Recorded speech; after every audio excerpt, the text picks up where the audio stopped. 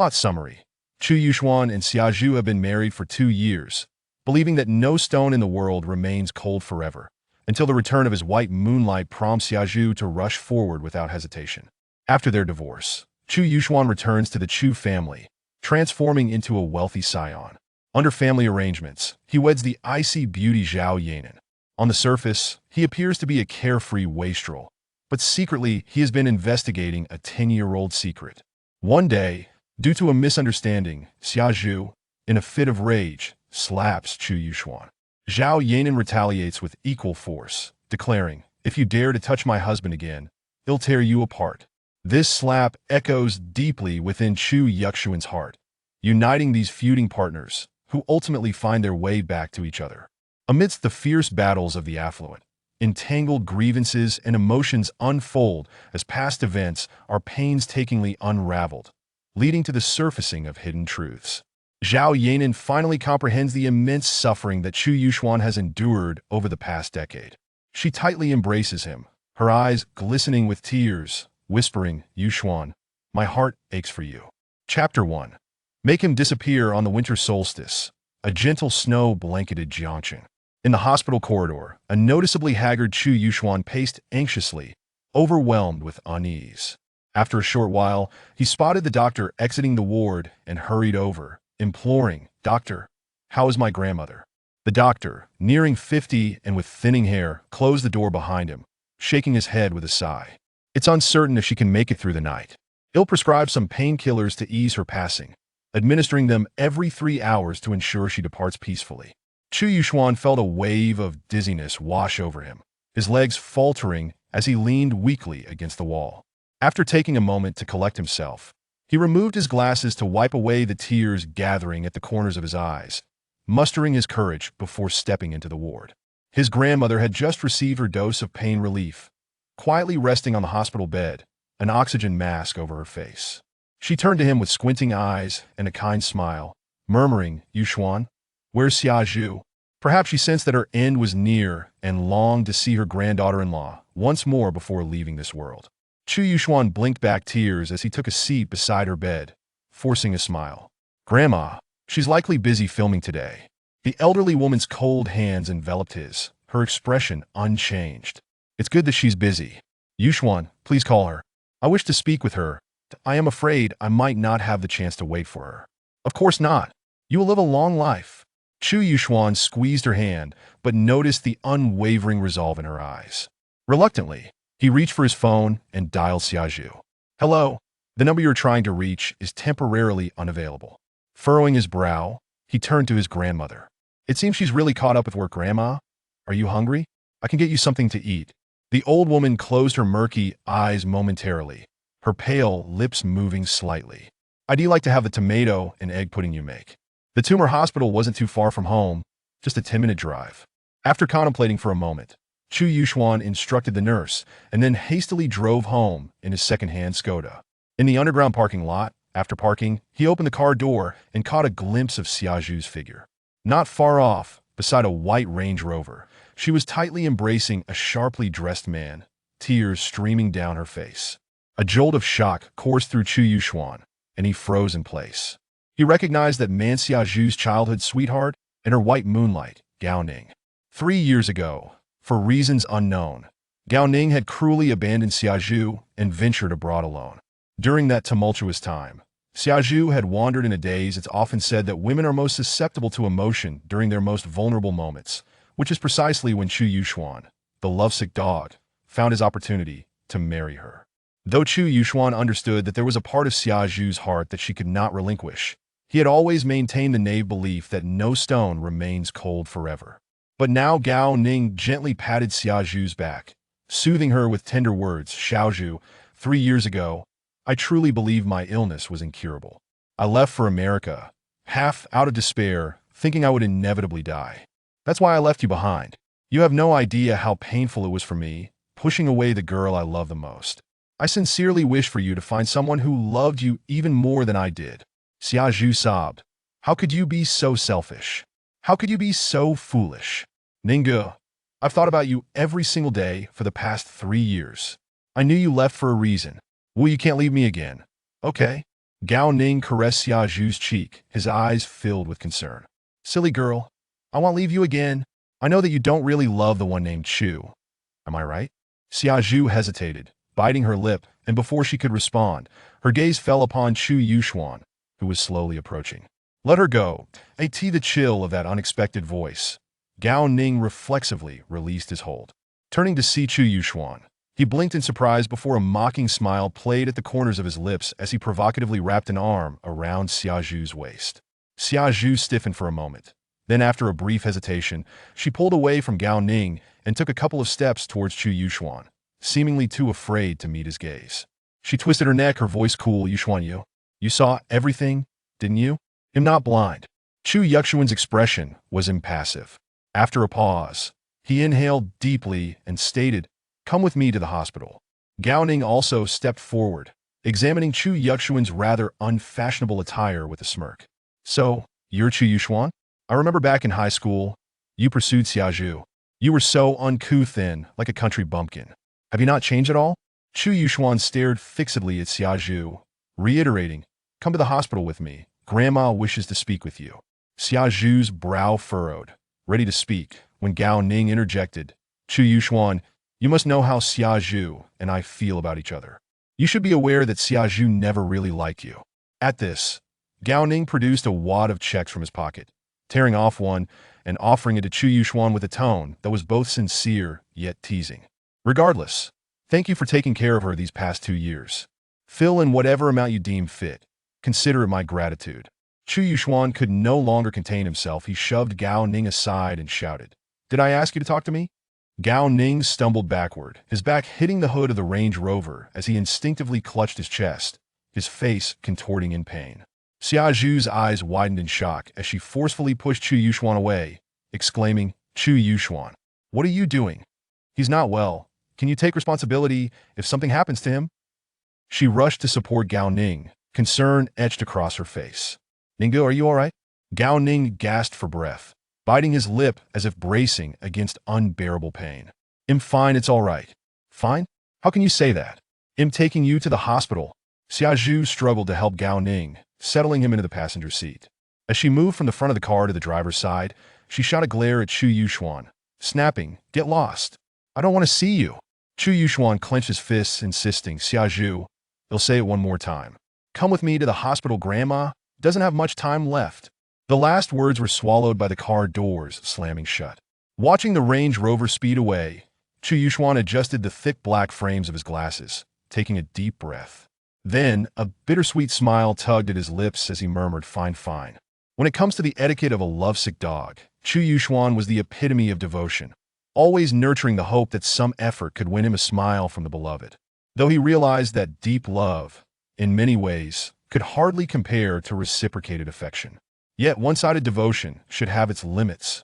In moments like this, if he continued to cling desperately and wail for even a glance in his direction, he would assuredly invite calamity upon himself. Reality is often like this when that prince, who haunts one's dreams, appears. The princess may offer the kindest words to the toad that dares to dream during daylight nothing more than, You are a good man, while adhering to the principle of I know I owe you. But you must keep your distance, as she flies away with her prince. Ultimately, his grandmother did not survive to see the dawn. At 11:30 that night, she passed away peacefully. The older generation often emphasizes returning to one's roots. Chu Yuxuan hired a hearse to take his grandmother's remains back to her hometown under the cover of night. Once the neighbors got wind of it, news spread rapidly, and they arrived one by one to lend a hand, well aware that aside from her grandson, the elderly woman had no other relatives. After all, Chu Yuxuan was utterly inexperienced when it came to matters of mourning. Having kneeled in the mourning tent throughout the night, he was dozing off by noon, having not had a proper sleep recently, when his pocket suddenly vibrated. He pulled out his phone to find a WeChat message from someone labeled second, containing 4 screenshots and a note. Make him disappear?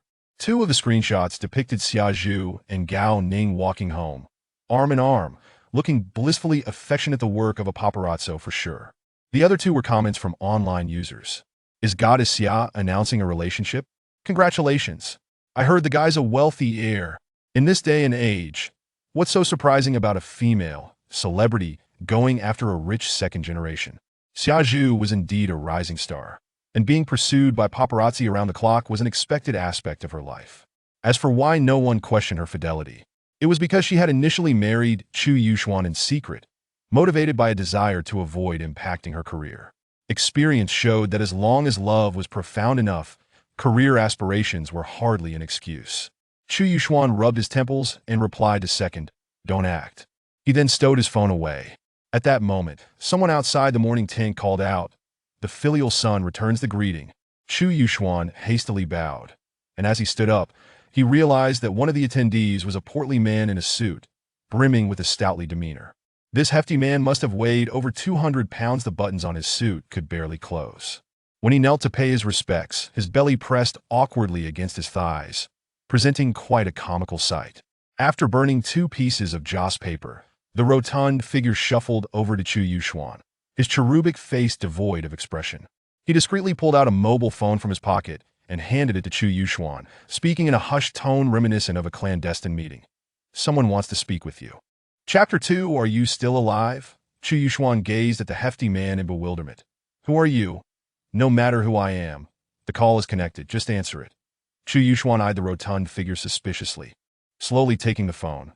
"Hello?" On the other end was a voice he knew all too well. "It's Dad." Chu Yuxuan was taken aback, then smiled faintly.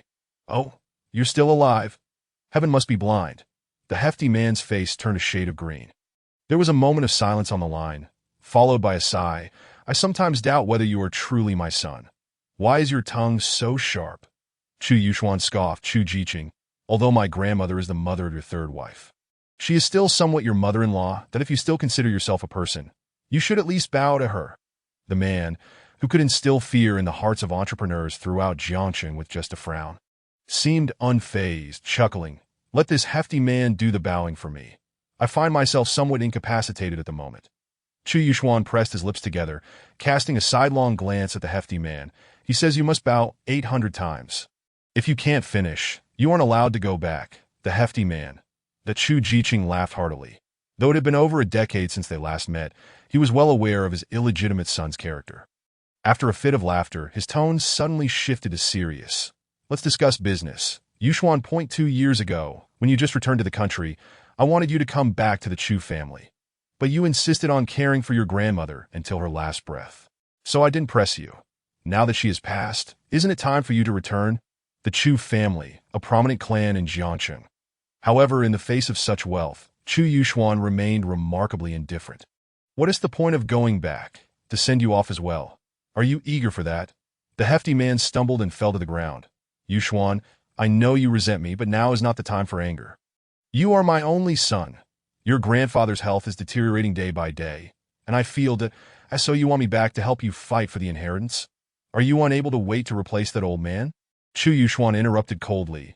"Don't forget, I am merely an illegitimate child.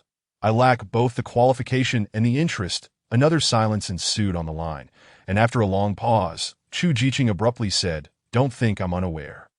You've been investigating that matter all these years." Chu Yuxuan's pupils constricted momentarily, quickly returning to normal as he replied in a deep voice. "What else do you know? Had a kid, no matter how you put it. I am still your father. You can deceive others after lying low for a decade, but you can't fool me to be wide away. I just saw the news. It seems your little darling is about to run off with someone else?" "Son, those romantic notions are merely pursuits of the idle lower classes. You shouldn't make such a juvenile mistake.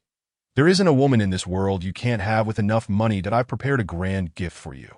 The most beautiful woman in Jiangcheng. Interested? Come back, and you can marry her immediately." Chu Yuxuan seemed uninterested in the so-called beauty, merely taunting, lower class. "Heh, Chu Jiqing, in some respects, you aren't even human. Just a few insults will suffice. You must leave me some face, you little beast. The opportunity is only once. I'll give you a week to consider ditto. Let me remind you, the Chu family is vast and well-connected. It might assist you in investigating that matter. Not to pour cold water on you, but with your current skills, you might never uncover it in this lifetime." Chu Yuxuan fell silent, contemplating for a long while before gritting his teeth and saying, "Chu Jiqing, don't you want to clarify what happened back then? Sometimes, I truly wish to cut open your chest and see if you even have a heart." Chu Jiqing chuckled lightly, his tone carefree. Don't forget, you have a week. Time waits for no one. With that, the call was abruptly ended. Enraged, Chu Yuxuan threw his phone to the ground, his eyes reddening, hinting at the tears welling up. The hefty man, witnessing the shattered phone, wanted to ask why he was angry enough to smash his phone. However, seeing the murderous expression on Chu Yuxuan's face, he could only swallow his words and continue bowing. Meanwhile, in Gao Ning's villa, Xia Zhu was peeling an apple on the sofa, while Gao Ning was showing Xia Zhu's mother around the house. "Aunt, this is the new house my dad bought for me last month. Intending for me to use it for marriage. If you don't mind, you can move in today. Oh my. How can I impose?" The woman feigned refusal, her eyes brimming with approval for Gao Ning. After all, Gao Ning was strikingly handsome and tall, and more importantly, came from a wealthy family. Both his parents were reputable business figures, which would satisfy any prospective mother-in-law. Gao Ning smiled. "Aunt, you and my parents have known each other for a long time. And besides, Xia Zhu and I have been in love for a long time. Your moving in is only natural." Xia's mother chuckled heartily, taking small steps towards Xia Zhu and saying, "Xia Zhu, hurry and call that waste of space. Have him come over so you two can get the divorce certificate today. I never agreed to your being with him. I don't know what kind of spell he cast on you. But you were bewitched that insisting he would take care of you. So gentle and considerate." At this point, the woman seemed to realize she had misspoken and quickly shut her mouth. After a moment of awkwardness, she turned to Gao Ning. "Rest assured, Ning, Xia Zhu and that waste have never been intimate. I guarantee it with my integrity." "Mum." Xia Zhu frowned, displeased. "What are you saying?" Perhaps she herself didn't understand why she had initially been with Chu Yuxuan. Women often face two choices. One is to strive towards the person they love, and the other is to compromise and choose someone who loves them. Xia Zhu, with her resolute nature, would naturally choose the former. However, this choice led to heartbreak and resentment. Thus, she compromised and chose the latter. Now, with her first choice returning, the misunderstandings from 3 years ago had been resolved, and the one who had unconditionally loved her was destined to lose. "Here, have an apple." Xia Zhu stood up, offering the peeled apple to Gao Ning, her eyes glimmering. To be honest, Xia Zhu's appearance, figure, and temperament were exceptional. If she were placed in an ancient palace, she could bring nations to ruin. In the past few years, some incredibly bored wealthy youths in Jiangcheng had even devised a beauty ranking list, updating it each season, and Xia Zhu had almost always ranked in the top 3. However, now at the age of 28, it was likely she would fall out of the top 3 this year. After all, time is fleeting. Beauty fades as flowers wilt. Speaking of the beauty ranking, one must mention the reigning queen of Jiangcheng's beauty list, who had held the top position for 7 consecutive years since her freshman year in college, her status unshaken. Many powerful suitors, blinded by desire, had exhausted every means to claim her for themselves. But this great beauty was cold-hearted and came from a well-off family, now 25 years old, yet untouched by any man. Gao Ning took the apple Xia Zhu offered, taking a light bite, so sweet. Standing face to face, nearly close enough to touch, they appeared to be a match made in heaven from a distance. Observing their flirtation, Xia's mother, with perceptive eyes, remarked, "Xia Zhu, you keep Ning company. I'll go prepare a few dishes. Today, we shall have a reunion dinner to celebrate Ning's rebirth and your reconciling." As Xia's mother entered the kitchen, Gao Ning naturally embraced Xia Zhu, leaning down to kiss her. Strangely, Xia Zhu turned her face away, shyly saying, "Ning, don't do that. I haven't divorced Yuxuan yet. It just feels that a bit wrong." That a cold glint flashed in Gao Ning's eyes, but he maintained a generous demeanor. "All right, I will respect your wishes. Xia Zhu, you should arrange to meet him soon.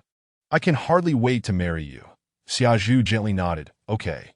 Chapter 3. Starting from scratch 4 days after her grandmother's passing, with the help of the neighbors, she was laid to rest at in the afternoon. Chu Yuxuan visited each door to express his gratitude, bowing at the entrance as he couldn't enter due to the mourning, providing each household with a red envelope as a token of thanks. That evening, just after finishing dinner, he received a call from Xia Zhu. Already troubled, he had no inclination to engage with her. However, after repeatedly hanging up, Xia Zhu persistently called back. Growing increasingly impatient, he finally answered. Where are you?" Xia Zhu's tone was icy on the other end, seemingly on the verge of exploding. "Why haven't you answered your phone for the past 2 days? Indeed, for the past 2 years. Chu Yuxuan had been compliant. When had he ever dared to ignore her calls? In the countryside, at my grandmother's home. Chu Yuxuan's tone was colder than hers, that hearing grandmother, Xia Zhu, who had been somewhat oblivious in recent days, suddenly remembered that the elderly lady had been in the hospital for some time. She had visited half a month ago, and the situation seemed dire. Her tone softened. How is grandmother? Why wasn't she brought home and was sent straight to the countryside? Yuxuan, don't be childish. Our issues shouldn't affect grandmother. Her health is quite poor. Despite her usually indifferent demeanor towards Chu Yuxuan, she treated the kind elderly woman with great respect. Chu Yuxuan was nearly amused to the point of laughter. Suppressing his anger as he replied, You needn't worry. Grandmother has already been buried. Xia Zhu's heart sank. When did this happen? Yuxuan, why didn't you tell me, alas? The thought of Chu Yuxuan stirs a sense of melancholy within him. He retorts with irritation, Xia Zhu, listen closely. You have no right to call her grandma. You are unworthy. I am fully aware of your intentions for calling me. Just wait. I shall return tomorrow morning, as per your wishes. With that, he abruptly ended the call. Xia Zhu felt a wave of disorientation wash over her. She had not anticipated that her grandmother would depart so suddenly. That kind-hearted elder had always showered her with care and affection. And last winter, despite her grave illness, she had secretly knitted a scarf for her. Those cherished memories would forever remain etched in her heart. At this moment, she recalled a few days prior in the underground parking lot. When Chu Yuxuan had insisted on taking her to the hospital, it turned out that her grandmother had done. A profound regret surged within her, and Xia Zhu could not help but blame herself. In truth, she was not devoid of compassion. Over the past 2 years, apart from her grandmother, Chu Yuxuan's meticulous care had also left her feeling indebted. Yet, at the end of the day, debt is merely debt. It cannot be equated with love. She had resolutely decided to be with Gao Ning, and divorce was an inevitability. That at worst, she would offer Chu Yuxuan a bit more money, considering it her own form of atonement. Reflecting on their first encounter, it had been when she had just entered junior high. Back then, he had exuded the aura of a privileged young master, with his attire and demeanor suggesting affluence. He had not yet donned glasses, and his handsome visage was just beginning to blossom. Tall among his peers, with long legs and slender, elegant fingers, and a neck as delicate as fine porcelain, he had captivated the hearts of many infatuated young girls, who would excitedly cover their mouths and whisper shyly once he had walked past. However, within a semester, it seemed as though he had fallen from grace, losing that air of wealth and becoming utterly ordinary. By the second half of their sophomore year, Chu Yuxuan had seemingly vanished for 7 or 8 years, only to reappear 2 years ago as a ride-hailing driver, inexplicably by her side. Xia Zhu had never pried into his past. Occasionally, when the mood struck, they would reminisce about old times, but Chu Yuxuan was always tight-lipped, as if he had been involved in unspeakable matters during his years of absence. In Xia Zhu's heart, he was merely a handsome, yet utterly lacking individual, and such a person was most in need of financial support. The next day, Chu Yuxuan returned to their home in the city early in the morning. The house was eerily silent. The door to the master bedroom stood ajar, indicating that Xia Zhu was not present. Chu Yuxuan paid little heed to her whereabouts, retrieving the divorce agreement he had prepared the day before, signing his name with flair, and placing it on the coffee table in the living room. That he then pulled out a suitcase and swiftly packed away both his and his grandmother's belongings. Just as he was about to leave, he heard the sound of someone inputting a password at the door. Click. The door swung open, revealing Xia Zhu, Gao Ning, and Xia Mu, all chatting amiably as they entered. Their harmonious atmosphere truly resembled that of a family. Upon spotting Chu Yuxuan in the living room, Xia Zhu's smile instantly faded, replaced by a look of guilt. Gao Ning, on the other hand, wore a provocative smirk, tightening his hold around Xia Zhu's waist and casting a teasing glance at Chu Yuxuan. Xia Mu reacted most vehemently, pointing an accusing finger at Chu Yuxuan and shouting, "You worthless piece of trash. So you finally decided to come back? Do you think you can avoid this divorce by hiding and ignoring my calls? Oh, by the way, Ninga, you know how to change the password on the lock, right?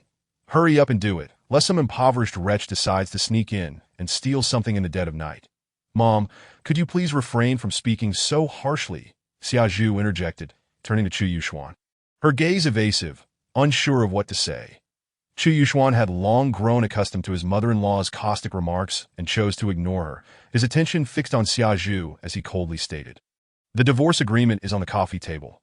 Today is Saturday, the Civil Affairs Bureau is closed, so pick a time. When you're free, Give me a call. I can come for the divorce anytime. He paused, adding, sooner rather than later. Don't make me wait too long. Divorce agreement.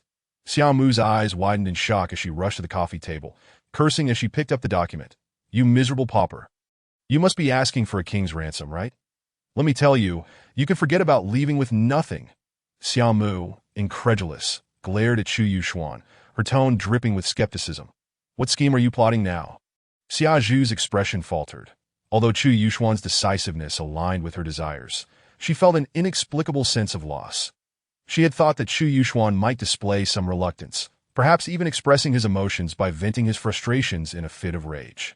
Yet, here he stood, calm and indifferent, completely unrecognizable, deepening her feelings of guilt. Yuxuan, I know you love me, but I truly do not wish to miss out on Ninggood. I am sorry for you, and for my grandmother. Truly, you have no right to leave with nothing. How about this apartment, that I find it filthy? Chu Yuxuan interrupted coldly, grabbing his luggage and making to leave. Gao Ning seemed particularly incensed by the word filthy, shoving Chu Yuxuan aside and scowling. Watch your mouth, Chu Yuxuan. Do you even know who you are? Do you really think a toad can dream of eating swan meat? That as he spoke, he produced a stack of checks, offering them to Chu Yuxuan. Fill in any number you like. From now on, stay away from our Xia Zhu. Xia Zhu parted her lips, wishing to intervene against Gao Ning's insults. However, before she could speak, Chu Yuxuan took the checks, raised an eyebrow at Gao Ning, and flashed a devilish smile. Well then, I shall not hold back. Indeed, a spineless waste of space. Xia Zhu scoffed inwardly, only to witness Chu Yuxuan endlessly scribbling zeros on the checks. 10 billion. Gao Ning raised an eyebrow, mocking. Have you gone mad from poverty? Huh. Chu Yuxuan scoffed, crumpling the check into a ball and tossing it onto the floor as he walked away, muttering, What a joke. Upon reaching the basement, Chu Yuxuan paused as he passed a trash bin, casually removing the heavy-looking black glasses perched on his nose, glasses that had no actual prescription, and tossing them into the bin. As he got into his car, a message from the second brother pinged on WeChat. Did he push you with his left hand? I'm coming tonight to take care of him. Chu Yuxuan felt a throbbing pain at his temples. Raising a hand to massage them before sending a voice message, the call connected swiftly. Second brother, are you particularly idle lately? Following me? Peeping? Your eyesight must be quite sharp if you can see so clearly from the opposite building. The other side fell silent for a moment before a low voice responded. Telescope. Chu Yuxuan rolled his eyes. Focus on your own business. Don't meddle. Remember, my family might still be watching me. So are you going back to the Chu family? Chu Yuxuan exhaled deeply, glancing at his reflection in the rearview mirror, resolutely stating, I am. Chapter 4. The prodigal son returns if the ostentation of the wealthy is characterized by villas by the sea and rows of luxury cars. Then the Chu family cannot be simplistically categorized as merely ostentatious. The patriarch, Chu Yuxuan, with a military background, had spent much of his life navigating the tumultuous waters of the business world, ultimately capitalizing on the era's economic boom to establish the Chu family's billion-dollar empire. For decades, they had dominated the northern cityscape, crafting the much-criticized private estate known as Phoenix Mountain Villa. The entire estate resembled the grand residences of ancient nobility, overlooking serene waters and lush greenery. Within lay a vast expanse with pavilions and towers arranged in a picturesque manner, winding paths leading to scenic spots, intricately carved beams, and painted rafters showcasing exquisite craftsmanship. The corridors meandered through courtyards, where crimson roofs and azure tiles gleamed with opulence, and the ancient charm permeated every corner, exuding an air of lavish grandeur. Even the estate's entrance, adorned with a blood jade piece pendant standing at half a person's height, could easily fetch a 300-square-meter apartment in the city center. Today marked New Year's Day, a rare day of splendid weather. The estate's gates stood wide open, with alert security personnel standing at attention, flanking both sides in military posture. Before noon, luxury cars arrived in succession, with security officers saluting respectfully as each vehicle passed through the gates, ascending the mountain road, only to turn back and await the next arrival. The festive atmosphere was heightened not only by the new year, but also by the joyous occasion of one of the young masters from the Chu family.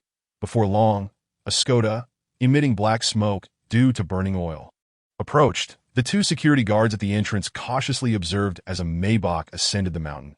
As they turned back, They were taken aback to see the inconspicuous little wreck of a car right before them. It was akin to a dilapidated raft unexpectedly arriving at a prestigious naval port.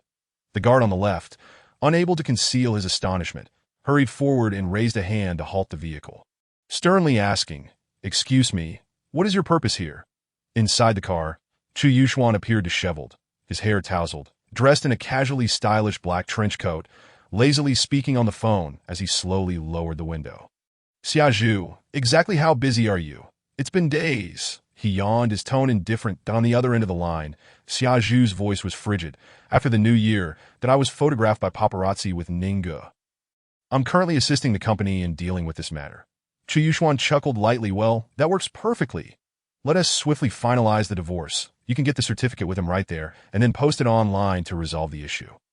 The reality was that revealing a marriage would be tantamount to self-sabotage for a starlet, a fact Xia Zhu was acutely aware of. That, on the other hand, the company would not allow her, this cash cow, to run rampant. That in recent days, numerous announcements have been issued to dispel rumors, asserting that Xia Zhu and Gao Ning are merely childhood friends. Rest assured, a divorce will ensue after New Year's Day.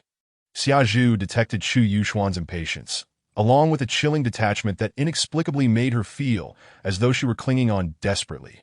With a soft sigh, she confessed, "I know I have wronged you. Yuxuan, please accept my compensation, that apartment." Before she could finish her sentence, Chu Yuxuan abruptly hung up, the first reason being his utter disinterest in hearing such nonsense, and the second, a security guard who could no longer restrain himself and began calling for assistance. "Brother, don't be so agitated. I'm here to get married," Chu Yuxuan remarked with a peculiar smile. After solidifying his decision that day, he called Chu Jiqing. Naturally, upon hearing that his son was returning, Chu Jiqing was overjoyed. But he had a condition. His son must marry the most beautiful woman in Jiangxing. Chu Yuxuan understood that this was likely yet another cliché business union. Regardless, he had his own motives for returning to the Chu family. So whether or not he married was inconsequential. He casually agreed. Little did he expect, however, that this farcical marriage would come about so swiftly.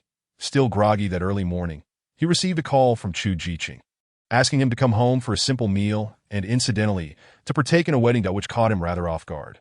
The issue was that while they were eager to marry, the other side had yet to finalize a divorce. On this matter, Chu Jiqing assured him there was no need for concern. Today's ceremony would be held at their residence, with only invited guests of their circle present. Moreover, his marriage to Xia Zhu was kept secret, so no one was aware. After a moment's contemplation, Chu Yuxuan felt indifferent and hurried to the villa that moment.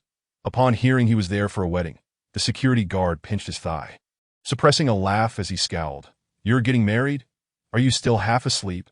Today is our young master's joyous day, so step aside and don't block the way. As the saying goes, ignorance is bliss."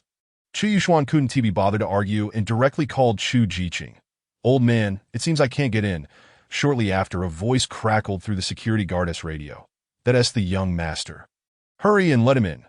The guard's face turned pale, his mind momentarily blank, forcing a smile as he respectfully ushered this unexpected guest inside, thinking to himself, "My job is probably at risk now." In the lakeside reception hall, the spacious living room was already filled with esteemed guests, a gathering of distinguished friends. With the Chu family's prominence in the business world, those invited were undoubtedly high-ranking individuals. Such is the nature of high society, where fortunes can be made or lost in an instant. Who needs to count the trivialities? The principle of prioritizing profit is revered, and without substantial backing, one wouldn't even garner a glance. That moment, the middle-aged man, exuding charisma and elegance as he conversed animatedly with a group of friends in the living room, was Chu Jiqing himself.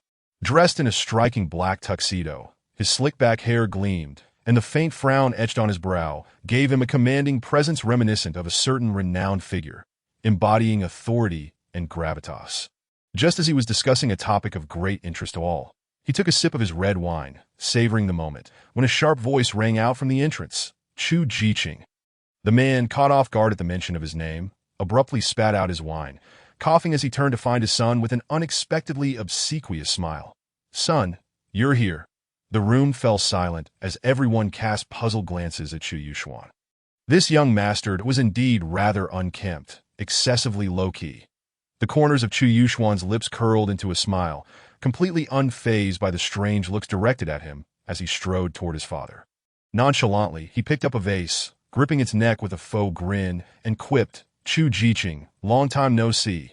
Come, let your son show you some affection." Chu Jiqing couldn't help but shiver, retreating behind the sofa. Pointing at his rebellious son with a laugh, "Yuxuan, there are so many people here. Spare your father some dignity. You shameless old man. Do you even have dignity? Stand there and don't move." The father and son chased each other around the sofa. A sight no one expected from the ruthless tycoon known throughout Jiangqing's business circles, now reduced to such a comical state. "Son, let us talk properly. Can we change the venue?" Chu Yuxuan gradually came to a halt, surveying the astonished faces around him, and coldly replied, "Fine, you choose the place. I want to have a serious talk with you. To the study on the second floor. Let us go." Chu Jiqing smiled ingratiatingly, gesturing for him to lead the way. Without wasting words, Chu Yuxuan strode up to his father, seizing the expensive tie worth a regular person's annual salary, dragging him toward the staircase. Chu Jiqing clutched the tie not to prevent his mischievous son from strangling him. Turning to the guests with an apologetic expression, "Everyone, I apologize for the inadequate hospitality. Please continue your discussions. I need to go make amends with my ancestor, but I'll be right back." The guests exchanged glances, sensing the gravity of the situation. "Are you sure you'll return in one piece?" Chapter 5. The dowry is not insignificant in true aristocratic fashion. Even the servants exuded elegance that a beautiful young maid. Balancing a fruit platter, sashayed up the stairs as she passed the study door, she suddenly heard a cacophony of crashing sounds from within, as if something porcelain had shattered. The study contained numerous antiques, including several pieces of Ming Dynasty blue and white porcelain, which startled the maid. She hurriedly pushed the door open, only to find a scruffy young man lounging in a chair, nonchalantly crossing his legs, while the typically stern Chu Jiqing stood before him, hunched over with a sheepish grin. Upon noticing the door had swung open, Chu Yuxuan cast a disinterested glance and, without a care, picked up another piece of porcelain and tossed it to the ground as if it were nothing. Chu Jiqing glanced at the maid, and in that fleeting moment his expression turned stern. "Get out." The maid, her mind blank, quickly bowed in apology and closed the door. Chu Jiqing's countenance transformed back to a fawning demeanor as he cautiously remarked, That Ming Dynasty blue and white." With a devilish grin, Chu Yuxuan responded, "Can't break it? Break it, break it. If you're willing, feel free to smash me instead." Chu Yuxuan shook his head, placing the porcelain back in its rightful place, and looked at his father, saying, "Now, tell me, why do you insist I marry that so-called beauty? And why the urgency? I want clarity before I make any decisions. Foolish son, marrying her will only bring you joy beyond measure." Chu Yuxuan was momentarily speechless. Is this truly what a father should say to his son? Chu Jiqing chuckled, settling into a nearby chair. "Her name is Zhao Yanan, 3 years younger than you. Recently, a prominent figure in Jiangqing's political sphere fell from grace, implicating the Zhao family. Her father was sentenced to 3 years, and most of their assets have been seized. Before going in, old Zhao approached me, seeking a marriage arrangement, as we have been friends for many years that I had no reason to refuse." Chu Yuxuan suddenly understood. "I see. Marrying her is essentially a means of protection for her." Chu Jiqing nodded. "Precisely that it's a good thing for a woman to be beautiful, but excessive beauty can be perilous. Once old Zhao got into trouble, many people began eyeing that girl. I couldn't bear to see her suffer." Chu Yuxuan teased. "Then why don't you marry her yourself? It's a win-win situation. You already have a wife, so another one wouldn't matter." "You little rascal, such words should not be spoken lightly. Yanan is like a daughter to me." Before he could finish, Chu Yuxuan interjected with a grin, "You have plenty of goddaughters as well." Chu Jiqing. "Enough of this nonsense. Your marriage to Yanan may be rushed, but it's merely a formality, and it won't harm anyone. As for whether you two will have a future, that depends on your capabilities." Chu Jiqing paused, then shifted his tone. "However, Yanan's dowry is quite substantial. The Zhao family previously operated an entertainment company. She was the president, holding 49% of the shares, inherited from her mother. This company holds significant sentimental value for her.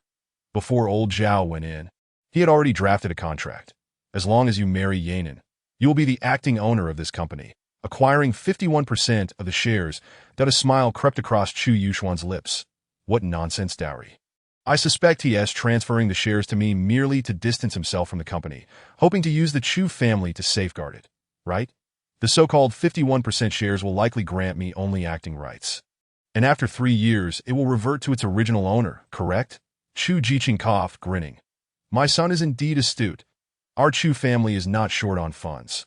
My agreement to old Zhao's request is entirely out of friendship. If you wish, you can choose any company under my name as a gift. However, there is one thing I believe you will appreciate. This company has numerous beautiful female stars, each more stunning than the last. Only then did Chu Yuxuan grasp the true meaning behind his father's earlier words about immense pleasure. Chu Jiqing, I'm not as easy to entertain as you think. Don't assume everyone is like you.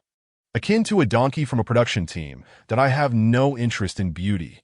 Chu Jiqing sighed, his face flushed as he lamented, son, since ancient times, heroes have often succumbed to the allure of beauty. You might as well venture through a few trials. As you do, you may discover that the allure within is so enchanting. Why would you want to escape it? Chu Yuxuan, feeling somewhat at a loss in this discussion compared to his father, shifted the conversation and remarked, I may serve as a pawn in your dealings, but you must enlighten me about what you meant when you mentioned over the phone that the Chu family, being affluent, could assist me. What exactly can I leverage? Chu Jiqing, suppressing a smirk, replied with a hint of profundity. That is something you must gradually uncover. Let me remind you, my reason for bringing you back goes beyond marriage. It is largely about claiming the family fortune. You must first establish your footing within the Chu family before anyone will offer help. Chu Yuxuan pondered this thoughtfully, that as Chu Jiqing retrieved a cigarette. Pausing momentarily before offering one to his son, Chu Yuxuan accepted it and lit it before saying, in truth, I even harbored doubts about the Chu family previously, yet I found nothing to substantiate my suspicions. Chu Jiqing, also lighting his own cigarette, smiled enigmatically. You do not harbor doubts about me, do you? Chu Yuxuan's eyes grew increasingly frigid. Surely, you have not descended to such a level of moral decay. However, if it were indeed your doing, I would not hesitate to end your life. No, I would relish the thought of methodically carving your flesh, piece by piece, to feed to the dogs, as those words fell. Tears brimmed in Chu Yuxuan's eyes. Witnessing his son's distress, Chu Jiqing felt as though his heart was being mercilessly torn apart by a hand bristling with thorns, yet he maintained an air of nonchalance. After exhaling a plume of smoke, he uttered a peculiar statement. The entirety of Jiangcheng is shrouded in a veil of mist, that within this fog, the line between the living and the dead blurs. Chu Yuxuan struggled to contain his emotions and, after a moment of silence, inquired, How much do you know about me? Chu Jiqing lifted an eyebrow. You are my precious son, and your father loves you. Chu Yuxuan responded, That ha. Chu Jiqing, a master of feigned ignorance, smiled and continued, Your uncle and aunt are out of town and cannot make it today. Your grandfather is at the villa. But he prefers to remain uninvolved. Chu Yuxuan, with an air of indifference, replied, Do you think I care? They have never regarded me with any respect since the day I was born. Their absence is a blessing, allowing me a rare sense of freedom. What I mean is, should you not visit your grandfather first? As soon as he said this, Chu Jiqing regretted it, recalling his son's unique way of greeting. Upon meeting the old man, the first words would surely be, Oh, you're still alive. The image was too absurd to contemplate. Chu Yuxuan took a shallow puff of his cigarette and coldly replied, Forget it. Isn't he in poor health?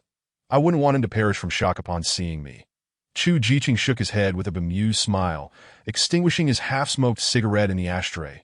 Let us go. Tidy yourself up a bit. After all, it's a wedding, and you can't present yourself in such a disheveled manner. Taking a deep breath, Chu Yuxuan rose and stepped outside. Coincidentally, he collided with the maid who had just opened the door. The maid lowered her head, avoiding his gaze, her youthful face pale with anxiety. Upon passing Chu Jiqing, she hesitated slightly and nodded. Chairman. Chu Jiqing remained silent, his eyes coldly fixed on her. Chu Yuxuan, well aware of his father's temperament, could easily guess the fate awaiting the maid for witnessing something she should not have. Furrowing his brow, he said, Old man, I take a liking to this girl. Let her accompany me from now on. Chu Jiqing revealed a barely perceptible smile. That can be arranged. Chapter 6. Is the performance already underway?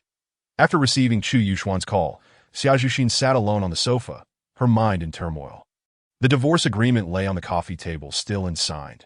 She could not comprehend why Chu Yuxuan was so resolute, devoid of any lingering affection. Moreover, he insisted on leaving with nothing that it seemed she had truly broken his heart. She thought. Soon after, Gao Ning, who had accompanied Xia's mother on a shopping trip that morning, returned home, placing the fruits on the shoe rack while changing his shoes. Annie went to play mahjong with friends. So I came back to keep you company. Xia Zhu responded softly. Gao Ning settled onto the sofa, casting a glance at the divorce agreement on the coffee table, noticing that Xia Zhu appeared rather downcast. He gently inquired, Xia Zhu, what troubles you? You aren't thinking about him, are you? Xia Zhu felt a pang of guilt, forcing a smile as she replied, No, I'm just contemplating work-related matters. You must have heard, right? Zhao's company is in trouble, and our company is under Zhao's banner. Although we haven't been greatly affected, I've heard rumors that the owner might be replaced, that I'm anxious about who it will be and whether they will be easy to work with. I'm already mired in public scrutiny and fear they might complicate things for me that don't stress over such matters. Gao Ning took her hand, smiling reassuringly. If it comes to it, we can just terminate the contract. I'll find someone to represent you in court. Ninggu, you know me well. Acting is my dream. Unless absolutely necessary, I want to withdraw from the industry. Gao Ning's lips moved. I just feel for you. I know your dreams well. You used to share everything with me. During those 3 years abroad, you treated my WeChat as both a memo pad and a trash bin that I saw everything, but given the circumstances, I wanted you to forget me. So I didn't respond to You have no idea how much I wished I could be by your side when you poured out your sorrows to me on WeChat. Gao Ning's sentiment was perfectly pitched, devoid of any nauseating overtures, instead imbued with an inexplicable depth of feeling. Xia Zhu's cheeks flushed, reflecting on the past 3 years when she often used that contact as a sounding board for her emotions. Her heart growing slightly embarrassed, suddenly a thought struck her, and she grasped Gao Ning's arm, asking, Ninggu, a year ago, I was just an obscure actress struggling to make a mark. There was a time when I finally got an opportunity, only to be replaced by someone else. That I recall that night, I drank heavily and poured out my heart to you on WeChat. Not long after, the renowned director Wang Long contacted me, offering me the lead role in his film. It was that very project that earned me the Best Actress award and catapulted me to fame. That I've always wondered why director Wang Long sought me out. Did you perhaps lend a helping hand from behind the scenes? Gao Ning, coming from a well-off family, found it unsurprising that he knew the esteemed director. Previously, he had believed he would perish far from home and did not want Xia Zhu to know he had been assisting her all along. Everything suddenly made sense. After hearing Xia Zhu's words, Gao Ning paused for a moment, then chuckled. Xia Zhu, I actually didn't want you to know about this. Xia Zhu's eyes glistened with tears as she lightly patted his arm, playfully chiding, Why are you always so foolish? You mustn't do that again. At noon, the wedding at Phoenix Mountain Villa commenced punctually. As the saying goes, a person is judged by their attire, and Chu Yuxuan, already handsome, stood at a height of 183 centimeters with a well-proportioned physique and notably long legs. After being meticulously groomed and dressed in designer attire, he inevitably captivated the guests' attention. The Western-style ceremony was devoid of complex rituals, with friends and family gathering on the lakeside lawn. The musicians, clad in matching formal wear, were seated in a row by the lake, their cellos and violins arranged at their feet and in the chilly breeze. They rubbed their hands together to stave off the cold, fearing their fingers would stiffen and play out of tune. Once everything was in place, the bride finally made her entrance. The title of Jiangxing's most beautiful woman was not without merit. Her skin, whiter than the wedding gown, was smooth as jade, and her wine-red hair cascaded in soft waves, lending her an air of languor and rebellion. Her expression was as frigid as ice. Her narrow brows resembled fine blades, and her brown eyes, obscured by long lashes, radiated an aura of aloofness, concealing an imperceptible sorrow beneath a veneer of coldness. Her high, slender nose held an elegance tinged with indifference, and her rose-hued lips were tightly pursed, her alabaster complexion betraying a hint of pallor. Her waist was delicate, her legs long and graceful, and beneath her porcelain-like swan neck lay a pair of ample curves. The guests, regardless of gender, were enraptured.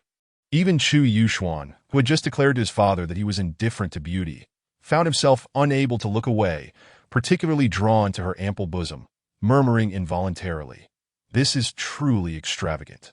What a sight to behold!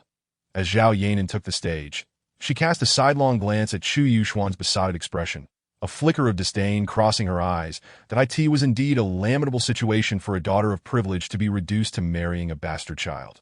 Yet, she bore no aversion to this identity, as it was merely a marriage devoid of love, a 3-year façade, rendering the choice of spouse inconsequential. However, upon secretly investigating Chu Yuxuan, she discovered that he had been untraceable for over 7 years, leading her to speculate whether he had committed some heinous act that resulted in imprisonment.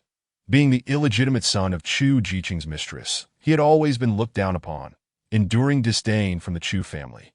After his mother was callously abandoned by Chu Jiqing, she raised him alone, making his psychological distortions all too understandable. Should he truly be a scoundrel, would she not be plunging into an abyss? The more Zhao Yanan pondered, the more her mind became tumultuous, yet it was too late to turn back. Regardless of her reluctance, it was of no consequence now. The elderly pastor recited a brief opening statement, followed by the customary proceedings, asking whether both parties consented, then exchanging rings, thus completing the ceremony. Yet when he inquired multiple times, "Mr. Chu Yuxuan, do you take this woman to be your wife? To love her, to be faithful to her, in sickness and in health, until death do you part?" Chu Yuxuan merely smiled silently, unwilling to utter a word. As the atmosphere grew increasingly tense, Zhao Yanan finally lifted her gaze to meet Chu Yuxuan's, conveying a look of perplexity. Chu Yuxuan's lips curled into a slight smirk as he turned his attention to the nearby pastor, playfully remarking, "Old chap, I must admit, I'm puzzled by how you foreigners fail to discern the appropriateness of your words. After all, it is a joyous occasion of matrimony. Why speak of life's inevitable trials and tribulations? Tell me, if your beloved were to pass away, would you still marry her? In our country, such a thing is referred to as a ghost marriage." You know. The room fell into a profound silence. Zhao Yanan's lips twitched as she wished for a chasm to swallow her whole. The pastor, taken aback, stammered, "What I meant was done until death do us part. Not that she must die now. Look at you, speaking of death again. Do those in your profession not eagerly await someone's demise? How many lives do you tally in a month? How is your performance evaluated? Is the commission substantial?" The pastor, trembling, drew a cross over his chest, murmuring, "Lord, please forgive this young man." The guests in attendance exchanged bewildered glances, hardly able to fathom that the esteemed scion of the Chu family could display such a lack of decorum. In such a public setting, how could he so brazenly embarrass himself? One could only wonder where Chu Jiqing's dignity lay at this moment. Yet Chu Jiqing maintained a stern facade, internally amused, thinking, "What a cheeky young rascal. Already putting on a show?" Chapter 7. A gentleman conceals his talents after some time. Perhaps sensing he had crossed the line, Chu Yuxuan finally exchanged rings with Zhao Yanan, leaving the pastor with tear-filled eyes. Moved by the awkwardness of the ceremony, subsequently, to the enchanting strains of music, the guests returned to the reception hall, some dancing while others indulged in food and drink, being the protagonists of the day. Under Chu Jiqing's earnest urging, Chu Yuxuan and Zhao Yanan raised their glasses and symbolically toasted each guest. Throughout the proceedings, Zhao Yanan maintained a frosty demeanor. Had it not been for Chu Jiqing's reputation, she would have had no inclination to offer toasts. However, she found herself puzzled by Chu Jiqing's earlier attitude toward Chu Yuxuan, which seemed tinged with a hint of fear. She was somewhat acquainted with her father's close friend. Yet she had never witnessed such a lowly side of Chu Jiqing in all these years. Chu Yuxuan's method of toasting was indeed unorthodox. When encountering strangers, he merely wished them well, disregarding the etiquette expected of someone from a prominent family. When meeting acquaintances, he became even more irreverent, exclaiming, "Oh, you're still alive." Even the long-serving, highly respected butler of the Chu family, who had been with the old master for decades, was not spared from his sharp tongue. "Uncle Wang, you're still here? I remember, your health was never that great when I was a child that your stream still bifurcated. And what about your bowel movements?" The old butler, disinterested in engaging with the illegitimate son, maintained his usual stern demeanor and, before the crowd, conveyed the old master's message. "The master says you should behave yourself, or he might just break your legs." The surrounding guests exchanged knowing glances. understanding that the head of the Chu family held a strong disdain for this illegitimate son. Chu Yuxuan, grinning, though hesitant to speak ill of the old master, nevertheless disregarded Uncle Wang. Uncle Wang. Do you know the story of Gojian tasting the excrement? My grandfather is currently unwell. Why not take a page from that king's book and sample a little to discern what ailment it is? Haha. After all, a dog can't help but eat excrement. If one chooses to be a dog, one must accept the role beside him. Zhao Yanan felt a throbbing in her temples, silently lamenting what sort of man she had married. Not only did he disregard his elders, but his speech was also riddled with vulgarity. Truly, he was an incorrigible scoundrel. The old butler remained unfazed, slowly rising and casting a glance at the seemingly oblivious Chu Jiqing, saying, "Jiqing, you've certainly raised a fine son. Congratulations." Chu Jiqing hastily apologized and delivered a mild reprimand to Chu Yuxuan. The latter remained unconcerned, scanning the crowd until he spotted a familiar face and eagerly approached. Zhao Yanan had no intention of following him, but upon realizing he was heading toward the renowned director Wang Long, she felt compelled to join. Wang Long, with his beady eyes and overbite, was the type whose ostentatious jewelry could not obscure his unattractiveness. He was notorious for his excessive drinking and, at this moment, was already somewhat inebriated. He wrapped an arm around Chu Yuxuan, slurring, "My dear nephew, you've struck gold. Just got dumped by a big star and immediately married someone even more beautiful?" Chu Yuxuan chuckled. "Uncle, I've grown up under your watchful eye, so don't push me to scold you." Wang Long laughed heartily, then caught sight of Zhao Yanan, quickly reining in his mirth and said, "Congratulations, Zhao." Zhao Yanan's usually frosty countenance broke into a rare smile, perfectly embodying the historical anecdote of the flames of war entertaining the feudal lords. "Director Wang, a pleasure to meet you." After exchanging pleasantries, Zhao Yanan pivoted to business. "I've heard you're currently preparing a major production. Have the roles been finalized?" Despite the inopportune timing for work-related discussions, she felt it was a rare opportunity to engage with such a prominent figure in the entertainment industry, and she could not afford to miss it. Wang Long feigned ignorance, waving his hand dismissively. "Just a trivial affair, hardly worth mentioning. Zhao, I have some personal matters to discuss with you, Xuan. I hope you don't mind?" Zhao Yanan hesitated for a moment, then replied, "Of course not. Please go ahead." With that, she stepped aside, taking a sip from a glass of red wine, reflecting on how fortunate the foolish son of a wealthy family was. Everyone felt compelled to give him some measure of respect. "Nephew, why squander your time as a wealthy heir when you could be driving a beat-up car for rideshare? Summer Zhu is now a top-tier star. It's only natural she wouldn't look your way. Do you truly believe in the romantic ideal of the cowherd and the weaver girl?" Wang Long jested. Chu Yuxuan smiled lightly. "Are the poor not entitled to love?" "Spare me your nonsense. Let me ask you, do you want to pursue her? If it weren't for your personal call, I wouldn't have even considered supporting her. In any case, if I can elevate her status, I can just as easily bring her down. Let her see the world from a lower perspective. Enough, just drop it. I'm not that petty.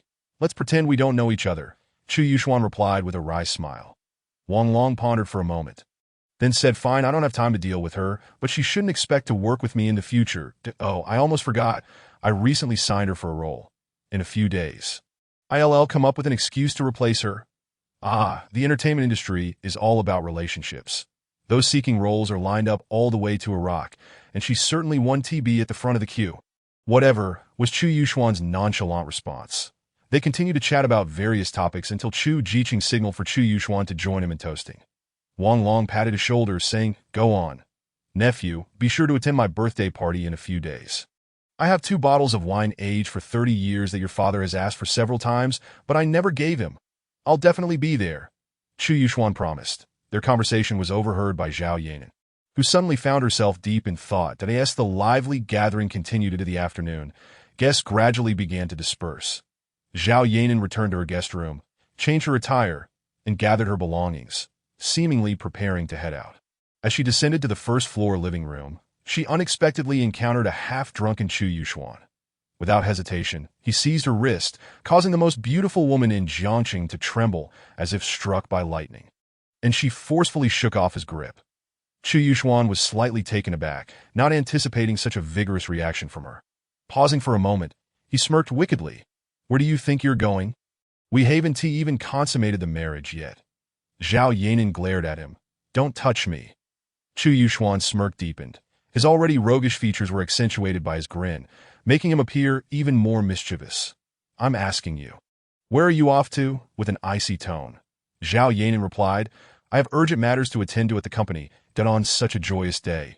Can you take a moment to relax? Chu Yuxuan fixed his gaze on her unwaveringly. Zhao Yanan stood her ground. Chu Yuxuan, we're in a fake marriage. Please don't get too immersed in this role. Though she currently found herself under someone else's roof. Her debts were owed to Chu Yuxuan. Furthermore, the Zhao family had not neglected to pay their dues for protection to her. This so-called marriage was merely a transaction. Before marrying, she had hoped to maintain a respectful distance from this illegitimate son. Ideally in a manner where neither party recognized the other.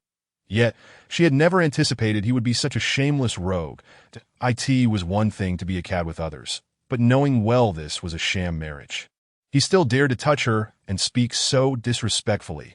How could she possibly grant him a favorable disposition? Did he not fear her displeasure? Chu Yuxuan smiled slyly. I suggest you recognize your position. After all, I'm not the one desperately seeking to marry you. If you continue this way, I will go find Uncle Jiqing. Oh, do you really think that old man can keep me in check? Zhao Yanan bit her lip, instinctively taking 2 steps back. Scoundrel. Chu Yuxuan remained unperturbed, unabashedly declaring, Darling, I am indeed a thoroughgoing scoundrel. Are you scared? Just then, Chu Jiqing strode down the stairs, Nanan. Once the holiday concludes, you two should go and officially register your marriage. Even a performance should be complete. If you have matters to attend to, feel free to go ahead. I'll take care of him. Zhao Yanan exhaled in relief, replying hastily before exiting through the door. Chu Yuxuan stretched lazily, expressing his disinterest, boring, not fun. Chu Jiqing chuckled, indeed, it's not entertaining. You performed so earnestly, yet the expected audience never showed up. Chu Yuxuan leaned back on the sofa, unfazed by his father's awareness of his act. Retorting, who could argue otherwise? The old man's absence was to be expected, yet the arrival of the old steward produced a similar effect. Your brother and sister being away was also justifiable. However, what of my cousins? And the sisters you fabricated for me? How is it that not a single one has graced us with their presence? Who could have foretold that you would be a love child? Chu Jiqing crossed his arms and remarked. Chu Yuxuan responded, Is this really my fault? You speak so boldly? Fine, fine. Chu Jiqing sighed, suddenly becoming contemplative, since you wish to play the role of a frivolous, ineffectual young master, then continue to do so. Son, you are about to enter a world rife with complexities. This world is not merely about human sentiments and brawls, but also about treachery and covert conflicts. A moment's carelessness could lead to utter ruin, and that could cost you your head. Remember, a gentleman conceals his abilities and waits for the opportune moment. Chu Yuxuan gazed at the wall in the living room, where hung a beautifully framed calligraphy piece he had penned during the summer before his transition to junior high. A gentleman conceals his abilities. After a brief moment of silence, he smacked his lips and said, Talking nonsense is of no use. Let us be practical instead. How about some money to spend? To be a dandy, one must possess capital. Well said, well said. Chu Jiqing produced a bank card he had prepared earlier and handed it over. Spend it as you wish. Chu Yuxuan nonchalantly accepted the card, forcing a smile that failed to reach his eyes. Chu Jiqing, aside from your lecherous tendencies, you actually appear to be quite a decent person. Chu Jiqing shot a sidelong glance at his son, unabashedly replying, Every man must have his passions. Just then, a golden-haired, blue-eyed little girl burst through the door like a whirlwind, closely followed by a maid, anxious to prevent her from getting hurt. Daddy. The little girl dove into Chu Jiqing's embrace. Speaking in a broken Chinese, play with me. Chu Yuxuan stared at the 5 or 6-year-old foreign doll, momentarily dumbfounded. Chu Jiqing, care to explain? Chu Jiqing chuckled, a few years back, during a business trip to America. I couldn't resist. Later on, her mother, fearing she wouldn't find a husband, sent the child to me. Her name is Chu Li, and she is 5 years old. Hey, son, what are you looking for?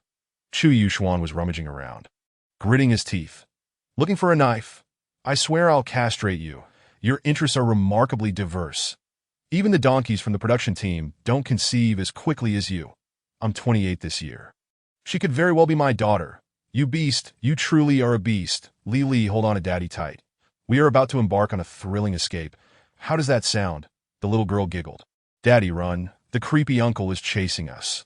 My uncle's your grandfather. Chapter 8. Divorce. The new year as holiday swiftly came to an end.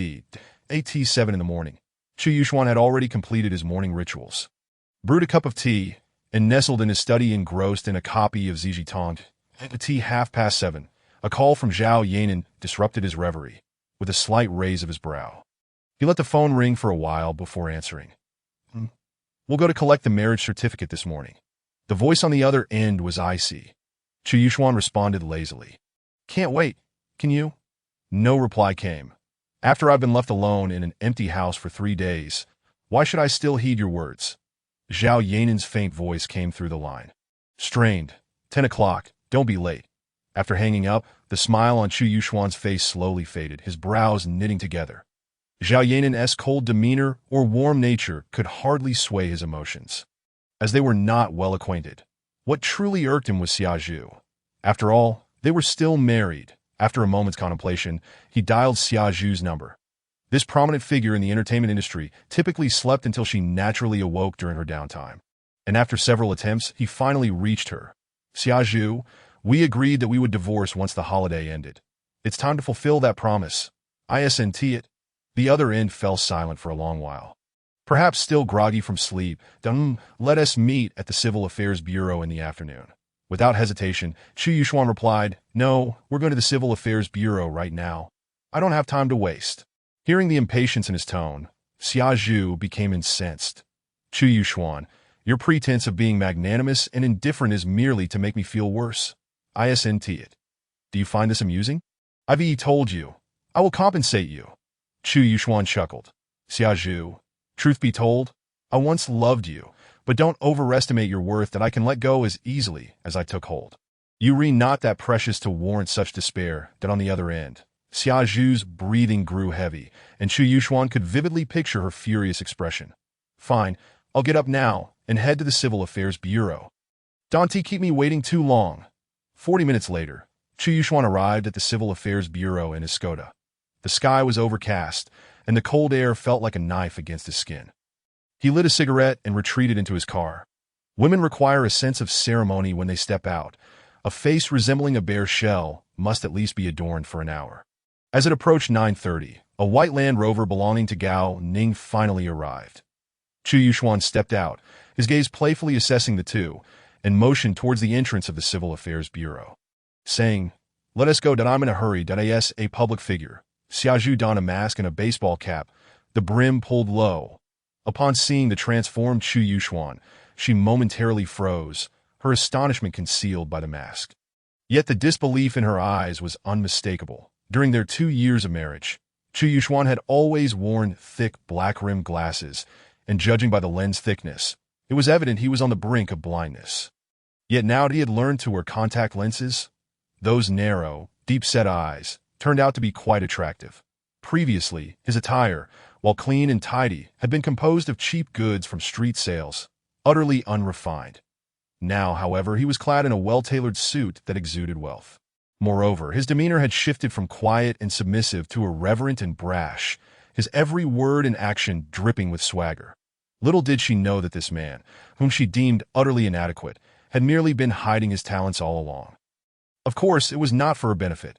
After a prolonged moment of disbelief, Xia Zhu's eyes once again reflected a sense of detachment. Gao Ning took her hand and swayed towards Chu Yuxuan. Glancing disdainfully at the dilapidated Skoda, and mockingly remarked, Chu Yuxuan, do you even comprehend the disparity between us? As he spoke, he proudly gestured towards his Land Rover. My vehicle is no ordinary Range Rover. It's worth over 4 million, and the purchase tax alone could buy several of your shabby cars. I advise you to accept our compensation. It would alleviate some of the distress for our dear Xia Zhu. Chu Yuxuan remained unfazed, chuckling, I truly can't fathom what brand of plastic bag you are, yet you manage to inflate so much. You can't afford to compensate me. Gao Ning smirked, about to retort when Xia Zhu coldly interjected. Let us go, Chu Yuxuan. From this day forth, we are as good as strangers. Couldn't he agree more? Chu Yuxuan replied flippantly. Adhering to the principle of not being calm, not considering, and not regretting, the two quickly completed the formalities. With the divorce certificate in hand, a subtle bitterness curled at the corners of Chu Yuxuan's mouth. Despite his resolute demeanor and outwardly calm facade, the heartache for a girl he had loved for so many years lingered. How long had it been? Since junior high, he had noticed the class flower Xia Zhu from the adjacent class. Every smile and frown she wore had etched itself in his heart. Later, in high school, fate had brought them into the same class. And the love-struck young master had shamelessly pursued her until he was forced to drop out in the first half of their sophomore year. These memories had often brought him solace during those bleak years of absence. 2 years ago, he had finally married her, spending an entire night grinning foolishly. Yet now, they had ultimately chosen to part ways. The staff at the bureau looked at the just-divorced couple, a perfect match. And couldn't he help but feel a pang of regret. However, their sympathy quickly morphed into astonishment. Gao Ning produced a household registration book from his pocket and gently addressed Xia Zhu. Xia Zhu. Since we're here, let us go ahead and get this done.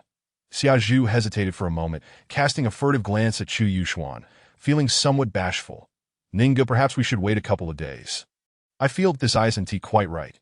Chu Yuxuan scoffed. Don't be so disingenuous. It's rather awkward. With that, he strode out of the Civil Affairs Bureau. Xia Zhu's expression darkened instantly. Observing her, Gao Ning refrained from pressing too hard, putting away the household book and smiling. Xia Zhu, would you like to join me for breakfast? Xia Zhu managed a strained smile. Thank you for understanding me. Ninga will come back for the certificate in a couple of days. As the three exited the Civil Affairs Bureau, Chu Yuxuan leaned against the hood of his Skoda, lighting a cigarette, showing no signs of leaving. From a distance of about 10 meters, Xia Zhu watched him, opening her mouth as if to express her final apologies and guilt. Yet before she could speak, a red Ferrari came to a halt right before Chu Yuxuan. Shortly after, a rotund man emerged from the driver's seat. Glancing at Chu Yuxuan, who had been a thorn in his side just days prior, and hurriedly made his way to the passenger side. Opening the door, Zhao Yanan stepped out, nodding at the hefty man as a form of gratitude. Then turned her attention to Chu Yuxuan, her expression unreadable, and in a tone only they could hear, said, I went to the villa looking for you, but you weren't there. Uncle Jiqing sent him to fetch me. After a brief pause, she added, This car, my uncle said, will be yours to drive in the future. Gao Ning's hand, poised to open the car door, had grown numb from inaction, leaving him in a state of utter shock. As a bona fide second-generation heir, he was well aware of the identity of this enchanting woman in black robes. She was the dream of every man in Jiangqing. How could she possibly be acquainted with a loser like Chu Yuxuan? Xia Zhu appeared even more astonished than he was. Zhao Yanan, aside from being the most beautiful woman in Jiangqing, was also the IC CEO of their company. Chu Yuxuan flashed a wicked smile. Looking for me. Afraid I might be late. So eager. Zhao Yanan, draped in a black velvet cloak, wore exquisite makeup on her stunningly beautiful face, exuding an air of nobility and elegance that in response to Chu Yuxuan's nonchalant demeanor. Her cool expression revealed little emotion. She cast a glance at Xia Zhu, who was armed to the teeth nearby, showing no intention of greeting her. Turning to her nominal husband, she remarked, It seems you have clarified your situation? Let's go get the marriage certificate. I have matters to attend to shortly. Chapter 9. Turning the tables in truth. The moment Chu Yuxuan laid eyes on the hefty man, he realized it was a ploy orchestrated by Chu Jiqing. Zhao Yanan was already aware that he intended to divorce today. Undoubtedly informed by Chu Jiqing himself, it appeared that his father was indeed keeping a close watch on his every move. After flicking the cigarette but to the ground, Chu Yuxuan strode towards the Civil Affairs Bureau, with Zhao Yanan closely following. As they passed by the Land Rover, Xia Zhu bit her lip and timidly greeted. President Zhao. Zhao Yanan could disregard her, but Xia Zhu could not afford to ignore Zhao Yanan. This was the disparity between a star and capital. No matter how prominent one might be, they must bow their heads and behave properly in the presence of wealth. Zhao Yanan responded with a soft took a couple of steps forward, then suddenly halted, gently tugging at Chu Yuxuan's sleeve, as if linking arms with him. She turned to Xia Zhu and said, Xiao Xia, regarding my marriage to Mr. Chu, I hope you can keep it confidential. Understood? Married. Xia Zhu, who had not overheard their conversation until now, stood frozen, finally realizing why they were heading to the Civil Affairs Bureau. Gao Ning was equally incredulous. Jiangqing's most beautiful woman actually marrying this good-for-nothing. Zhao Yanan cast a glance at him, her cold, disdainful expression leaving no doubt about her contempt. She then addressed Xia Zhu, Xia. As the second largest shareholder of the company, I feel it is necessary to remind you that you are nearly 30 years old. Don't be so infatuated. The person who truly loves you would never jeopardize your marriage. Don't create trouble for the company. I really don't have the time to clean up your mess. Her words left Xia Zhu seething with indignation, while Gao Ning felt utterly humiliated. Yet the Gao family still held a certain prestige in Jiangqing, preventing them from fearing the now fallen Zhao family. Suppressing his anger, he retorted, President Zhao, Xia Zhu, and I are genuinely in love, unlike you, who, in your loneliness, has resorted to picking up a useless pretty boy. It's simply laughable. As his words fell, the hefty man lunged forward, cracking his knuckles, and declared, Kid, I advise you to speak respectfully, or I'll knock the crap out of you. The hefty man was tall and imposing, with a fierce look in his eyes that was genuinely intimidating. Gao Ning swallowed hard, clearly recognizing the gravity of the situation. Xia Zhu, not wanting to offend Zhao Yanan, quickly stepped in front of Gao Ning, sincerely apologizing, President Zhao, I'm sorry. Rest assured, my lips are sealed. I wanted to disclose your marriage. Zhao Yanan was not one to dwell on matters unnecessarily. After a brief acknowledgement, she walked alongside Chu Yuxuan into the Civil Affairs Bureau. Chu Yuxuan smirked, glancing sideways at Zhao Yanan. President Zhao, am I satisfactory as your pretty boy? She remained expressionless, her lips pressed tightly together, not uttering a word. After exiting with their marriage certificate, the white Land Rover had vanished. The hefty man approached Chu Yuxuan, handing him the keys to a Ferrari with a hearty smile. Young master, drive this instead. I'll take care of your old car. Chu Yuxuan showed no intention of accepting, gesturing toward Zhao Yanan and chuckling. Let her drive, that I want my car back, as a keepsake. Very well. Zhao Yanan pursed her lips, accepting the keys to the Ferrari. Once inside the car, she started the engine and said, I am heading back to the office. You can drive home yourself later. Chu Yuxuan shot her a sidelong glance, grinning, Don't you have anything to say to me? Zhao Yanan turned her face, offering a puzzled look. You certainly didn't need to say those things to Xia Zhu earlier. Chu Yuxuan fastened his seatbelt, pausing for a moment. Was that merely to vent your frustrations? Zhao Yanan, with a hint of a smile, replied, feeling sorry for you? Haha. Zhao Yanan, while I'm in a good mood, you might as well speak your mind without reservation. Zhao Yanan stared intently at Chu Yuxuan, sensing that this seemingly reckless playboy might not be as frivolous as he appeared. Well, I intended to tell you later. Tomorrow evening is Director Wang Long's birthday party, and I wish to attend. Chu Yuxuan chuckled and shook his head. I knew it. No good deed goes unpunished, but feel free to go. Why tell me? Zhao Yanan frowned. Consider it a favor. And how do you wish for me to repay you? Chu Yuxuan's eyes sparkled with mischief. What kind of repayment do you desire? A simple call of husband? Chu Yuxuan. Zhao Yanan coldly replied, You're not a scoundrel. Flattery won't work that you're a scumbag. Chu Yuxuan. Then on the other side, Gao Ning drove furiously, turning to Xia Zhu in the passenger seat. Xia Zhu, should I help you terminate your contract? We could switch companies. After all, the Zhao family has hit rock bottom, and it's uncertain if Qingyao Media can hold its ground. Xia Zhu's expression soured. Her thoughts were far from work at that moment. Her mind was consumed with the image of Zhao Yanan and Chu Yuxuan together. How could they be together? Could the story of the cowherd and the weaver girl truly manifest in reality? It was utterly unfathomable. No wonder Chu Yuxuan had been so eager to divorce recently. It seemed he had already found himself a rich lady. The more she thought about it, the angrier she became. Sending Chu Yuxuan a WeChat message. Eager for a divorce. Turns out you've had someone lined up all along. Congratulations. I never realized you had such capabilities. I had thought you were a loyal person. Haha. Well, I finally feel no guilt. Upon reading the message, Chu Yuxuan found it laughable. The one who had cheated was now attempting to cast blame onto him, which was utterly revolting. After pondering for a moment, he replied with a cryptic message. Oh, how could I have forgotten you? Xia Zhu stared at the message, puzzled, and sent back a question mark. However, what caught her eye next was a glaring red exclamation mark. Only then did she grasp the meaning behind his words.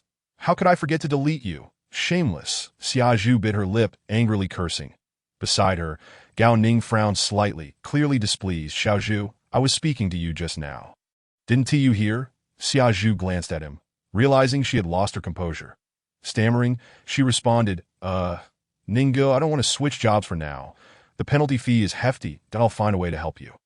Gao Ning firmly stated, forget it.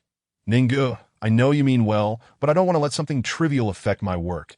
After pondering for a moment, Gao Ning conceded, all right, I'll follow your lead. But if you're ever unhappy at work, make sure to tell me right away, okay. Xia Zhu nodded appreciatively. Thank you, Ningguo, I'm lucky to have you. Gao Ning freed one hand to squeeze Xia Zhu's cold hand. Smiling gently, silly girl, why be so polite with me? Xia Zhu chuckled, then added, by the way, tomorrow evening is director Wang Long's birthday party. Our main cast was invited since we just wrapped up our last project. Ningguo, since you're so familiar with him, did you receive an invitation? Gao Ning's face froze momentarily, but he quickly feigned calmness. Xia Zhu, I hadn't had the chance to tell you. After seeing you Vin on WeChat, I had my father pull some strings for you. As for Wang Long, I'm not well acquainted with him. This explanation sufficed, and Xia Zhu didn't suspect anything further. She smiled. No worries. You're my boyfriend. So let us go together tomorrow night. T.S. helped me so much. I must thank him properly. Gao Ning nodded. Now that the lie was in place, he had nothing to fear. As for why Wang Long had cast Xia Zhu in a role, he believed it was simply because of her talent, that if someone had been aiding her from behind the scenes, they would have revealed themselves by now. Just like those investors, supporting a starlet was often for trivial reasons. In this day and age, who could be a hidden benefactor? Xia Zhu, after dinner, I'll take you to pick out a gift for him. Gao Ning mused, someone like him, an artistic type, probably appreciates antiques and artworks. I happen to know a friend who deals in antiques. He has plenty of good items that we can go take a look. You can pick whatever you like, and I'll cover the bill. Xia Zhu cupped Gao Ning's hand and planted a kiss on his knuckles with a smile. Then I won't hold back. Chapter 10. Shaoqing the Ferrari came to a halt outside the company building. Chu Yuxuan stepped out of the car, gazing up at the elegant characters spelling out Xinjiang Media, and pondered aloud, I guess my mother-in-law's name must contain the character Qing? Zhao Yanan, icy as ever, handed the car keys to Chu Yuxuan, reluctant to utter a word. What is this? Are you trying to send me away? Chu Yuxuan chuckled mischievously. As for the matter you seek my assistance with, I have yet to agree that I do not expect anything. Zhao Yanan's hand holding the keys froze mid-air. I was almost swayed by sentiment, but it seems there is no need for that now. Heh. Chu Yuxuan stretched lazily, showing no intention of accepting the keys. You may keep them. I prefer to maintain a low profile. This is a car belonging to the Chu family. I shall not accept it, Zhao Yanan insisted. Chu Yuxuan raised an eyebrow, his enchanting eyes fixating on Zhao Yanan. His tone oddly laced with seduction. But you are my wife, and thus, a member of the Chu family. Zhao Yanan twitched her lips. Chu Yuxuan, do not make me lose respect for you. You are truly shameless. Thank you. Many have praised me thus, he replied, grinning. Zhao Yanan. That Chu Yuxuan flashed a broad smile and then extended a hand toward Zhao Yanan, his demeanor growing slightly serious. Zhao, allow me to reintroduce myself. I am Chu Yuxuan, the major shareholder and acting boss of Xinjiang Media. Zhao Yanan was taken aback. Previously, her father had informed her that, for the sake of the company's safety, he would temporarily transfer his shares to Chu Jiqing. With Chu Jiqing's name attached, the company would naturally be secure. But how had it been transferred to this shameless rogue? Noticing Zhao Yanan's astonishment, Chu Yuxuan realized this was likely another scheme from Chu Jiqing. What on earth was that old fellow planning? Chu Yuxuan suddenly recalled something his father had once said. Whether you two can have a future depends on your capabilities. That's so. Was it to create opportunities for him to interact with Zhao Yanan? It appeared that Chu Jiqing was genuinely quite pleased with his daughter-in-law. Chu Yuxuan couldn't help but chuckle. He had no time for any nonsense about romance. Understanding everything, he chose not to explain further to Zhao Yanan and instead grinned playfully. Zhao, as your boss, shouldn't you lead the way and take me for a tour of the company? Zhao Yanan clenched her fists, her nails digging into her palms as she glared at Chu Yuxuan for a moment before muttering a curse under her breath and striding into the company. Chu Yuxuan watched her alluring figure without chasing after her, his playful smile vanishing as he sent her off in the elevator, but he then pulled out his phone, locating a number saved as Lao Wu in his contacts and dialed. Big brother. What is up? A drowsy voice answered, sounding as if just awakened, with a tone that hardly resembled a Chinese person. Chu Yuxuan spoke in a deep voice. Were you gaming all night again? The other party chuckled awkwardly. Oh my god, you truly have an all-seeing eye. Chu Yuxuan rolled his eyes. It seems your Chinese still has ample room for improvement. Lao Wu, I have a job for you. Are you interested? Of course. I'm so bored I could die. Chu Yuxuan sighed in exasperation. Being bored isn't quite the right expression, da-da. Never mind. Wait for my call. That will be all for now. After hanging up, Chu Yuxuan took a deep breath, gazing up at the gray sky, his eyes filled with shadows. The following day, snow began to fall gradually from noon. As evening approached, Chu Yuxuan closed the book he had finished reading. Ziji Tongjian changed his clothes and headed downstairs in the living room. The young maid who had inadvertently witnessed Chu Jiqing's embarrassing moment was busy mopping the floor. Upon noticing someone descending, she quickly straightened up. Casting a timid glance, "Young master." Chu Yuxuan acknowledged with a grunt, his eyes sweeping over the maid's face before stopping in front of her, inexplicably asking, "How old are you?" The maid, looking down, answered in a voice barely above a whisper. Replying to young master, "I am 23. Chu Yuxuan mused, 23, just graduated from university?" The maid's cheeks flushed a deep crimson. "Out of my family is poor. I couldn't afford college, so I came here to work as a maid after finishing high school."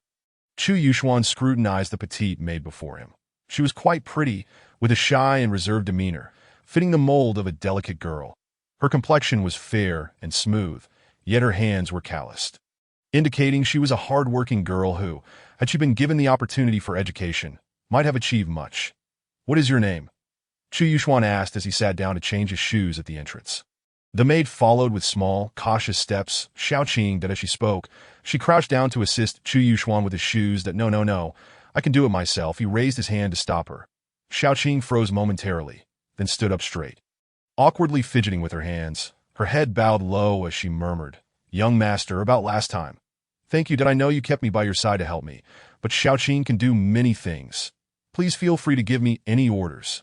After changing his shoes, Chu Yuxuan looked at the timid and clumsy girl before him and smirked. "Xiaoqing, you are here to work, earning money honestly. There is no need to be so obsequious, understand?" "Understood, young master." Though she acknowledged him, the girl couldn't help but inch closer as Chu Yuxuan began to tie his tie, her voice trembling. "Young master, I can help you with that." Chu Yuxuan was at a loss for words. "Xiaoqing, if you're truly idle, go watch some television. Here, no one will dare to speak ill of you." What had begun as a kind gesture was misinterpreted by the girl, who replied, looking pitiful, "Young master. Do you dislike Xiaoqing?" Chu Yuxuan. All right, I concede. As Chu Yuxuan opened his arms, adopting a posture of surrender, Xiaoqing fought back a smile, her youthful face contorting into an adorably peculiar expression as she cautiously tied his tie. Halfway through, her small, rough hands suddenly halted, her dark eyes sweeping over Chu Yuxuan, timidly suggesting, "Young master, this tie is a bit light. It would be better suited with a darker one to match your outfit." Chu Yuxuan was quite surprised. "You understand this?" Xiaoqing, her head lowered, nodded gently. "When I have free time, I enjoy looking at magazines on this topic." "Not bad." Chu Yuxuan smiled faintly. "Then let us go with your suggestion. Bring me a darker one." No sooner had he finished speaking than Wang Long called, "Don't rush me. I'm getting ready to leave." Wang Long's side was bustling with noise, indicating a crowd had already gathered. "Nephew, hurry up. Your father is about to be overwhelmed by a few beauties." Chu Yuxuan frowned. "Does he know I'm coming?" Wang Long was taken aback. "You didn't tell him?" "Hey, wait a moment. Old Chu. You don't know your son is coming too." "Hello. Why are you running away?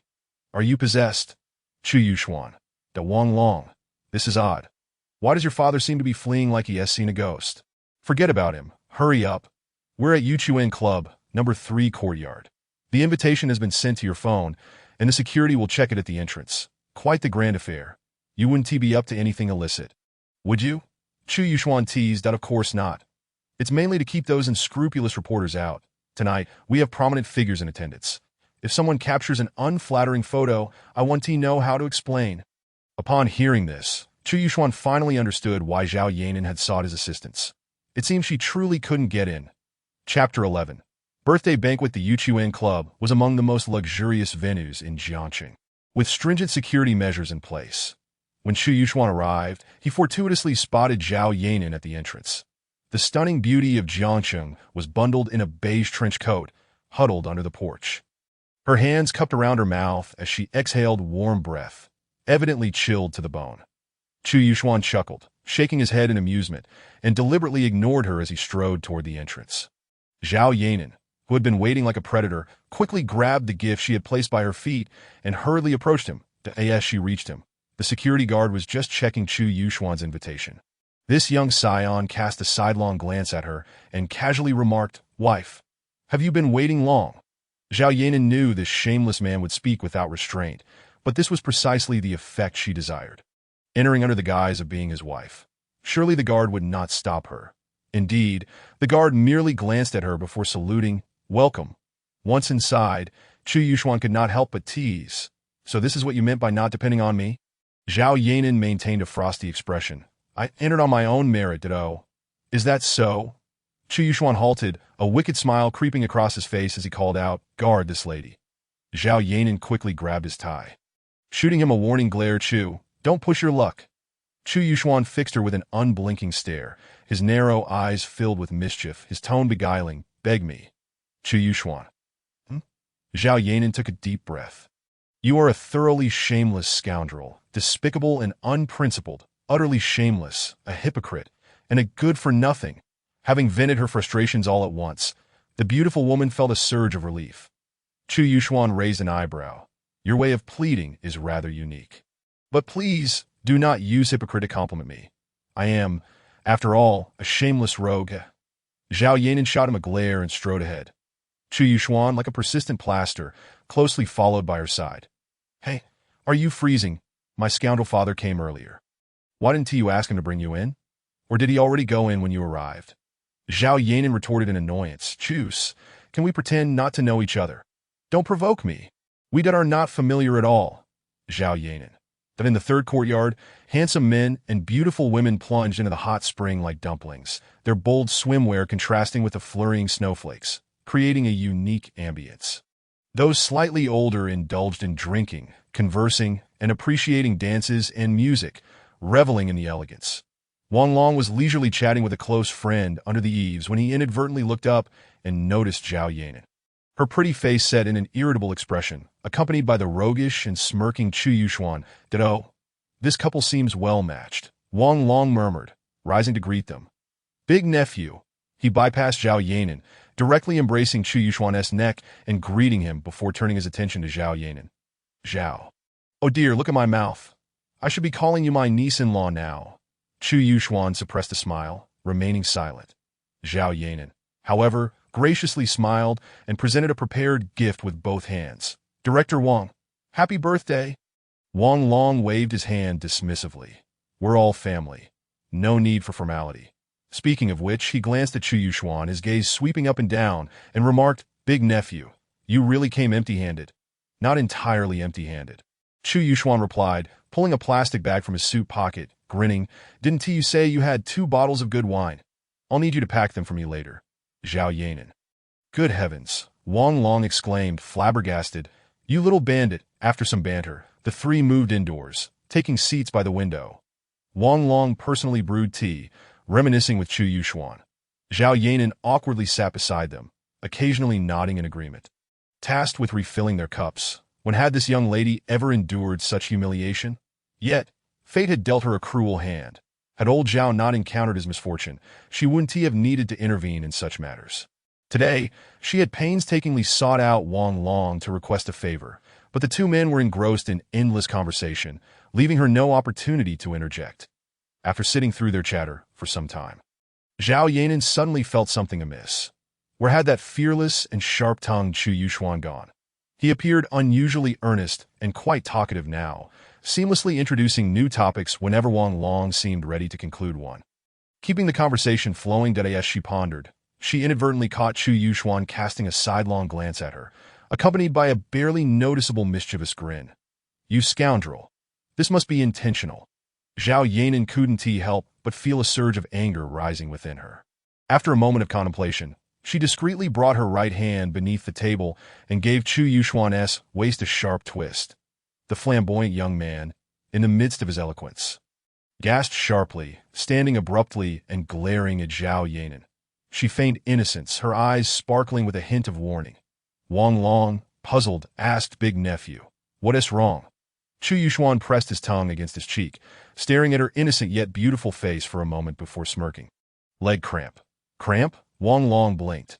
Shall I call someone to massage it for you? Chu Yuxuan shifted his chair back slightly. No need, I just need a moment to rest today as soon as he finished speaking. Zhao Yanan seamlessly took the conversation. Director Wang, let him rest here. By the way, I just heard you discussing past events. Could you share about Yuxuan and Xia Zhu? Wang Long paused, forced a dry laugh, and replied, well, that is all in the past. Why bring her up? While speaking, he was frantically kicking Chu Yuxuan's leg under the table. The true reason Zhao Yanan had married into the Chu family had never been disclosed by Chu Jiqing to anyone, merely stating that an engagement had been arranged with old Zhao years ago. Therefore, Wang Long was unaware that their marriage was a facade and assumed both parties were following their parents' wishes. Chu Yuxuan furrowed his brow, curling his leg that had been kicked multiple times, brushing off the dust. Why are you kicking me? She's asking you, Wang Long. But Zhao Yanan chuckled lightly. Director Wang. Do share. I want to mind. Wang Long coughed a few times, steeling himself to speak. However, being astute, he only touched lightly on the subject, quickly diverting the conversation towards Xia Zhu, recounting how he had once elevated her status and how he now wished to distance himself from her. Director Zhao, no. I should say niece-in-law, although Xia Zhu is considered a leading lady in your company. To be honest, I don't plan to cast her in my new drama. You know, her current reputation is quite problematic. There are countless reports online about her relationships with wealthy men, and I can't take that risk. Zhao Yanan contemplated. This issue indeed stems from our company's mishandling. How about this, Director Wang? I currently have a new actress under my wing who has spent a few years in supporting roles. Her professionalism is impeccable. Would you like to meet her sometime? If you find her unsuitable, I'll take her away, and I want to put you in a difficult position, that I in truth. The moment Zhao Yanan learned that Xia Zhu was Chu Yuxuan's ex-wife, she realized Xia Zhu's new role was doomed. Whether the reckless Chu Yuxuan would seek revenge was one thing. Considering the bond between Wang Long and Chu Yuxuan, it was certain he would wish to avenge his nephew upon hearing her words. Wang Long finally realized he had fallen for her trick. Zhao Yanan had deliberately brought up Xia Zhu to steer the conversation towards work. Now that they had broached the topic, and with Chu Yuxuan sitting beside them, he felt compelled to agree. Chu Yuxuan raised his eyelids to glance at Zhao Yanan, laughter dancing in his eyes as he mouthed silently. Clever. Just then a commotion erupted outside. Chu Yuxuan turned his face to peer through the bright floor-to-ceiling window into the courtyard. It turned out that several lead actors from Wang Long's previous production had arrived, eliciting shrieks from the younger crowd in the pool. Xia Zhu and Gao Ning were among them. As the evening progressed, the courtyard lights cast a kaleidoscope of colors upon the falling snow. Although Xia Zhu was a top-tier star, who among those present could be deemed ordinary, she dared not adopt the haughty demeanor typical of a celebrity, opting instead to appear approachable. Unintentionally, her gaze swept towards the hall's floor-to-ceiling window. Under the bright lights, that somewhat familiar stranger was watching her with a teasing smile. From her perspective, Zhao Yanan was earnestly discussing something with Wang Long. While Chu Yuxuan sat at a distance, like an uninvited guest at TO this day, she could not fathom what Zhao Yanan, the renowned beauty of Jiangsheng, saw in Chu Yuxuan. Was it his looks? Please. Zhao Yanan was the president of an entertainment company, well acquainted with numerous male celebrities far more handsome than Chu Yuxuan, that if not for his appearance, the IT must come down to talent, that I'm a Didi driver. What talent could he possibly possess? In other words, if he truly had talent, would he have fallen to driving Didi? How absurd. Gao Ning also spotted Chu Yuxuan and immediately began mocking. Even if he is eating swan meat, he is still a toad. Look at him. That shameless demeanor. While others are discussing serious matters, what is he doing sitting there? Doesn't he feel embarrassed? Well, that makes sense. A leech has no sense of shame. Xia Zhu took a deep breath and softly said, let us go in and greet Director Wang. Inside, Zhao Yanan had already secured Wang Long's agreement. Director Wang, it's settled then. I'll bring that new actress to visit you in 3 days. That I'm not asking for a leading role. I just want her to have a chance to appear in your production. She is genuinely a wonderful and dedicated actress. Wang Long nodded in agreement. If she truly possesses the dedication you claim, I will certainly give her a chance. However, Xia Zhu was originally slated for the leading role, and now I intend to replace her. You should be aware that I likely already have a new candidate in mind. So, regarding her situation, let us not discuss it further. Xia Zhu's recent public relations crisis was indeed a result of our mishandling. I apologize on her behalf that if you're determined to replace her. I have no objections, agreed. In 3 days, bring that new actress for an audition. With their agreement reached, Zhao Yanan hurriedly poured tea for Wang Long. Just as she lifted the teacup, a voice called from the doorway. Director Wang. Happy birthday, Wang Long glanced towards the door, his hand holding the teacup freezing mid-air as he instinctively looked at Chu Yuxuan, a hint of embarrassment crossing his face as he muttered, I sent out a group invitation and forgot to exclude her. Chu Yuxuan took a sip of tea, unfazed. It's fine. You carry on, don't mind me. Zhao Yanan turned to him, her cool expression revealing an unexpected interest in the unfolding drama. Although it wasn't an intentional invitation.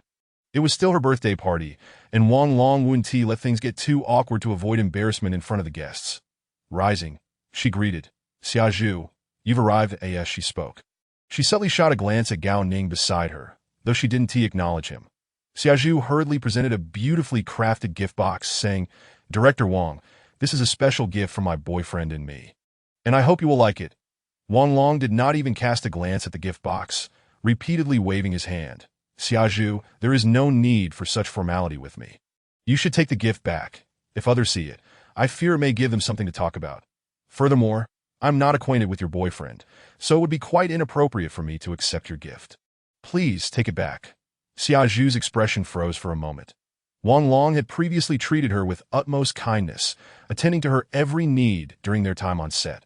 How had it come to this? That he had become so distant as to refuse even a simple gift. Just as she felt lost, Gao Ning stepped forward, casting a teasing glance at Chu Yuxuan before addressing Wang Long. Director Wang. Greetings that I am Xia Zhu's boyfriend. Gao Ning that I apologize for the uninvited intrusion today. However, Xia Zhu often mentions your kindness towards her, and I felt it necessary to personally express my gratitude with a small token of appreciation. If you would be so kind as to accept it. Wang Long remained unruffled. I appreciate the sentiment, but please, the gift is unnecessary. Just take it back. Gao Ning smiled. Director Wang, in fact, that my father is Gao Zhenxing, the chairman of the Gao Group. Our chain of cinemas is quite well known across the nation. Now that I have returned to the country, my father has suggested that I take over the cinema business. Therefore, I came today not only to express my thanks, but also to establish a friendship with you. After all, you are a prominent figure in the industry, and I am certain there will be many opportunities for collaboration in the future. Wouldn't you agree? Upon hearing about the Gao Group, Wang Long's gaze towards Gao Ning shifted slightly. Although not filled with reverence, it was certainly less distant. Xia Zhu breathed a sigh of relief, glancing at Gao Ning with pride shining in her eyes. Ah, so you are the son of the esteemed Gao. That explains your refined demeanor, Wang Long remarked, discreetly glancing at the mobile phone of the seemingly indifferent Chu Yuxuan before continuing. Shall we? There is a ball inside. Why not dance with Xia Zhu? As a seasoned veteran in the industry, he would never offend those he ought not to. Moreover, given Chu Yuxuan's demeanor, it appeared he had no intention of engaging with this couple. So perhaps granting them some face would be prudent. After all, it is better to avoid unnecessary conflict. Xia Zhu readily agreed, then greeted Zhao Yanan. General Manager Zhao, you are here as well. Zhao Yanan acknowledged her with a slight nod. Casting a sidelong glance at the silent Chu Yuxuan, feeling a surge of delight. This scoundrel must be feeling quite miserable right now. How amusing. What could have been a minor incident was about to be disrupted. As Gao Ning, undeterred, stepped forward, extending his hand towards Zhao Yanan with a smile. General Manager Zhao, it is a pleasure to see you again so soon. Out of politeness, Zhao Yanan shook his hand. The pleasure is mine. Gao Ning then took a seat beside Zhao Yanan, completely oblivious to the fact that Wang Long's expression had darkened, his demeanor slightly haughty as he said, General Manager Zhao, my father recently collaborated with a certain platform on a variety show that is still in the works. With so many artists under your management, I believe we should discuss this further. Regarding work matters, Zhao Yanan was always diligent. Of course, may I ask which platform it is? Would you be able to disclose that? Gao Ning raised his hand to speak, but then deliberately glanced at Chu Yuxuan, jesting. General Manager Zhao, you know some topics are rather sensitive, and it might be inconvenient for someone like him to be present. Zhao Yanan was astute enough to perceive Gao Ning's true intentions. Discussing business was merely a pretext, while humiliating Chu Yuxuan was the real motive. However, she had never been fond of Chu Yuxuan either. So she had no inclination to defend him, merely casting a glance his way, a smirk playing on her lips. Chu Yuxuan appeared utterly unconcerned, moving his chair back a couple of steps, shrugging. Please. Continue. Just don't treat me as if I am part of this. With that, he lowered his head to continue fiddling with his phone, messaging his colleague. It's settled then, tomorrow at 9 in the morning. I will start at Qingyao Media. Wang Long, suppressing his anger, turned to the slightly embarrassed Xia Zhu. Xia Zhu, why don't you take this young Mr. Gao to dance? Xia Zhu, not wishing to exacerbate the situation, quickly tugged at Gao Ning. Ninggu, will you accompany me for a dance? Gao Ning sighed, standing up to glare at Chu Yuxuan, addressing Zhao Yanan. General Manager Zhao, perhaps we should exchange WeChat contacts? I would love to invite you to dinner sometime to discuss this in detail. He paused, then continued. But I hope you want to bring along this pretty boy. He disgusts me. Xia Zhu quickly interjected, all right. Ninggu, today is Director Wang's birthday. Please do not make a scene. Gao Ning patted her hand, smiling tenderly. Xiao Zhuzi, I merely aim to give you some relief. Honestly, had it not been for Director Wang's reputation, I would have taken it upon myself to teach him a lesson. This young master, believing himself invincible due to his father's influence, seemed to think he could throw his weight around here. After all, what was a mere director against the might of a cinema chain? He clearly had no intention of playing nice. That to openly insult Chu Yuxuan was not enough to appease him. Demanding Zhao Yanan's WeChat was the real blow. He wished to showcase the disparity between them. Chu Yuxuan, feeling utterly helpless, retorted. Honestly, I have never been fond of bullying those in weaker positions. Take care not to stir up trouble for your family. Gao Ning appeared to misunderstand Chu Yuxuan's sentiment, finding it utterly laughable. What sort of delusion is this, causing trouble for us? I remember this, Chu. You are nothing but a toad. As he uttered those words, Gao Ning's arrogant demeanor displayed a complete disregard for Wang Long and Zhao Yanan, let alone the seemingly inconsequential Chu Yuxuan. Little did he realize that the three of them now regarded him as a foolish clown. Hearing the son of the illustrious Chu family refer to his beloved nephew, whom he had watched grow, as a toad, Wang Long slowly closed his eyes, his voice steady. Xia Zhu, Mr. Gao, I believe you are aware that today is my birthday celebration. Xia Zhu hastily apologized. Director Wang, I am truly sorry.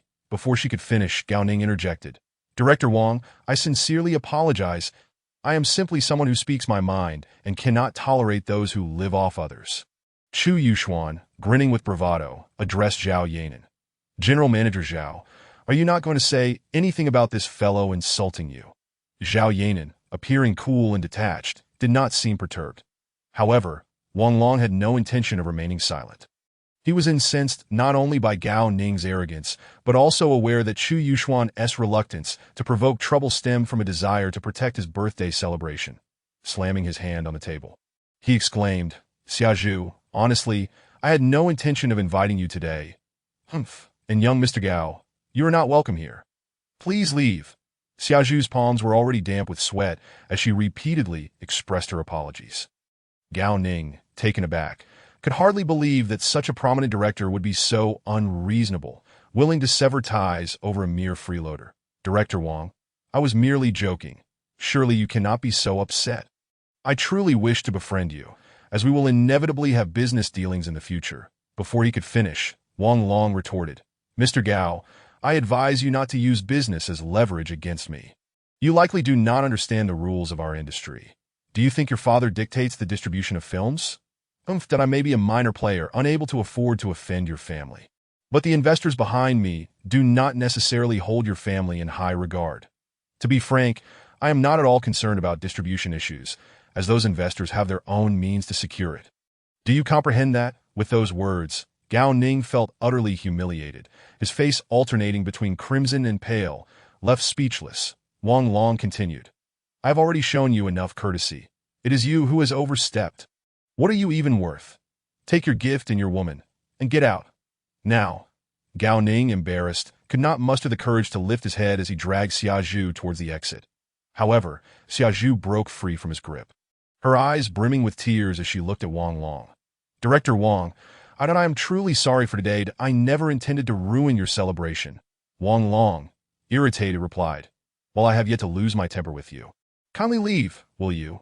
Xia Zhu bit her lip, her expression filled with distress. Director Wang, But I do not understand. Were we not good friends before? Why did you just say that you did not intend to invite me? Have I done something wrong to upset you? Please tell me, and I shall change. She genuinely could not fathom why this benefactor had suddenly turned so cold towards her. You do not understand. Wang Long glared at her scornfully, then glanced at Chu Yuxuan before returning his gaze to Xia Zhu. At this point, you still do not comprehend.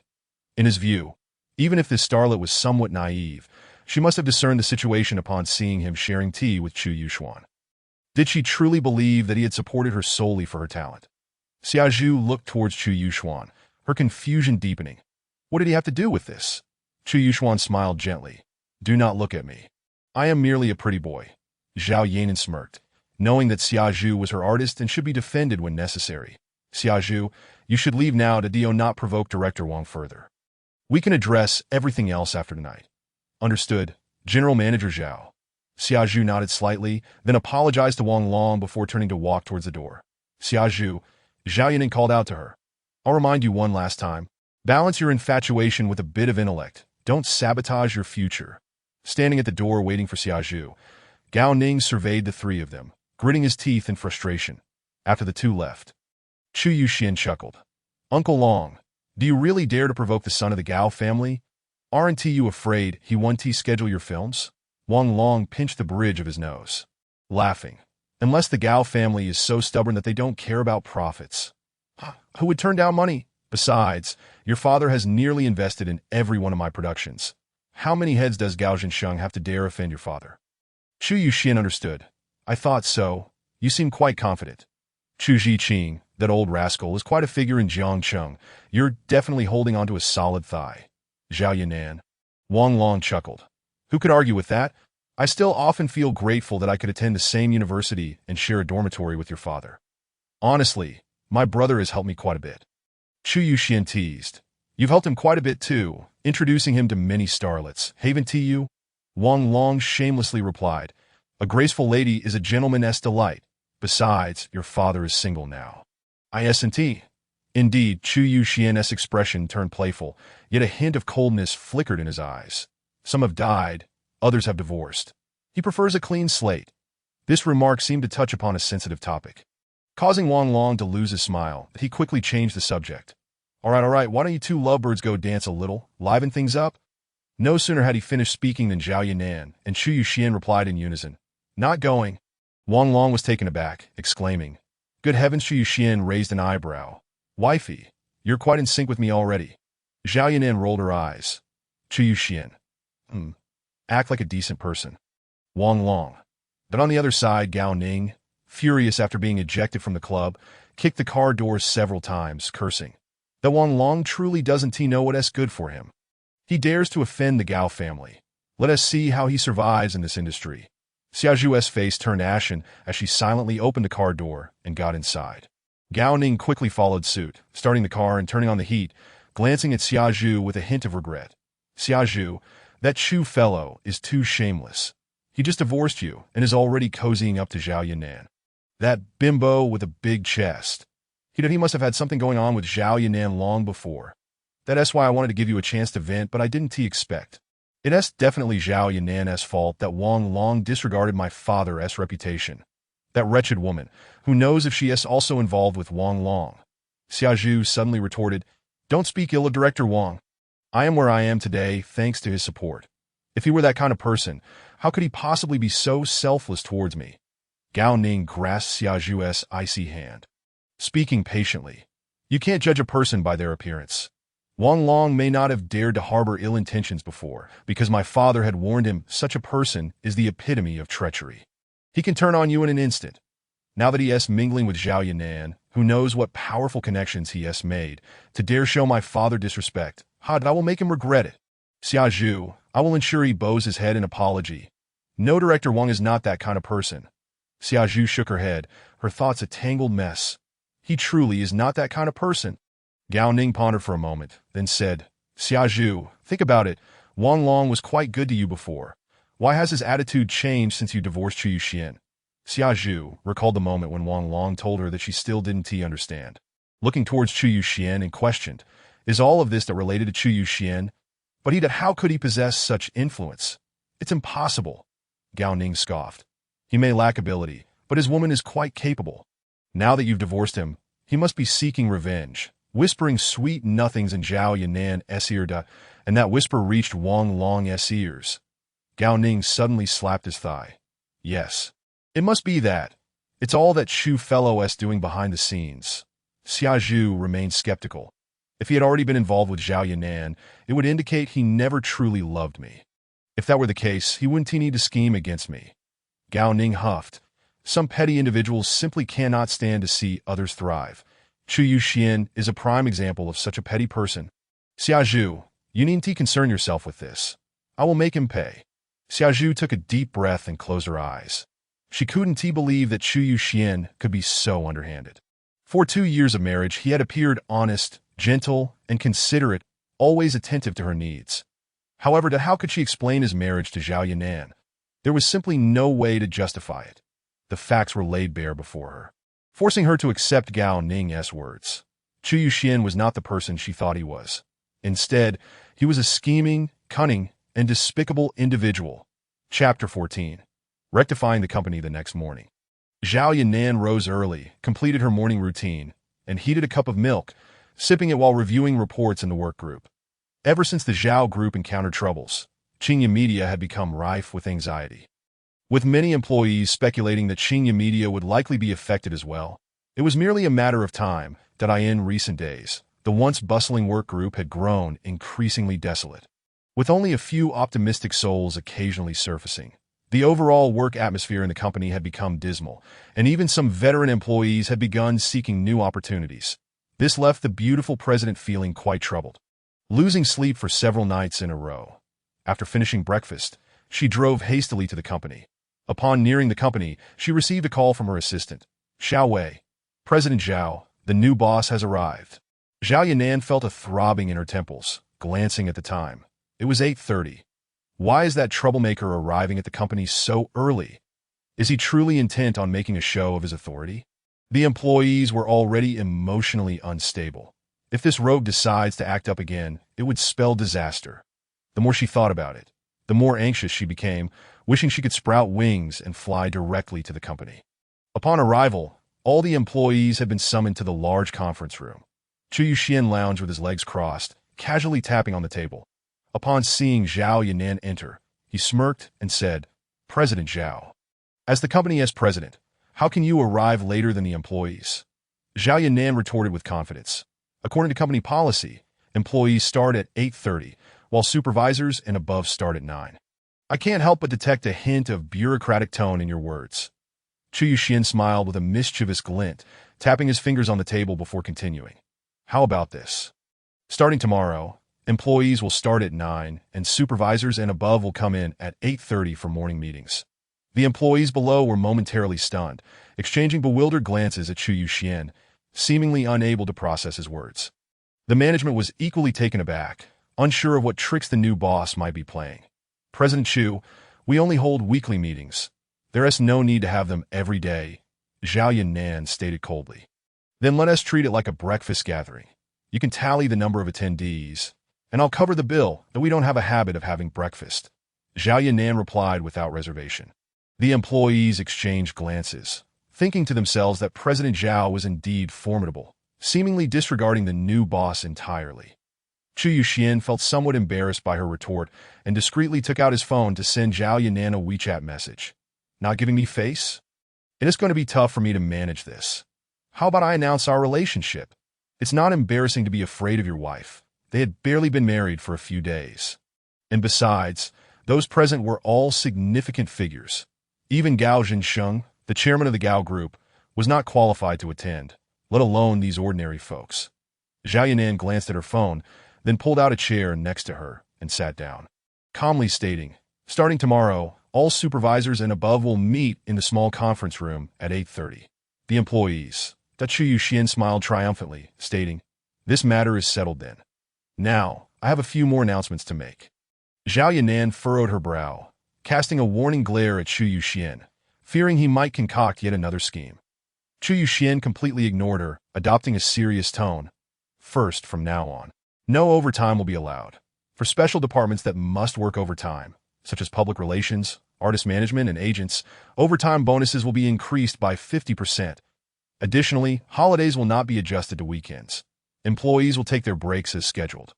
As he finished speaking, the people in the conference room exchanged incredulous glances, seemingly unable to believe their ears. Would a capitalist truly possess such a conscience? The probability of that happening was akin to being struck dead by an atomic bomb falling from the sky. Zhao Yanan's expression shifted to one of confusion, questioning what scheme this privileged youth was up to. Chu Yuxuan continued. The second point, the administrative department will conduct a survey after the meeting to identify employees who have served the company for 5 years or more. Their salaries will be increased by 1,000, while security and cleaning staff will see their base salaries raised by 500, with bonuses and performance incentives increased by 5%. Third, all employees, including cleaning and security staff, will strictly implement the 5 insurances and 1 fund. Should direct relatives encounter serious illness or accidents, the company will reimburse 60% of medical expenses. Furthermore, if direct children score over the first tier in college entrance examinations, they will receive a reward of 50,000 yuan. Most importantly, if they gain admission to the National University of Defense Technology, they will be rewarded with a 3-bedroom apartment in the city center. Long live the boss! The atmosphere in the conference room suddenly became electrified.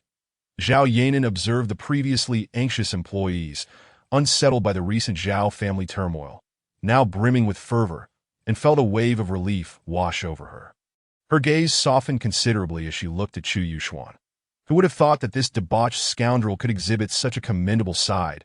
The promises he made to the employees were well within the company's means. Salary increases were acceptable.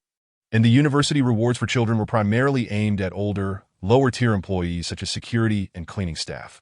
Most of these employees came from families with only 1 child, and those who could achieve admission to prestigious universities were exceedingly rare. In the end, the rewards would hardly benefit many, let alone the enticing offer of housing. If one were to gain admission to the National University of Defense Technology, what would a single apartment matter? At that time, the company could also profit from a wave of patriotic sentiment. It was just that the entrance requirements for that university were likely insurmountable for most AS for reimbursing medical expenses. Such a move would be deemed imprudent from a capitalist perspective.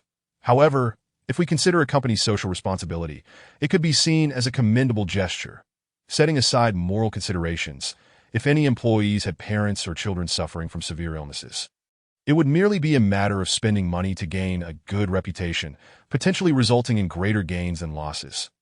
Thus, in essence, it was merely a salary increase, yet it ignited a fervor within this scoundrel, undoubtedly providing everyone with a sense of reassurance. Not only did it stabilize morale, but it also garnered considerable goodwill, as a simple meeting established his authority within the company. Chu Yuxuan raised his hand, signaling for silence. As for the benefits, I have significantly increased them for you. However, I do have one more request. When I arrived at the company this morning, I noticed something peculiar. You are all predominantly of Asian descent, communicating in Mandarin. Yet why does everyone have an English name? I find this rather unappealing that in our territory of China, there's no need to use English unless necessary. From today onward, aside from artists, all employees will discontinue the use of English names. What else with names like Jack the Meat? Does it not feel awkward? Do not think that adopting an English name makes you any more sophisticated. True confidence stems from one's cultural heritage. Those who fail to appreciate their own nation's culture, especially those who pander to foreign influences. My company does not welcome such individuals. Should I hear you referring to each other by your Western names again, I shall give you a good spanking. Zhao Yanan, that he truly cannot maintain decorum for even a few minutes. Little did she know, Chu Yuxuan's actions today were not only aimed at safeguarding the livelihoods of lower-tier employees, but held deeper significance. As the employees reacted with varied expressions upon hearing the mention of a spanking, most appeared somewhat bemused. They had just begun to perceive this new boss as a reliable young leader, only to witness a sudden revelation of his more rogue-like nature. Just then, the conference room door swung open, revealing a foreigner with an unruly shock of blonde hair and striking blue eyes. Upon spotting Chu Yuxuan, he excitedly waved, "Hi, Stephen." The crowd turned to glance at him, then collectively shifted their attention back to Chu Yuxuan. "Stephen, Chu Yuxuan." That after a moment of speechlessness, he dryly remarked, having lived abroad for nearly 8 years. Is it unreasonable for me to have an English name? The crowd. That after all, you are the boss. Whatever you say goes. Chu Yuxuan cleared his throat and shot a glare at the foreigner still waving at him from the doorway. Let us leave it at that. Meeting adjourned. Once everyone had exited the conference room, he beckoned the foreigner with a finger. Old Five, did you find it amusing to undermine me? Old Five, utterly oblivious to what he had disrupted, blinked blankly. What do you mean? Chu Yuxuan sighed. It's nothing. Old Five, I just stipulated that from now on, the company cannot use English names, so please refrain from calling me Stephen. Old Five scratched his head. You mentioned before that when there are foreigners around, I shouldn't call you Big Brother, that's so. How about Director Chu? Chu Yuxuan paused. Also, I thought of a Chinese name for you. Let us go with Chu Sheng. Remember it. Chu Sheng, life, existence. Old Five excitedly clutched his head. Oh my God. This is so meaningful. I love it. Is it possible that you meant like? Exactly. I like it, like. Chu Yuxuan replied with utmost seriousness. As long as you like it, that is all that matters. Chapter 15. Oh my God. After a brief exchange of pleasantries, Chu Yuxuan lowered his voice and said, Old Five, from now on, stay by my side. I will arrange a separate office for you. You won't need to do anything except continue investigating that person. Understand? Old Five pouted. Big Brother, I've truly done my best. It's been 2 years and I still can't find him. He hasn't passed away, has he? Chu Yuxuan gazed out the window, inhaling deeply. One must see the living to know they are alive, and the dead to know they have passed. Only by locating him will I have the qualifications to enter this game. Understood? I will make another effort. Good. Chu Yuxuan patted his shoulder. Now it's time for you to show your skills. Otherwise, if I make you the head of the technical department, people will doubt your capabilities. Old Five smiled faintly, producing a thumb-sized USB drive from his pocket. Rest assured, my expertise is that without a doubt. Without a doubt. Chu Yuxuan echoed that as he spoke. Old Five hurried to the conference room computer. Chu Yuxuan quietly exited the room, only to find Zhao Yanan standing with her arms crossed in the hallway. Is there something you need? Zhao Yanan took a breath, stepping closer to Chu Yuxuan and coldly stated. Thank you for today. Chu Yuxuan smiled lightly. Thank me? I merely detest the exploitation of the working class by capitalists. Zhao Yanan, uninterested in his feigned ignorance, replied. You know, while we have temporarily stabilized morale, that is only a short-term solution. The company must work to restore employees' confidence. That aren't you already doing that? Chu Yuxuan quipped. By placing new actors into Wang Long's crew. Who would dare claim the company lacks strength? Zhao Yanan did not deny this. Her gaze fixed intently on Chu Yuxuan, her lips pressed tightly together. Chu Yuxuan furrowed his brow. What is wrong? Are you plotting something against me? Huh. Afraid Wang Long will ultimately reject you. Zhao Yanan, we are not well acquainted. I have no reason to assist you. Why not try begging? Zhao Yanan rolled her eyes. Chu Yuxuan. I just thought you weren't so intolerable that don't force it. Continue to dislike me. Chu Yuxuan shrugged indifferently, then added with a smile. That old man Wang Long actually appreciates talent, and if the actor you recommend possesses real skill. He's certainly one T refuse. After all, it's not like she is auditioning for the lead role. Hearing this, Zhao Yanan exhaled softly. Since Chu Yuxuan was so familiar with Wang Long, he naturally understood the latter's disposition. If this were the case, the newcomer would indeed have a good chance of being selected. After a moment of contemplation, she slightly pursed her lips, her gaze on Chu Yuxuan suddenly serious. Chu Yuxuan, you seemed not as reckless as you appear, at least not like a foolish scion of a landowning family. Ditto. Suddenly not berating me. I feel quite unaccustomed to that. Zhao Yanan hesitated, wanted to say something more, when a commotion erupted from the office area. What is going on? Is the internet down? Something feels off. It seems like a virus. Why is my computer's data being transmitted automatically? To whom is it being sent? My mouse won't respond to my commands. Who is controlling this? Listening to the employees' astonished exclamations, Zhao Yanan immediately adopted a serious demeanor and marched toward the office area. Chu Yuxuan smirked, standing at the conference room door, and after a moment, Old Five poked his head out. Big Brother, I senti it my turn to step up now. Chu Yuxuan yanked him out by the collar. Let us go. Let them broaden their horizons. Foreigners seem to possess an innate talent for socializing. The employees in the office area were in utter disarray, and Chu Yuxuan clapped his hands to call for silence. Before he could introduce Old Five, the latter waved to the crowd, beginning his self-introduction in broken Chinese. Hi. Hao. I'm a beast. I come from New York, USA, and I am a network engineer. The crowd stared blankly. What the hell? Why is he insulting himself right off the bat? Who is this guy? Old Five continued. Don't be nervous. The situation you're facing is all my doing. I've launched a virus attack on your network. Am I impressive? An employee from the technical department gritted his teeth. Damn IT. And no wonder he calls himself a beast. He truly is one. Give me 1 minute, and I will restore everything to normal. As Old Five spoke, he approached a computer and began typing furiously. Your network security has significant vulnerabilities. Even a small hacker can incapacitate your network and easily steal your secrets. However, as long as I am here, this will never happen. Zhao Yanan turned to Chu Yuxuan, locking eyes with him. You intend to have him join the company? Chu Yuxuan replied with a smile. It has been proven that he possesses the capability to remain here. Zhao Yanan glanced at Old Five. I at least need to know who he is, right? Chu Yuxuan pulled out a pack of cigarettes from his pocket, biting one at the corner of his mouth. A friend I met in the United States. A network engineer named Tony, now called Chu Sheng. Zhao Yanan removed the cigarette from Chu Yuxuan's lips, crushed it, and tossed it into the trash bin. That I in the future refrain from casually assigning people to the company. And furthermore, smoking is strictly prohibited here.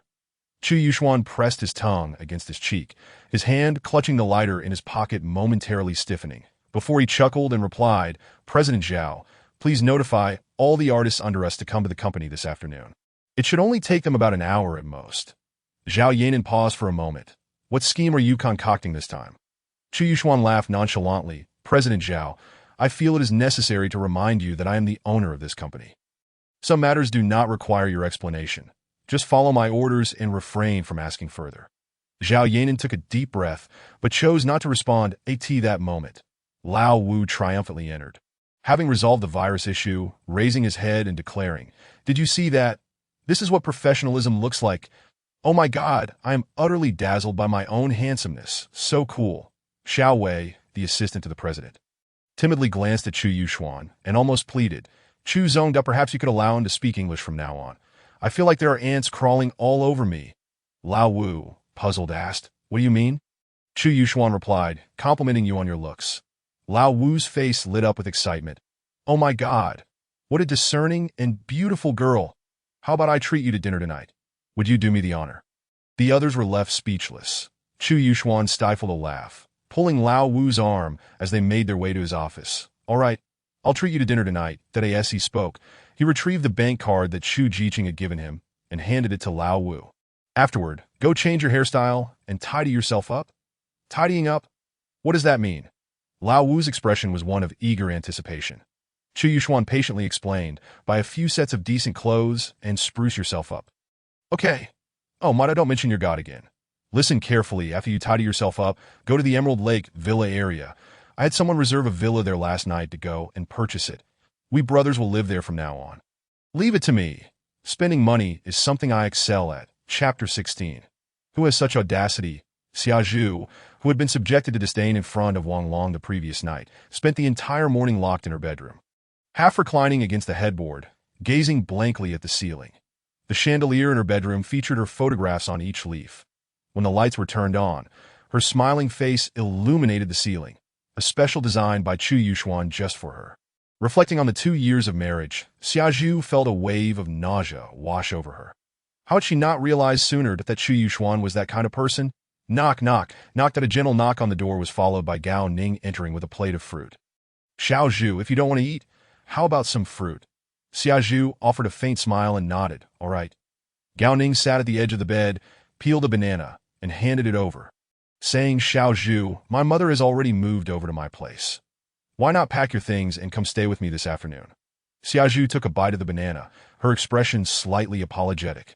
Ningguo, maybe we should wait a little longer. The public sentiment on my end has just calmed down, and I don't want the company to talk about me again. Gao Ning had intended to broach the subject of marriage, but, noticing Xia Zhu's lack of enthusiasm, decided against it. Just then, Xia Zhu's manager sent her a WeChat message. Come to the company by 4 o'clock. The new boss has arrived and wants to meet all the artists. Xia Zhu furrowed her brow and quickly asked, Is there something going on? Who is the new boss? Her manager, a high school classmate and close friend, replied shortly. I'm on a blind date back home and just received the notification. Make sure not to be late. Xia Zhu replied, got it. Hope you meet a pig's head. After sending the message, Xia Zhu felt a wave of anxiety. They say a new official arrives with 3 fires. Among the company's artists, I am the only one with negative news lately that I wonder if those 3 fires will burn me as well. Gao Ning stared at Xia Zhu's WeChat chat window for a moment before pulling out his phone and calling his father. Dad, I heard Xia Media has a new boss. Do you know who it is? Gao Zhenxing was evidently unaware. Really? After old Zhao's incident, I haven't been in touch with anyone from the Zhao family. Who has the audacity to take over Qingya at this juncture? Gao Ning paused and said, Dad, didn't you just invest in a variety show? How about I use that as an excuse to probe Xia Media and see who this new boss really is? If they're reliable, we could collaborate. Gao Zhenxing chuckled, you rascal. This is about Xia Zhu, isn't it? Ha, go ahead. I'm quite curious about who has such boldness. After hanging up, Gao Ning squeezed Xia Zhu's hand gently and said softly, My little princess, don't worry. I've got your back. Let's get ready and head over early. Xia Zhu smiled sweetly. Ninggu, thank you for always supporting me. At 2 o'clock in the afternoon, Zhao Yanan was reviewing a document in her office when Xiao Wei knocked on the door and announced, President Zhao, Xia Zhu is here, along with someone who claims to be Mr. Gao, asking to meet our company's boss regarding some collaboration. Zhao Yanan's expression was slightly peculiar. Why was Gao Ning always popping up everywhere? And Xia Zhu's intelligence was truly concerning. After pondering for a moment, she smiled lightly. Let them in. That as soon as they entered, Xia Zhu gently nodded, President Zhao. Zhao Yanan acknowledged her with a sound. The notification was for 4 o'clock. Why are you here so early? Xia Zhu managed only a single word before being interrupted by Gao Ning. President Zhao, we meet again so soon that I mentioned that variety show project to you last night. Do you remember? Zhao Yanan shot him a glance and replied expressionlessly, I remember. Gao Ning continued, I am here today on behalf of the Gao family to discuss collaboration with Xia Media. Gao Ning struck a pompous pose. Seemingly oblivious to the humiliation he suffered before Zhao Yanan the previous night. However, given Xia Media's current dire state in the eyes of outsiders, Gao Ning's attitude could be seen as offering them an opportunity, making his arrogance somewhat understandable. Zhao Yanan maintained a polite smile and gestured towards the sofa. Please, take a seat. Yet, Gao Ning scoffed. No need. President Zhao, that I heard your company has a new boss. Can you still call the shots? Zhao Yanan maintained her polite demeanor. I am the executive president of Xia Media. I am in charge of all matters. Not necessarily. Gao Ning replied with a smirk. You know better than I do the current predicament of your company. I believe it would be best for your new boss to discuss this with me. Some matters are not as simple as keeping a gigolo. This. Xia Zhu tugged at Gao Ning's sleeve and whispered. Ninggu, please don't speak to President Zhao like that.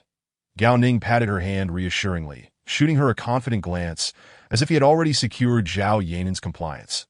Zhao Yanan remained unruffled, her cool expression adorned with a hint of a smile. Are you certain you wish to meet our new boss? Absolutely, Gao Ning insisted, and without a doubt. Zhao Yanan inhaled deeply. All right, our boss is currently busy, but I will call him and let him know. You can wait outside. She then called for Xiao Wei, take Mr. Gao to the reception room. She simply could not fathom how Xia Zhu could be so foolish, but this esteemed heir of the Gao family was equally dim-witted. Did he truly believe his father was the emperor of Jiangxing? Comparing him to Chu Yuxuan, he resembled a foolish son of a landlord. At that moment, Chu Yuxuan, inspecting the company with several executives, suddenly sneezed, muttering, Who is cursing me? As soon as he finished, Zhao Yanan called him. The heir of the Gao family has arrived at the company, claiming to have a collaboration to discuss.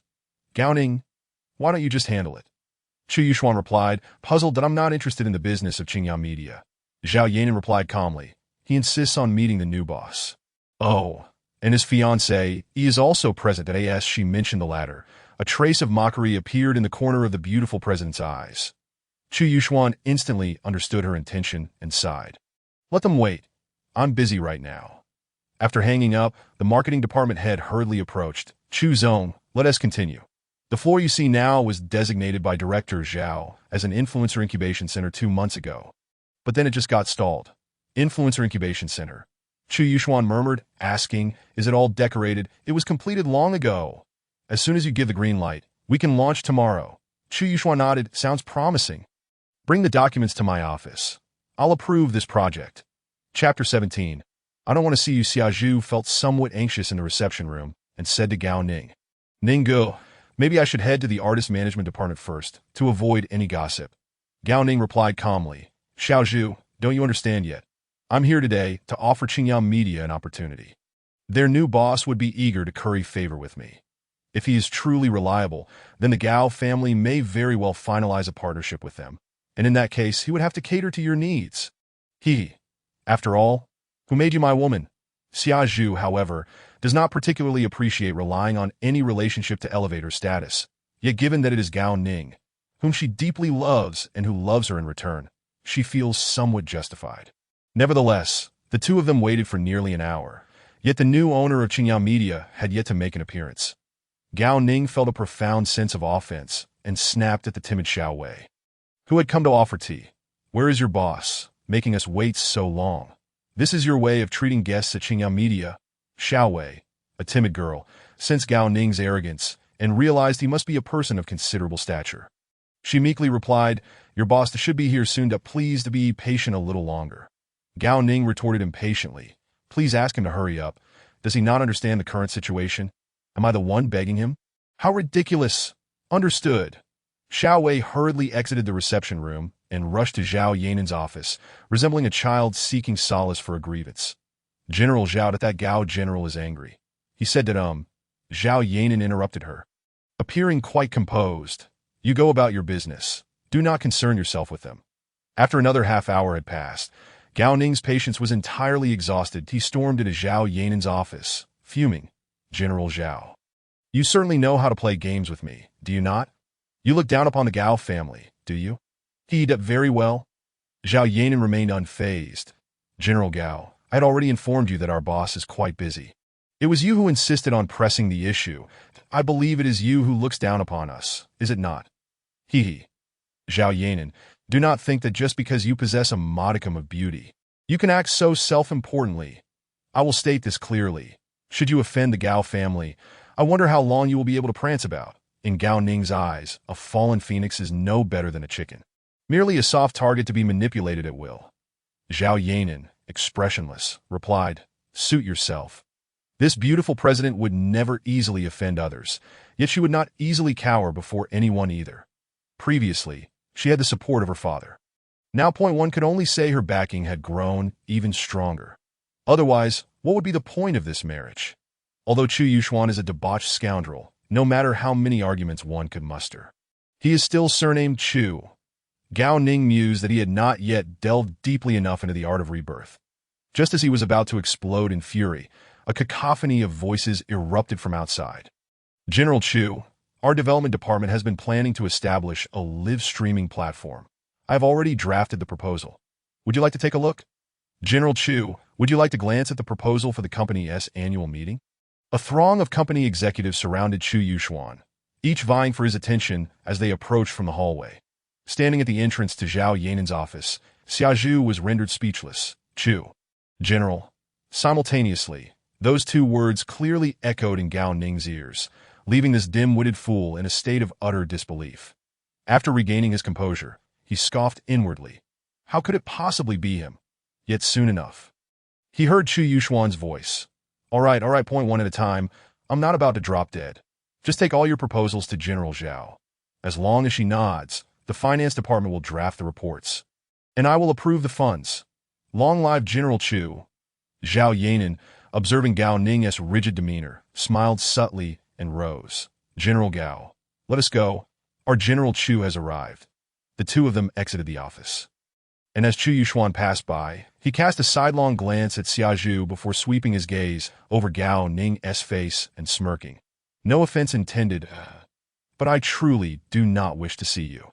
So please leave, all right. After saying this, he turned to the head of security. If you ever let such a stray dog in again, I will spank you. The head of security's face flushed with embarrassment, and he quickly turned to shoo Gao Ning away. Hurry up and leave. Do you not see our General Chu is angry? Do you believe I will spank you? Just moments ago, those employees who had regarded Gao Ning as a significant figure now erupted in laughter. Their gazes towards Xia Zhu tinged with mockery. This great star, who had stirred up such a ruckus by associating with a wealthy patron, was merely seen as a stray dog in the eyes of her own boss. General Chu is indeed formidable. Chu Yuxuan, you are nothing but a pretty boy, a dog living off others. What do you have to be proud of? Enraged, Gao Ning gritted his teeth, nearly losing his sanity, and turned to Zhao Yanan, hurling, I see now that you are truly fond of this pretty boy. Hee. Qingyao Media is finished. Even at this juncture, he could not discern the reality of the situation. Nor did he consider that the person daring to take over Qingyao Media was, after all, surnamed Chu. What sort of background did he possess that required any guessing? Zhao Yanan, uninterested in engaging with him, glanced at the dazed Xia Zhu and coldly instructed, go to the artist management department. General Chu has an announcement to make to AT that moment. Xia Zhu's mind was in disarray, and it was not until Chu Yuxuan's figure vanished around the corner of the hallway that she dazedly approached Gao Ning and murmured, Ning Ge, you should go back, that I will handle my work and return. Gao Ning seized her wrist. Xia Zhu, let us go. There is no need to stay in such a wretched company. I will have my father find a way to help you terminate your contract. Zhao Yanan's tone was frigid. Xia Zhu, do not joke with your future. Go to the artist management department, now immediately. Xia Zhu understood the consequences of a breach of contract. Even if the Gao family could assist her, she still felt reluctant to owe anything that, on the other hand, she did not wish to let the hard-earned achievements she had built over the years be jeopardized. Looking across the entertainment industry, how many artists who chose to switch companies at the height of their careers ended up well? Ning Ge, please return home first. Be obedient, that I will come back once I finish my work.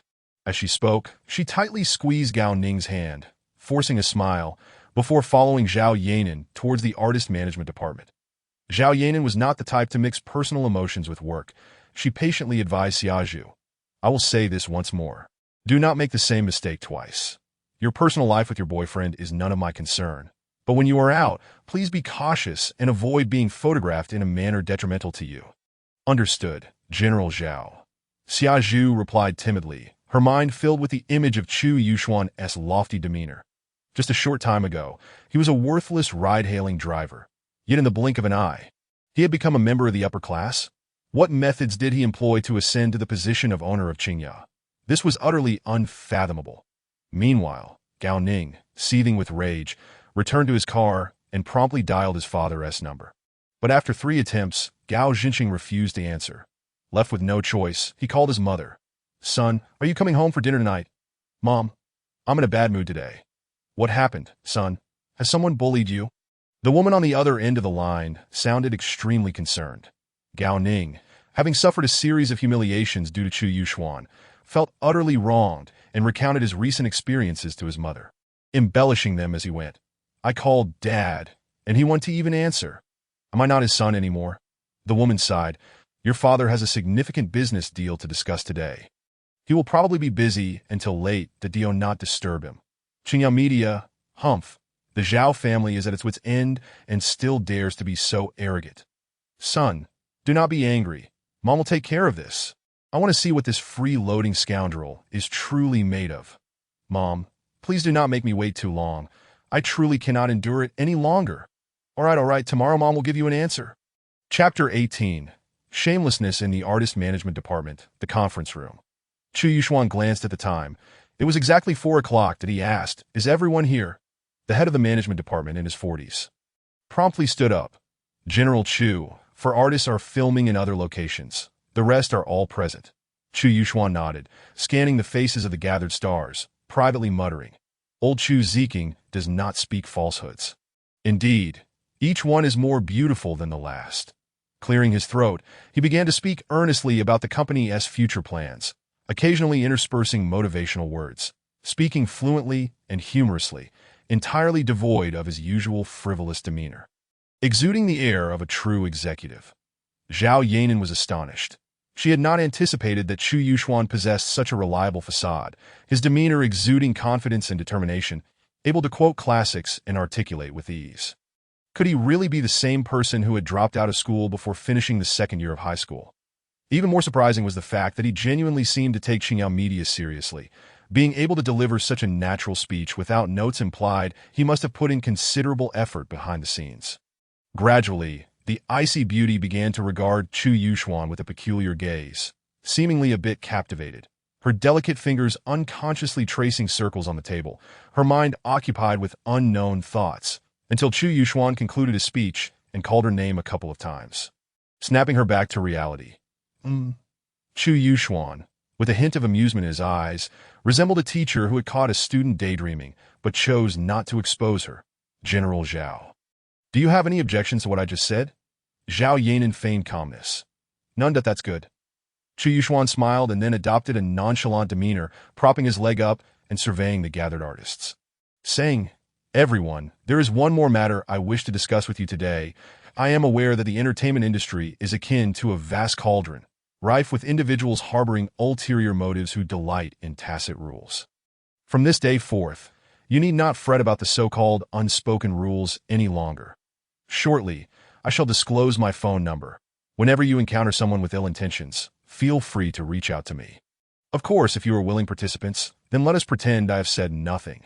The artists below began to murmur amongst themselves. Who exactly is this Mr. Chu? He exudes such an aura of authority. Regardless of his background, he is handsome and wealthy. One wonders if he is married. Perhaps I should add him on WeChat and inquire. As these conversations unfolded, Xia Zhu lowered her head, fiddling with the buttons of her trench coat. Her expression somewhat sullen, that of bold young actress. In her early 20s, brazenly asked Chu Yuxuan in a falsetto, "Mr. Chu, when you're not busy, may I call you to arrange a meal together?" "Are you really just after a meal?" The other artists teased, and the atmosphere in the conference room suddenly became lively. Chu Yuxuan grinned playfully, saying, "Why not enjoy a meal with beautiful company? Don't forget to add me on WeChat." Mr. Chu cannot show favoritism. "Yes, I want to add you too." "Me too." Watching the flurry of eager faces, Zhao Yanan appeared like an emotionless machine, her lips pressed tightly together as she glanced at the beaming Chu Yuxuan, silently pondering. Is this what genetic inheritance looks like? He claims to protect these starlets, yet the true motives are all too clear that in reality, those starlets are well aware, yet at times, one must feign ignorance within this world of fame and fortune. Zhao Yanan was indifferent to such matters. She had no interest in meddling in the personal lives of the artists, nor did she possess the authority to do so, as long as it did not impede the company's progress. Moments later, her WeChat buzzed with a message. Chu Yuxuan. Why the long face? Jealous. Zhao Yanan rolled her eyes and replied succinctly, "You wish." Just as she sent the message, a male artist piped up, "Mr. Chu, may I also request your assistance in the future?" Chu Yuxuan paused for a moment, then chuckled awkwardly. "You're putting me in a bit of a predicament here." Haha. The meeting concluded amidst the raucous laughter, and the artists departed in succession. Zhao Yanan stood to return her chair to its place, contemplating whether it was necessary to express her gratitude to Chu Yuxuan. However, just as she raised her head, she heard Chu Yuxuan humming Chos, "I am unworthy," leisurely descending from the stage. Instantly losing interest in expressing her thanks, she shot a glare at the scoundrel and, with a cold demeanor, turned to leave. Just then, she spotted Xia Zhu standing at the doorway, her head bowed, nervously fidgeting with her hands if sensing Zhao Yanan's gaze. Xia Zhu timidly lifted her head and murmured, "Ms. Zhao, I would like to speak with Mr. Chu for a moment. Is that all right?" Zhao Yanan had no interest in their trivial matters and walked towards the door without uttering a word. Yet after taking a couple of steps, she heard Chu Yuxuan say, "My dear, shall we dine at home or at a restaurant?" Zhao Yanan froze momentarily, turning to glare at Chu Yuxuan, but before she could respond, he cheekily added, "Oh dear. I forgot, I can't call you my dear at the company, don't be angry. After all, no one is around." Zhao Yanan glared at this shameless rogue, wishing her gaze could obliterate him. At that moment, Chu Yuxuan would have been nothing but ashes. However, with Xia Zhu still present, there were certain words she could not utter, so she swallowed her fury and strode away. Xia Zhu bit her lip, her fists clenched tightly, her fingers digging into her palms, her complexion paling slightly. After Zhao Yanan exited the conference room, she finally mustered the courage to say, "Yuxuan you," before she could say more than 3 words. Chu Yuxuan breezed past her, seemingly oblivious, as he scampered after Zhao Yanan. "Ms. Zhao, you haven't told me yet. Where shall we eat?" A dazzling star has never endured such humiliation that she watched the pair retreating down the hallway. Her eyes brimmed with tears. Chu Yuxuan, how could you treat me like this? How could you insult me so? All she wished was to clarify the situation, to understand what their 2 years of marriage truly meant. Yet, it seemed she didn't even possess the right to ask. They didn't even bother to glance her way. There exists a type of person who is most carefree. When I bare my soul to you, and you fail to cherish it. Then after departing from you, even a glance at you is beneath me.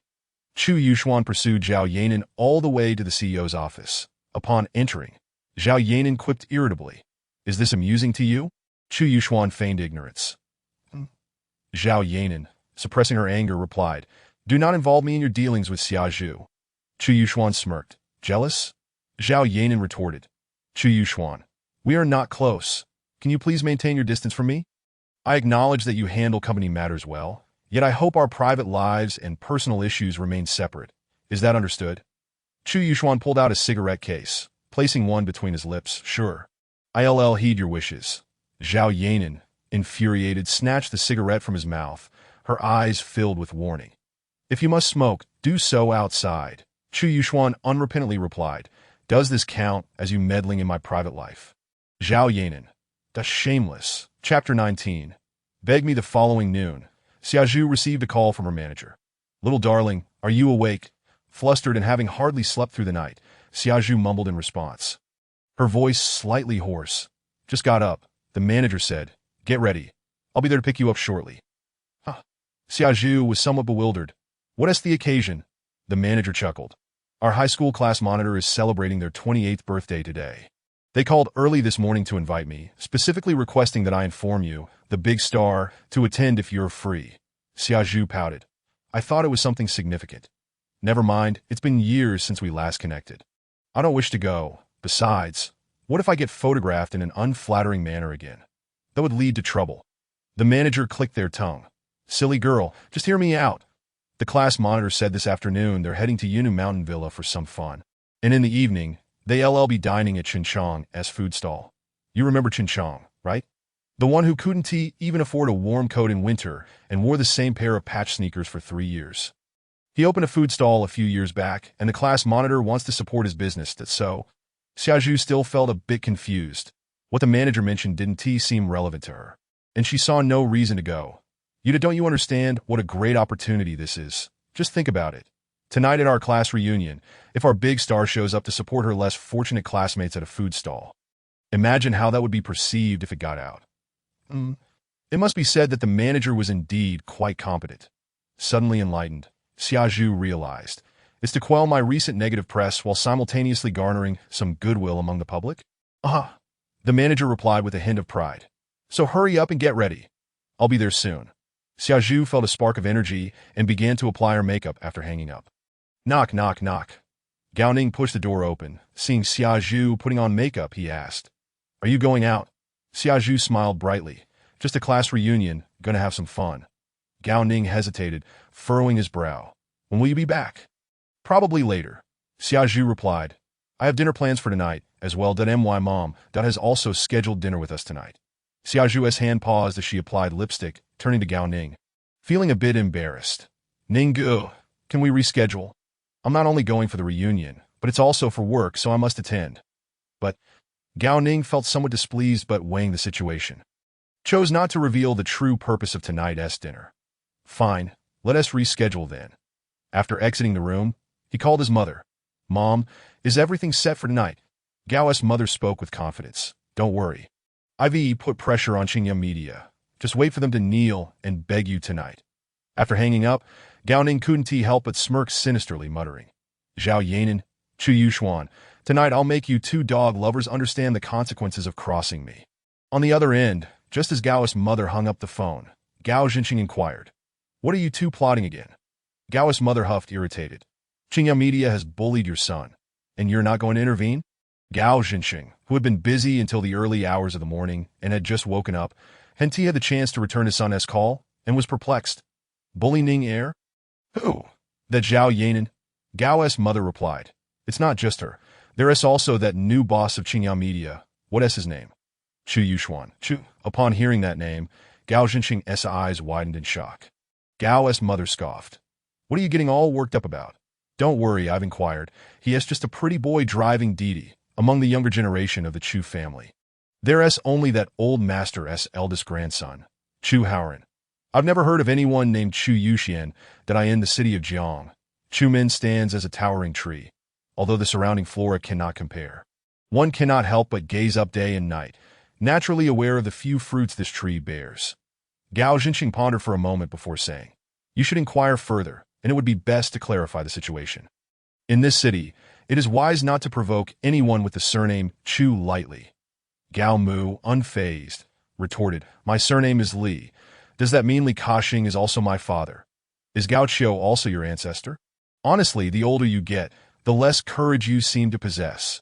Gao Xinqing wished to counter her remarks, but was interrupted by a phone call, after which he hastily departed, leaving the matter behind. Meanwhile, an hour earlier, Qingyao Media was in complete disarray. Zhao, the 3 advertisements we discussed a few days ago, have all received calls from the clients, stating that the collaborations must be put on hold for further consideration. Furthermore, the reality show we finalized last month has also contacted us to terminate the cooperation that I had to turn down 2 other similar businesses for this advertisement. Given the current situation, shouldn't you provide me with an explanation? Indeed, Zhao, I have already announced the reality show on my personal account. How can they now say they want to terminate the collaboration? What is going on? In the president's office, several department heads and affected artists surrounded the desk, each voicing their concerns, leaving Zhao Yanan feeling overwhelmed. "I believe someone is sabotaging us," mused the head of the marketing department. "Could it be that person from yesterday, Gao? Otherwise, perhaps we should let President Chu handle this." In truth, Zhao Yanan had already suspected Gao Ning. Aside from him, no one else would be so petty. "You all may leave. I will handle this," she said, pinching her brow. Once everyone exited, she began calling the relevant partners one by one. However, upon hearing her voice, most were dismissive and hung up after a few perfunctory exchanges. Ultimately, she reached the chief director of the reality show, Director Song. "What is going on? We had an agreement, and now you say you want to terminate it." "You owe me an explanation," Director Song, who previously had dealings with the Zhao family, was not inclined to be dismissive. He chuckled amiably. "Zhao, you are a clever person, so I won't beat around the bush. In the end, it's all about human relationships. I find myself without options. How about this? Let us have dinner at Xiang Tower at 8 tonight. Someone wishes to meet you today, and do bring your President Chu along." Zhao Yanan felt a wave of helplessness wash over her. It appeared that Director Song was not one to regard past connections that is at the Gao family. She coldly inquired. "Ha, that is correct," Director Song replied. "Zhao, let me offer you some advice. We are all part of this circle, and I need not elaborate on the Gao family's standing. It is better to resolve grievances than to deepen them. It is not difficult to lower one's head." After hanging up, Zhao Yanan took a deep breath, contemplated for a moment, and called Chu Yuxuan. "The Gao family is looking for trouble." On the other end, Chu Yuxuan replied with a hint of amusement. "Are they looking for you or for me?" Zhao Yanan replied coldly. "You are the spark." After a moment of silence, Chu Yuxuan said, "Beg me." Zhao Yanan abruptly cut the call, thought for a moment, then sent a WeChat message to Chu Yuxuan. 8 o'clock, Xiang Tower. Shortly after, Chu Yuxuan responded with 2 words, "Beg me." Zhao Yanan rubbed her temples, repeatedly telling herself, "Do not get angry. Do not get angry." Yet ultimately, she lost her composure, her delicate fingers rapidly typing 2 sentences to Chu Yuxuan. "Despicable, shameless, scoundrel, go to hell." Chu Yuxuan replied, "I've heard enough. It's not satisfying enough," Zhao Yanan exclaimed. "In all my life, I have never encountered such brazen individuals." Realizing she could not rely on this insufferable man, she angrily exited WeChat and rifled through her contacts for Chu Jiqing's number. However, after much hesitation, she refrained from calling. The Zhao family had already caused Chu Jiqing considerable trouble, not to mention that on the day of their wedding, not only did old Master Chu fail to appear, but he also sent the butler to relay warnings to Chu Yuxuan, clearly looking down on her. The pressure on Chu Jiqing was palpable. In the face of these adversities, she felt it was undignified to approach him directly. Ultimately, the beautiful president decided to confront the situation alone, that if it merely required a bow of apology, then she would comply. However, if the Gao family harbored any ulterior motives, she could address them later with Chu Jiqing. Chapter 20. Chinchong, at Fenghuang Mountain Villa. Chu Yuxuan waited for Zhao Yanan to send another message, but his patience waned as he exited the WeChat interface and opened the map on his phone. Inputting Ziyang Tower. Upon seeing it located on North 3rd Road, he recalled that he had frequented the area in the past. His high school classmate Chen Chong had opened a food stall nearby a few years ago. And during his 2 years of driving for ride-sharing, he had indulged in many meals there. Although he had little relationship with Chen Chong, having dropped out in the 2nd year, he often visited to inquire about Chen Chong's cousin, Chen Hong, who had eluded him for 2 years. After staring at the map for a moment, Chu Yuxuan smiled softly, murmuring, "It's been a while since I had a meal at a food stall." As evening approached, the sky darkened ominously. It was not yet 6 o'clock, yet night had fully descended. Chu Yuxuan set aside the half-read records of the 3 kingdoms, donned his jacket, and descended the stairs to change his shoes. Xiao Qing was kneeling by the fish tank, meticulously cleaning it. Upon seeing the young master, she quickly stood up and bowed. "Young master." Chu Yuxuan smiled faintly, nodded in acknowledgement, and turned to see the golden-haired, blue-eyed little girl running in through the front door, followed by the large boy. "Wow, creepy uncle." Chu Yuxuan responded, "Xiao Li, slow down. Daddy can't catch you." Chu Jiqing soon entered, hands on her hips, panting heavily, and greeted Chu Yuxuan. "Son, going out?" Chu Yuxuan could not be bothered to respond, striding towards his little sister and lifting her effortlessly, pointing at the footprints on the floor. "Clean this up yourself, or else that I'll spank you," as he finished speaking. Xiao Qing approached with a mop, and the little girl pointed dismissively. "This is her job." Chu Yuxuan refused to indulge her, snatching the mop from Xiao Qing and forcefully handing it to the little girl. "You clean it." The little girl, taken aback by his stern tone, pouted and began to cry, "Daddy, help." Chu Jiqing chuckled awkwardly. "Yuxuan, your sister is still young. You did." At this point, Chu Yuxuan raised an eyebrow and cast a chilling glance at him. "Xiao Li, listen to your brother and clean it up." "Why?" Chu Yuxuan tossed the doll he was holding to Chu Jiqing, who caught it in surprise, wide-eyed and frozen in place. "Take care of your daughter. And teach her some manners." As he spoke, a peculiar smile crept onto Chu Yuxuan's lips. "Just like Grandpa used to teach me with a stick every day. If I didn't learn, I'd be punished until I did." Xiao Qing timidly raised her gaze, her eyes brimming with sympathy. Chu Jiqing continued to tease his daughter, a thoughtful glimmer in his eyes, as he chuckled softly, seemingly lost in thought. Moments later, his phone vibrated gently. A text from an unfamiliar number read, "The Gao family is looking for trouble with Qingyao. 8 o'clock, Ziyang Tower." Chu Jiqing shook his head with a smile, muttering to himself, "I've warned the underworld. These little devils are turning out to be quite troublesome."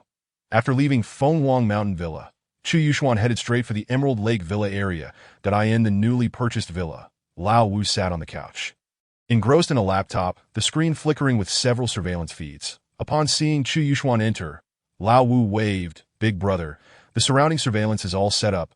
Tomorrow I'll install a few cameras at the nearby intersections as well." "Good."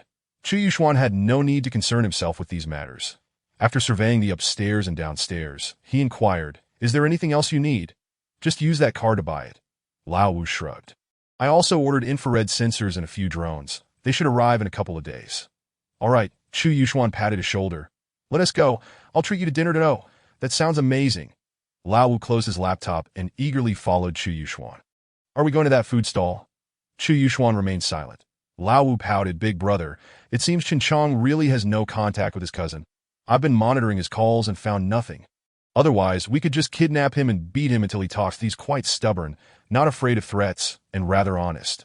I can't bring myself to do that. Oh my God. Then there's no other way. This Chen Hong has truly vanished without a trace. However, I can assure you that he has never frequented the food stall nor had any contact with Chen Chong." Just as they were conversing, the two arrived in front of the Skoda. Lao Wu raised his eyebrows and exclaimed, "Oh my God, are you really not considering getting a new car?" Just as he was about to continue, Chu Yuxuan suddenly lifted his hand and made a peculiar gesture. Lao Wu immediately understood and mimicked a zipping motion with his lips.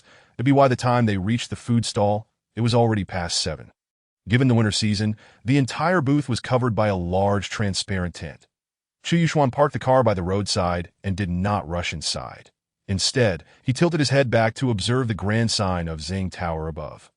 Mumbling, "I never noticed a place like this before." It was dinner time, and the food stall was already bustling with patrons. Just as Chen Chong finished taking an order for a table of guests and turned around, he inadvertently spotted Chu Yuxuan at the entrance, momentarily taken aback. Under the dim yellow lights, the dandy young master stood tall, draped in an expensive-looking black overcoat, his feet clad in leather boots, accentuating his long legs. Though his appearance had not changed much, the absence of his heavy, clunky glasses and his stylishly groomed hair had significantly elevated his overall demeanor, presenting him as an unmistakable gentleman. However, the old clunker parked beside him undeniably diminished the impression. Yuxuan, hey, you rascal, with this getup, I almost didn't recognize you. Chong greeted him with a grin, teasing, what have you been up to, dressed like a superstar? Have you caught the eye of some wealthy lady? Chu Yuxuan simply responded with silence. Lao Wu choked on his drink, coughing violently. This foreigner had visited the food stall a few times before, and Chong knew him well enough to joke. Tony, where's your big hair? Why have you braided it? Don't push it, Lao Wu blurted out. Chu Yuxuan wrapped his arm around Chong's shoulder, saying, what he means is under duress. Qiangzi, it's been a while since I last came here. Let us start with a serving of lamb spine. Chong nodded with a chuckle. Have you finished with the car? If so, I'll treat you to a bottle of liquor to warm you up. Just leave the car by the roadside tonight. No one will care. After a moment's contemplation, Chu Yuxuan replied, that works, but you'll have to keep me company. Tony doesn't drink white liquor, Lao Wu asked. What do you mean?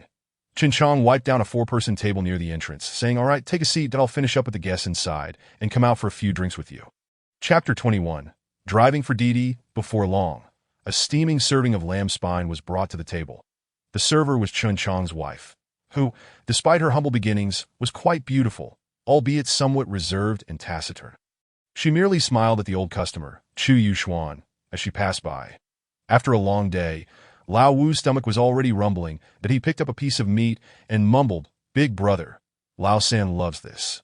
You should have called him to join us. Chu Yuxuan smiled lightly. Do you think it's convenient for him to come now? No sooner had he spoken than a noisy group approached from outside the tent. Led by someone Chu Yuxuan recognized as his high school class monitor. The former class monitor, appearing a bit tipsy with flushed cheeks, lifted the curtain and shouted, Chong, we're here to support you. Another person chimed in, come and see. The goddess Xia is here to support you too. Chu Yuxuan kept his head down, eating quietly, while Lao Wu glanced up and spotted Xia Zhu in the crowd. After a brief pause, he looked at Chu Yuxuan, the corners of his mouth curving into a faint smile, though he dared not speak. Chong, hearing the commotion, hurried out to greet them, looking at the 7 or 8 old classmates. Especially the dazzling female star with a mixture of excitement and trepidation. Oh my, what brings you all here? Come in, come in. There's a big table inside. Everyone began to jest. Boss Chen is doing so well now. Don't forget your old classmates when you strike it rich. At that moment, Xia Zhu's manager, already slightly tipsy, joked with Chong, but when he turned to pull Xia Zhu's hand, he noticed her expression had frozen. Her body slightly stiff, as she tilted her head to gaze at a table of customers at the entrance. Xia Zhu, you. The manager began, but upon following Xia Zhu's gaze, he spotted Chu Yuxuan, who was heartily enjoying his meal. Being close friends, the manager was well aware of the secret marriage between Xia Zhu and Chu Yuxuan and knew that they were currently divorced. What bad luck. The manager, having recently returned from a trip home for family visits and matchmaking, was oblivious to the tangled circumstances, and without any reservations, remarked, what a surprise to run into a toad. The class monitor, confused, asked, what's wrong? Nothing. Let us go inside and eat, the manager urged, pushing the class monitor forward while grabbing Xia Zhu's hand. Xia Zhu turned back repeatedly, as if wanting to say something but hesitating. Suddenly, a sharp-eyed classmate recognized Chu Yuxuan and exclaimed, oh, I isn't that him. Chu Yuxuan, right? The class monitor turned to look at Chu Yuxuan. Equally astonished, Chu Yuxuan, what a coincidence. It's been ages since we last met. Come, let us eat together. Chu Yuxuan politely smiled and waved his hand. No, you all enjoy your gathering, that I'm here with friends. The class monitor slapped his thigh, insisting, it's just sharing a few more chopsticks. Come on, we're all old classmates. Let us have a good chat. Before Chu Yuxuan could refuse again, he heard Xia Zhu's manager sarcastically say, forget it. We were only classmates for a year. We're not that familiar. As she spoke, she pointed disdainfully at the dilapidated Skoda parked outside, her eyes filled with contempt. He is probably making a fortune driving for Didi now. We were going to drink later, so let us not waste his time making money. Driving for Didi? Should we support his business tonight? One of the classmates joked, Xia goddess, didn't I hear Chu Yuxuan was pursuing you back in high school? Xia Zhu's expression darkened as she lowered her head in silence. The manager sneered. Who wouldn't he? This world is filled with toads who don't know their place, that if they did, they wouldn't be dreaming about swan meat. Lao Wu, gnawing on a bone, murmured, What do you mean? After a moment of contemplation, he realized the remark was aimed at Chu Yuxuan, and his expression darkened instantly, a flicker of menace appearing in his azure eyes. He spat the bone onto the table, gripping his chopsticks tightly, ready to stand up. Chu Yuxuan shot him a warning glance, calming Lao Wu, before picking up a piece of meat and continuing to eat, ignoring the insults hurled at him. Xia Zhu discreetly tugged at her manager's sleeve, wanting to inform her that Chu Yuxuan was now the refined new boss, but unable to speak up, she settled for saying, All right, let us refrain from talking so much and go eat. Chen Chong quickly interjected, Yes, we're all old classmates. Let us keep it light. After settling the group of old classmates, Chen Chong hurried over to Chu Yuxuan with 2 bottles of liquor. Reassuring him, Yuxuan, don't let them get to you. They've all had a bit too much to drink. Chu Yuxuan smiled lightly. It's fine, go back to your work. Don't worry about me. Just then, he casually glanced outside and, quite coincidentally, spotted a white Maserati parked by the roadside. Shortly after, Zhao Yanan, clad in a black wool coat, emerged from the car. This icy beauty locked her vehicle, then tilted her head to gaze at the sign of Xiang Tower. Her delicate face etched with melancholy. With a sigh, as she withdrew her gaze, she unexpectedly caught sight of Chu Yuxuan inside the tent, who was grinning mischievously at her, leaving her momentarily stunned. Simultaneously, among Xia Zhu's group of old classmates, someone exclaimed, Oh wow, a beauty! Everyone turned to look outside, instantly captivated, while the composed class monitor's eyes sparkled. What a stunning creature! The manager was equally surprised to see her boss here, exclaiming, Xia Zhu, why don't you go say hello? Xia Zhu glanced at Zhao Yanan, then back to Chu Yuxuan, her brow furrowing slightly as she fell silent. What is that man doing here? Zhao Yanan pondered, feeling a surge of irritation at the difficult situation presented by the Gao family today. Her gaze toward Chu Yuxuan turned icy, and her feet hesitated to move, as if still clinging to a shred of hope that her nominal husband would not leave her to face this alone. 2 classmates, noticing that Xia Zhu and Zhao Yanan were acquainted, playfully urged Xia Zhu, Don't you know this beauty? Hurry and introduce her to the monitor. Yeah, even though we're not much to look at. Our class monitor is quite the catch, earning $1 million a year. You should make the introduction. Xia Zhu's face reddened with embarrassment as she buried her head lower. You might not be able to handle it. The manager teased before patting Xia Zhu on the back. What's wrong? You seem a bit off. Let us go greet President Zhao. Xia Zhu wanted to say something, but after a moment's thought, realized she could not pretend not to see them. Gritting her teeth, she allowed the manager to pull her along toward the exit. Oh, still a wealthy lady. A classmate winked at the monitor, saying, What are you waiting for? Seize the opportunity. You all haven't seen a woman before? The class monitor appeared nonchalant, yet instinctively adjusted his collar, calling out to Xia Zhu, if it's convenient, invite her to join us. With a sigh, the other classmates began to cheer. Chu Yuxuan remained composed, his enchanting peach blossom eyes fixated on Zhao Yanan outside, a hint of mischief gracing his lips, showing no intention of stepping out. Zhao Yanan silently cursed Chu Yuxuan for 10 seconds in her mind. After casting him a glare, she was about to head toward Xiang Tower when she noticed Xia Zhu and her manager lifting the curtain to exit. Zhao Zong, what a coincidence. Zhao Yanan was momentarily taken aback, glanced at the two, and then turned her gaze back to Chu Yuxuan, her eyes suddenly laced with mockery, secretly ridiculing. Vile creature. Chu Yuxuan understood the meaning behind her glance. His smile widening, his expression somewhat amused as he popped a piece of meat into his mouth. Perhaps due to the effects of alcohol, the manager, oblivious to the entangled gazes of Zhao Yanan and Chu Yuxuan, rambled on about why she brought Xia Zhu here. After listening, Zhao Yanan nodded in agreement, whispering, That works, but the photos should be candid. Avoid deliberate poses. Let the PR department collaborate with you to publish them from a bystander's perspective. The praised manager beamed. Understood, Zhao Zong. By the way, are you dining here too? How about that joining us? Just then a loud crash echoed. The 3 beauties jumped in surprise, and the crowd in the food stall was equally startled. Lao Wu instinctively placed his hand on his waist, while Chu Yuxuan paused, turning to look outside, furrowing his brow before breaking into a devilish smile. A white Land Rover had collided with the Skoda parked at the roadside. Half a minute earlier, Gao Ning had arrived at Xiang Tower, and as he parked, he spotted Zhao Yanan and her companions, along with the Skoda that stood out glaringly to him. This self-important second-generation heir wasted no time. As soon as his mother in the back seat got out, he slammed the accelerator and barreled towards the Skoda. His old classmates in the food stall turned to Chu Yuxuan. His car had been hit. Yet he remained unfazed, calmly eating his meat. The old class monitor pondered for a moment before approaching Chu Yuxuan. Yuxuan, let us go take a look, but don't worry. We're all here. Chu Yuxuan, unfazed, nodded lightly, pulled out a few napkins to wipe his hands, and smiled. Let us go have a look then. Lao Wu's face darkened, gripping his chopsticks tightly as he followed Chu Yuxuan. Outside, Xia Zhu was the first to react. Rushing over to check, Ninggu, are you dead all right?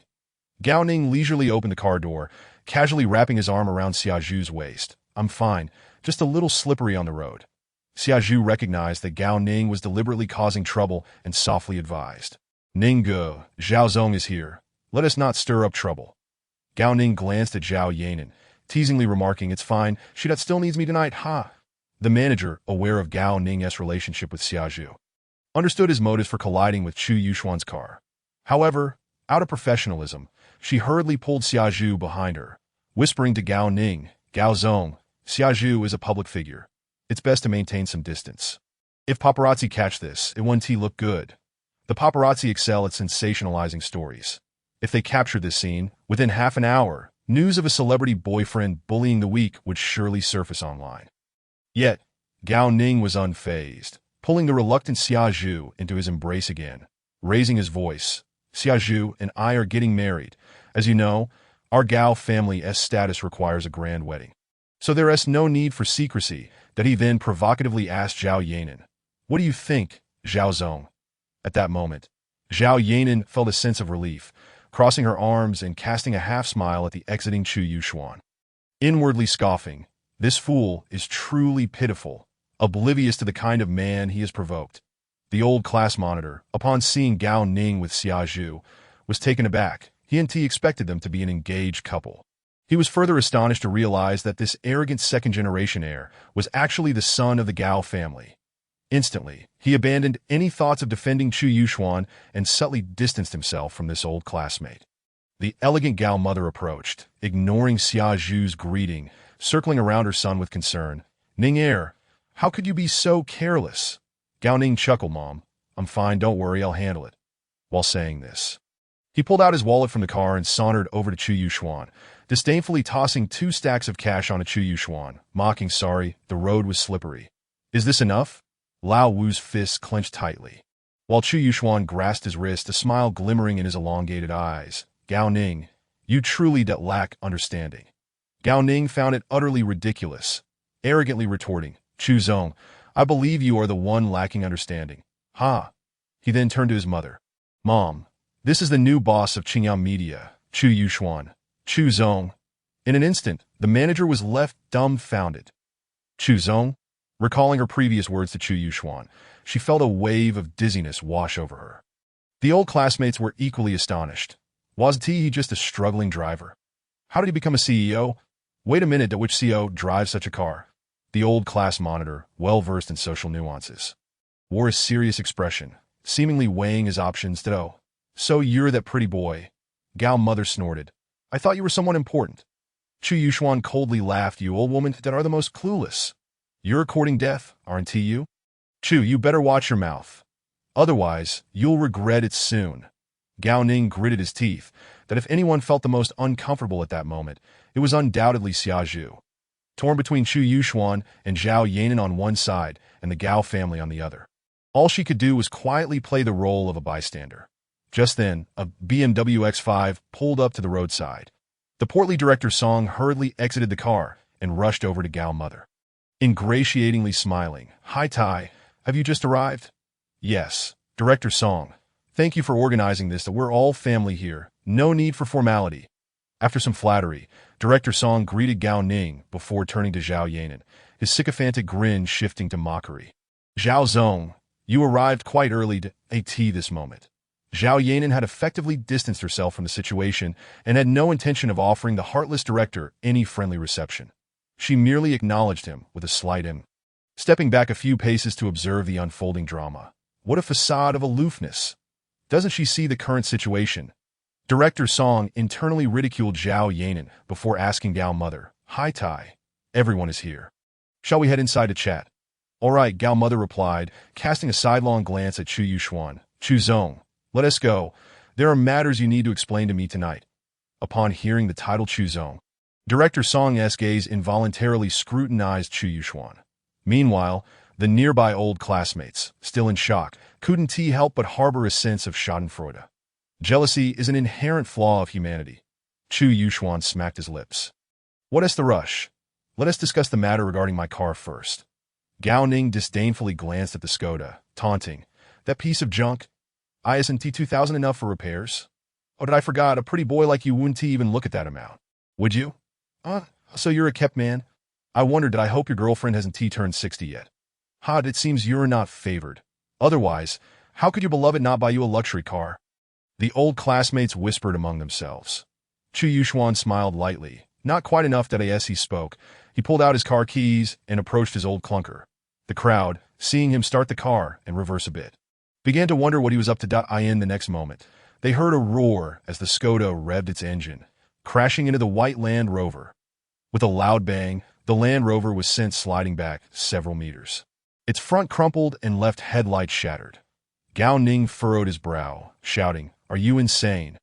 Chu Yuxuan rolled down the window, giving him the finger, then shifted into reverse, backing up a good distance before flooring the gas pedal again. Crashing into the Land Rover once more.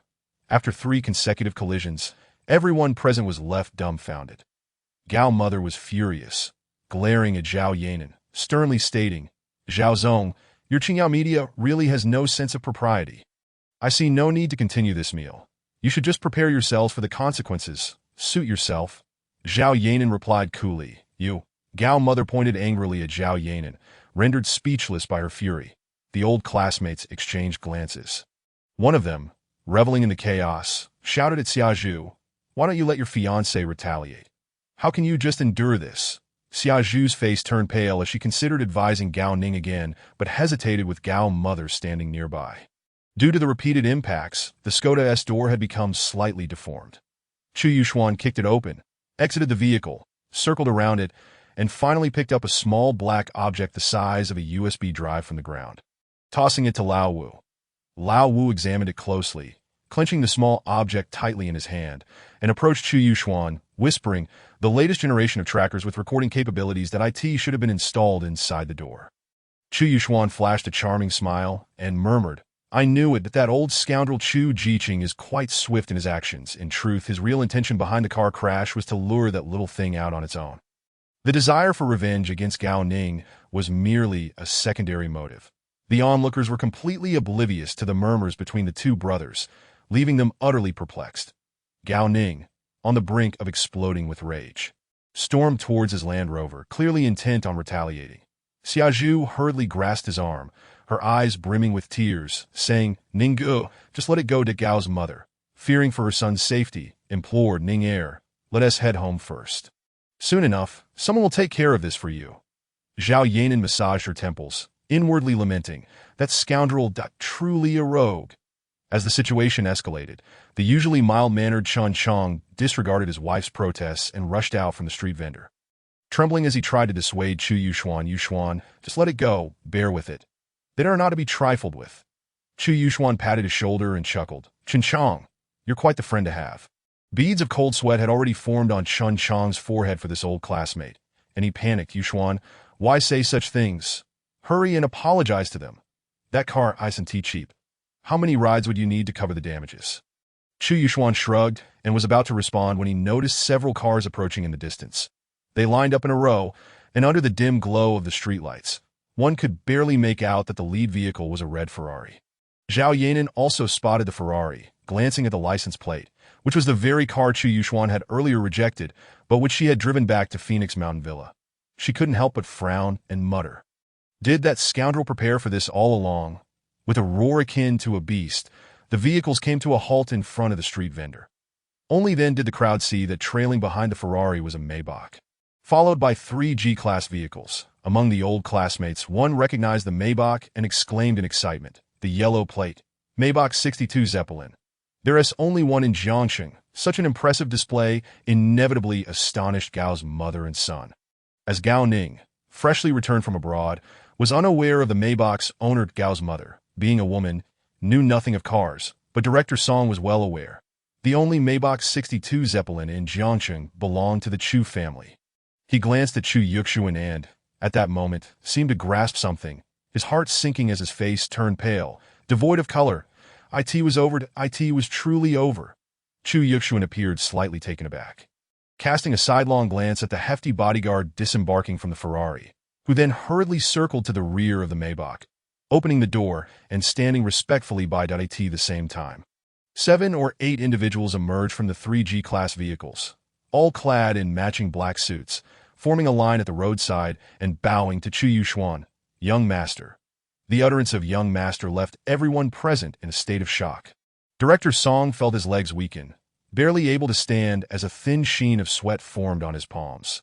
Xia Zhu gaped in disbelief, her expression one of utter incredulity. This man, who had been married to her for 2 years, who she had summoned and dismissed at will, who had lived as an ordinary ride-hailing driver. How could he that it was as if she had kicked a seemingly worthless stone for 2 years, only to discover it was a priceless gem. The overwhelming shock was beyond words. Meanwhile, the manager felt dizzy, repeatedly pinching his thigh, stammering, "Xia Zhu, am I dreaming? Surely, this must be a nightmare."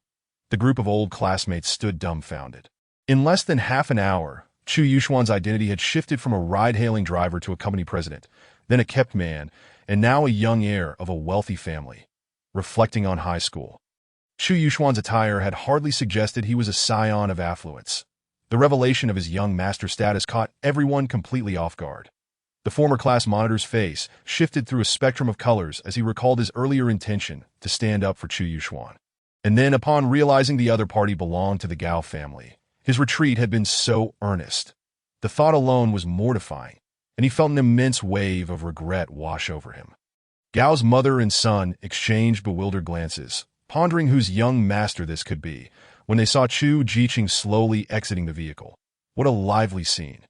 Chu Jiqing surveyed his surroundings, and upon spotting Chu Yuxuan, his authoritative demeanor softened with a hint of warmth, even a touch of eagerness. "Son, you weren't bullied, were you? Did I arrive too late?" Chu Yuxuan rolled his eyes in response, offering no retort, instead focusing on the Ferrari. Lost in thought that Gao's family was left in a state of confusion. Zhao Yanan, taken aback by Chu Jiqing's personal arrival, felt her composure waver, and hurriedly approached, greeting, "Uncle Jiqing, my apologies for the trouble." "You girl," Chu Jiqing feigned anger. "Still calling me uncle." Zhao Yanan pursed her lips, awkwardly addressing him as dad. Gao's family was left speechless. "That's right." Chu Jiqing chuckled. "You've been married for several days. Why haven't you adjusted your address? If you misname me again, I might genuinely lose my temper." "Understood." Zhao Yanan lowered her head, refraining from further comments. Chen Chang glanced at the ostentatiously wealthy Chu Jiqing, then shifted his gaze to the pensive Chu Yuxuan. Feeling utterly disoriented and timidly retreating a few steps back, that he could never have imagined that Chu Yuxuan held such a prestigious status. Why, then, had he previously worked as a ride-hailing driver? Was this a narrative akin to a melodramatic tale where the young scion rebels against family control, only to fail and return to inherit the family fortune? "Nan, you mustn't be so formal with me from now on.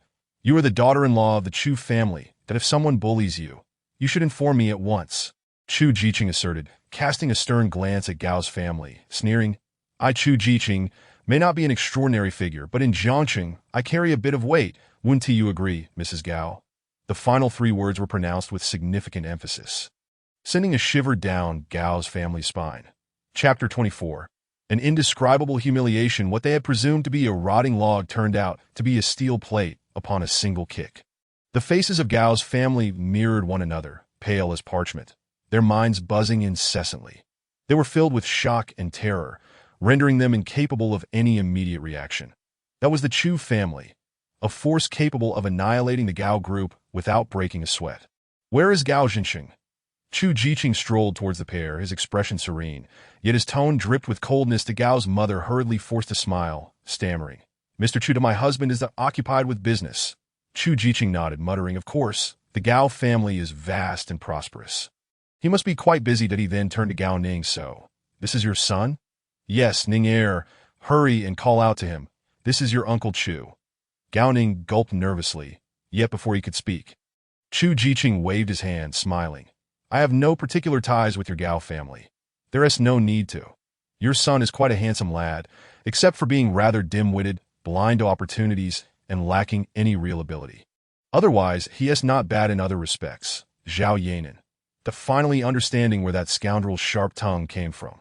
Gao Ning, unable to express his anger or voice his thoughts, stood awkwardly, wishing he could find a hole to hide in.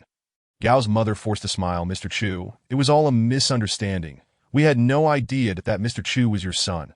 Had we known earlier, even if we had 8 lives, we wouldn't dare to cause trouble. You are magnanimous. Please give my husband some consideration. What consideration does he deserve? Chu Jiqing retorted sharply. Tell me, what consideration does he have? Gao's mother fell silent, trembling uncontrollably. Chu Jiqing shot her a glare, then turned his attention to Director Song, who was lurking not far away. Oh, aren't you that someone? The onlookers wondered. Who exactly is that someone? Director Song hurriedly nodded and bowed, stepping forward with small, hurried steps. Yes, it's me, Mr. Chu. A few years ago, I played cards with Mr. Zhao alongside you. Oh. Chu Jiqing pondered for a moment. Right? I remember now that time, I told old Zhao that you were a dog without fur on its face. Not even a good dog. Well, it seems I was right. Director Song stammered. And no, Mr. Chu, you misunderstood. I'm here to mediate. I absolutely stand with Director Zhao. You'd be better off as an actor.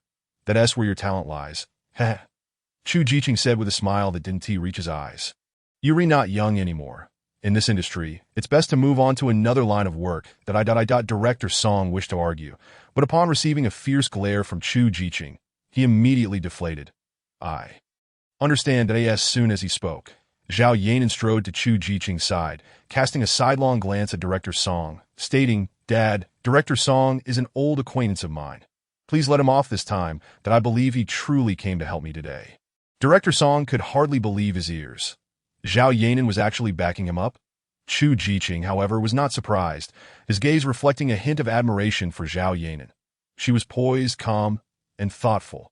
Quite a match for his son, whose thoughts ran deeper than the Mariana Trench. Very well, I shall heed my daughter's words, chuckled Chu Jiqing, casting another glance at the Gao mother and son.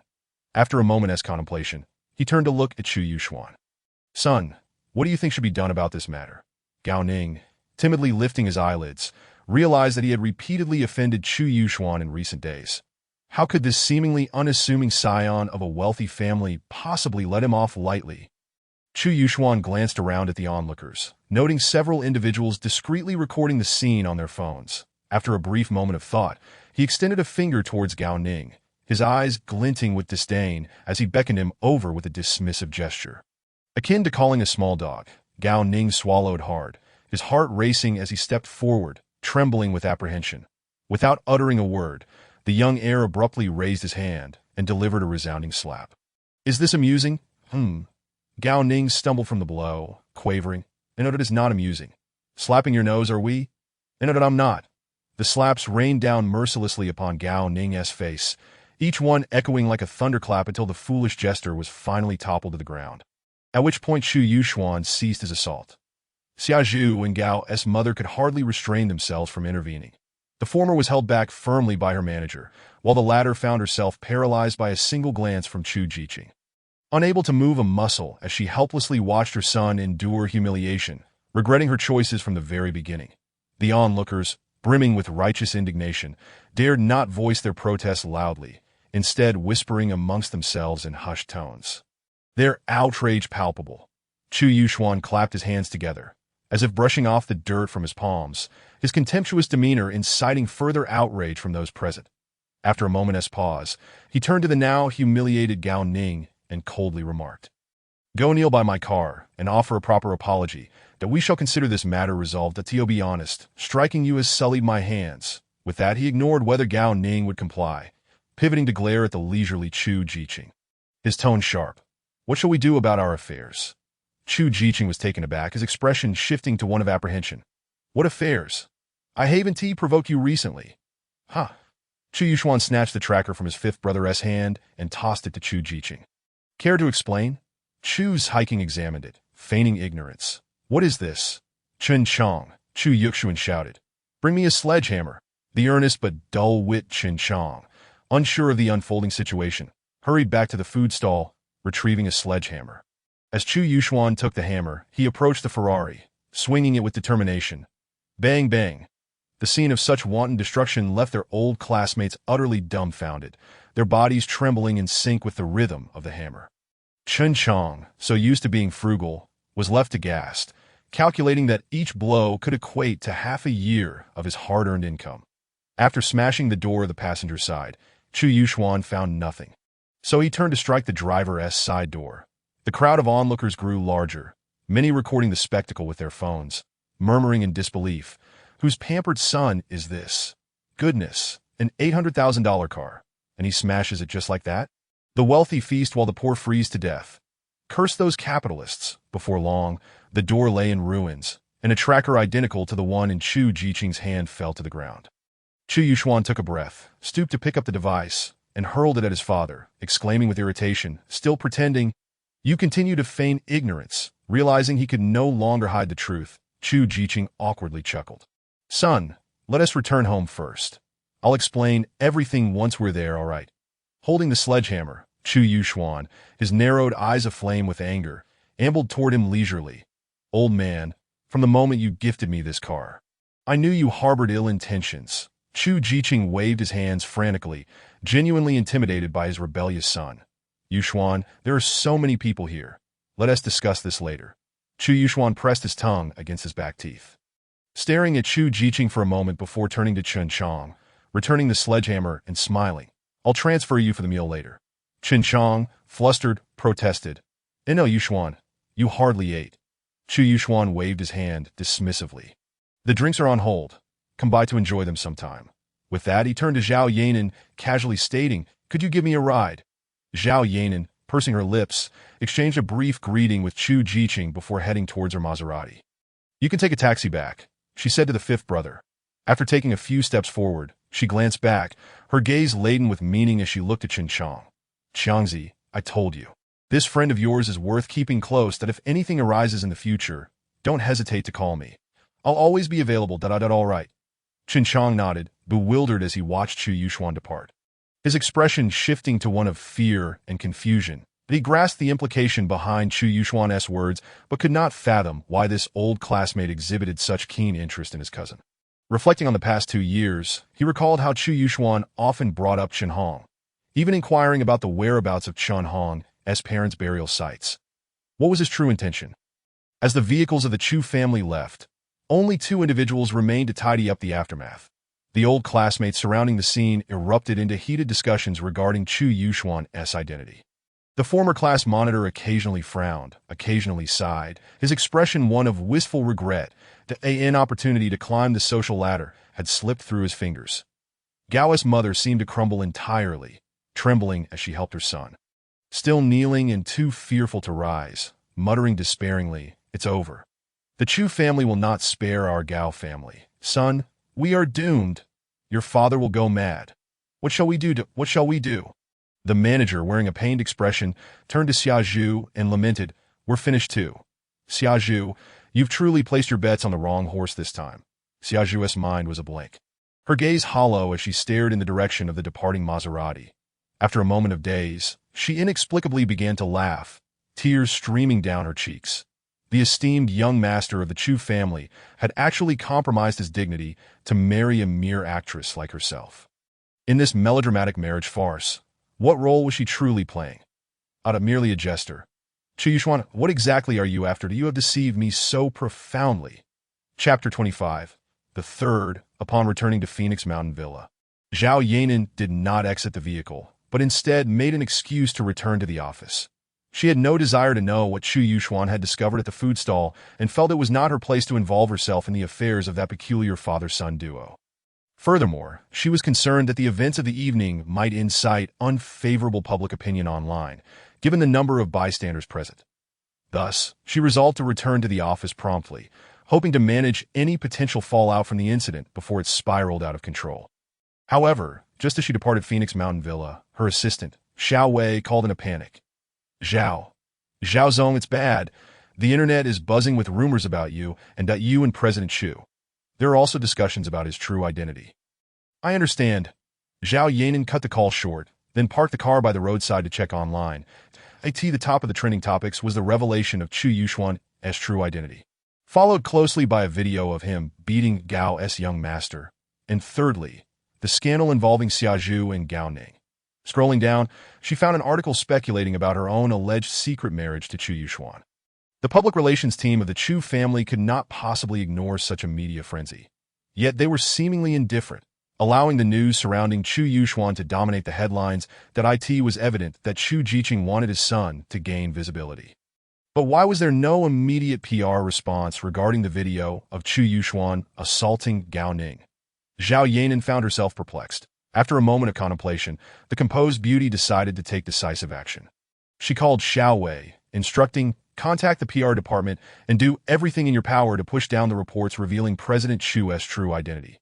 Simultaneously, hire some social media influencers to write articles and generate comments, ideally portraying President Chu in a mixed light to stir public debate.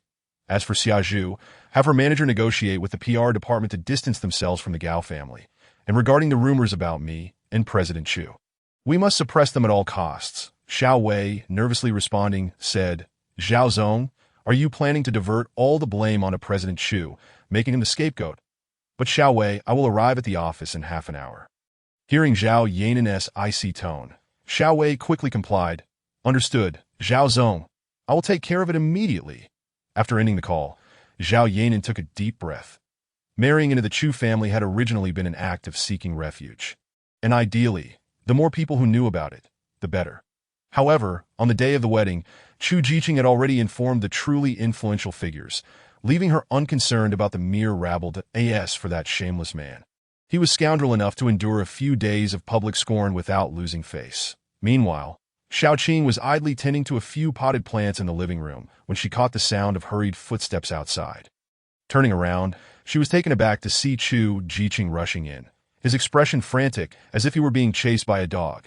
Without waiting for her reaction, Chu Yuxuan cursed and followed closely behind. You old fool.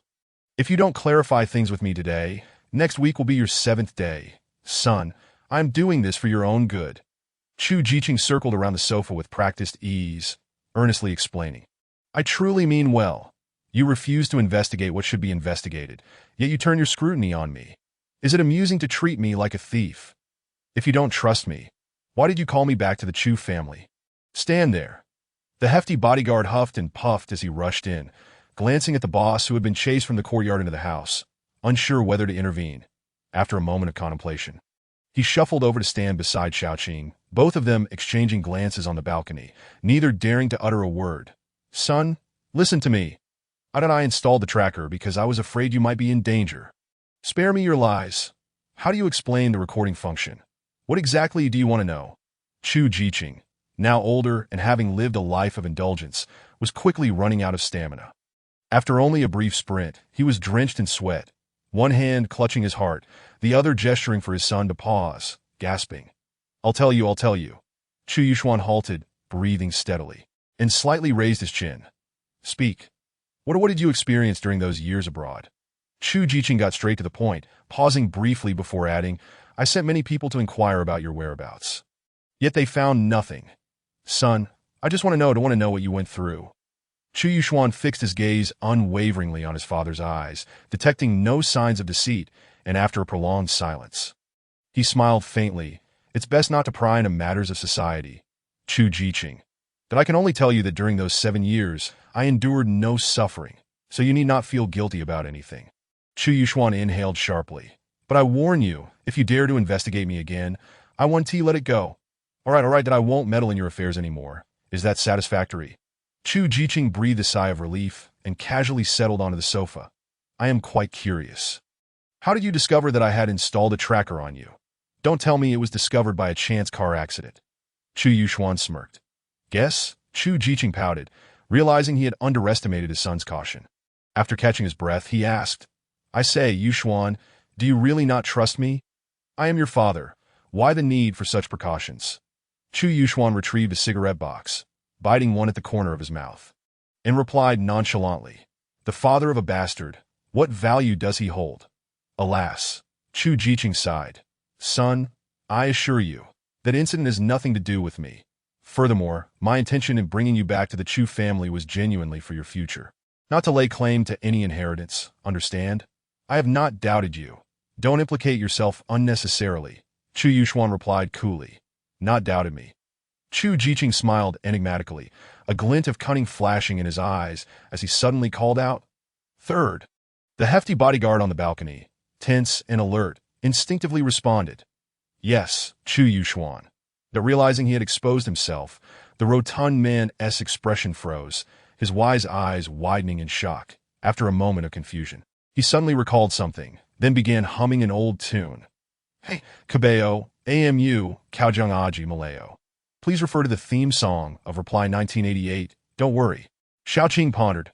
What sad memories is he recalling? The father and son duo of the Chu family fell silent, caught off guard by the bodyguard's antics. Enough of this wailing and gnashing of teeth. Chu Jiqing shot him a glare and then turned to Chu Yuxuan, smiling. "Son, why don't you explain a bit to me as well? That this brother of yours is fine in every way, except his mind isn't quite sharp. In less than half a month, I figured out his true nature. Upon investigation, it turned out to be the third among your brothers. Honestly, I feel quite reassured that you entrusted such a big fool to keep an eye on me, indicating you still trust me, right?" Chu Yuxuan scoffed, glancing at the awkward third, and said irritably, "Is this what you promised me? To ensure nothing is amiss?" The third lowered his head, mumbling, "It's not my fault, Chairman, that you're just too clever." "Clever my foot," Chu Yuxuan retorted. "Throw your phone away. I'll buy you a new one tomorrow." He could easily deduce that Chu Jiqing had likely hacked into the third's phone. Otherwise, how could he possibly know his rank among the brothers? "Indeed, my son is truly clever," Chu Jiqing chuckled. "Why don't you tell me about the others while you're at it? The foreigner you were with today, which number is he? Also, do you have people around the others in the Chu family?" Chu Yuxuan extinguished his cigarette in the ashtray and replied, "I've already told you. Stay out of societal affairs that in short, you pursue your inheritance, and I'll uncover my truths. If we can help each other along the way, then great deal." "Sounds good," Chu Jiqing agreed heartily. "But I must reiterate, my pursuit of the inheritance is truly for your sake." Chu Yuxuan dismissed the argument, saying don't touch the Gao family, then beckoned to the hefty bodyguard, rising to walk out. "Your undercover identity has been exposed. Do you dare to stay here? Aren't you afraid he'll eat you alive? Come with me. I bought a villa, and I won't be living here anymore." The hefty bodyguard hurriedly followed. Passing by the sofa, he grinned at Chu Jiqing. "Chairman, I'm just leaving. I thought about this month's salary and the year-end bonus that you can't skimp on me, right?" Chu Yuxuan. That Chu Jiqing, with a smirk, replied, "How about I throw in some medical expenses too?" The hefty one waved his hands repeatedly, scurrying to join Chu Yuxuan. Xiaoqing stood on the balcony, watching as Chu Yuxuan reached the entrance. A sudden wave of sadness washed over her. She had clearly heard that her young master would no longer reside in the villa. A feeling of abandonment surged within her, causing her to lower her head in silence. Just then, she suddenly heard Chu Yuxuan call her name. "Xiaoqing." The shy and reserved girl timidly lifted her gaze. "What are you dawdling for? Let us go."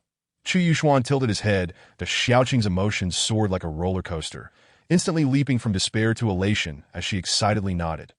"Okay, young master, I'll go pack my things. No need for that much trouble. I'll take you shopping tomorrow, that if you need anything, we'll buy it directly." Chapter 26. Words of wisdom. Xiaoqing thought that we'll buy it directly meant her young master would generously purchase her some daily necessities. However, she vastly underestimated the extravagance of this wealthy young heir. Early in the morning, he led her, the hefty bodyguard, and a golden-haired foreigner to order a towering statue of Guan Yu, followed by a shopping spree where each person received several sets of designer clothing.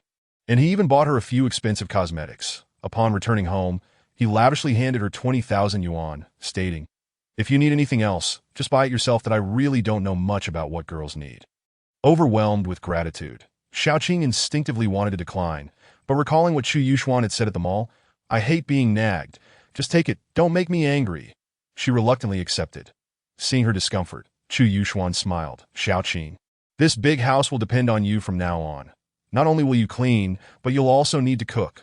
What I've given you is well-deserved. Xiaoqing hurriedly insisted. No, young master. This is all my duty. Chu Yuxuan chuckled. Don't be so formal. Just treat it like home. Understood? Okay. Xiaoqing timidly nodded, an innocent smile blossoming on her face, pure and sweet. After lunch, Xiaoqing stayed at home while the three brothers, Chu Yuxuan included, prepared to head out. In the garage stood the large G-Class belonging to Chu Jiqing, the white woman from last night.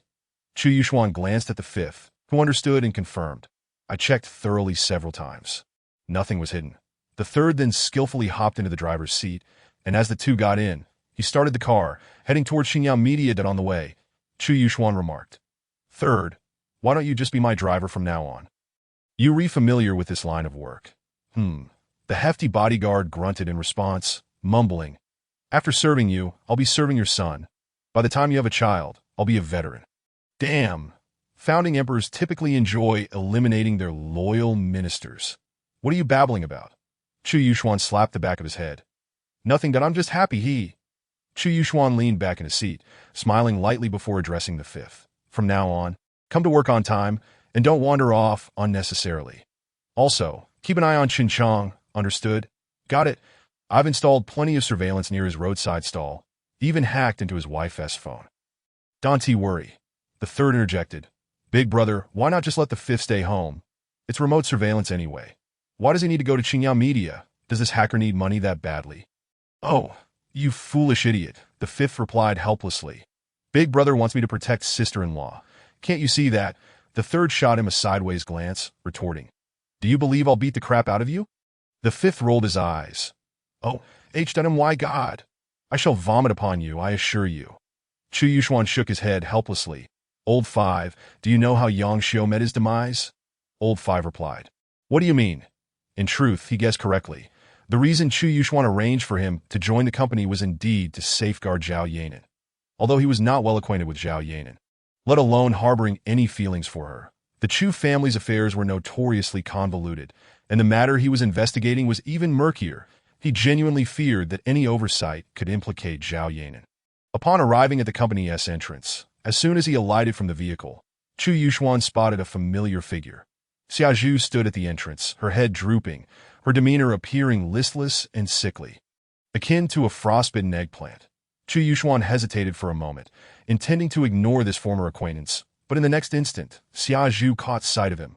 Chu Yuxuan, the illustrious A-list star, approached him, disregarding her goddess-like image, gritting her teeth as she confronted him. Tell me, what do you take me for? As her words fell, Xia Zhu's eyes reddened, and two streams of tears cascaded down her cheeks. Chu Yuxuan maintained a stoic expression, gesturing for Old 3 and Old 5 to leave first, then turned to Xia Zhu, teasingly inquired, What answer do you seek? Speak, and I shall do my utmost to satisfy you. You, Xia Zhu sobbed, since you were the young master of the Chu family, why did you deceive me back then? Do you think I am a woman who craves vanity? She declared, Let me tell you. Chu Yuxuan, my love for Ningge has nothing to do with his wealth. He believed her earnestness. Although Xia Zhu did not comprehend him, he understood her thoroughly. This woman was genuinely not materialistic. She was simply infatuated, that I know. Hence, I chose to divorce as for deceiving you. I can only express my apologies, for before that, I had no intention of being entangled with the Chu family again. Does this explanation suffice? You scoundrel, Xia Zhu cried out. You are intentionally trying to insult me. Aren't you? Xia Zhu. Chu Yuxuan replied calmly, I admit that I deceived you, but I swear, throughout our 2 years of marriage, my love for you was entirely genuine. Have you ever taken the time to truly see me in those 2 years? Did you ever make an effort to understand me? At this juncture, do you still believe that it is all my fault? That is rather absurd, isn't it? What pains you is that in our pitiful marriage, you played the role of a fool. And what about me? A mere servant, an inconspicuous caretaker. Truth be told, Xia Zhu, I have never blamed you for my humble status. That was my own doing, that I laid my heart and soul before you, yet you turned away. Her words were pearls of wisdom.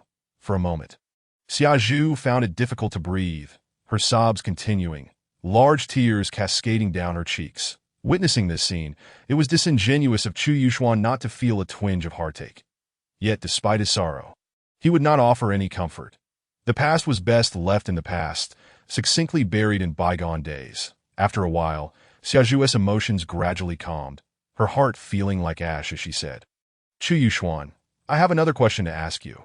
Was it you who secretly helped me when director Wang Long approached me for a role? Not wishing to exacerbate Xia Zhu's distress, Chu Yuxuan neither affirmed nor denied it, merely replying, that was because you possess talent and diligence. Xia Zhu forced a bitter smile, her enchanting face now evoking pity. She perceived that Chu Yuxuan was indeed aiding her, but in truth, since that night when Gao Ning was angrily expelled from the club by Wang Long. She had harbored suspicions, only forcing herself not to dwell on them, afraid to confront the reality. Chu Yuxuan, I hate you. After casting that icy, piercing remark, Xia Zhu strode toward her manager's car by the roadside. Leaving in a huff, Chu Yuxuan watched the vehicle depart, his gaze unwittingly dimming.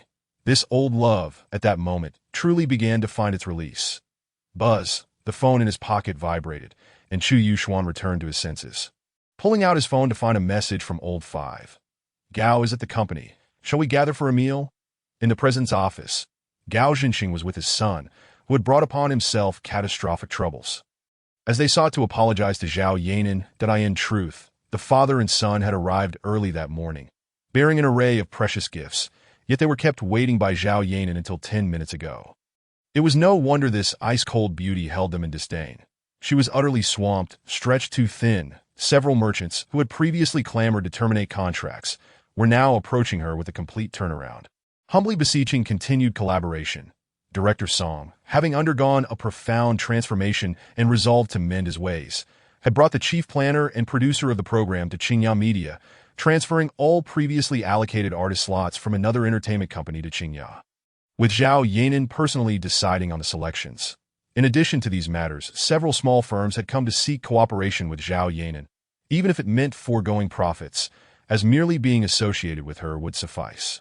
It was hardly surprising. The news of Chu Yuxuan had trended overnight, and within the entertainment industry, which was highly sensitive to such news, who was unaware that the boss of Qingya Media was the young master of the Chu family? For smaller companies, doing business with the Chu family was akin to striking gold. Having been busy all morning, Zhao Yanan had not even had time for lunch, leaving her with severe stomach acid. Nevertheless, she endured this discomfort to meet the Gao father and son. After all, Gao Zhenxing was nearing 60, and some courtesy was necessary. Moreover, she did not wish to give him any leverage to claim she was unyielding. Ultimately, Gao Zhenxing was not seeking her favor, but rather that of Chu Jiqing, having no other recourse.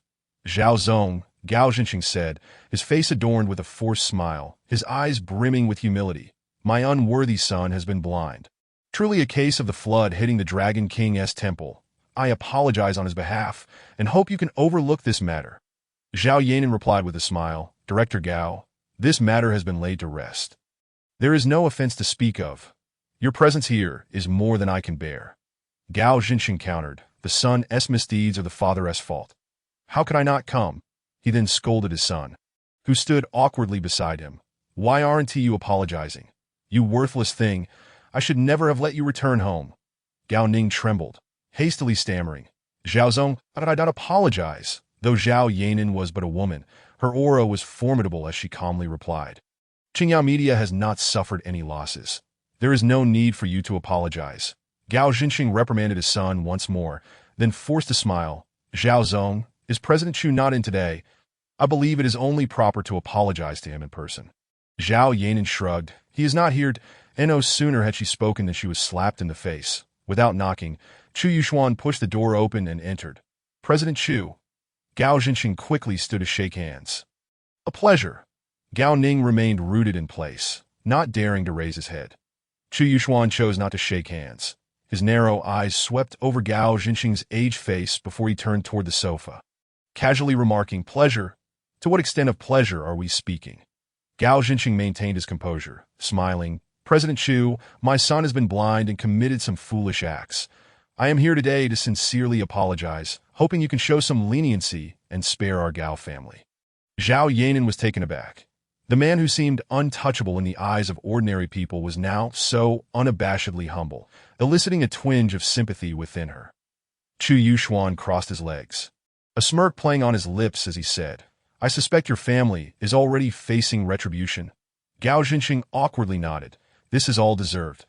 Last night the disparity that is indeed quite remarkable." After some insincere flattery, the Gao father and son were dismissed by Chu Yuxuan. The spacious office fell into an awkward silence as the nominal couple exchanged a glance, neither daring to speak, their estrangement surpassing that of ordinary friends. Zhao Yanan pondered.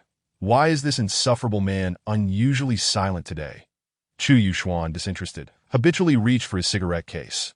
Halfway through unwrapping it, he seemed to recall something, casting a sidelong glance at Zhao Yanan before rising to step outside for a smoke. Just then a knock echoed from the door. "Zhao Yanan, come in." The door swung open and Xiao Wei entered, holding a document. After greeting Chu Yuxuan, she approached Zhao Yanan and handed over the file. "Director Wang Long sent this regarding Xia Zhu's role. It has been replaced." Zhao Yanan replied calmly, "I am aware. Inform the artist management department that this matter must remain confidential until after the new year, at which point we will notify Xia Zhu's agent." "Understood, Zhao Zong." After Xiao Wei left, Chu Yuxuan resumed his seat on the sofa, gazing at Zhao Yanan with curiosity. "Why?" Zhao Yanan replied earnestly. "She still holds commercial value. I do not wish for this incident to tarnish her prospects. As you know, she was cultivated by Wang Long, and his decision to replace her will greatly impact her." Chu Yuxuan smirked. "You are concerned about the annual meeting." Indeed, Zhao Yanan did not deny it. She remains the company's most prominent talent. The annual meeting must revolve around her, and most guests are likely attending for her sake. That so, after the new year, you still intend to abandon her. Approaching 30 years of age is a precarious position for a female artist. No director would prioritize her. Furthermore, her current public image is rather poor. That I have done my best. It is she who refuses to listen. You truly are a quintessential businessman," Chu Yuxuan chuckled. Zhao Yanan regarded him with a glimmer of sarcasm in her eyes. "Feeling sympathetic?" Chu Yuxuan quipped. "Are you jealous?" Chu Yuxuan. "Insults suit a puppy." Zhao Yanan. "I should have known better than to expect any advantage in front of this sharp-tongued man." Chapter 28. Is this ever going to end? The winter in Jiangxing is draped in white. With the frequent heavy snowfalls, a month slips by in the blink of an eye. As the spring festival approaches, the entire city transforms into a jubilant spectacle. The white landscape adorned in vibrant hues of red. Every household decorates with lanterns and couplets, while the streets bustle with vendors selling festive goods, the atmosphere rich with celebratory fervor. 18 noon, at Qingyang Media. Xiao Wei knocked on the president's office door, frowning. "Zhao Zong, one of our male artists, has just been confirmed to have been cheated on by his ex-girlfriend, and it is now beginning to trend online." Zhao Yanan took a deep breath. "Just have the PR department handle it. Is this something you need to bring to my attention?" Xiao Wei hesitated. "The PR manager asked me to check with you if we should use Chu Zong's scandal to deflect attention from this incident, as we did last time." Ever since the Gao father and son came to apologize, Chu Yuxuan had not returned to the company, not even gracing the annual meeting with his presence. Thus, this nominal couple had not seen each other for an entire month. For Zhao Yanan, this was undoubtedly a blessing. Out of sight, out of mind, her life reverting to its previous rhythm, focused solely on work. Yet that insufferable man was far from idle. After his true identity was revealed, not only did his company's female artists flock to him, but even moderately famous internet influencers and socialites sought to seize the opportunity to climb the social ladder. Chu Yuxuan was indiscriminate, welcoming all, and in just 1 month his reputation had soared to rival that of his father. Zhao Yanan contemplated for a moment before addressing Xiao Wei. "Does the PR department have any recent gossip about Chu Zong?" "Yes," Xiao Wei nodded. "Last night, one of our company's lesser-known actresses was seen with Chu Zong at the Dihao Hotel. She posted a photo on her personal account, but deleted it almost immediately, since she is not well known. She has few followers, so it did not attract much attention. The PR manager has already requested the photo from her." Zhao Yanan smiled slyly. "So the PR department is all set up? Then why are you still asking me?" "Well, that I feared Chu Zong might be displeased." Xiao Wei replied sheepishly. "No worries. You needn't consult me in the future. Just use him to deflect any criticism that if he gets upset. I will take the blame." "Understood." Noticing Xiao Wei's hesitation, Zhao Yanan inquired, "Is there something else? I'm uncertain if I should ask that you've been with me for over a year. You should know I despise beating around the bush. Just say that I was just curious if you and Chu Zong that are truly secretly married." From her perspective, someone of Chu Yuxuan's stature, no matter how amiable, would not permit subordinates to repeatedly use him as a shield. Right? This was the fourth time Zhao Yanan had relied on him this month. Unless, as the rumor suggested, they were indeed a married couple. Perhaps Zhao Zong was simply unable to control this philandering heartthrob. Xiao Wei mused. Zhao Yanan rolled her eyes, responding calmly. "Do you really believe the rumors circulating online? Xiao Wei, are you quite idle?" No. Xiao Wei quickly waved her hands, hastily departing the office. Half an hour later, news of Chu Yuxuan and the actress appeared among the top 3 trending topics. After a busy morning, Zhao Yanan stretched and, while pouring herself a glass of water, received a WeChat message from Chu Yuxuan. "Is this ever going to end?" Zhao Yanan replied calmly. "The news is all about facts." Chu Yuxuan, "You want me to shield a scoundrel?" Zhao Yanan, "A scoundrel can barely be classified as human. You do not qualify." Chu Yuxuan, "Are you jealous?" Zhao Yanan, "Get lost, beast." Chu Yuxuan, "I am a living beast." "And you are the wife of a living beast." That I end the afternoon. After several days of gloomy weather, the skies finally cleared. Phoenix Mountain Villa. Chu Jiqing reclined in a lounge chair on the balcony, savoring tea while observing the staff bustling about in the yard, hanging lanterns and pasting couplets, feeling at ease and languid. Behind him stood a stunning beauty, remarkable in both figure and visage, gently kneading his shoulders, her fiery red lips moving as she spoke seductively. "Sir, the young master is once again rumored to be involved with a female star." "That rascal." Chu Jiqing chuckled. "Which number is this?" The woman lifted her eyelids, calculating before responding. 7 confirmed rumors, and there are at least a dozen more that haven't surfaced. Online, people say he's a nightly groom. Giggling, Chu Jiqing was well aware of his son's nature. Recognizing that these rumors were clearly orchestrated by Chu Yuxuan himself, privately muttering, "I wonder if there is any truth to these scandals. What a waste." The woman continued, "There are also several internet celebrities who seem to hover around the young master daily. A few days ago, he even assaulted a reporter who was taking covert photos, smashing the camera that as expected." The woman pouted in exasperation. "Aren't you going to intervene? At least temper the public sentiment." Chu Jiqing grasped her hand, pulling her closer and smiling. "He is nearly 30. Why should I concern myself? My interest lies solely in you now. Let me examine your health." The woman leaned into Chu Jiqing's chest, playfully scolding, "You are truly wicked. Your words must have charmed countless young women." Chu Jiqing replied with a playful tone, "I seek your beauty. You seek my wealth. Where in the world can one find a more equitable transaction? It's hardly deceitful." The woman felt no shame, lightly patting Chu Jiqing. "How tiresome this, sir. I am quite curious. Have you ever loved anyone in your life?" Chu Jiqing's eyes narrowed slightly, his smile dimming. "Yes," after a pause. He added, "Just one." That the woman looked up, somewhat surprised. "I wonder what kind of woman could capture your heart." She was not particularly beautiful. Her figure was average. She had a stubborn temperament and was quite fierce, often slapping me twice without hesitation. She seemingly had no redeeming qualities, yet I adored her, a love that penetrated to my very marrow. As he spoke, Chu Jiqing's expression bore a bittersweet quality. The woman, intrigued, asked, "Then why didn't you marry her? Did she not think highly of you?" Chu Jiqing's gaze filled with memories, his smile turning bitter. "I've had 2 marriages, both business arrangements, devoid of any emotional connection. Later, I met her and promised to end my second marriage swiftly to take her as my wife. However, I was still young then, and many things were beyond my control. By the time I was finally able to act on my own desires, she was no longer present. Alas, beauty is often fleeting." The woman's eyes glimmered with pity as she murmured, "Such is the cruelty of fate." Chapter 29. Call the police in the evening. Xiaoqing prepared the meal and served it in the dining room. She then walked to the staircase and called out, "Young master, dinner's ready." As she spoke, her gaze inadvertently fell upon the imposing statue of Guan Yu in the living room, her expression turning peculiar as she muttered, "It looks like something out of a gangland." Clearly someone who enjoys reading. Why not display a statue of Confucius?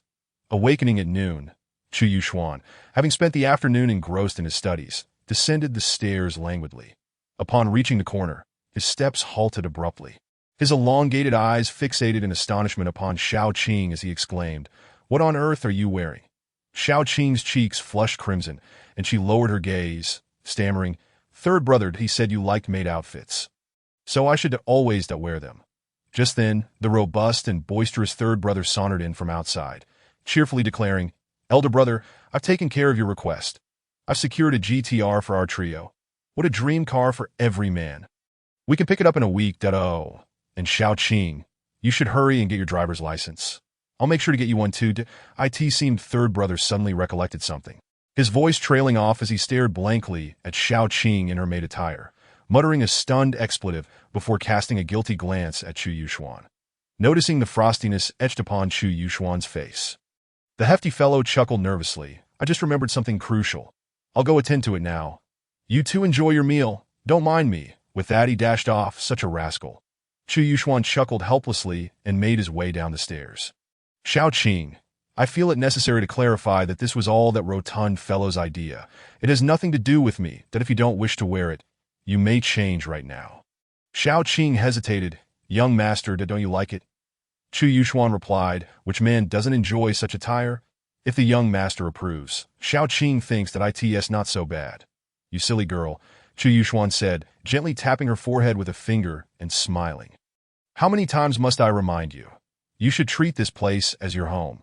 Aside from fulfilling your duties, you needn't concern yourself with others' preferences. What matters is your own happiness. Furthermore, when it comes to things you cherish, do not seek others' opinions. Life is fleeting. You must learn to live for yourself. Understand?" Xiao Qing stood frozen, rooted to the spot. Throughout her life, no one had ever told her, "You should live for yourself." Though this phrase may seem simple, it is profoundly challenging for those of certain dispositions. The timid girl felt her eyes moisten, lowering her head as she retreated to the kitchen, murmuring, "Young master, I'll go serve the soup." Chu Yuxuan settled onto the sofa, just lifting his chopsticks when a call from Chu Jiqing came in. "Son, tomorrow is New Year's Eve. Bring Nan Nan back to the villa for the night." Chu Yuxuan scoffed, setting aside whether I want to come back. "Your darling daughter-in-law likely wouldn't want to partake in such a family gathering, would she? Don't forget, she has a public relations team. She can concoct any excuse to avoid it." Chu Jiqing clicked his tongue. On New Year's, not returning home would be quite unbecoming.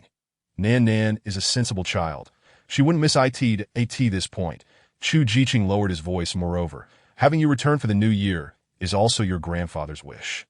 "Oh," Chu Yuxuan smirked. "Is this old codger trying to apply pressure on me? I suppose my efforts over the past month weren't in vain." It certainly was not in vain. Your uncle just made some pointed remarks to me." Chu Jiqing, remember, I may be concealing my prowess in their presence, but I'm laying the groundwork to help you secure your inheritance. You owe me a favor." Chu Yuxuan replied playfully. Chu Jiqing countered, "You've spent quite a bit of my money these days. Haven't you? Let us call it even for now." Chu Yuxuan retorted, "Even? I think you're mistaken. It is only natural for me to spend my earnings." With that, he hung up without giving Chu Jiqing a chance to retort. After a moment's reflection, he sent a WeChat message to Zhao Yanan. "Come back to the villa for the night tomorrow." Meanwhile, Zhao Yanan was in a meeting discussing the arrangements for the holiday break. Upon receiving the message, she inhaled deeply, as if suddenly reminded that she was now someone with a husband and that attending the New Year's Eve dinner at her in-laws was inevitable. Furthermore, only Chu Jiqing and his son were privy to the truth behind their sham marriage. No one else was aware, if she chose not to attend, Wunti that put Chu Jiqing in an uncomfortable position. After some contemplation, she noticed the phrase "for one night" and furrowed her brows. Replying, "For one night?" In a large family like the Chus, where the household was bustling and traditions were numerous, even a simple meal was enough to overwhelm her, let alone staying overnight. Moments later, Chu Yuxuan sent another message. "That old man Jiqing says you're quite understanding." Zhao Yanan.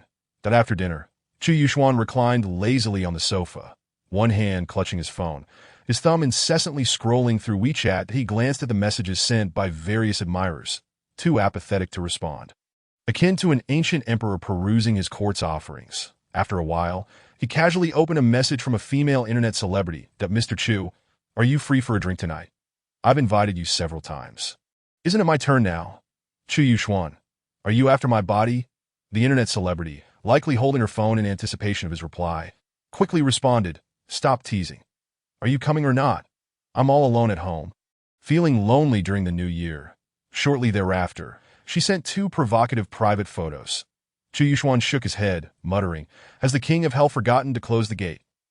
There are indeed many unsavory characters. Just as he was about to respond, old Fifth's call interrupted at the most inopportune moment. "Elder brother, something's happened to Qin Shang." Chu Yuxuan straightened abruptly. "What is going on?" "I just overheard his sister on the phone, saying she was assaulted last night, apparently by more than one person." As she mentioned it, a chill flickered in Chu Yuxuan's eyes as he gravely inquired, "Is Qin Shang still at the store?" "No, his sister is at the police station. She seems too frightened to report it alone." Qin Shang said, "Yes, heading over now." Chu Yuxuan ended the call, deep in thought that in his heart, Qin Shang had already become a friend, although he initially approached him with ulterior motives. The honest and straightforward classmate had treated him well, often providing substantial discounts or complimentary food and drinks, which left him feeling guilty. Now, with Qin Shang's sister facing such a dire situation, he felt compelled to intervene. Moreover, Qin Shang was rather straightforward and valued loyalty. During their school days, he was always anxious about owing others. Anyone who was kind to him could expect heartfelt reciprocity. Thus, this incident represented an opportunity for Chu Yuxuan. However, the dilemma was that this matter had been eavesdropped on by Old Fifth, and he couldn't simply inquire about it with Qin Shang. Lost in thought, Old Third entered the room with a pleasing demeanor. Patting his belly, "Elder brother, have you calmed down?" "That I went for a bite and nearly starved." Chu Yuxuan's eyes lit up, and he approached Old Third, a hint of guilt flickering across his face. "Old Third, I owe you an apology." Confused, Old Third was about to ask when Chu Yuxuan suddenly delivered a punch. "Oof!" The stout fellow clutched his nose, blood seeping through his fingers, his expression a mix of shock and bewilderment. "Elder brother, you really hit me. Didn't you say you'd never lay a hand on me?" The adage about a man's words being deceitful rang true. Xiao Qing, who was washing dishes in the kitchen, hurried out, fearing Chu Yuxuan was avenging her, and hurriedly interjected, "Young master, it's that I don't blame Old Third, that I really don't." "Xiao Qing, this has nothing to do with you," Chu Yuxuan stated, turning to Old Third, "Call the police." Xiao Qing, Old Third. Chapter 30. No path in life is traveled for naught at the Beijing police station. An elderly officer led Chu Yuxuan and his brother into the main office. A duty officer glanced at them and asked, "Master, what's going on with these two?" The old officer rolled his eyes. "Just a minor dispute. This fat one took a punch." The duty officer looked at the two of them, both amused and exasperated. "I say, aren't you both in your 20s? Over such a trivial matter, do you really need to come here?" The old officer replied irritably, "Who says it isn't so? One insists on compensation, while the other refuses to pay. They insisted on coming here to settle it, that I've been trying to mediate for ages, but it's like talking to a brick wall. It's made me want to call the police myself." Old Third, defiantly puffing out his chest, declared, "I don't care, I want compensation." Chu Yuxuan cast a sidelong glance at the dejected Qin Shang, who sat in the corner of the hall, and casually remarked, "Fine, let us say I'm intimidated. How much do you want?" The old officer raised an eyebrow. "Did I say? What happened to your stubbornness from earlier? Why the sudden capitulation?" Chu Yuxuan feigned sincerity. "I've made a mistake. I am just feeling guilty being here." Old Third pouted. "So how much are you planning to compensate me?" Chu Yuxuan, at a loss for words, thought to himself that this guy really wasn't cut out for acting, and he casually replied, 250 to Old Third, deal. Just transfer it to me on WeChat. I'll leave first." The old officer, "Are you two joking?" The duty officer, somewhat surprised, asked, "So you two know each other?" "What's going on?" The old officer sighed, explaining, "These brothers got into a fight over whether the national football team is worthless." The duty officer, "Are you out of your mind? Is there even room for debate on that topic?" Chu Yuxuan pretended to leave, and as he passed by the 2 rows of long benches in the hall, he exclaimed, "Oh, Qin Shang, what are you doing here?" Qin Shang, with his head bowed, seemed lost in thought, his clenched fist trembling slightly. "Qin Shang?" Chu Yuxuan called out again. Only then did Qin Shang lift his head, his face as pale as a sheet of paper, the corners of his lips already bitten until they bled. His bloodshot eyes widened in surprise upon seeing Chu Yuxuan, and he asked in confusion, "Yuxuan, what are you doing here?" Chu Yuxuan took the opportunity to sit beside him and sighed. Oh, don't mention it. I got into a fight with someone, ditto. Chen Chong responded, falling silent, his gaze vacantly fixed on the ground. Hey, what's wrong with you? Chu Yuxuan gently patted his arm. Did I ask something troubling you? No, that it's nothing. Nothing brings you here? Chu Yuxuan adopted a look of reproach mixed with concern. I asked someone causing trouble in your shop. Tell me, and I'll help you deal with them. The old policeman interjected. Hey, what are you planning to do? Hurry home and stop causing a ruckus here. Chu Yuxuan. The Chen Chong stammered. No, really, Yuxuan, you should go. Xiangzi, do you not consider me a friend? Is this really nothing? Chu Yuxuan pressed, don't hide it from me. You know I can help. Just then, Chen Chong's sister, Chen Ting, and his wife were brought out of the office by a police officer, likely after giving their statements. Chen Chong hurried over, embracing the trembling Chen Ting, who was sobbing uncontrollably, softly reassuring her, It's okay that I'm here. His wife's face was also unusually grim, her brows furrowed in anger as she tightly clutched Chen Ting's arm. Upon seeing Chu Yuxuan, this usually taciturn beauty momentarily froze, a flicker of surprise flashing in her eyes before she quickly averted her gaze that a few police officers murmured amongst themselves. And then the old policeman said to Chen Chong, Your sister's case needs to be handed over to the criminal police. Come on, I was just about to head to the criminal police station as well. I'll take you there. As soon as he finished speaking, Chu Yuxuan exclaimed, Chen Chong, what on earth happened? Why is it being handed over to the criminal police? Chen Chong's emotions, already on the verge of eruption, were finally pushed over the edge by Chu Yuxuan's incessant questioning. Chu Yuxuan, can you please stop asking? I told you it's nothing. Are you annoying or what? The old policeman glared. You need to leave now.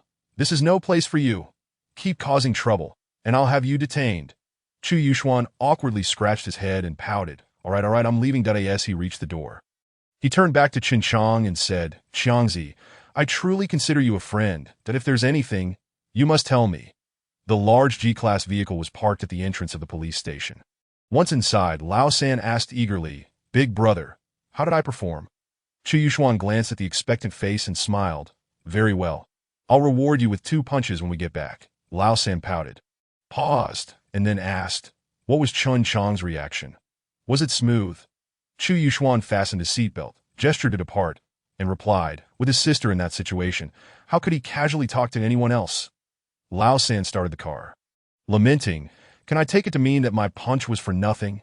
Chu Yuxuan chuckled, there is no such thing as a free ride in this world, that at least now he knows I'm aware he is in trouble. What to do next? Let us see how the police handle it. With that, he took out his phone and sent a WeChat message to Lao Air. Please inquire about Chen Ting's case at the criminal police. The weather turned sour, and on this festive eve of reunion, a heavy snowfall began. Evening, the snow had lightened somewhat. Zhao Yanan, alone at home, glanced at the clock and saw it was past 9. Thinking she probably didn't need to go to Fenghuang Mountain Villa tonight, feeling a wave of joy. However, her happiness was short-lived as Chu Yuxuan's call came through to the fire bar. Come pick me up. Half an hour later, Zhao Yanan arrived at the entrance of the fire bar. Just as she was about to call Chu Yuxuan, she spotted him embracing a heavily made-up young woman at the roadside. His lips close to her ear, acting flirtatiously and seemingly whispering something that made the girl giggle uncontrollably. Witnessing her husband's flirtatious demeanor, Zhao Yanan remained remarkably composed, pulling out her phone to snap a photo just in time to capture the girl planting a kiss on Chu Yuxuan's cheek. With a smirk gracing her lips, the beautiful CEO sent the photo to the public relations manager with a note. Keep this as a backup. Then, she honked the horn twice. The amorous duo turned to look at the nearby Maserati, while Chu Yuxuan, with a mischievous grin, playfully flicked the girl's chin. The girl instinctively pouted her lips, rising on her toes to lean in closer. However, Chu Yuxuan blocked her red lips with his finger, grinning wickedly before staggering into the car. Bang! As the car door slammed shut, Zhao Yanan was immediately hit with a strong smell of alcohol. She frowned and coldly asked, Drunk? Chu Yuxuan's cheeks were slightly flushed, his eyes hazy with intoxication, and he cheekily replied, Are you concerned about me? Zhao Yanan rolled her eyes. Are you sure you're going to go home like this? Chu Yuxuan, unabashed, said, It seems you really do care about me. Zhao Yanan retorted, I'd rather care for a dog. Chu Yuxuan barked playfully. Woof. Chapter 31. Rascally thing, Fenghuang Mountain Villa was ablaze with lights. By the time this nominal couple arrived, it was already 10:30. After parking the car, Zhao Yanan got out first, standing to the side waiting for Chu Yuxuan. The debauched man lazily opened the car door, extending a hand as he drunkenly said, "Help me." Zhao Yanan remained unmoved. Chu Yuxuan teased, "Wife, we're at the Chu clan. You need to understand the situation, that don't call me that." Zhao Yanan shot him a glare, reluctantly stepping forward to tug at Chu Yuxuan's sleeve to help him out. "Wife, you're hurting me." Zhao Yanan. But after much effort to pull him out of the car, Zhao Yanan didn't release him. It seemed more like she was gripping his clothing as they walked side by side towards the banquet hall. Before they reached the entrance, they saw the old butler assisting the clan leader, Chu Yuxuan, who was flanked by various members of the Chu clan. "After all, you're getting old. You all should enjoy your time together." Out at the old man's words were cut short as his gaze landed on Chu Yuxuan, his expression instantly darkening. The others were equally taken aback, seeing his son in such a drunken state. Chu Jiqing hurriedly approached Zhao Yanan, asking, "What is he drunk?" Zhao Yanan braced herself to explain. He had some business to attend to. This statement immediately drew a round of mockery. Business? More like a debauched night out. Have some understanding. After all, he was so poor he had to drive for ride-sharing. Suddenly returning to the lavish life of a wealthy heir, wouldn't he want to indulge a bit, from a country bumpkin to a nouveau riche. It is only natural he'd act like this. Chu Yuxuan had 2 sons and a daughter. Chu Jiqing was the third, the second being Chu Yuxuan's aunt, and the eldest was Chu Yuxuan's uncle. The one speaking earlier was the aunt's pair of children. Chu Yuxuan grinned. "You 2 outsiders seem to understand me quite well." Then, without waiting for them to bark more, he turned to his grandfather, saying, "Oh, grandfather, you still, cough, cough, cough." Chu Jiqing coughed furiously, fearing his rebellious son would finish that sentence. Chu Yuxuan shot him a sidelong glance and continued, "You still seem quite robust. Yuxuan, if you're drunk, go rest and don't provoke your grandfather's anger." The speaker was Chu Xiaotian's eldest son, Chu Haoran. Compared to his aunt's rather lackluster offspring, Chu Yuxuan's older cousin was far superior. Now in his 30s, he exuded a noble and refined demeanor, but there was often a hint of severity in his gaze, radiating an air of authority even without raising his voice. "Brother." Chu Yuxuan hiccuped, slurring, "After more than 10 years, you've become quite the gentleman, haha. Just so you know, I came back to compete with you and your father for the family fortune." Everyone fell silent, their expressions frozen in shock. Zhao Yanan's eyes widened, her palms suddenly damp with cold sweat. She thought, "This reckless that is he looking for death?" Chu Jiqing stammered, "Son, what nonsense are you talking about?" Yanan quickly helped him to rest. "All right." However, the next moment, Chu Yuxuan bent over and began to vomit violently. Chu Xiaotian's face turned furious as he scolded, "Rascally thing," before striding away. The others, some mocking, some deriding, exchanged a few words before retreating to the banquet hall, leaving Chu Yuxuan to vomit in peace. With no outsiders around, a glimmer of cunning flashed in Chu Jiqing's eyes as he patted his son's back and said to Zhao Yanan, "You should go rest." With the help of a maid, Zhao Yanan assisted her drunken husband back to Chu Jiqing's courtyard. As soon as they entered the living room, her true nature revealed itself as she unceremoniously tossed Chu Yuxuan onto the sofa. Chu Yuxuan bumped his foot, his eyes half closed. "Wife, you hurt me." Zhao Yanan ignored him, not even sparing a glance. The maid thought, "I feel for the young master, but I won't say a word." Zhao Yanan took a breath, then turned to the maid. Her usual icy demeanor softened with politeness. "Hello, which room will I be sleeping in?"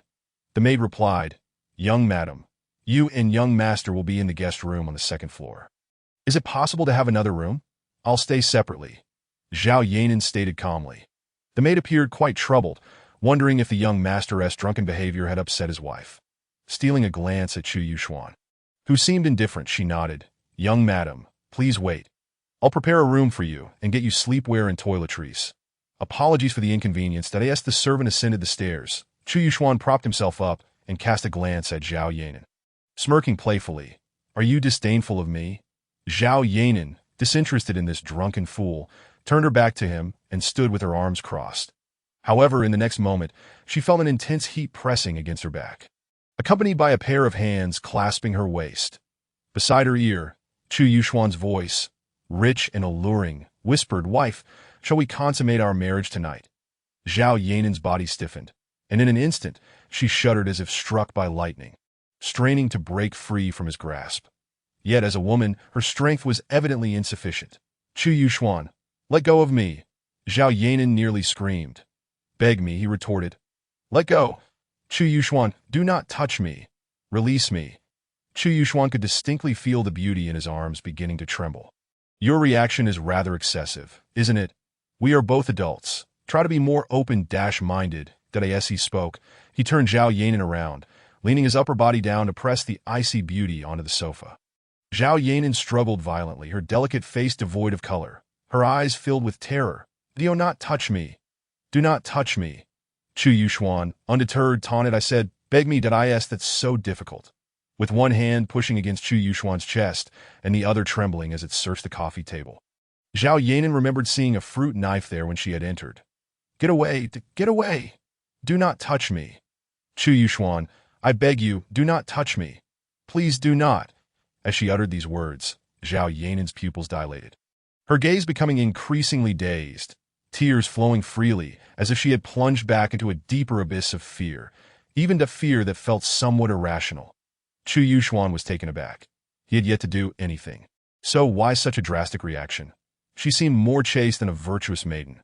While he was momentarily stunned, his peripheral vision caught a glint of cold steel. Do not touch me. Do not touch me. Get away. Do not touch me. Zhao Yanan was engulfed in a strange state, her body shaking violently, her gaze erratic, as if gripped by an inexplicable frenzy. In her trembling left hand, she held a bloodied fruit knife. Chu Yuxuan sat up straight, his white shirt now marked by a gash, a smear of crimson slowly spreading. Had he not dodged quickly, he feared the injury would have been far more serious. The once carefree scion now wore a frown, stepping aside as he observed the still overreacting Zhao Yanan, deep in thought. After a moment, Zhao Yanan gradually regained her composure, and upon seeing the bloodied knife in her hand, she gasped and dropped it to the floor. Chu Yuxuan, with his tongue pressed against his back teeth, spoke in a low tone, attempting to murder your husband. Zhao Yanan, I am displeased, wiping away her tears. Zhao Yanan coldly replied, leave. Chu Yuxuan, I never wish to see you again. You are a beast. Chu Yuxuan loosened his collar, turning to the maid standing at the staircase, and curtly instructed, take care of my wife. I will go sleep in the guest house. Chapter 32. The worrying father. After a lengthy pause on the sofa, Zhao Yanan's emotions finally began to stabilize. After sipping the water offered by the maid, she picked up her bag and prepared to leave. The maid hurriedly urged, young madam, you do not call me that. Zhao Yanan interrupted, resolutely striding toward the door. Just as she reached the entrance, Chu Yuxuan happened to lift the curtain and walk in. Nanan, what is the matter? Did that little rascal bully you again? Zhao Yanan sniffed, her expression cold as she replied, Uncle Yuxuan, I wish to go home. Chu Yuxuan smacked his lips. It's late. Why return home at such an hour? Come, let us talk for a while. No, I truly wish to go home. Zhao Yanan insisted stubbornly. Child. Chu Yuxuan frowned, glancing at the maid behind Zhao Yanan. You may leave for now. He then urged his daughter-in-law into the living room. My dear, I know you have been wronged. Please do not be hasty. I have something to discuss with you. Given Chu Yuxuan's stature, Zhao Yanan could not afford to repeatedly contradict him. They sat on the sofa. And Chu Yuxuan spoke first. My dear, do you truly despise Yuxuan? Zhao Yanan pressed her lips together, offering no response. It was not mere dislike. She harbored thoughts of violence against him. You have been deceived by him. He deliberately instigates your disdain. Zhao Yanan raised an eyebrow, casting a puzzled glance. Chu Yuxuan spoke earnestly. You must understand, Yuxuan had a difficult childhood. He lived with his mother until the age of 6. Then I brought him back, living under the shadow of being a bastard in the Chu family. Although it appeared we were a family, he was more like an outsider, reliant on others. Zhao Yanan listened, bewildered. Chu Yuxuan continued, he was often bullied as a child, especially by his grandfather, who would hit him frequently. When I asked if he hated the Chu family, guess what he said? Zhao Yanan shook her head. He said, as an outsider, I always feel constrained within the Chu family, sometimes even feeling guilty for being a burden. However, when you bully me, I lose that feeling, finding a strange sense of peace. Besides, I will not remain in the Chu family forever. I will repay my guilt with hatred. Zhao Yanan was perplexed. What kind of logic is that? I don't quite understand. Chu Yuxuan chuckled. It's simple. Tell me, do you feel that your Zhao family owes me a great deal? So you often feel uncomfortable around me, enduring your troubles without voicing them? Zhao Yanan bit her lip, not denying it. But Yuxuan is different. He bullies you, so you believe he would not feel guilty troubling you. Just as he said, he repays his debts with resentment. This is a subconscious mentality you may not have noticed, in essence. That scoundrel empathizes with your current situation and wishes to ease your burden of guilt towards the Chu family. After hearing this explanation, Zhao Yanan was momentarily stunned. Reflecting on Chu Yuxuan's actions over this period, aside from tonight, it seemed he had not truly crossed any lines. At most, he had merely provoked her annoyance with his words. Even tonight, it boiled down to just an embrace. Noticing his daughter-in-law's skepticism, Chu Yuxuan chuckled. Have you realized it? He has been concealing his true self since the first day he entered the Chu family. Zhao Yanan deduced, is it for the sake of inheriting the family fortune? Chu Yuxuan, now in his twilight years, had been in declining health, with his 3 children vying for the inheritance, a well-known secret among the elite. This was a trial most wealthy families faced, where kinship became a mere tool for deceit amidst overwhelming interests. Chu Yuxuan nodded slightly, lowering his voice. A gentleman conceals his talents, waiting for the right moment. The more reckless he appears now, the safer he is that my domineering sister, who has ruled for most of her life, will focus solely on Chu Yuxuan. Haha. Let them squabble. Yuxuan will make his grand entrance. Speaking of domineering, the Chu family's second princess certainly fit the bill. Setting aside other matters, her ruthless actions that led to the demise of her husband and mother-in-law were sufficient to earn her the label of a tyrant. Furthermore, Chu Yuxuan continued, a father knows his son best. I can assure you that Yuxuan's tardiness tonight, aside from his antics, was also for your sake. Your cold demeanor must make you feel uncomfortable among our family. Moreover, his aunt's sharp tongue is never considerate, often making you feel uneasy. So, if it were not for you, he would have no reason to arrive late. Given his nature, he would have preferred to come early and scold everyone in the Chu family. Zhao Yanan found it difficult to accept this revelation. The shameless scoundrel she had always viewed as a rogue actually possessed such delicate sentiments, observing the complex expression of contemplation on his daughter-in-law's face. Chu Yuxuan chose to temper his words. Nan, now that we've laid everything out in the open, you surely aren't considering going home, are you? Just stay here at ease, otherwise the old man might take offense. You ought to pay him a visit tomorrow, Ditto. And from now on, you mustn't call me uncle anymore. Refer to me as Dad. Do you understand? I genuinely regard you as my daughter-in-law. This old father, after all, had devoted considerable thought to his son's lifelong affair. Noticing Zhao Yanan's somewhat awkward demeanor, he promptly amended, No, my dear daughter. Some matters should not be rushed. Understood, Dad, Zhao Yanan uttered, albeit with reluctance. Chu Yuxuan rose, cheerfully exclaiming, Oh, very well, do take your rest, it's getting late. So I shan't intrude any longer. However, due to the unfamiliar surroundings and her troubled thoughts, Zhao Yanan tossed and turned, finally succumbing to slumber in the early hours of the morning. When she awoke, it was already past 9, edging towards 10, that the first night at her in-law's residence, and she had slept in so late, sent a chill down her spine. The more affluent the family, the more they adhered to those cumbersome formalities. Moreover, having married an unlikable illegitimate son, she ought to tread carefully. After hastily freshening up, the beautiful so nervously opened the door, peeking out cautiously. The corridor was devoid of any presence. The entire house was eerily quiet. It appeared that the 2 men were not around. Zhao Yanan let out a slight sigh of relief and stepped out, contemplating whether to call Chu Yuxuan to inquire if she should still pay her respects to the old man at this hour. Finding an excuse to slip away from this contentious place seemed the wisest choice. However, as she reached the stairway, she abruptly froze in her tracks. In the living room, Chu Yuxuan and his son, along with a blonde, blue-eyed little girl, were all kneeling in a neat line. Perfectly aligned, that on the opposite sofa sat the elder Chu Yuxuan, sitting upright with a face lined with cold wrinkles. Young madam, have you awakened? The old butler, standing beside the sofa, glanced towards the stairway with an impassive expression. Zhao Yanan couldn't help but shiver, steeling herself to walk into the living room with heavy, slow steps upon approaching. She timidly lowered her head, greeting Chu Yuxuan, grandfather. Chu Yuxuan didn't even spare her a glance, calmly lifting a teacup from the table and taking a delicate sip. The message was unmistakably clear.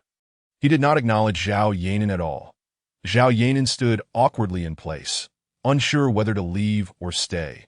After a prolonged silence, the elder picked up his cane, moved behind Chu Yuxuan and scolded. You over 50, yet all you do is indulge in frivolities.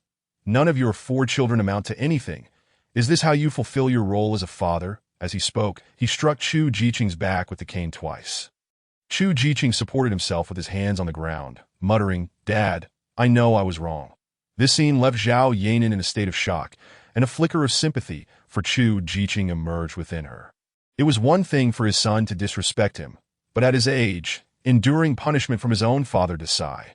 The elder stepped forward a couple of paces, positioning himself behind Chu Yuxuan, his tone tinged with sarcasm. You emulate your father quite well, don't you? Approaching 30, what else can you do besides spending money? I shouldn't have agreed to let you return to the Chu family, the waste of space. Chu Yuxuan bore the brunt of the cane strikes, remaining as still as a statue. Just as the elder seemed ready to relent, he unexpectedly chuckled, taunting, Not strong enough. Zhao Yanan.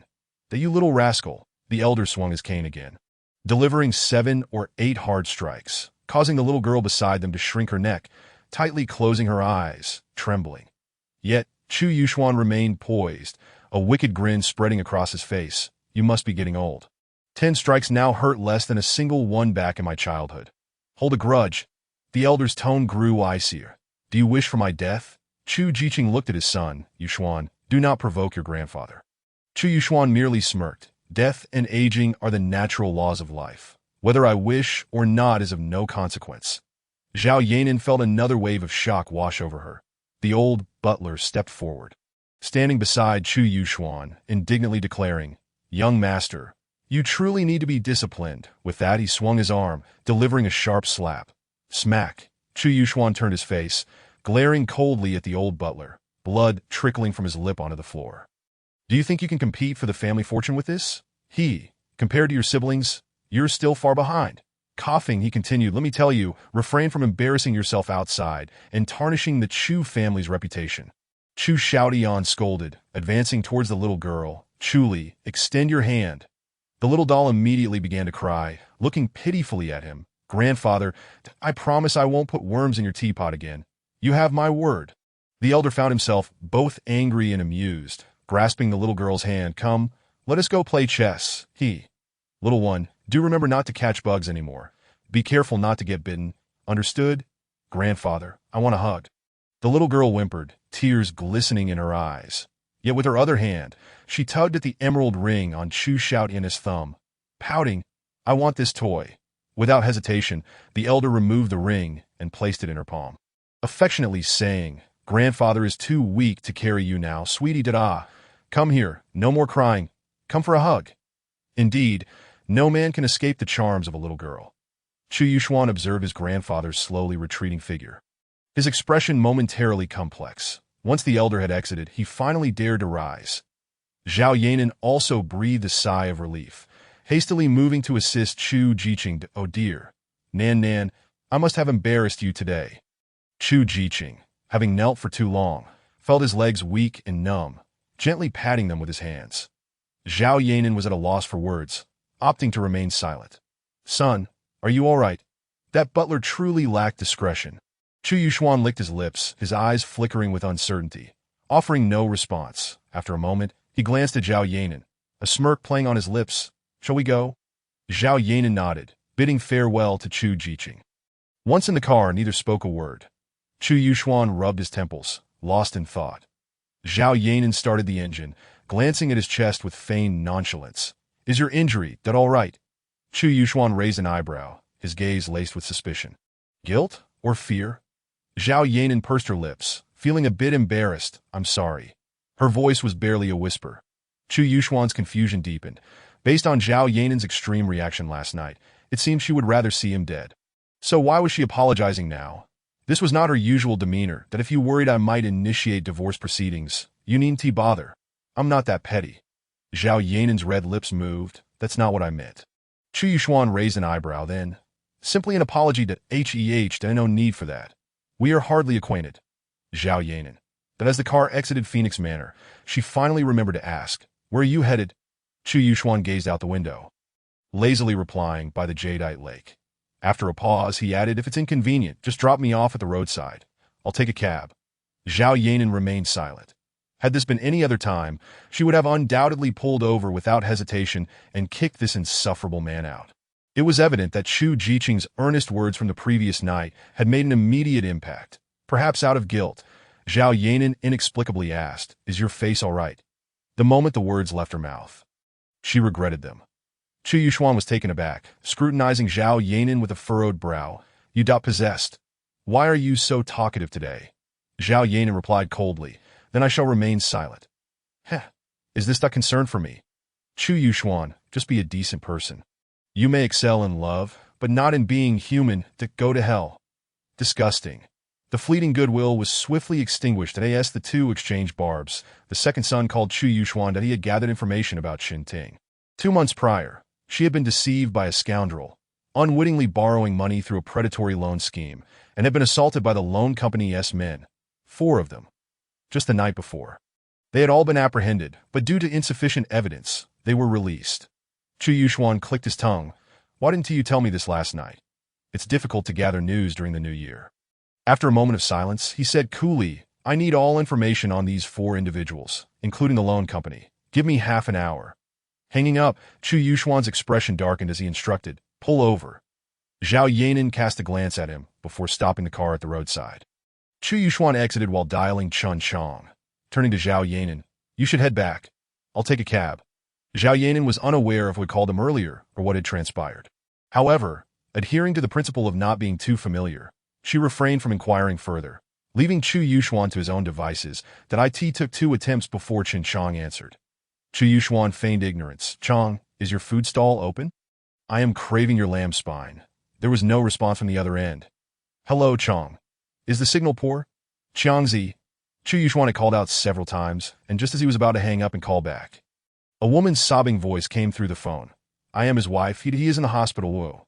Chu Yuxuan's heart sank, and he could easily guess that this fool had likely gone seeking revenge and ended up getting beaten. He hurriedly asked, which hospital?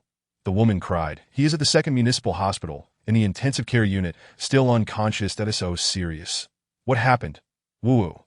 They are bullying us. They are part of the underworld, lawless and unrestrained. Mr. Chu, I know you are not an ordinary person. Could you please help us out, considering that you and Qiangzi are old classmates? The underworld. Qiangzi is so honest. How could he provoke such people? Calm down. Wait for me, I'm coming over right now. Chu Yuxuan put on a performance, raising his hand to hail a cab while dialing Lao San. Bring Lao Wu, and we'll meet at the 2nd Municipal Hospital. Lao San, still half asleep, seemed bewildered. 2nd Municipal Hospital? Which one? Don't know. How about you stay there tonight? Chu Yuxuan's tone turned icy. Lao San immediately snapped to attention. I'm on my way. Chapter 34. The beautiful policewoman when Chu Yuxuan arrived at the 2nd Municipal Hospital. The 2 men were already waiting at the entrance. Coincidentally, Lao Er had also sent detailed information about the 4 scoundrels from the loan company, along with a message. Shall I go deal with them? After a moment of contemplation, Chu Yuxuan replied with a no, then assigned tasks to Lao San and Lao Wu before entering the hospital. Upon reaching the floor of the intensive care unit, just as he exited the elevator, Chu Yuxuan spotted 4 or 5 police officers standing at the door of the ICU. Among them was a policewoman in uniform, sporting light makeup, yet possessing an extraordinary figure. Looking distressed as she earnestly tried to persuade Gao Chang's wife that Li Ping, I hope you can trust us in the police force that if you continue to withhold the truth, we won't be able to proceed with our work. Do you understand? Chun Chang's wife sat on a bench in the corridor, fists clenched, biting her lip in silence for a moment before saying, Officer, my husband accidentally fell from upstairs. I swear. The policewoman sighed, maintaining her patience, and replied, the hospital's examination report clearly states that there are 3 distinct marks on Chun Chang's occipital region from blunt force trauma. Li Ping, why do you insist that he fell? What are you hiding? The policewoman paused, suddenly noticing something and asked, where is Chen Ting? Upon hearing Chen Ting's name, Li Ping's expression changed to one of unease, hesitating before responding, she's resting at home. A young policeman frowned, saying, her brother is in this condition, and she's at home resting. Does that make sense? Where is Chun Ting? The policewoman raised her hand to interrupt her colleague, leaning closer to Li Ping's ear to whisper. Have they kidnapped Qin Ting and threatened you? Li Ping looked up, her eyes suddenly glistening with tears, her hands clenched so tightly that her knuckles turned white at no. From her changing demeanor, it was evident that Qin Ting was likely kidnapped. The policewoman, though anxious, felt helpless that as the deputy captain of the criminal police team, she had witnessed too many similar situations. For instance, in kidnapping extortion cases, the victim's family, fearing for their loved one's safety, often refused to cooperate with the police, allowing criminals to lead them by the nose, causing unnecessary difficulties for the police, and often resulting in tragic outcomes of both loss of life and property.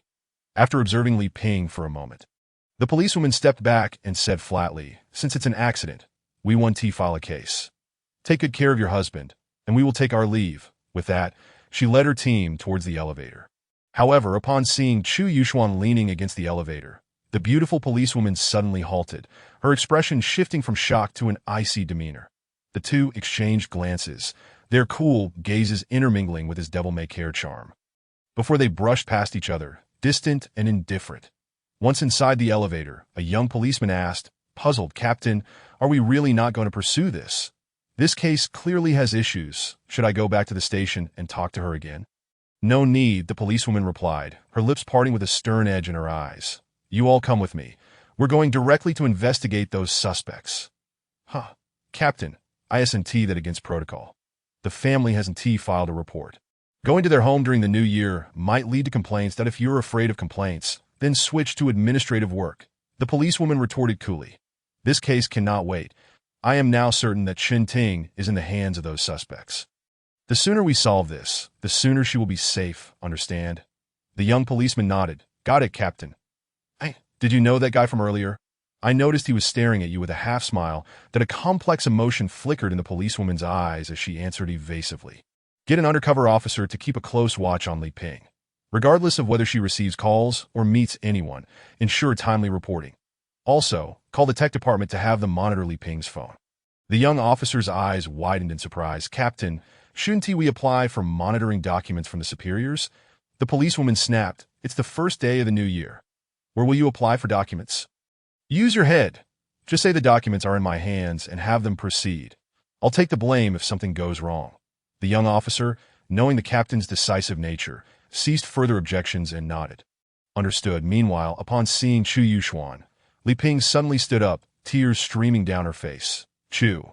Just as she uttered one word, Chu Yuxuan grasped her hand, gently tapping her wrist with his finger, shaking his head slightly, and asked with concern, "How is Xiangzi?" Li Ping was momentarily taken aback. After a moment of contemplation, she understood Chu Yuxuan's intent. Someone might be watching her. As this thought crossed her mind, she instinctively turned to look back. Chu Yuxuan squeezed her hand discreetly, his voice low enough for only the two to hear. "Don't move. Just speak to me normally." Li Ping trembled, her body stiffening, and with a quavering voice said, "Xiangzi has been seriously injured. The doctors say he is still in critical condition." Sigh. Chu Yuxuan feigned a sigh, leading Li Ping towards the doctor's office. As they passed a long bench, he cast a sidelong glance at a man sitting there, engrossed in a magazine, and noticed a tattoo on the man's wrist, thinking to himself, "It seems he is not one of the police." Humph. They found the attending physician, who informed them that Qin Chang's condition was grim. The brain damage was severe, and even if he survived, he would likely become a vegetable, with little chance of waking up. Chu Yuxuan felt a chill in his heart and said, "Doctor, please do everything possible. No matter the cost, save his life." The doctor sighed. "We will do our utmost, but I cannot guarantee the outcome. Your family must also be mentally prepared." Chu Yuxuan pondered. "Are there other hospitals with better odds?" The doctor shook his head. "In his condition, our hospital provides the best treatment available in the entire Jiangsheng. That I do not recommend transferring him." With a frown, Chu Yuxuan politely thanked the doctor and then led Li Ping towards the lobby on the first floor. Just as they entered the elevator, the tattooed man followed closely behind. Li Ping, being a woman, instinctively trembled. Chu Yuxuan squeezed her hand, smiling gently. "Sister-in-law, I've known Xiangzi for over a decade. I want to stand by idly while he is in such a predicament. Don't worry about the money. I'll take care of it." The first part of the sentence was meant to reassure Li Ping, while the latter was intended to ease the tattooed man's vigilance, making him believe that he was merely a friend coming to help with medical expenses. Upon reaching the payment window in the lobby, due to the crowd and noise, Chu Yuxuan finally made his intentions clear to Li Ping. I heard the questions the police asked you. Rest assured, I will bring Qin Ting back safely. What you need to do is watch over Qin Chong. Trust no one but me, understand? Li Ping nodded. I understand, Mr. Chu. Thank you so much. There's no need for formalities among acquaintances. Chu Yuxuan replied, then took out his phone and sent a WeChat message to Lao San. Qin Ting is in their hands. Move quickly. The police may also take action. We must resolve this before they do. Chapter 35. Sending them off to the boat after about 2 hours, while accompanying Li Ping outside the ICU, Chu Yuxuan received a message from Lao San. All done, not a single one missing. Chu Yuxuan replied, What about Qin Ting? She's with me, just a bit shaken up. She's fine. Take them to a secluded place and send me the location. After responding to Lao San, Chu Yuxuan exited WeChat and called Lao Wu. How's it going? The foreigner excitedly replied, Oh my God. I transferred all their account funds. Moreover, I discovered a plethora of inappropriate videos and photos, mostly involving young girls. Goodness. There are hundreds of them. That these loan sharks deserve what is coming to them. Big brother, should I delete them? Chu Yuxuan glanced at the tattooed man not far away, speaking softly, Keep them. They might come in handy. Contact Lao San and meet up with him. Got it. Upon terminating the call, Chu Yuxuan gently patted Li Ping and leaned closer to her ear, whispering, Listen carefully to what I am about to say. But remain composed. Ting Ting has been located and is safe that I shall go fetch her immediately. Li Ping's eyes brimmed with tears. Her pale yet beautiful visage instantly transformed with gratitude as she murmured, Thank you, Mr. Chu. Chu Yuxuan lightly shook his head and smiled softly. Once Ting Ting returns, should the police inquire, simply state that someone was watching you at the hospital, and you were frightened, which is why you hesitated to inform them of your threats. Respond truthfully to their questions. However, remember to keep my assistance confidential. Utter not a word about it, lest I encounter trouble. You understand? Yes, that I understand. Chu Yuxuan patted her hand gently before rising to leave. As he made his way to the elevator, he cast a disinterested glance at the tattooed man, and then lifted his eyelids to scrutinize a short-haired man nearby, contemplating an undercover, perhaps? Half an hour later, Chu Yuxuan arrived at an abandoned factory. The 4 scoundrels knelt in a neat row, their faces battered beyond recognition. The third henchman languidly perched atop a gasoline barrel, idly smoking. Upon seeing Chu Yuxuan enter, he hurried over, addressing him, Big brother. Chu Yuxuan responded, his dim eyes sweeping over the faces of the 4 men as he inquired, Where is Qin Ting? In the car. Just then, the 5th henchman opened the car door, exclaiming, Hey boss, I'm currently comforting this lovely young lady. Qin Ting, having often assisted her brother at his food stall, recognized Chu Yuxuan and exclaimed in shock, Chu! Big brother Chu, how come? Realizing belatedly, she gasped, Did you save me? Chu Yuxuan offered a gentle smile and nodded. Yes, it's all right now. Don't be afraid. Qin Ting hurriedly exited the vehicle and ran to embrace Chu Yuxuan, weeping as she said, Big brother Chu, thank you. They are inhumane. That is my brother, all right. I want to go to the hospital. Can you take me? Observing Qin Ting's anxious demeanor, Chu Yuxuan reassured her, Your brother is fine. I will take you to the hospital shortly. But first, I must resolve this matter. I asked that all right. Qin Ting wiped her tears and sniffled, All right. Big brother Chu, I will listen to you. Chu Yuxuan approached the 4 miscreants, and the 3rd henchman brandished a makeshift pistol, pointing it at the man on the far left, laughing, Boss, this little toy belongs to him. When I caught him, he tried to use it against me, but he fumbled, allowing me to seize it. Their faces are the result of my handiwork with this thing. Absolutely hilarious. Chu Yuxuan regarded the man with a sneer. Didn't he expect you to be a gun enthusiast? What? Are you aspiring to become someone important? The man, bloodied and cowed by the 3rd henchman's earlier treatment, pleaded, Brother, please spare us. Whatever it takes, I will pay.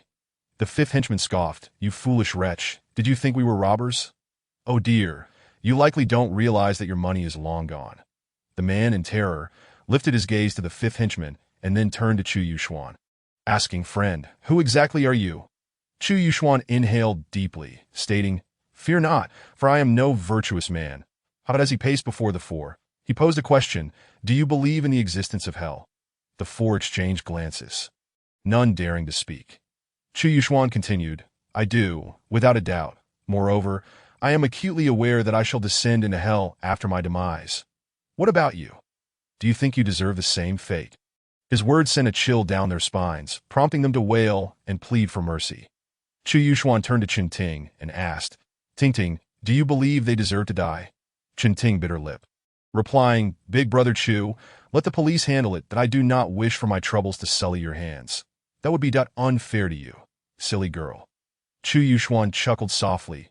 Very well, I shall heed your wishes. So as not to dirty my hands, that he then turned back to the four miscreants, mockingly stating, after committing so many vile acts, you must pay a price. How about this? I shall donate your ill-gotten gains to a charitable organization. As a means of accruing some merit on your behalf. As for the four of you, how could you possibly deserve to continue living here? With that, he instructed the third henchman, take them away on a boat. The third henchman shrugged and replied, fine, I'll do it. Upon hearing there was a way out, the four men hurriedly expressed their gratitude, indifferent to where the boat would take them, as long as they remained alive. The fifth henchman observed the four scoundrels, pursed his lips, and chuckled lightly, asking Chu Yuxuan, Boss, shall I take you back now? Ting, let us go. Did I won't accompany you to the hospital? You should stay with your sister-in-law. If your brother awakens, inform me immediately. And promise me, you must not tell anyone that I saved you, that if the police inquire, just say you escaped on your own. Understood? Do not mention me. Chen Ting nodded earnestly. Understood, Big brother Chu, I want to put you in danger. Meanwhile, a beautiful police officer leading an investigative team wore a troubled expression. Upon exiting the hospital, they visited the homes of the four suspects, only to find their families providing suspiciously uniform responses.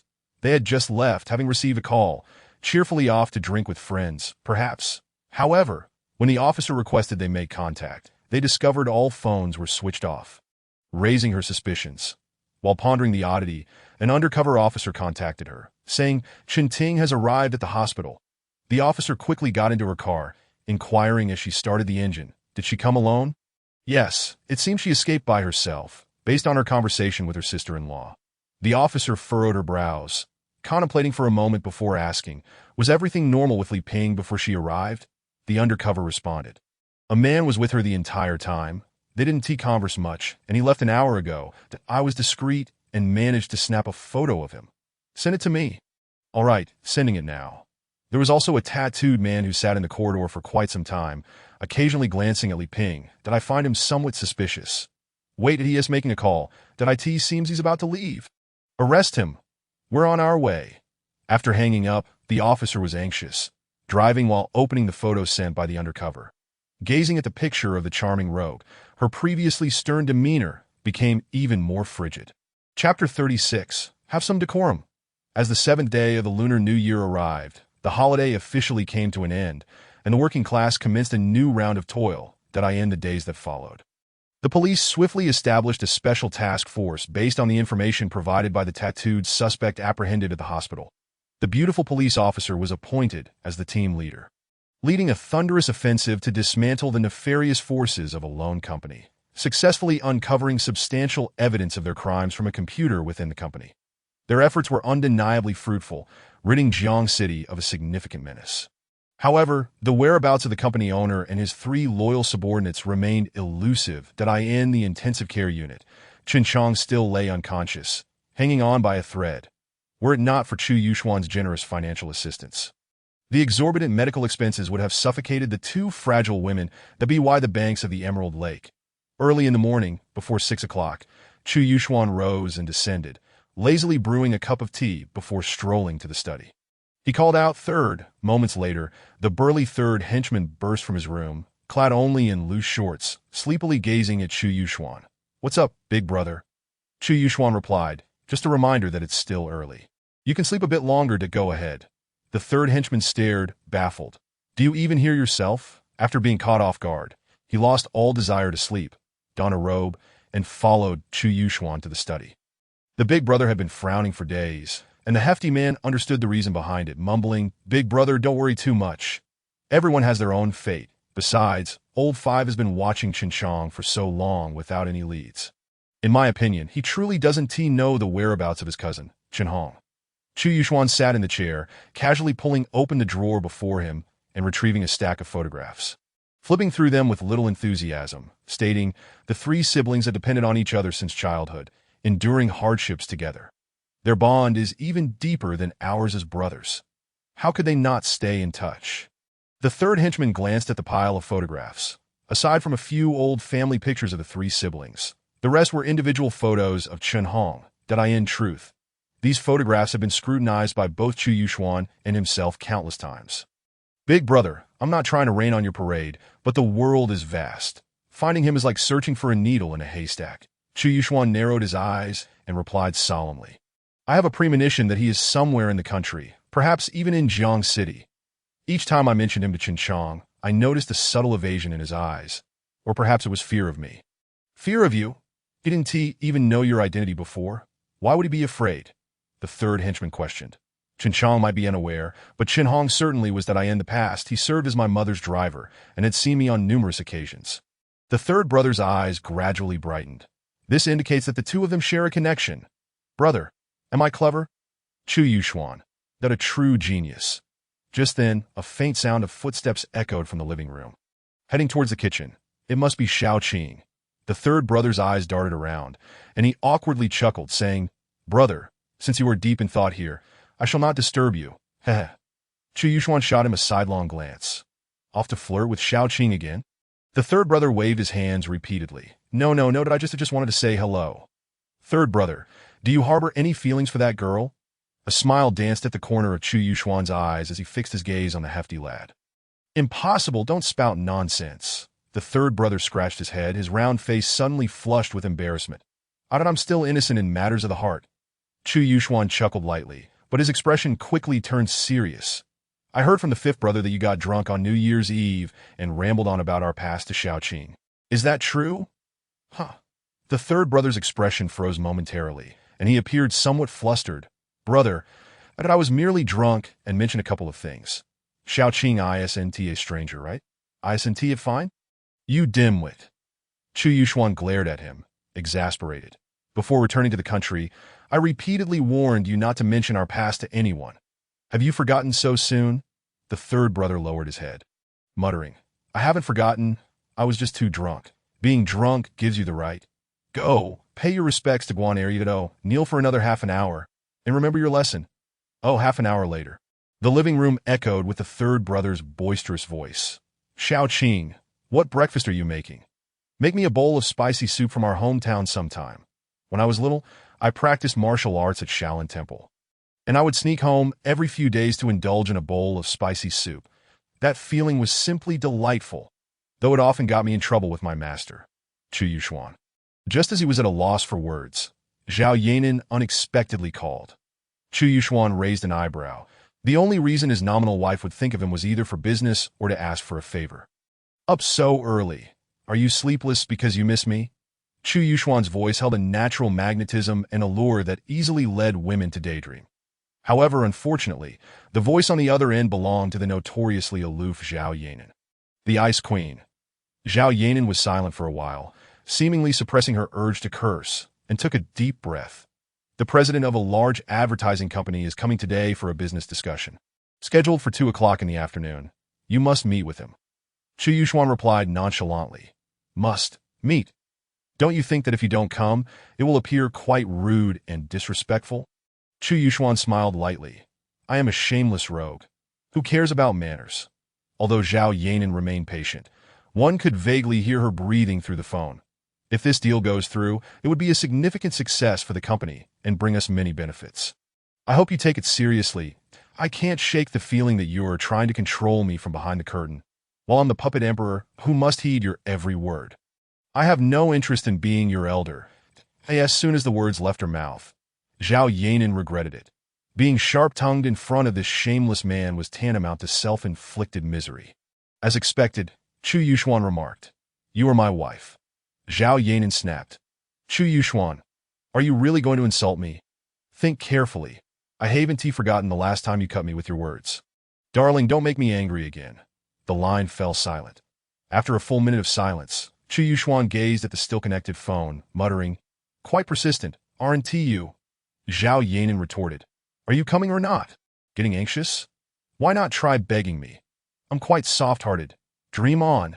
You shameless man, I'm furious that you'd better watch it. I'll personally bury you, darling. I wouldn't dream of letting you become a widow. Have a little self-respect, will you? Chapter 37. Summer bamboos madness in the afternoon. Snow began to drift from the sky.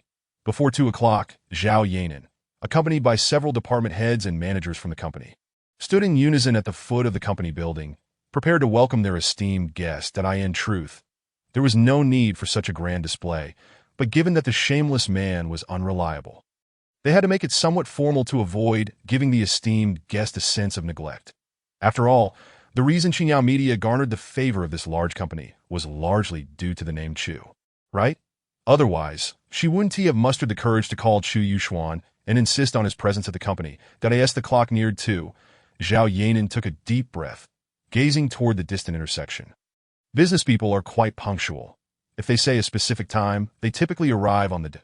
Just as she was eagerly looking forward to his arrival, a silver-gray GR sped toward the company, coming to a halt precisely in front of the building. Immediately, Zhao Yanan saw that shameless man, who had infuriated her earlier that morning, emerge from the car. The GTR is often referred to by men as the war god, regarded as the ultimate dream. But to women, it is merely a shabby Nissan. How could it compare to a BBA? Indeed, the two female managers exchanged puzzled glances, seemingly bewildered. With such wealth, why is President Chu driving such a dilapidated vehicle? If they were to discover that this car was a limited edition manual transmission, they would likely be even more baffled. Zhao Yanan didn't understand cars, but she wasn't surprised. After all, that shameless man had initially driven a Skoda, which looked even worse than this one. Chu Yuxuan, dressed in a well-tailored blue suit paired with a black shirt, casually swung the car keys in his hand as he strolled toward the company entrance, wearing a mischievous grin that exuded a carefree attitude. "Oh, my esteemed ministers, are you waiting for me to hold court?" Everyone chuckled in unison, greeting him. "President Chu, Happy New Year." Chu Yuxuan nodded, then turned to Zhao Yanan, his lips parting slightly. "President Zhao, are you surprised? Is it unexpected?" Zhao Yanan remained expressionless, too lazy to respond. Yet inwardly, she felt a wave of relief wash over her. Suddenly, she recalled the words Chu Jiqing had shared with her on New Year's Eve. And wasn't this moment of validation of that? This shameless man always managed to infuriate her while simultaneously helping her. Contemplating this, Zhao Yanan felt a peculiar discomfort in her heart. After a moment of hesitation, she said, "President Chu, thank you." Chu Yuxuan's smile took on a teasing quality. Do we still need to thank each other in our relationship? The crowd, given that the two had previously been exposed for their hidden marriage. Although the company staff dared not speak openly, they inevitably engaged in speculation behind closed doors. Now, hearing Chu Yuxuan's words, they couldn't help but feel a surge of curiosity. Zhao Yanan frowned slightly, her gaze suddenly radiating a warning hue as she glared at Chu Yuxuan. "President Chu, be serious. The advertising company representatives are about to arrive." Chu Yuxuan shrugged. "Am I not serious?" Xiao Wei. "Am I not serious?" The assistant to the president appeared perplexed, blinking in confusion. "Serious." Just as she uttered a single word, she sensed Zhao Yanan's icy glare and hurriedly corrected herself. Not serious." The group burst in a light laughter. Zhao Yanan inhaled deeply, about to speak, when she spotted Xia Zhu arriving at the company with her manager. Instantly, the beauty's lips curved into a smile as she gazed at Chu Yuxuan with a look that seemed to say, "Surprised? Unexpected?" At first, Chu Yuxuan didn't grasp the situation. Following her gaze, he finally saw his ex-wife and the manager, who was universally disliked. Their expressions were starkly contrasting. The manager appeared somewhat timid, while Xia Zhu wore an expression of anger. It was easy to surmise that she had likely learned of Wang Long's decision to replace her and would undoubtedly assume it was his doing. Zhao Yanan likely realized this too, which was why she wore a look of delight, as if anticipating the drama. Chu Yuxuan shot Zhao Yanan a glare, muttering, "Didn't they say that those with ample bosoms lack brains? Women who are too intelligent are not favored by men." Zhao Yanan smirked. "President Chu, resolve this properly. Don't let it affect the company." As she spoke, Xia Zhu had already approached them, just as everyone wondered what this celebrity intended to do. She raised her hand, pointed at Chu Yuxuan, and shouted frantically, "Chu Yuxuan, what do you mean by this?" In an instant, the scene fell silent, but the crowd was abuzz with speculation. Is our charming President Chu also involved with this celebrity? Holy cow, just a pretty face, and she dares to speak to the capitalist like this. How audacious. This is it. She'll definitely be shelved. Zhao Yanan's expression turned icy. She had thought that even if Xia Zhu was clueless and foolish, she would at least have the sense to speak with Chu Yuxuan privately. Yet to her astonishment, this woman had lost her mind to such an extent, publicly embarrassing the company's boss. Perhaps that shameless man would overlook it out of nostalgia, but as the president, she could not turn a blind eye. Otherwise, how would she establish her authority in the future? Xia Zhu, I advise you to address this matter privately with President Chu. If this continues, you should be well aware of the consequences. Xia Zhu let out a bitter laugh, glaring at Zhao Yanan. Consequences? What consequences could I possibly face? Zhao Yanan, you are nothing but a thoroughgoing businessman. A heartless machine. I may not have any merit for Qingya, but I have put in my share of hard work. The incident of my replacement by Director Wang has lingered for so long, and you have audaciously concealed it from me, merely to extract the last vestiges of my worth. The manager of the artist management department hastily intervened. Xia Zhu, do not make a scene. Let us discuss this privately later. Discuss what? The company must have long since plotted to bury me, right? How you are all cut from the same cloth. Xia Zhu gritted her teeth, her reddened eyes overflowing with tears. The public relations manager retorted, the company never intended to sideline you. You have sullied your own reputation, and our entire PR department is at a loss on how to salvage your image. We have repeatedly urged you to be mindful of your private life. Have you ever listened? No fan would admire a star who clings to a wealthy patron, and so ostentatiously, Xia Zhu, wholly bereft of reason, lashed out at anyone within reach. Spare me your condescending remarks. Get lost. Chu Yuxuan, with a smirk, noticed several luxury cars approaching and surmised they belonged to the advertising agency, then said with a light-hearted smile, Xia Zhu, follow me. Xia Zhu stood motionless, trembling as she sobbed. There is no need. Chu Yuxuan, I see through you. You are a complete hypocrite. You profess to love me while deceiving me for 2 whole years. Now that you cannot have me, you wish to ruin me. Is that it?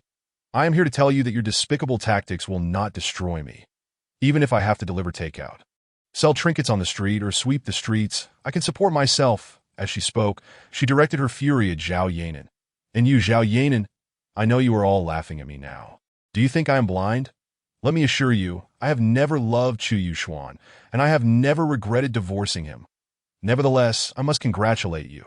You have an eye for talent and have struck gold. I even suspect that you began to seduce him before I was even divorced.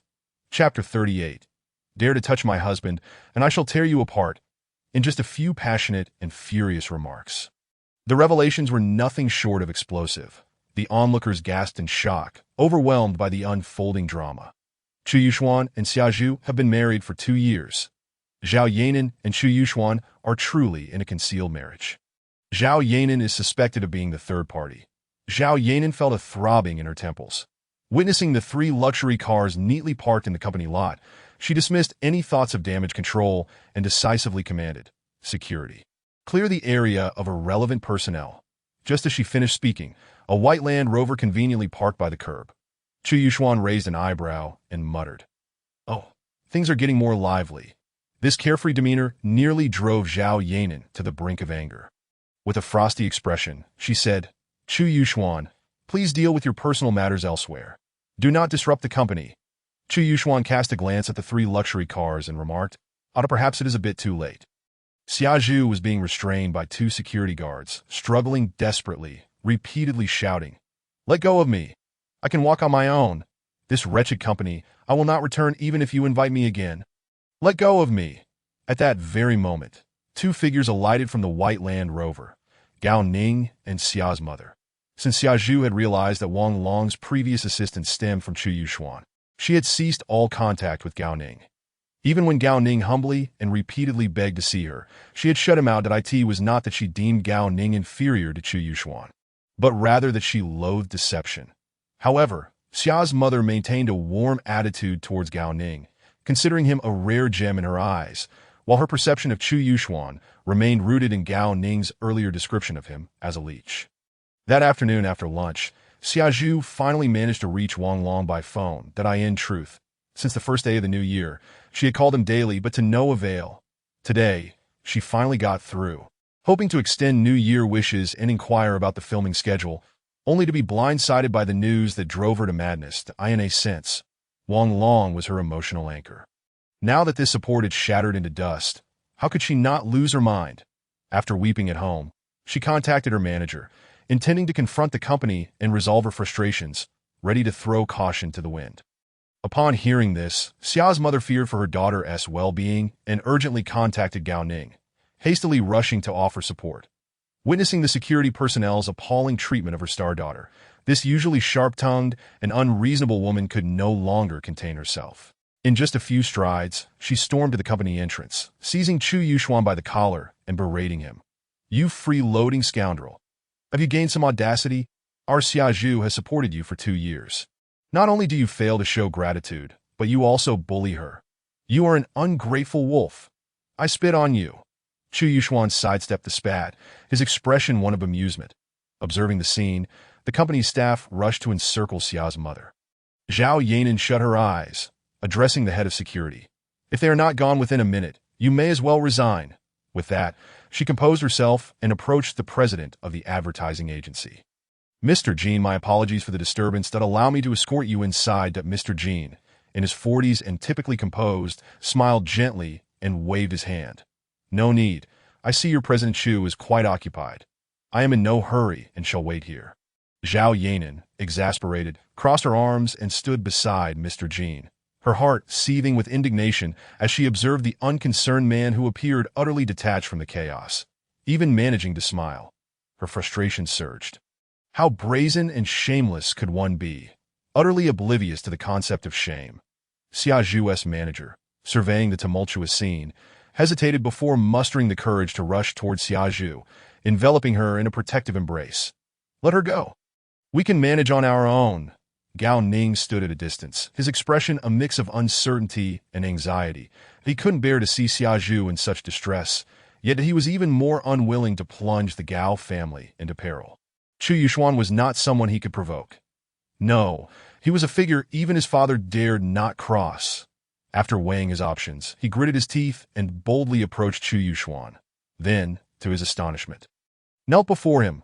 "President Chu, all my past mistakes are my own. I implore you to grant Xia Zhu another chance and not replace her role. She truly cannot bear it." Chu Yuxuan rolled his eyes. Given the current situation, what was the point of such words? It was merely an effort to curry favor with Xia Zhu that a leopard cannot change its spots. "You will always be a scheming opportunist." Chu Yuxuan scoffed. Gao Ning's thinly veiled intentions had been laid bare by Chu Yuxuan's words, leaving him somewhat taken aback. Just then, Xia's mother, having unleashed a flurry of expletives, spotted Gao Ning kneeling before the man she detested and felt her rage boil over. She pushed past the 2 security guards blocking her way and charged at Chu Yuxuan. "You had the audacity to make Ning kneel before you? Chu Yuxuan, you shameless leech. You are inhuman." As the irate woman closed in, Chu Yuxuan hastily sidestepped, but fate intervened, and Xia's mother stumbled, falling flat on her face. Gasps filled the air as everyone braced for the inevitable fallout. Sure enough, sprawled on the ground, she caught her breath and began to wail. "Help! Someone is attacking me. Is anyone there? They're trying to kill me. You and that Zhao woman are forcing Xia Zhu into a corner. Are you even human? Adulterers. I spit on you." Chu Yuxuan sighed, his expression darkening as he glared at the head of security, coldly declaring, "Do you want me to deal with you as well? Get these people out of here. I can cover any damages." Just as he finished speaking, a delicate hand struck his face with a resounding slap. "Chu Yuxuan, if anything happens to my mother, I will make you pay." The scene fell silent, as if time itself had frozen, with nearly everyone rendered speechless, except for Xia's mother, who continued her oblivious cries. Chu Yuxuan was not just the owner of Qingyang Media. He was also the scion of the Chu family. Slapping him was akin to provoking a powerful force. Chu Yuxuan turned to the deranged Xia Zhu, his lips curling in disdain. "Have you had your fill of madness?" In that instant, Xia Zhu seemed to awaken from a stupor. Taking a hesitant step back, incredulity flashing across her face as she stared at her own hand. "Leave. Do not provoke my wrath." This was a tone Chu Yuxuan had never used with Xia Zhu before. Cold, resolute, filled with anger and distance, that moment. Xia Zhu felt like a jester, ashamed and furious, her head lowered as her mind spun in chaos, seemingly lost and heart-wrenching to behold. Yet, had this not all been her own doing? Chu Yuxuan had no intention of dealing with her. He turned to return to the company, but the corner of his eye caught sight of his nominal wife striding toward him. Then came the unmistakable sound of a sharp slap. Slap! Chu Yuxuan was momentarily stunned, turning to see Zhao Yanan glaring at Xia Zhu with an expression brimming with anger. Xia Zhu, it was you who strayed first, leading to the divorce. But Chu Yuxuan and I are openly in love. And we are now legally married, that if you and your mother wish to slander us, do please coordinate your stories first. Do not flip-flop between calling him a leech and a seductress. Show some semblance of logic. Will you? And listen closely. If you dare to lay a finger on my husband again, I shall tear you apart. Chapter 39. Heartfelt stirring, this slap thoroughly shattered Xia Zhu's heart, which was already teetering on the brink of collapse. Simultaneously, it left Chu Yuxuan dazed. Gao Ning and the manager each took charge of one, leading the mother and daughter out in utter disarray. The remaining onlookers exchanged glances, rendered speechless, since their acquaintance with Zhao Yanan. It was the first time they witnessed this beautiful president resorting to violence. Zhao Yanan remained composed, glancing at Chu Yuxuan.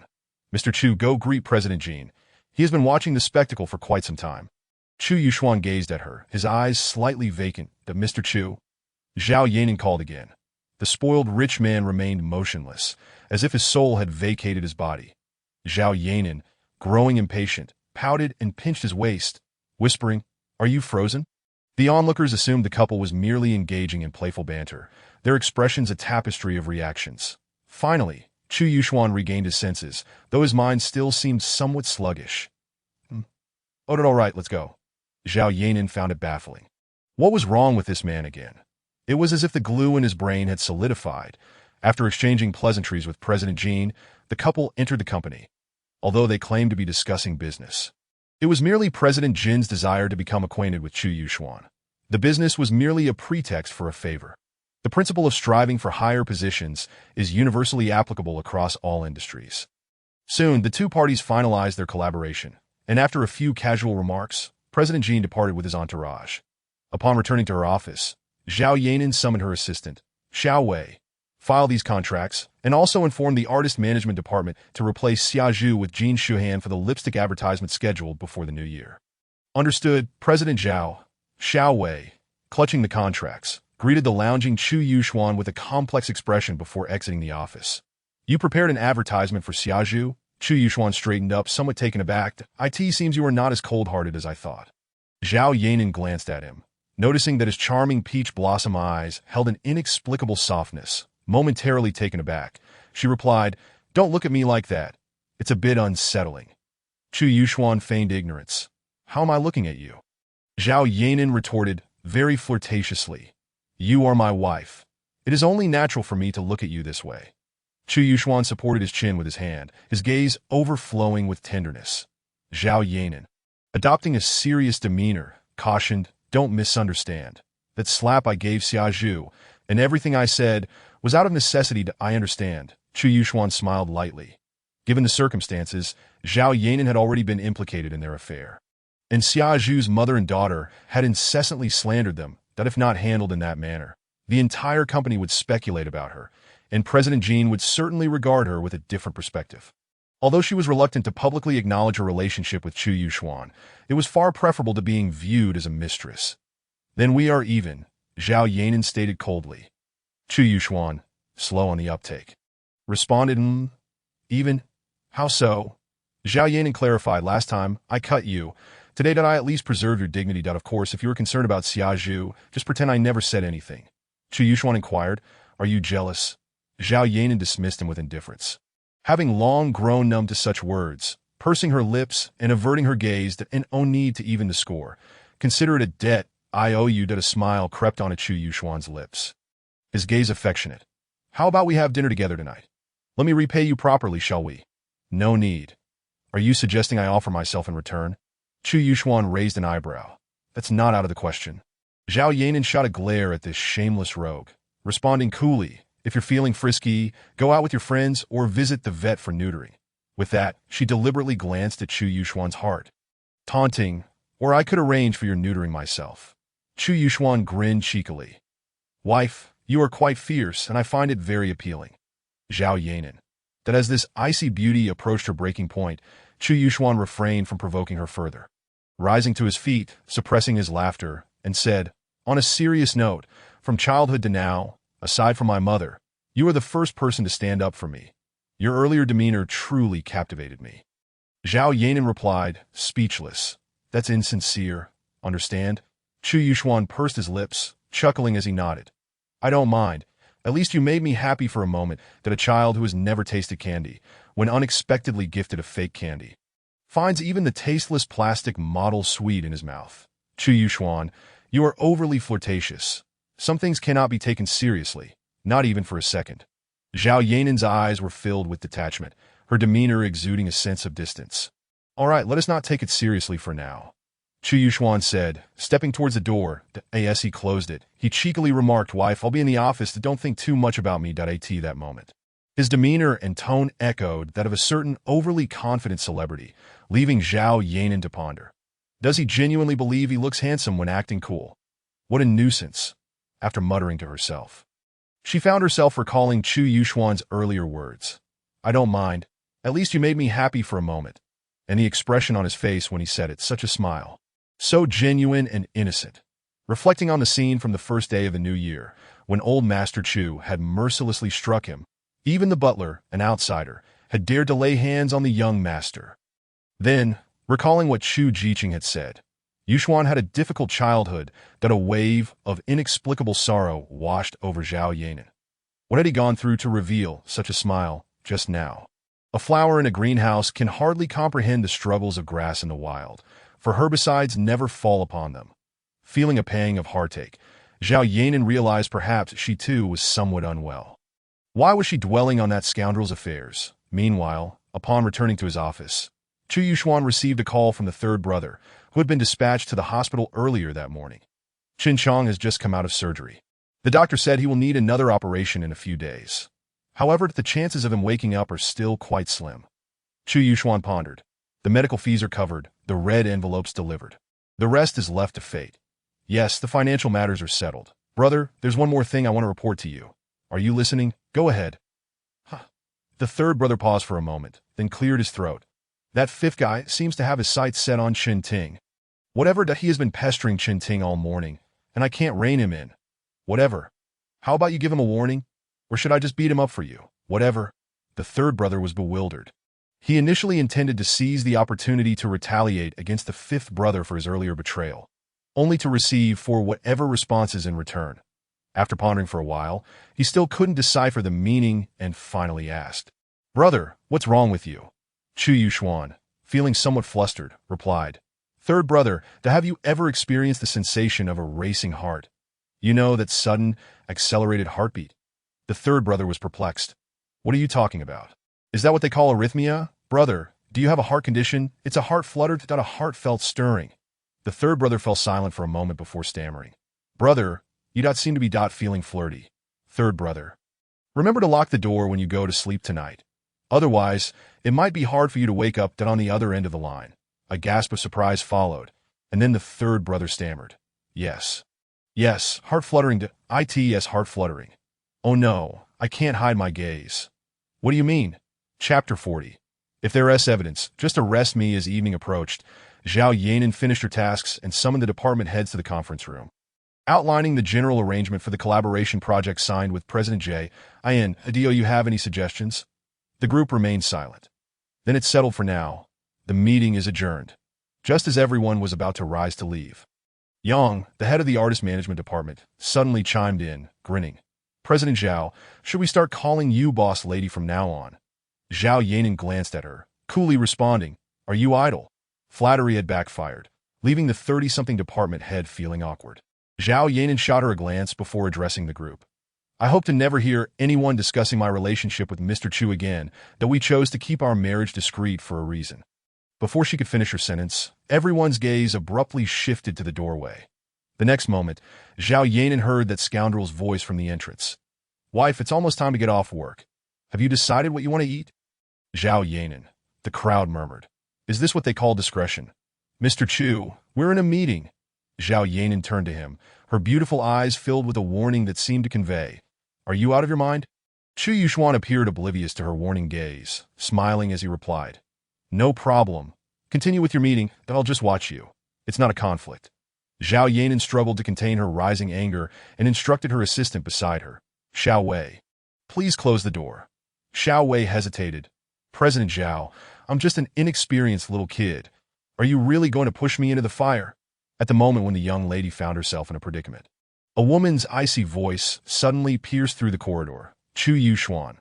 Upon hearing his name, the debonair gentleman turned towards the source of the voice, only to find his expression momentarily stiffen upon recognizing the visitor. The onlookers gasped collectively, their thoughts aligning in unison. Who could this formidable lady be, come to collect her debts of passion? Our dear President Chu, blessed with a stunningly beautiful wife, yet still unsatisfied. Is this the fleeting joy of the affluent? As they pondered, their gazes inevitably shifted toward Zhao Yanan, mingled with varying degrees of sympathy. Zhao Yanan, feeling the weight of the scrutiny from the company's stalwarts, frowned and glared at Chu Yuxuan, just as a striking policewoman clad in uniform appeared at the doorway, unceremoniously seizing Chu Yuxuan by the collar. "I need your cooperation in an investigation. Come with me." The crowd. Zhao Yanan was taken aback, furrowing her brows in confusion. "Officer," Chu Yuxuan replied nonchalantly, a faint smile gracing his lips. "What's the matter?" The policewoman's demeanor was unyielding. "You know very well. Come with me." Witnessing this, the head of the legal department hurried over. "Hello, officer. I'm the company's legal counsel. May I inquire about the nature of your business with President Chu?" The policewoman shot him a sidelong glance. "I cannot disclose that." The legal head remained composed. "Do you possess any relevant documentation? If not, I regret to inform you that our President Chu is currently occupied and cannot accompany you." The policewoman's face darkened. Glaring at Chu Yuxuan, "I will only ask once more. Will you come with me or not?" Just as the legal head was about to speak, Chu Yuxuan raised his hand to interrupt. All right, I'm going to. No need to get so worked up. You look far more charming when you smile." Zhao Yanan thought, "What audacious man dares to flirt with anyone?" The legal head pondered. "Why do I feel like they know each other? Am I overstepping my bounds?" The policewoman remained silent, tugging at Chu Yuxuan's collar as they proceeded out. The legal head, somewhat at a loss, turned to Zhao Yanan. "Should I follow to see what's happening?" "No need." Zhao Yanan inhaled deeply, glancing at the administrative head. "The security department needs to be restructured." The administrative head, trembling with fear, responded, "Understood, President Zhao. I will attend to it immediately. I end the criminal investigation unit." The morgue. The beautiful policewoman pointed to a corpse that had clearly been waterlogged and asked Chu Yuxuan, "Do you recognize this individual?" Chu Yuxuan, recognizing the deceased as the owner of a loan company, calmly shook his head. "How would I know him?" The policewoman scoffed. "Zhao Peng, the owner of Rose Finance. Last year, he and 3 of his employees committed a joint crime, the victim being Qin Ting." "Do you want me to continue? You should know better than I." "Oh, so it's him." Chu Yuxuan feigned shock. "Of course, I know about Tingting's situation. One could only say that such a beast deserves his fate." The policewoman, maintaining a stern expression, scrutinized Chu Yuxuan for a long while before dismissing the other 2 officers present and speaking in a low tone. "I have investigated and found that Qin Chong is your classmate." "Indeed," Chu Yuxuan shrugged, "which is why I know Qin Ting." The policewoman fixed her gaze intently into his eyes. "Qin Chong has a cousin named Qin Hong." Chu Yuxuan appeared contemplative. "I don't know him." "Ah, Chu Yuxuan, do you think you can play dumb with me?" The policewoman sneered. On the night of June 17, 10 years ago, an accident occurred at Nanwan Pier. When the police arrived, they found only a wrecked BMW. After investigation, it was confirmed that the owner, Jiang Xiuji, and the driver, Qin Hong, were missing. A month later, Jiang Xiuji's body was accidentally recovered by fishermen, with the time of death determined to be between 28 to 33 days after the disappearance. While Qin Hong remains unaccounted for, Jiang Xiuji was, in fact, Chu Yuxuan's mother. Chu Yuxuan slowly blinked, his thin lips moving. "That is all ancient history. Why bring it up?" "You approached Qin Chong and went to great lengths to assist him. All in hopes of locating Qin Hong, correct?" The policewoman's words struck home. Chu Yuxuan's expression began to dim the moment he heard his mother's name. "Officer, I merely felt pity for him and helped cover his medical expenses. Nothing more." It hardly qualifies as going to great lengths that I have bought handbags for women that cost far more. Still pretending? Chu Yuxuan, the moment you left the hospital, within an hour, Qin Ting returned, claiming she had escaped on her own. What a farce. Furthermore, the loan company's accounts were completely drained, and several documents containing evidence of the loan company's crimes were unlocked and conspicuously placed on the table. The technical department informed me that if those documents hadn't been left out in the open, they would have been exceedingly difficult to uncover. Additionally, all surveillance footage from the loan company on that day was hacked. Even the cameras on the nearby streets were erased. Chu Yuxuan, such methods are beyond the capability of an ordinary person. Only you, or someone you hired, could accomplish this. Chu Yuxuan pinched the bridge of his nose, feeling somewhat exasperated. Officer, by your logic, any wealthy individual could orchestrate such a scheme. Why must it be me? Moreover, this mysterious individual inadvertently assisted you in solving a major case. You ought to commend him with a Good Citizen Award. The policewoman, fuming, retorted, because you want Qin Chong to be grateful to you and reveal the whereabouts of his cousin. Want a reward? I can grant you one in prison, if that's how you choose to think. Then I can't help it that I in any case, if you have evidence, arrest me, he declared, extending his hands, ready to be cuffed. You, the policewoman was rendered speechless, realizing that Chu Yuxuan had correctly assessed her lack of evidence. Not going to arrest me. Chu Yuxuan smirked. Then I shall take my leave. Wait, the policewoman gritted her teeth. Follow me to the office. Chapter 41. You live here too, in the captain's office. Chu Yuxuan lounged in the chair, relaxed and casual. Officer, won't you offer me a cup of tea? The beautiful policewoman glanced sideways out the window, her tone laden with meaning. Chu Yuxuan, I know you are behind this. Oh dear. Chu Yuxuan sighed. What now? I have already told you if you have evidence, you may execute me on the spot. I will find the evidence. I certainly will. The policewoman declared, fixing her gaze on him. This includes the entire Chu clan, all their illicit deeds, which I will investigate one by one until the truth is revealed. Very well. I support your endeavor. Should you require assistance, do not hesitate to inform me, he replied with a chuckle. The policewoman shot him a glare, and after a moment of silence, suddenly inquired, Weren't you supposed to stay away from the Chu family? Why have you returned? Chu Yuxuan smirked. Your father begged me to come back.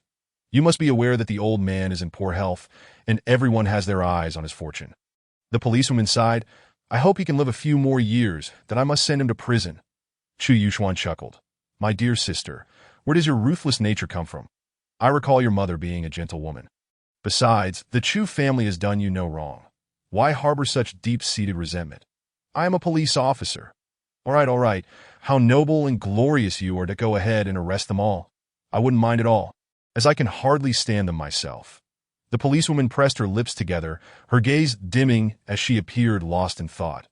After a moment, she crossed her arms. I have reviewed the case files. 10 years ago, on the night your mother went missing, the police station received a report from your grandmother, stating that you had been abducted from your home.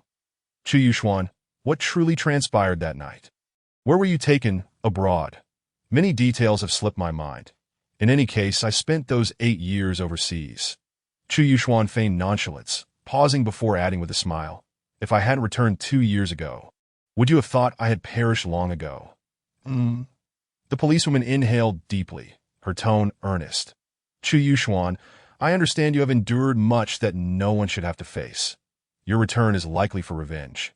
But I hope you do not let hatred cloud your judgment. Trust the police, cooperate with me, and I will help you uncover the true culprit. Chu Yuxuan's smile was enigmatic. Sure, take your time investigating. Once you uncover the truth, do inform me that I will send you a banner of commendation. The policewoman furrowed her brow. Do not let evil taint your heart. Chu Yuxuan, you truly cannot act recklessly.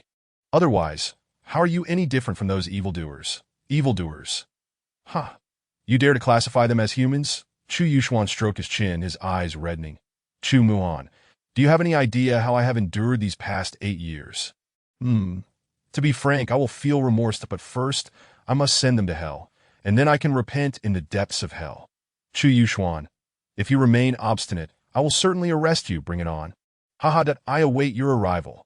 In the evening, the third and fifth brothers returned home in a ruckus. As they entered the living room, they spotted Chu Yuxuan seated on the sofa with a sullen expression.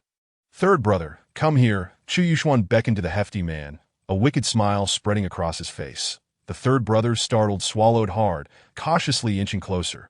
Be big, brother. I mentioned earlier that you were just being impulsive. Why are you still holding a grudge? Chu Yuxuan shot a sidelong glance at the busy Xiaoqing in the kitchen, lowering his voice. I entrusted you with 4 boat tickets. Why is one in the hands of the criminal investigation team? The third brother trembled violently. No way. Originally eager to witness the unfolding drama, the fifth brother abruptly turned serious, quickly approaching Chu Yuxuan. Did the police come looking for you? Chu Yuxuan glared at the third brother and said with irritation.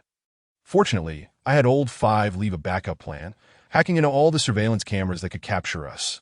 Otherwise, we would all be under interrogation at the criminal police department by now. You fool. The third brother looked aggrieved. I only made my move after the boat had drifted quite far away. How could we possibly be discovered? This is just too unlucky, isn't it? Chu Yuxuan raised his hand and lightly punched the third brother's chest. If there's a next time, I'll send you back to Shaolin Temple. The third brother pouted and muttered, You know I can only fight blindly. Such delicate work was always done by Old 4 in the past. Old 5 blinked and suggested, Brother, why don't we call Old 4 back? He's in Korea as a pastor now and must be terribly bored. Chu Yuxuan picked up a pack of cigarettes from the table. Biting one at the corner of his lips. Forget it, he is married now. Let us not disturb him. The third brother chimed in, I still think we should bring him back. He handles these things with great ease. Just then, Xiaoqing emerged from the kitchen carrying a plate of fruit. Young master, third brother, fifth brother, please enjoy the fruit first that I've stewed ribs for tonight, but it will take a little longer. The conversation abruptly shifted away from the unspeakable topics. Chu Yuxuan flicked off the ash from his cigarette and said to Xiaoqing, Thank you for your hard work. Just then, his phone vibrated. It was Old 2. Her home is a flat with 2 units per floor, and the opposite unit is unoccupied. That I've contacted the owner, who agreed to sell it for $7 million, which is $500,000 above the market price. It's for sale only, not for rent. That if you think it's acceptable, you can move in tonight. The previous message was from Chu Yuxuan, sent as he exited the gates of the criminal police department. Think of a way. I want to live next to Zhao Yanan. After reading the message, Chu Yuxuan promptly replied with a simple bye. Then looked at Xiaoqing, help me pack my things. I'll be moving out tonight. The 3 of them all wore puzzled expressions. Young master, you're up moving? Brother, where are you moving to? Heavens, you're not planning to move in with Zhao Yanan. Are you? Brother, are you serious? Chu Yuxuan smiled faintly. It's a matter of the heart. The third brother exclaimed, Oh no, you can't hide that look. Go kneel before Guan Yu and reflect on your actions. How dare you sing? Old 5 asked. What does that mean? The next day, Zhao Yanan was awakened by her alarm clock. After impatiently turning it off, she dozed for another half-hour until the second alarm rang. Finally sitting up groggily, her expression a mix of fatigue and annoyance. This stunning beauty was not one to struggle with getting out of bed, nor did she possess a morning temper. It was simply that the person next door had inexplicably decided to move in the dead of night, causing a ruckus until after 2 in the morning. Consequently, by the time she fell asleep, it was nearly 3 to having woken up half an hour later than usual. Zhao Yanan rushed out the door without breakfast after completing her morning routine and makeup. Upon locking her door and turning around, she found the door of the opposite unit swinging open. Just then, Chu Yuxuan, who had been peering through the peephole for over half an hour, stepped out. The moment Zhao Yanan saw this man, her expression was beyond mere shock. She even doubted her own sanity, wondering if she was hallucinating. Ditto. Wife, what a coincidence. You live here too. Chapter 42. Where are my tires? Zhao Yanan stood frozen for a moment, then gritted her teeth, diverting her gaze from Chu Yuxuan as if she did not recognize this perfect man, who possessed both looks and wealth, and strode straight toward the elevator. Chu Yuxuan casually approached, hands in pockets, a slight smile curving his lips as he stood beside Zhao Yanan. Wife, seeing your husband and not even greeting him. In feudal times, you would have been punished for such behavior. Zhao Yanan shot him a sidelong glance and retorted, Don't act so shameless. Chu Yuxuan unabashedly replied, We're legally married. No matter how you slice it, this isn't shameless. Chu Yuxuan. Zhao Yanan's face turned cold. I don't care what your intentions are, nor do I want to know why you moved here, but I warn you, keep your distance. If you desire the stars in the sky, I would try to pluck them for you. But this request that I cannot fulfill. What nonsense are you spouting early in the morning? How disgusting. Nonsense is merely a remedy to enhance the relationship between lovers. Zhao Yanan rolled her eyes. If you're not fully awake, go back to sleep for a while. Everything between us is false. Don't get too immersed in it. Chu Yuxuan boldly stated, I wouldn't mind if the act turned into reality. Zhao Yanan took a deep breath, realizing that this shameless rascal's skin was tougher than bulletproof glass. No amount of kind words or harsh replies would penetrate his defenses. After considering her options, she decided that psychological attacks might yield some results. So she turned to him with a sardonic glint in her eyes. Chu Yuxuan, are you so fickle because you were hurt by Xia Zhu? After being a sycophant for 2 years, are you on the verge of madness? In truth, she was unaware that her imagined psychological attack might have had a subtle effect on Chu Yuxuan some time ago, but at present, it was as ineffective as a bottle of water with a pest repellent label. Jealous, observing the ease and confidence on Chu Yuxuan's face, Zhao Yanan felt a sense of despair. She no longer wished to engage in verbal sparring or entertain hopes of finding an immediate way to make this man retreat. With pursed lips, she chose to ignore him. Ding. The elevator doors opened, and the nominally married couple entered one after the other.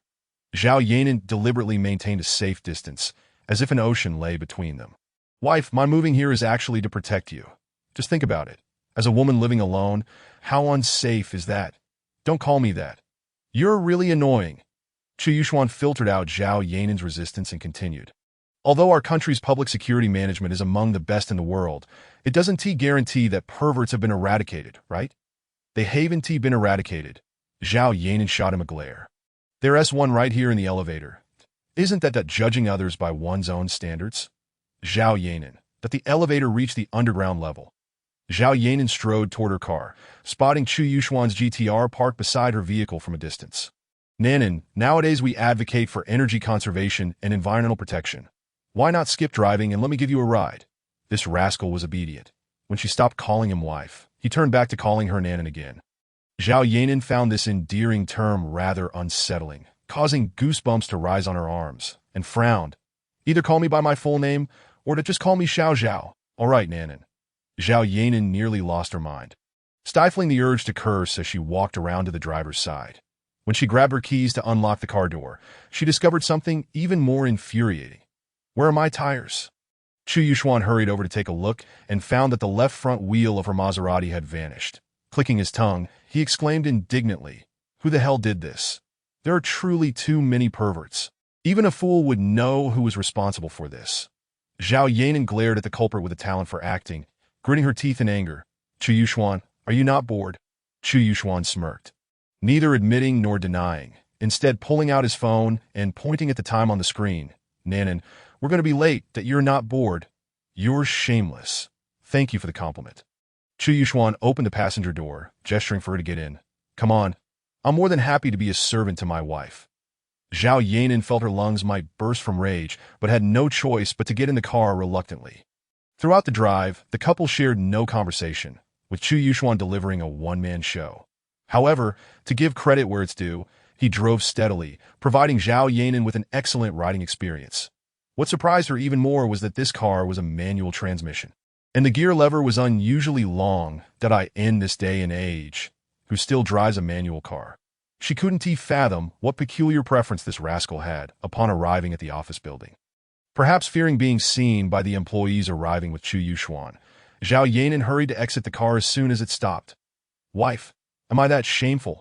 Chu Yuxuan unbuckled his seatbelt, grinning at her with a hint of grievance in his eyes. Zhao Yanan stiffened for a moment, turning to glare at him.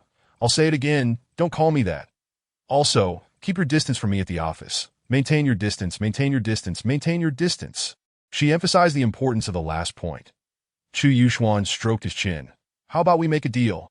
If you allow me to call you Nanan privately from now on, I'll agree to your 2 conditions. What do you think?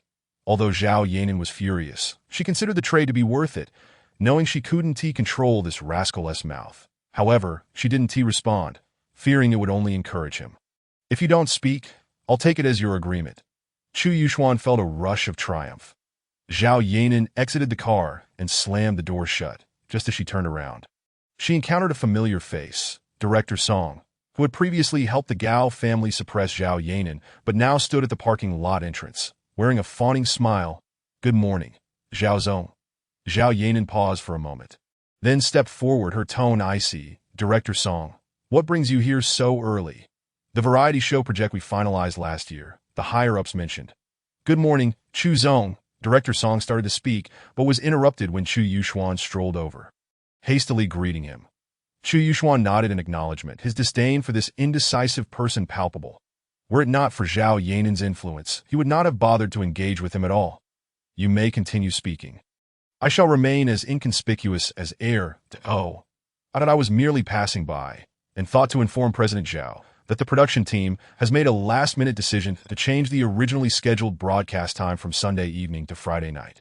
And the pre-recorded segment has now been switched to a live broadcast. Additionally, the previously confirmed veteran judges have also been altered. The higher-ups wish to replace them with individuals from major media companies.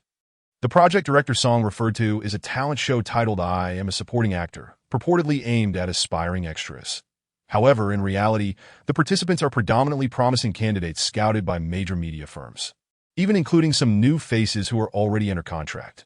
For instance, a newcomer named Jin Shuhan from Qingyao Media was covertly sent to the production team by Zhao Yanan, undoubtedly aiming for these newcomers to gain some visibility and popularity. Zhao Yanan pondered briefly before inquiring, is the intention behind appointing personnel from media companies as judges to create a spectacle of on-site signing? Yes, exactly. We aim to enhance the program's appeal, Director Song replied. Zhao Yanan replied coolly, such matters can be resolved with a phone call. Is it truly necessary for you to make a personal visit? Director Song, please speak plainly. Director Song chuckled awkwardly. I shall get straight to the point. President Zhao, that I am here to extend an invitation for you to personally serve as a judge for Qingyao Media on the variety show. Zhao Yanan fell silent, deep in thought. Director Song continued. Consider this, President Zhao. Your presence would signify the importance you place on talent, which would greatly benefit Qingyao Media's reputation. That wouldn't our Nan Nan's title as the most beautiful woman in Jiangxing also be advantageous for your production team? Chu Yuxuan interjected unexpectedly, turning to Zhao Yanan with a look of affectionate indulgence. Nan, I am not so inept as to require you to step into the limelight. Zhao Yanan, initially deliberating whether to accept, made a swift decision upon hearing this. Very well, Director Song, I accept your invitation. One would expect a sense of joy at the successful negotiation, yet Director Song refrained from displaying any elation, instead appearing quite distressed. President Zhao, perhaps we should reconsider. I see. Why reconsider? Zhao Yanan, aware that this spineless individual feared upsetting Chu Yuxuan, retorted sharply, Are you jesting with me? No. Director Song hastily waved his hands, casting a glance at Chu Yuxuan. Although he could not clearly discern Yuxuan's expression, he sensed the oppressive aura of the young master and his displeasure. In a moment of inspiration, he devised a clever escape plan, shifting the blame to the production team. President Zhao, this is merely a temporary decision by the production team that I can return to discuss it with them and provide you with a response by noon at the latest. As soon as he finished speaking. Before Zhao Yanan could respond, Chu Yuxuan remarked with a smile, What? Does my Nan not deserve this? Must there be discussions, Director Song? The good sir, one moment you permit her to go, the next you do not. What exactly do you wish? This question was far too perplexing for him to answer. Zhao Yanan pursed her lips, casting a glare at Chu Yuxuan before addressing the flustered Director Song. It is settled. I shall participate. You may return now. Very well. I shall take my leave then. Director Song wiped the cold sweat from his forehead, fawning, President Zhao, President Chu, rest assured, I will ensure Jin Shuhan becomes the champion. It will be a splendid tale of mutual success for Qingyao and the champion. Chu Yuxuan scoffed, sighing, Director Song, at your age, how can you still be so naive? Some matters should be handled without mention. Why reveal them? It makes it seem as though I instructed you to do so, Director Song. That indeed, demonstrating loyalty and flattering are both refined arts, difficult for the average person to master. After Director Song departed, the couple made their way back to the company. Chu Yuxuan remarked, I didn't realize you had such a rebellious streak. Zhao Yanan, preoccupied, ignored him and took out her phone to call Jin Shuhan. Are you at the company? The response came, President Zhao, I will arrive shortly. Good. Once you arrive, come to my office. I have matters to discuss. After hanging up, Zhao Yanan entered the elevator, only to realize that Chu Yuxuan, who had been trailing her moments ago, had mysteriously vanished. The icy beauty, overwhelmed, hastily pressed the closed door button, exhaling a sigh of relief only when the elevator began its ascent. She muttered, That insufferable man is truly unwell. 5 minutes later, Jean Shahan arrived at the president's office. The young woman appeared to be in her early 20s, exuding a fresh and pure charm, and her attire suggested she was a quiet and studious university student. President Zhao, Jean Shahan greeted with a serene smile. "What can I do for you?" Zhao Yanan's icy demeanor softened slightly as she replied with a smile. "Shahan, there is no need for such formality. Please have a seat." Jean Shahan nodded, taking a seat with some trepidation. Zhao Yanan continued, "Director Wang Long's production has been delayed by about a month due to script issues. You should have received the notification, correct?" "Yes." Jean Shahan confirmed with a nod. "I received it last night." "Good, that is all I needed to confirm. Additionally, the variety show I registered you for has its premiere moved to this Friday, and the production team intends to broadcast it live. You must prepare thoroughly and ensure there are no errors. Also, starting today, refrain from coming to the company to avoid anyone discovering that you have signed with us. To be cautious not to reveal that you are now an artist of China. I will arrange for a manager for you. Feel free to consult her with any matters." "Understood," Jean Shahan replied, but then suddenly recalled something, her eyes widening. "This Friday?" Zhao Yanan shot her a puzzled look. "Is there an issue?"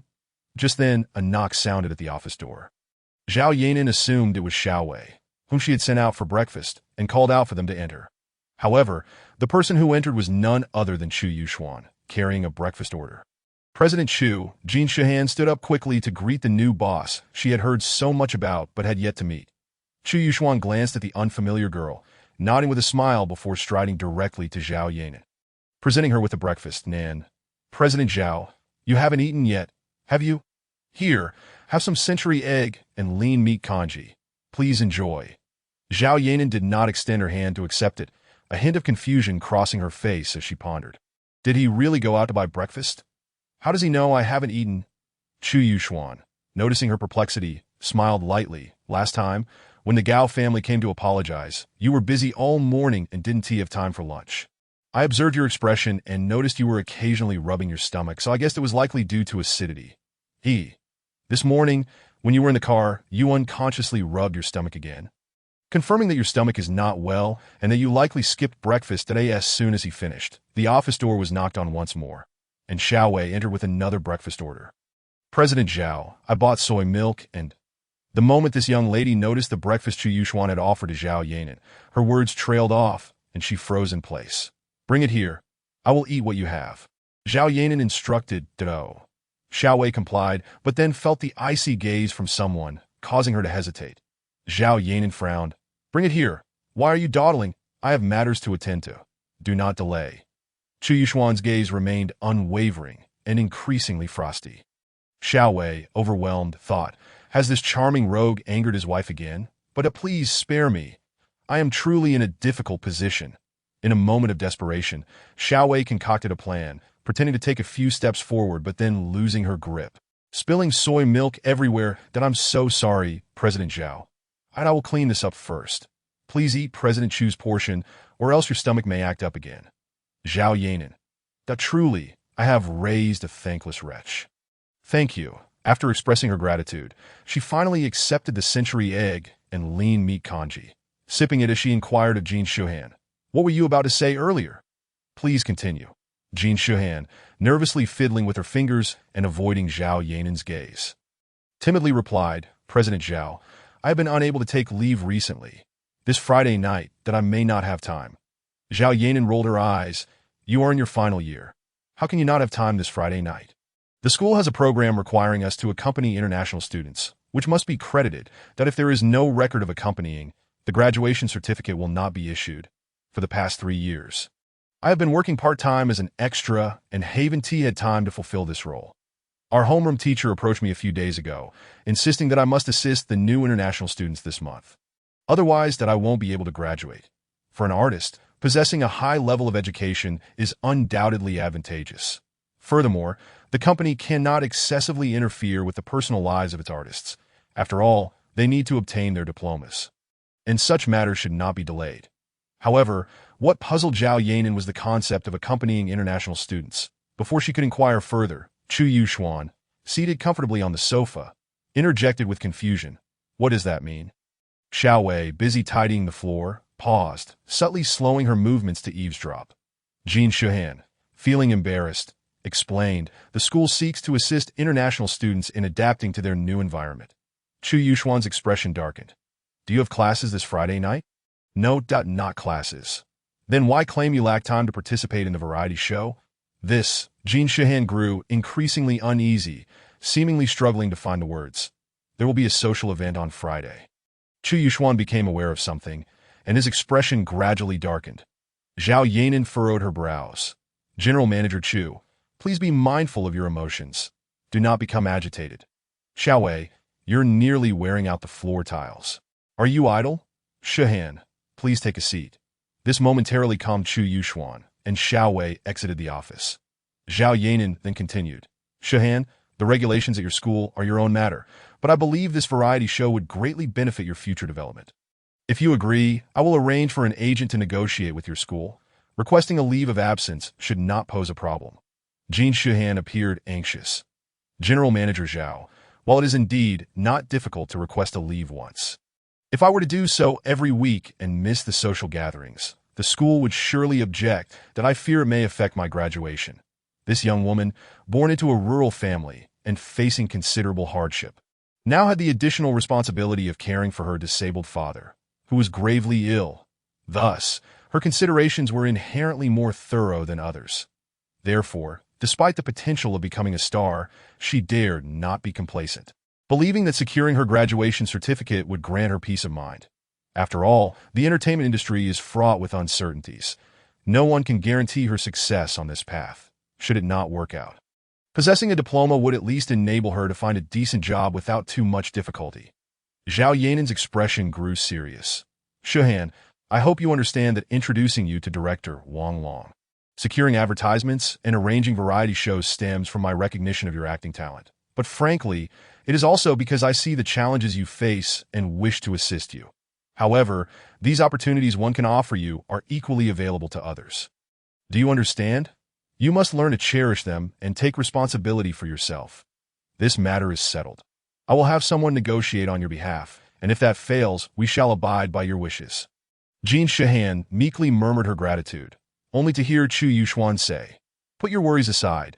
Prepare well for your performance. I will handle matters with the school. Jin Shuhan was taken aback, gazing at Chu Yuxuan in astonishment, rendered momentarily speechless. The owner of a prominent company would advocate for her, a mere extra of humble origins, who at present held no value. It is worth noting that within the entire company, only a select few trending artists could capture the boss's attention. For others facing difficulties, it was typically the heads of public relations and artist management departments who intervened. Zhao Yanan shot a glance at Chu Yuxuan, pondering for a moment before addressing Jin Shuhan. You may leave for now. I have matters to discuss with General Manager Chu. Jin Shuhan stood, bowed respectfully to both bosses, and exited the office. Chu Yuxuan, what are you planning? As soon as the office door closed, Zhao Yanan inquired. Chu Yuxuan, reclining casually, smirked. I mentioned before, I will oversee any incidents involving our artists being coerced. Zhao Yanan replied, This is a matter of school regulations, not coercion. Do not meddle recklessly. Indeed, if coercion is carried out so openly, so shamelessly, and under the guise of propriety, it can hardly be considered coercion at all. How absurd! Never before have I encountered such a situation. Observing his cynical demeanor, Zhao Yanan felt a throbbing at her temples. Given his reckless disposition, he was likely to involve himself in this matter. Chu Yuxuan, let me clarify my stance. I too find the situation bewildering and even somewhat infuriating. But ultimately, it is their school's affair. The right and wrong are not for us to determine. Chu Yuxuan smirked, abruptly suggesting, Shall we dine together tonight? Zhao Yanan responded, That I know I cannot dissuade you. But I hope you can exercise discretion to avoid escalating matters that may implicate the company. Chu Yuxuan remarked, Consider it a celebration of my new residence. Zhao Yanan clenched her fists. The company is currently on an upward trajectory. We cannot afford any missteps, or we will face numerous breach of contract lawsuits. Chu Yuxuan replied, There is a Chinese restaurant downstairs that is said to have excellent cuisine. Zhao Yanan. Their disjointed conversation ultimately culminated in Zhao Yanan's exasperated outburst. The scoundrel obediently exited the office, cheerfully declaring, Wife, you are truly stunning. If only you would smile. Before he could finish, a folder was hurled at him. And had he not closed the door quickly, it would surely have left a mark of affection on his face. Zhao Yanan was quite agitated, her breath quickening, as tumultuous emotions surged within her. She cursed. That dog of a man. Does he have his head lodged in his trousers day after day, driven by lust? He will eventually meet his doom.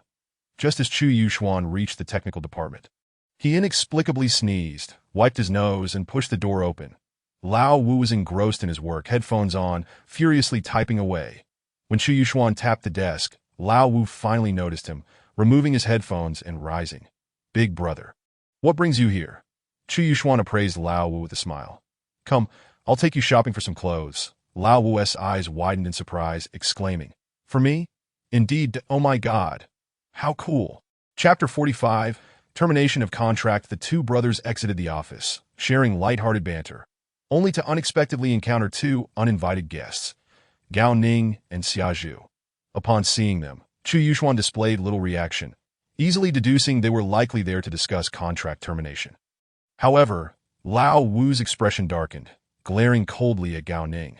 Surprisingly, Gao Ning, shedding his previous timidity, now exuded a gentlemanly demeanor, extending his hand to Chu Yuxuan with a smile.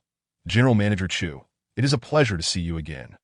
Chu Yuxuan raised an eyebrow, glancing at the frosty Xia Zhu, and teasingly inquired. Gao Ning, what brings you here? Gao Ning lowered his tone appropriately. General Manager Chu, I am here today to request your understanding and forgiveness for the irrational actions of both Xia Zhu and myself. Additionally, I would like to discuss the termination of Xia Zhu's contract, that I am aware that Xia Zhu is likely to face being shelved by your esteemed company, so I was hoping you might show some leniency regarding the penalty. Chu Yuxuan interrupted. I have no interest in your affairs. Please speak directly with General Manager Zhao. Understood, General Manager Chu. I shall not trouble you further and will go find General Manager Zhao. Gao Ning flashed a standard smile, bowing slightly without appearing servile, instead exuding the demeanor of a courteous gentleman. Throughout this exchange, Xia Zhu remained silent, not even casting a glance at Chu Yuxuan. This once renowned star had come to a realization, choosing to reconcile with her past. The truth is, her earlier departure was merely a fit of pique. She had never genuinely intended to leave Gao Ning.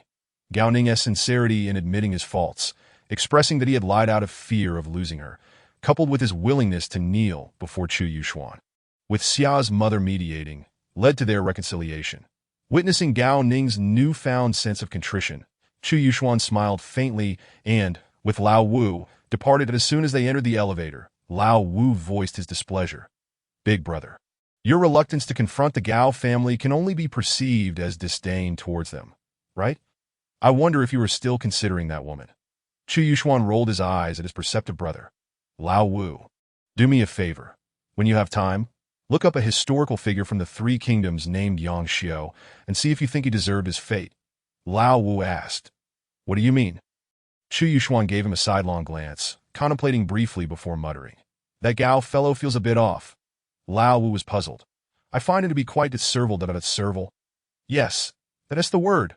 What a servile creature. Chu Yuxuan shook his head. That is merely a façade.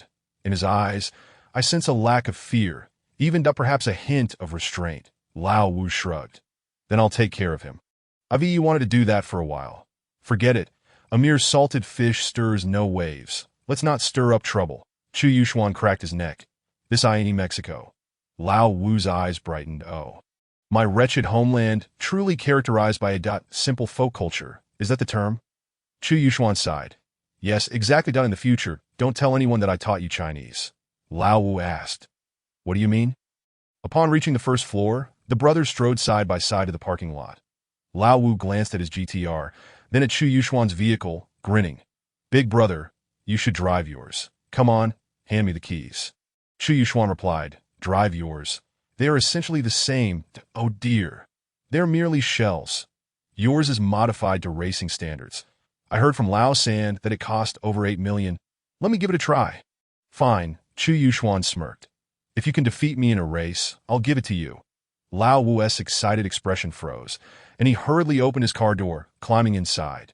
Chu Yuxuan took the passenger seat and immediately called Lao San. Still at the hospital? Lao San replied, Yes, Qin Chang's condition remains stable for now. The doctors say they will be able to make a definitive diagnosis after the next surgery. Chu Yuxuan pondered for a moment before saying, "Return to the company and drive for Zhao Yanan for the next couple of days." Odat replied, "Lao San, I'll be there right away." Just as Chu Yuxuan intended to hang up the phone, he heard a muffled voice on the other end. "Why do you have to make me suffer while you're being flirtatious? After serving you, I have to serve your son, and now I'm serving your daughter-in-law. In the future, I'll have to serve your grandson. His father is still relying on my salary and bonuses. Oh, my life! Buddha, aren't you off work? Please bless this flower monk." "Lao San, you haven't hung up." The atmosphere froze for a few seconds, shattered by Lao Wu's almost maniacal laughter. "Hot, you foolish idiot. Big brother wants you to protect your sister-in-law. That Gao fellow is up to no good." "Lao San, big brother, I don't know if you'll believe me, but I actually fell asleep just now and was talking in my sleep. Gao is up to no good. I'll first deal with him and then send him to meet Buddha." Chu Yuxuan helplessly pinched the bridge of his nose. "Sometimes, I really want to put an end to both of you." 18 noon. Outside Jiangdong University's South Gate, a deep blue GR parked by the roadside, followed by a foreigner in overalls and a ponytail stepping out of the car. "Big brother, are you sure I look like a college student dressed like this? Goodness, that I'm already 26. This feels so awkward."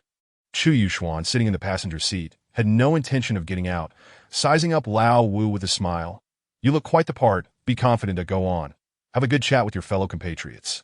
Lao Wu grimaced, fiddling with what appeared to be an ordinary button but was actually a pinhole camera, before turning and entering the school. Chu Yuxuan reclined his seat and closed his eyes to rest.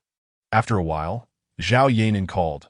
"Xia Zhu wants to terminate her contract. That I had the legal team make a preliminary estimate, and since she hasn't caused any substantial impact on the company, the penalty is likely around 30 million. What do you think?" "I'll listen to my wife," Chu Yuxuan replied gently. A moment of silence followed. Then Zhao Yanan's faint voice came through, likely because Gao Ning and Xia Zhu were still present. "So she didn't explode," speaking coolly. "Mr. Chu, I need an accurate response from you." Chu Yuxuan collected his thoughts and smiled lightly. "What do they think?" "The Gao family's lawyer has arrived. It seems he wants to push it down to 22 million. Chu Yuxuan fell silent, his eyes flickering for a moment, then said, "Tell them that I will handle this matter when I return." "Zhao Yanan, how long will you be back? If you want to see me, I'll return right now." And no sooner had he finished speaking than Zhao Yanan hung up. Chu Yuxuan chuckled, stroking his chin as he contemplated for a moment before sending a WeChat message to Lao Air. "Look into who the Gao family has been associated with lately, especially Gao Zhensheng. If it were merely Gao Ning coming to the company, it might be due to his affection for Xia Zhu, thus mustering the courage to discuss the contract termination. But with the Gao family's lawyer present, the situation takes on a different flavor. The Gao father and son, who had recently been let off easy by Gao, would not dare to show up without some prompting, right? Logically, they should have avoided confrontation." Sighing, Chu Yuxuan murmured, "I hope I'm just overthinking this, that I've given you all a way out. Just don't seek your own demise." Chapter 46. Ridiculous or Sad. The spring sun was lukewarm, barely alive. I end the afternoon at Phoenix Mountain Villa. The head of the family, Chu Xiaotian, was engaged in a heartfelt conversation with his youngest son, Chu Jiqing. The old man appeared quite well today, in good spirits, rarely displaying such a gentle demeanor, squinting at the chessboard as he meticulously contemplated the strategy, finally placing a piece after a long pause. Then, he glanced at his son and said, "Your moves are becoming quite challenging for me to counter." Chu Jiqing picked up a piece, reflecting for a moment before decisively placing it down. "Father, your layout is fraught with hidden dangers, though. I regret one move. I almost fell into your trap." The old man playfully slapped his hand. "Such virtue." Sighing, Chu Jiqing conceded. "All right, let's start over." Chu Xiaotian chuckled. "Don't you think I can't see through you? You're deliberately losing to me." Chu Jiqing, seeing through it but not speaking, it makes it rather awkward for both of us. Chu Xiaotian sighed, pursed his lips, and collected the pieces into the box, then turned to glance at his eldest son and daughter, abruptly saying, "Let your brother and sister have a way out. Don't push them to the brink." Chu Jiqing was momentarily taken aback, then smiled. "We are all family. Father is overthinking. You make your move. I want to concede this round." "Really not conceding?" Chu Jiqing looked into his father's eyes, paused, then said, "If father wishes me to concede, then I shall." The old man blinked, calmly placed a piece in the center of the board. Not far away, Chu Yuxuan's elder uncle and aunt were gathered together, enjoying a game of cards and idle chatter.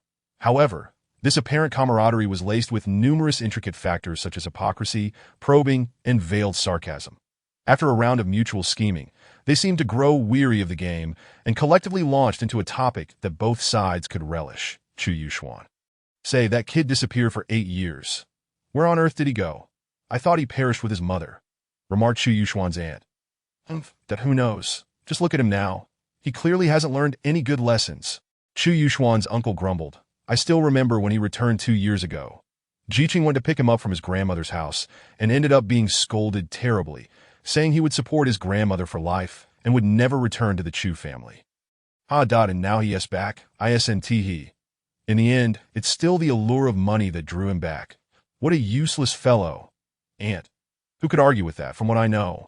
He bought a luxurious mansion, a few luxury cars, and lives a life of revelry with beautiful women by his side every night. His scandals with celebrities and internet personalities never cease, and he carries himself with an air of fearless recklessness, utterly lacking any sense of decorum. And he even has to rely on his father to clean up his mess with the Gao family, boasting about helping his father fight for the family fortune. As she finished speaking, her daughter quickly chimed in. I heard he raised the salaries of the employees at Xinjiang Media significantly, to a level that makes competitors envious, that I wonder if he had been oppressed at the bottom for too long. And now that he has wealth and status, he has finally realized the dreams he could only fantasize about. Otherwise, what kind of boss would be crazy enough to raise employees' salaries that high? Truly disgraceful, making our Chu family lose face. The group exchanged barbs, mercilessly criticizing Chu Yuxuan, as if such behavior could somehow strengthen the bond between their two families, creating an even more harmonious atmosphere. As the eldest grandson, Chu Howren quietly fiddled with the mahjong tiles, glancing meaningfully at his younger uncle playing chess with their grandfather, his expression contemplative. At the entrance of Jiangdong University, around 2:30, Lao Wu finally sauntered out of the school. Opening the door of the park GTR, he showed no intention of getting in, addressing Chu Yuxuan, who was reclining in the passenger seat. Big brother, I captured a lot of useful videos. Oh, good heavens. It is hard to believe, this place is practically a paradise for international students. Chu Yuxuan, get in the car, let me see the videos. I think we should find a fast food restaurant. Eat while we watch, I'm starving. Chu Yuxuan. The two grabbed their laptops and headed to the nearby KFC. After ordering their meals, Lao Wu opened his notebook, swiftly transferring the captured videos to his computer. Then clicked play, directing the screen towards Chu Yuxuan. I end the video, Lao Wu, posing as an international student, engaged in conversation with other students. After a brief self-introduction, he casually began discussing the topic of companionship. Every international student he conversed with shared shocking revelations. Each of us basically has 3 girls. It's overwhelming with choices. The teachers even encourage us to date. Last week at the social gathering, we went to KTV for singing, especially to celebrate my birthday. Oh my heavens, we drank a lot, and later, I had a rather peculiar experience with a girl. Very peculiar. I didn't even catch her name. In fact, we don't even need to remember their names because soon enough, the school will provide us with a new batch. Studying here, I truly feel blessed. What companionship? Oh buddy, you've never attended a social gathering. Have you? Let me share a secret. We international students never refer to it as companionship, and we hardly call it a social gathering either. It's more like free companionship. You get it? You should definitely give it a try. I guarantee you'll be satisfied. Such remarks, even more lewd and vulgar than these, filled the screen. I end the footage. The international students wore expressions of pure joy, their smiles tinged with a hint of mischievous nostalgia whenever female students were mentioned, reminiscent of friends reminiscing about their recent escapades. Chu Yuxuan's expression was grave as he slowly closed his laptop, took a small sip of cola, and asked Lao Wu, could you edit this later? I wish for this video to be displayed on all the large screens throughout the city. Is that feasible? Lao Wu, engrossed in his meal, shrugged and replied, I'm afraid the workload is a bit overwhelming for just me. However, I can select a few of the busiest locations in Jiangxing for the screening. Then hurry and eat, and once you're done, we shall get to work. Just as he finished speaking, 3 international students, 1 white and 2 black, entered the KFC, trailed by a female student from their respective countries. The three girls were quite attentive, rushing to the counter to place orders and settle payments for their male companions. The trio of international students happened to sit at a table adjacent to Chu Yuxuan and his brother, lewdly pointing and laughing at the girls while uttering vulgarities. Lao Wu swallowed his food and quietly said to Chu Yuxuan, "Brother, to be honest, I find it hard to suppress the urge to strike them." Chu Yuxuan's gaze turned icy as he glared at the three students for a moment, then suddenly appeared contemplative before stepping outside to make a phone call. Upon returning, this young heir did not take his seat but sported a half-smile as he told Lao Wu, "You go ahead and take care of your business." Lao Wu looked puzzled. "Brother, what are you planning?" "I am not in the best of spirits." Chu Yuxuan glanced at the three international students and grinned wickedly. "I want to hit someone." Chapter 47. Trending again at Xinhua Media, Zhao Yanan was in discussions with the head of the legal department regarding Xia Zhu's contract termination. When Xiao Wei burst into the room in a fluster, seemingly unaware of the gravity of the situation, having forgotten to knock. Zhao General, it's bad." Zhao Yanan lifted her eyelids and replied coolly, "What has happened?" "Why the panic?" Xiao Wei anxiously fiddled with her tablet, stammering, Chu General is trending again." Zhao Yanan rolled her eyes. Who is it this time? Xiao Wei shook her head vigorously like a rattle, presenting the tablet to Zhao Yanan. "Look, he assaulted 3 international students from Jiangdong University. This video was captured live, and the online backlash is overwhelming, accusing Chu General of abusing his wealth and power. Legal. Damn, here we go again, and it's a big one." Zhao Yanan was taken aback, taking the tablet to view the circulating video in its entirety, which spanned several seconds but was somewhat edited. It began with Chu Yuxuan furiously confronting the three, who only retaliated after he struck first. Other versions surfaced later, mainly showing the police arriving and escorting Chu Yuxuan away. What is this man doing? Zhao Yanan felt a throbbing pain at her temples. Contemplating briefly before instructing Xiao Wei, tell the PR department not to make any urgent responses, and notify the security department to position all guards at the company entrance to prevent reporters from flooding in. Understood, Zhao General. Before Zhao Yanan could issue further orders, the head of the legal department interjected, "I'll arrange for a few people to head to the scene to ascertain the situation." "Very well." Zhao Yanan maintained the composure befitting a CEO, stating, "There must be surveillance footage in the store. Find a way to secure a copy. Once you've arranged everything, head straight to the criminal police department and inquire about what transpired with Chu General." "Got it." After they left, Zhao Yanan's brow furrowed. This was no trivial matter. How could a company president engage in a brawl with 3 international students? It was evident that numerous marketing accounts would soon begin to tarnish Chu Yuxuan's reputation, labeling him as a bully, arrogant, lawless, and even racially discriminatory. There were simply too many accusations to count that it was inevitable that some ill-intentioned individuals would concoct elaborate backstories for Chu Yuxuan, exacerbating the situation to an entirely uncontrollable level. Well-versed in public relations, Zhao Yanan understood the tactics and nature of such marketing accounts. Whenever a conflict arose between locals and foreigners, it was akin to insulting their ancestors, all while cloaked in the guise of civility. Ignoring the truth and vowing to obliterate the offender online, Zhao Yanan pondered anxiously. The catalyst, Jin Shuhan, also called, her tone frantic, "Zhao General, I just saw the news about Chu General." Zhao Yanan feigned calmness. "It has nothing to do with you, so don't overthink it." "But if I hadn't spoken out, Chu General wouldn't I've said it. This matter has no bearing on you. Focus on your classes and practice. Don't concern yourself with other issues." "I am busy, so I'll hang up now." After ending the call, Zhao Yanan, burdened with thoughts, proceeded to the PR department, where everyone was focused on Chu Yuxuan's incident. "Zhao General, the online sentiment is quite unfavorable for Chu General." The PR head shifted the computer screen to face Zhao Yanan. The screen was filled with vitriol and denunciation aimed at Chu Yuxuan. "Spoiled brats of the wealthy are just so arrogant. Such people are a blight on society and deserve harsh punishment. Investigate their Chu family and Xinhua Media. They must be corrupt." The video was heavily edited, making it difficult to discern the truth, leaving everyone awaiting the police to reveal the facts. And they say it's hard to tell the truth from fiction. Hitting someone is wrong. This brings shame to our citizens. Looking at these vehement remarks, Zhao Yanan's heart grew ever heavier. The criminal police department, the beautiful police officer who personally handled the brawl and disregarded Chu Yuxuan's request for medical attention, completed her notes and looked sternly at Chu Yuxuan. who sat across from her with his legs crossed and a slight bruise on his jaw. "Put your legs down." He pouted, but reluctantly complied. Chu Muhan closed her notebook and, after observing Chu Yuxuan for a moment, remarked, "Impressive, taking on 3 and still holding your ground. Humph. Now tell me, you're not usually impulsive. What is the story behind today's antics?"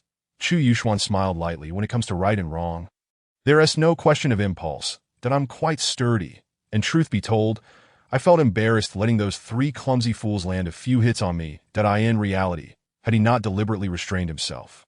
Those 3 international students likely wouldn't have even touched him." Chu Muhan frowned slightly. "Don't joke with me.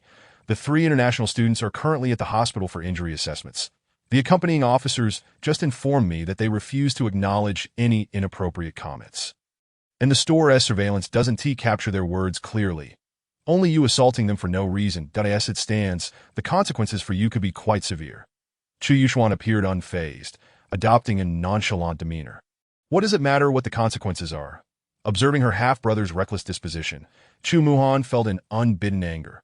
She knew that this playboy had no need to worry about repercussions since Chu Jiqing had plenty of ways to help him out. However, if this situation were to befall an ordinary person, they might end up selling everything to pay a hefty settlement or, worse, facing years of imprisonment. "Chu Yuxuan, do you know why I've always despised the Chu family? It's because they never abide by the rules. What does that have to do with me?" Chu Yuxuan retorted cheekily. "I'm an outsider too, you know." The siblings glared at each other, one seething with anger and the other brazenly shameless.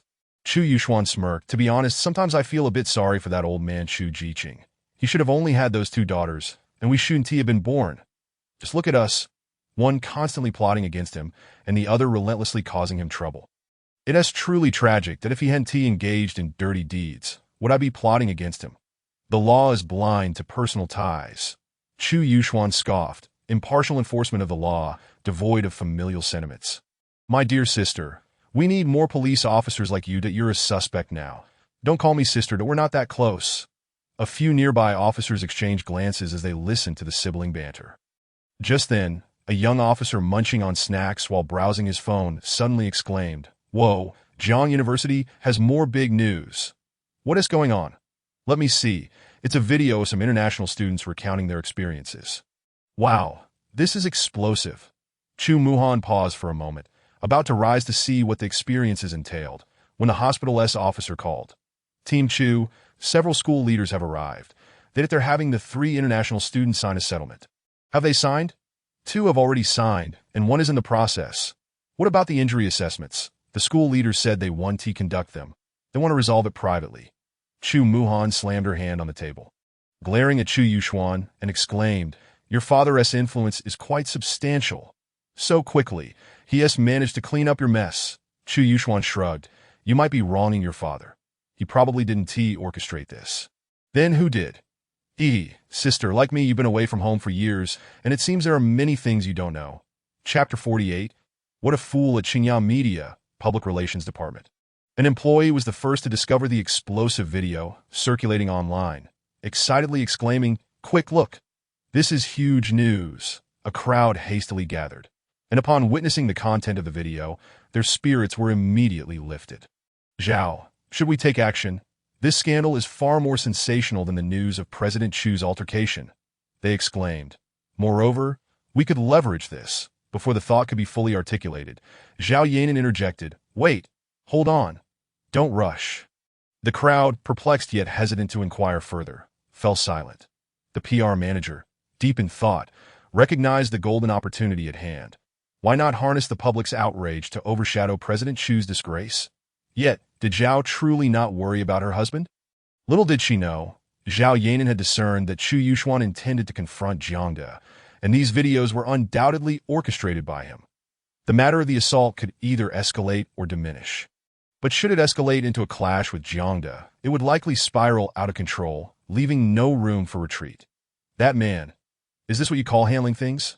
I thought you were merely going to have a word with Jin Shuhan's homeroom teacher. Have you grown bold enough to challenge Jiangda?" Jiangdong University, established for 30 years, despite being a private institution, had long since ascended to a position of prominence, being one of the few private universities in the country.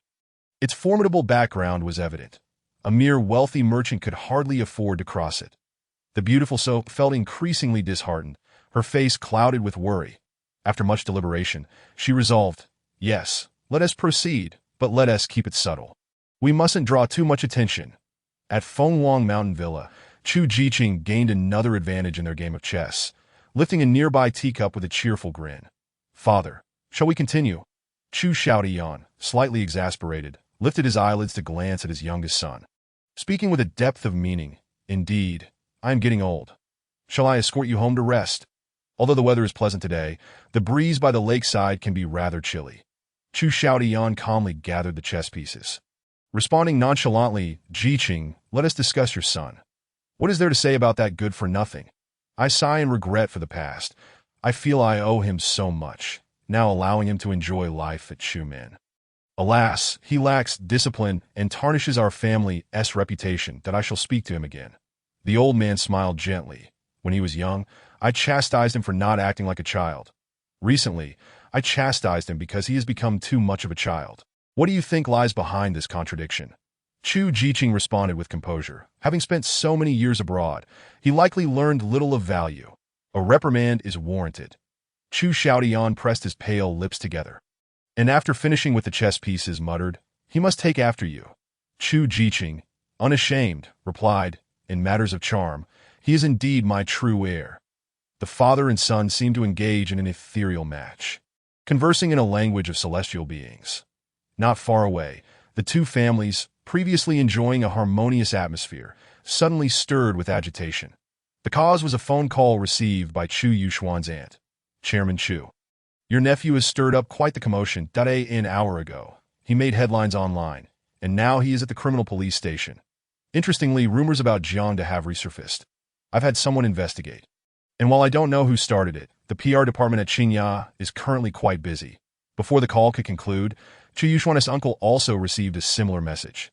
Subsequently, the siblings, in perfect harmony, opened a certain platform to examine the chaos their cousin had unleashed. Chu Yuxuan's cousin leaned closer to her mother, and upon witnessing the scene of a brawl between the affluent and the underprivileged on the video, her eyes widened in disbelief. "Mother, what on earth is he doing? He resembles a street thug, engaging in fights again." The notoriously domineering matriarch suppressed her delight, smirking.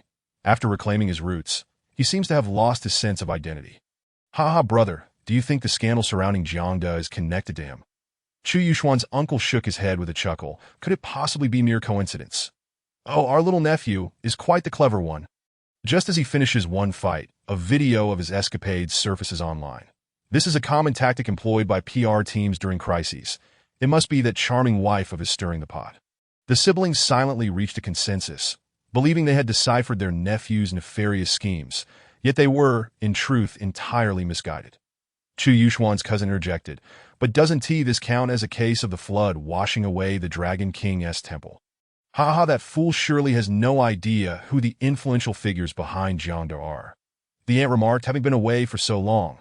"How would he know? I truly worry that the old man might faint from anger." Chu Hauran, the eldest grandson, glanced at his father's phone screen, turning the mahjong tiles in his hands, his brow slightly furrowed, yet he remained silent. The aunt chuckled. "He is merely a lowborn who thinks he can bully anyone just because of his father." "How laughable, mother. I shall inform grandfather.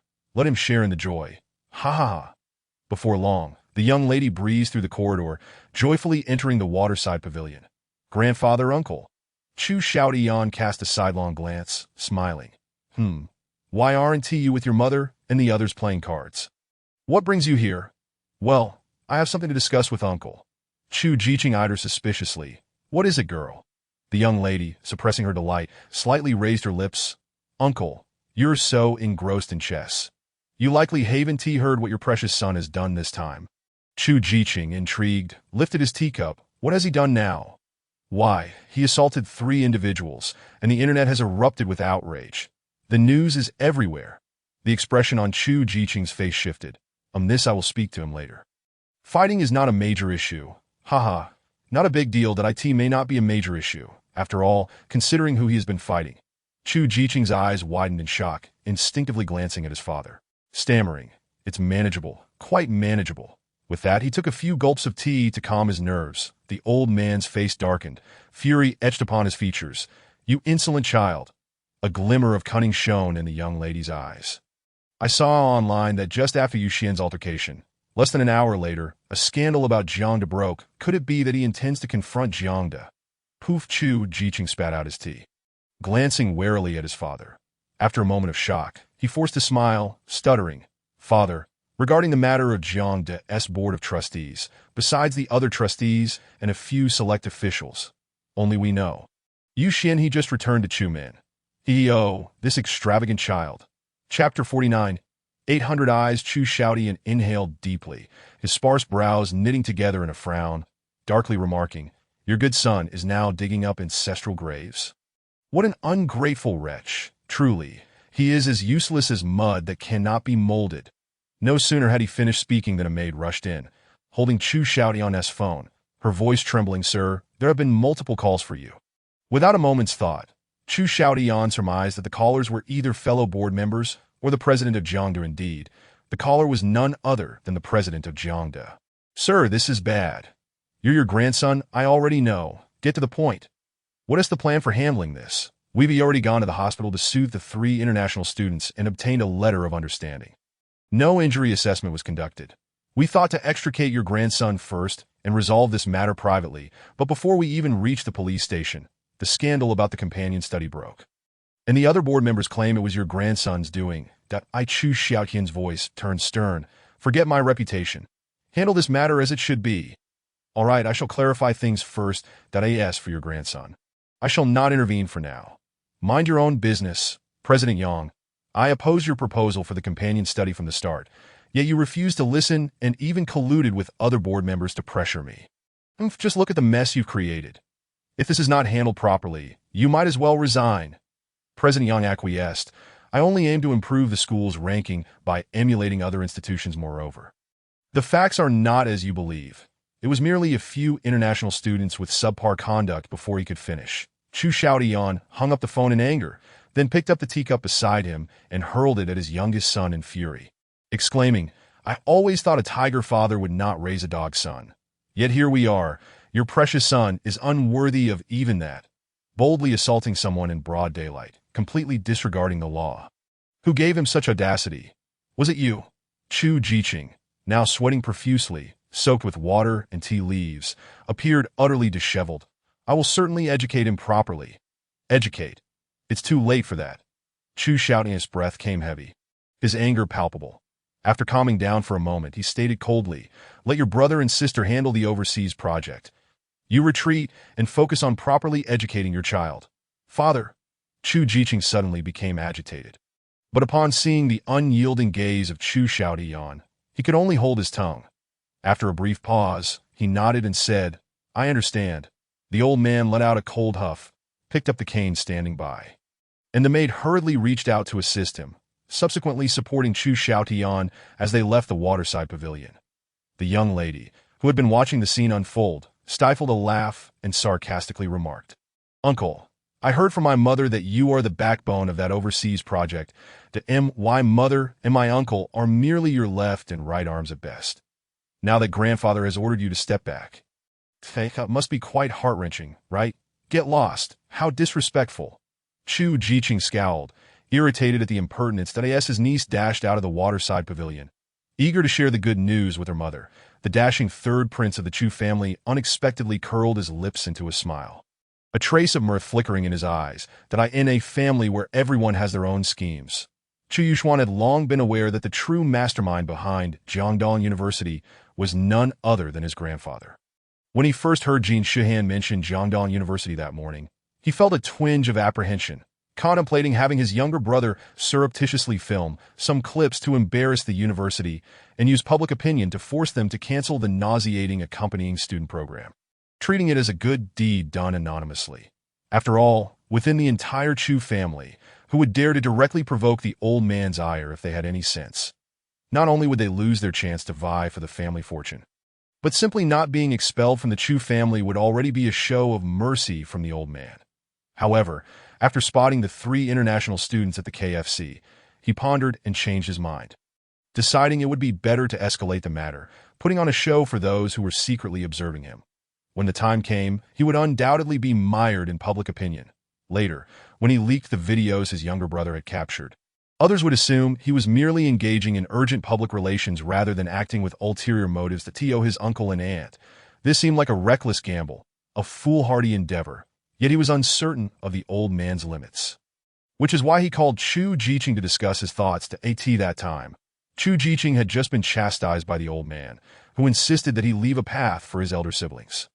In fact, not long ago, Chu Yuxuan had subtly pointed out that Yuxuan was being overly autocratic in the overseas project, which was a collaboration among 3 families, yet he conducted it as if it were solely his own, implying that he often suppressed the other 2 families and should learn to yield when necessary. Upon hearing his son's plan, Chu Yuxuan immediately agreed without hesitation, instructing him, "Make a fuss. The more you provoke your grandfather, the better." He understood that if the old man were to become enraged, he would certainly use this incident to force him to withdraw from the overseas project, leaving it to the other 2 families. Although that project was a lucrative opportunity, it had to be relinquished when necessary. This would not only please the old man, but also ensure that the other 2 families would become increasingly fierce in their competition. One mustn't be too attached to the lambs, lest the wolves remain unfettered. This could be viewed as spending a sum to enjoy a leisurely view of the ensuing conflict. The father and son duo had indeed made a shrewd move. Unfortunately, the 2 families remained oblivious, convinced that Chu Yuxuan was merely a frivolous scion with no real potential.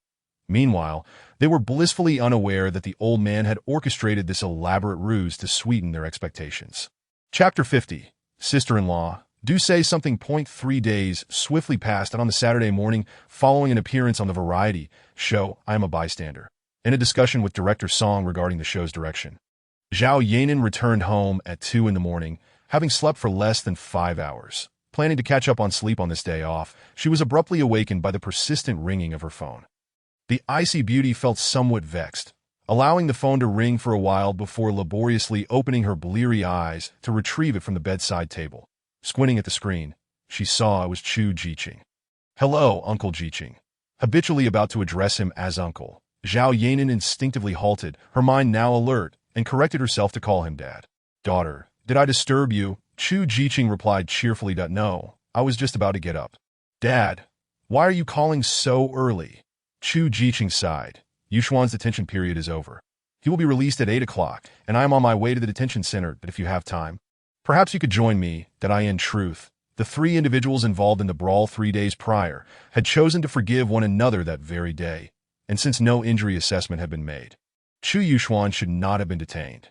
However, his sister, being excessively strict and perhaps harboring some personal grievances, had sent him to administrative detention for 3 days on the grounds of disturbing public order.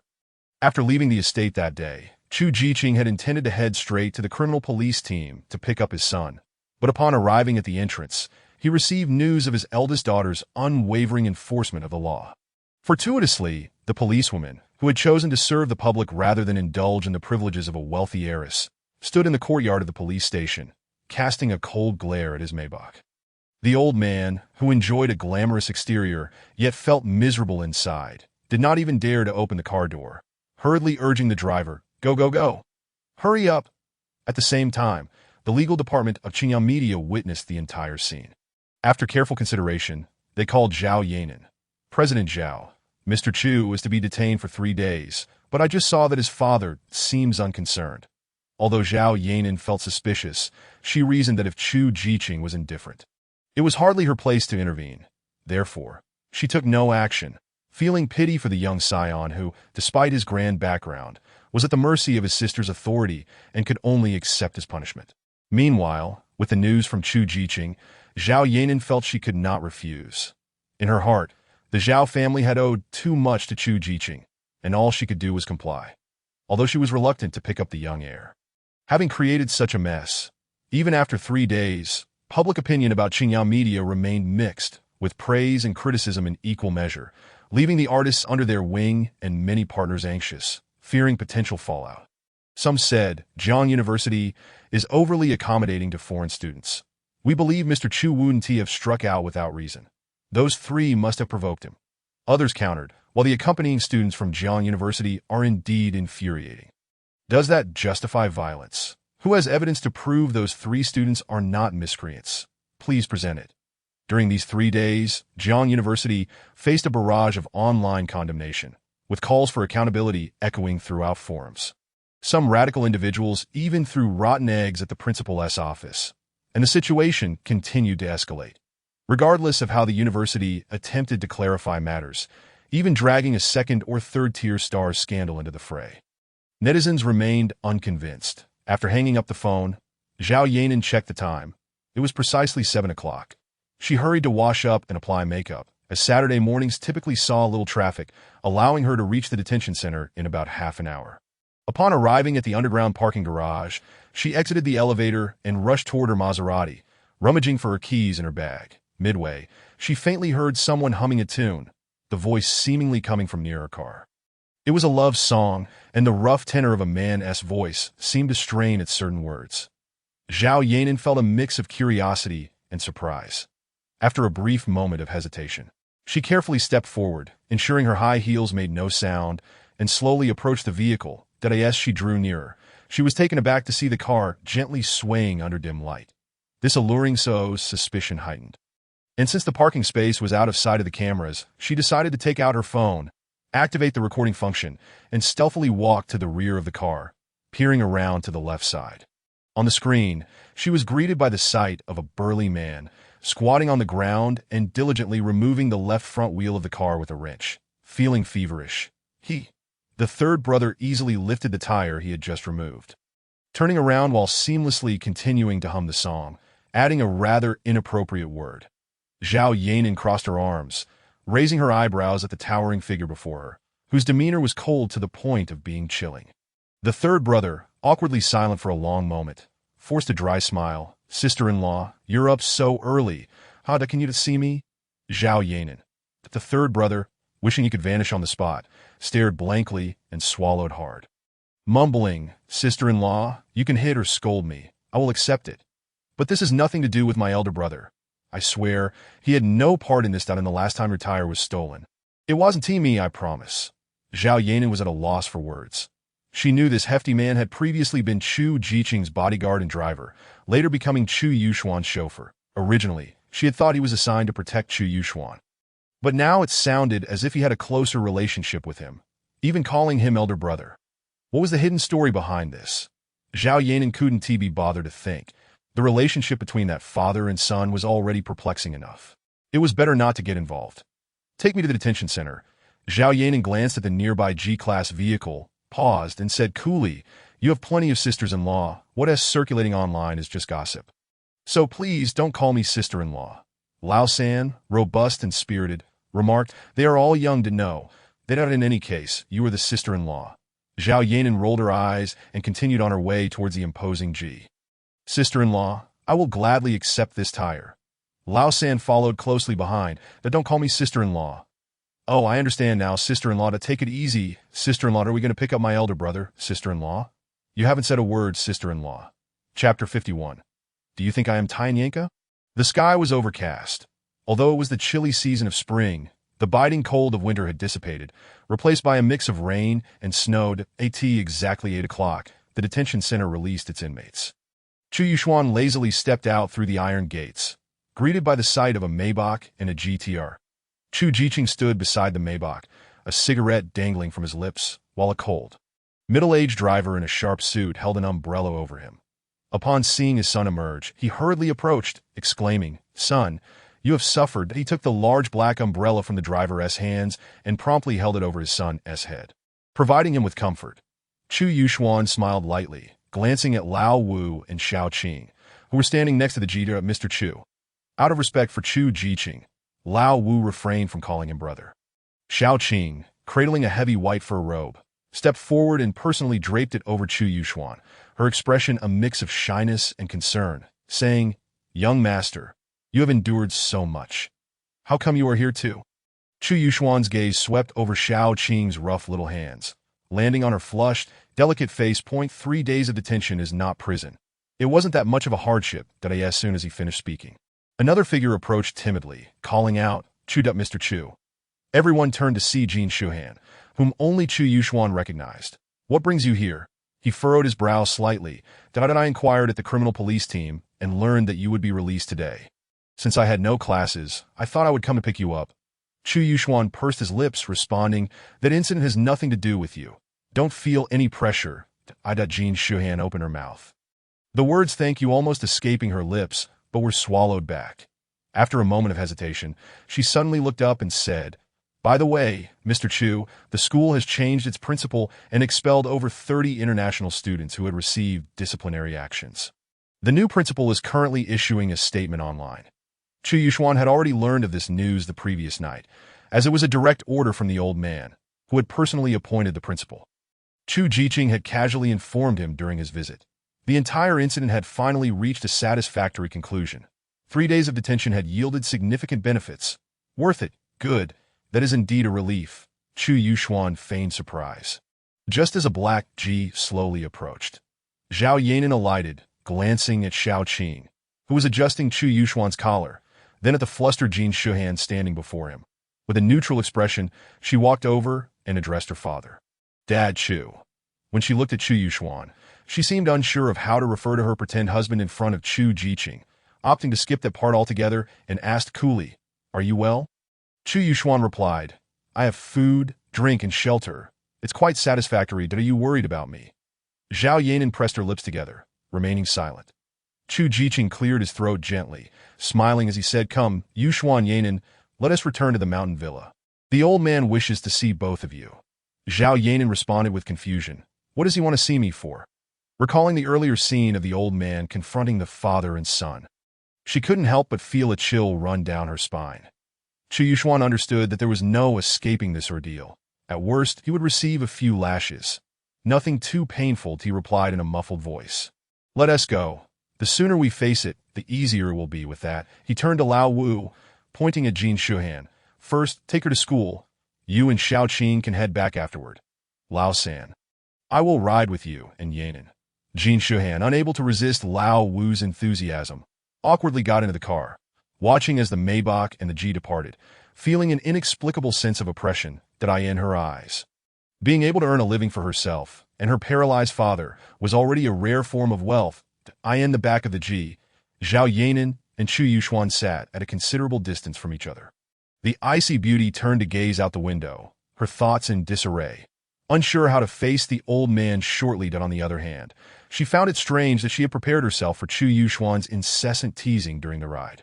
Yet this second-generation heir seemed unusually disinterested and had not uttered a word. As she contemplated this, she turned to glance at him, only to find Chu Yuxuan leaning against the car window. His narrow eyes slightly squinted, gently pinching the bridge of his nose. It seemed he hadn't rested well. Zhao Yanan secretly sighed with relief. Just as she was about to turn back, she heard Chu Yuxuan say, if you want to look, do so openly. There is no need to be sneaky, I don't charge for it.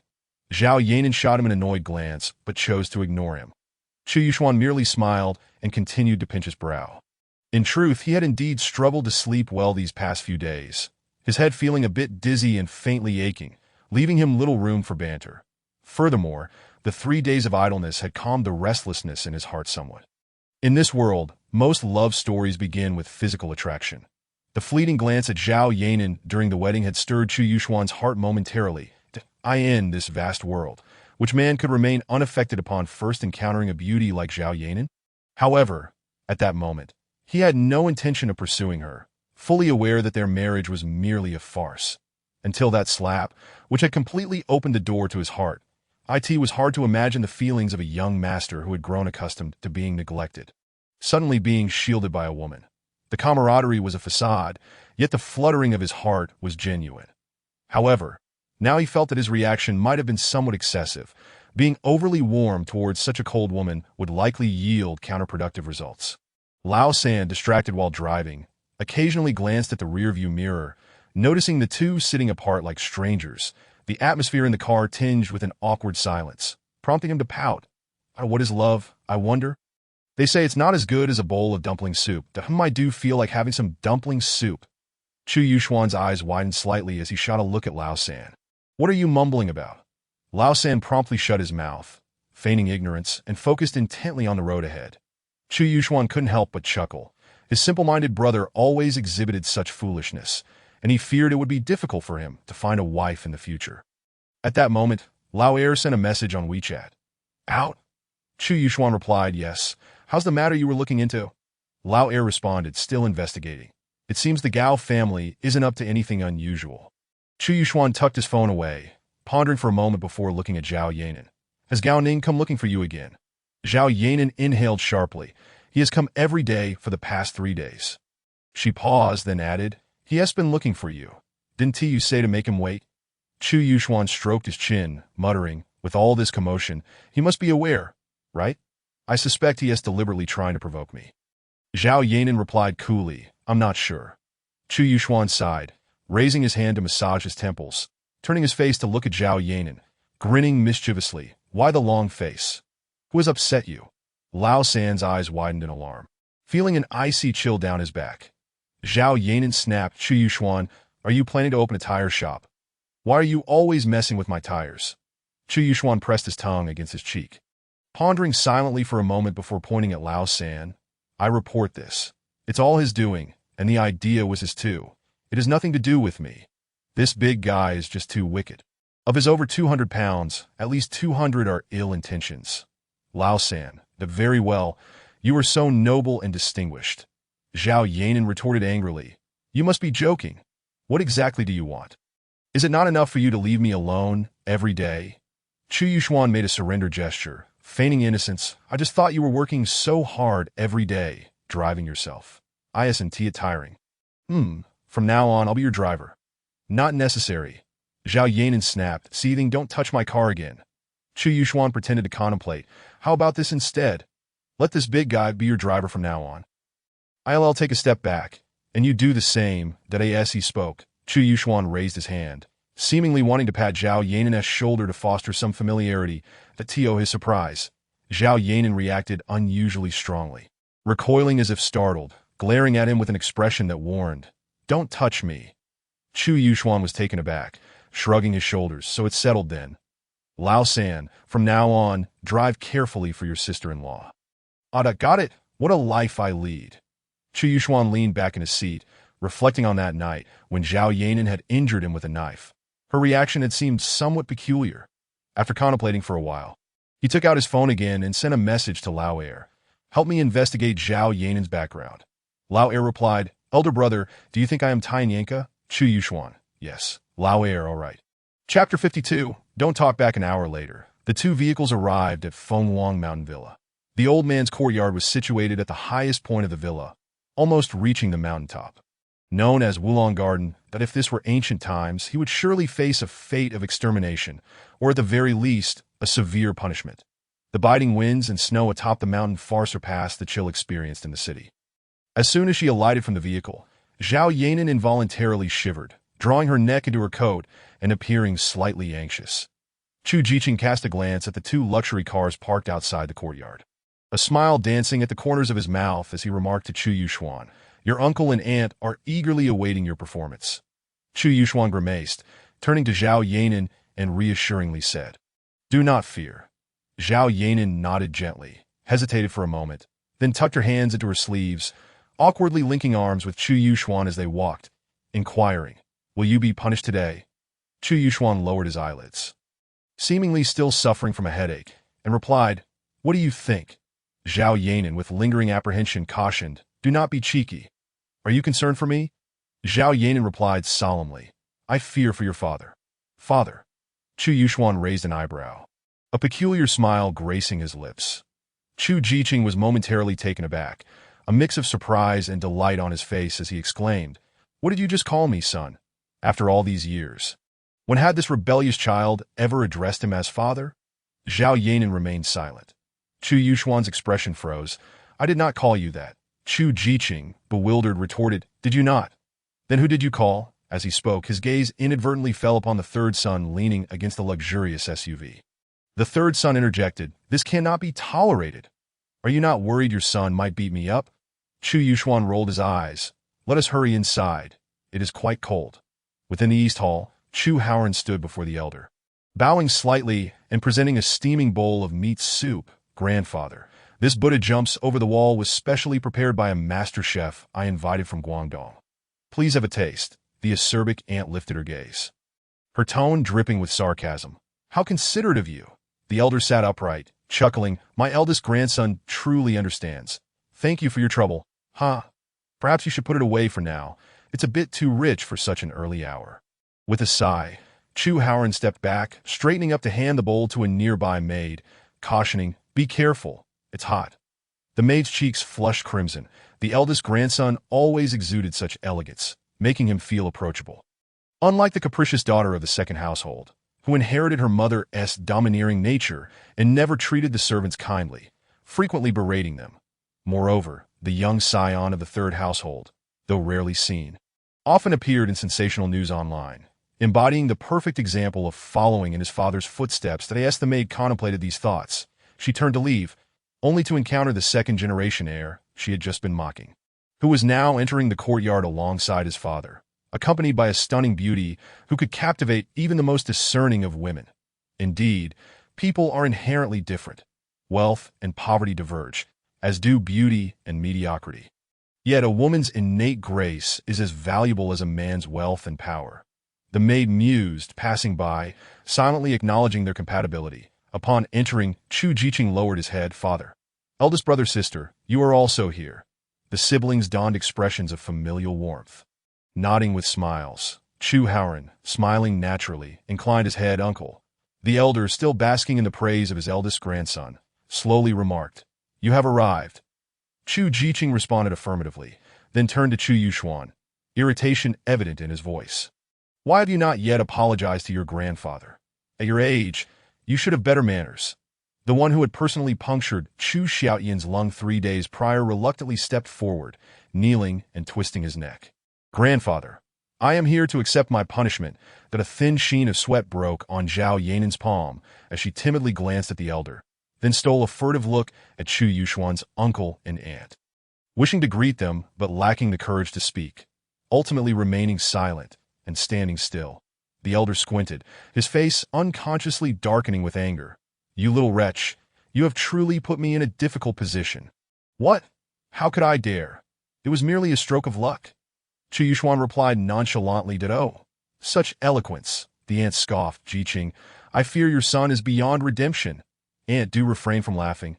There are quite a few wrinkles on your face. Chu Yuxuan retorted softly. You little ungrateful wretch. The aunt slammed her hand on the table, ready to erupt, but was halted by the elder's admonition. Enough. Have you been the only one to speak all morning? He then glared at Chu Yuxuan. How much shame can our Chu family endure from your antics?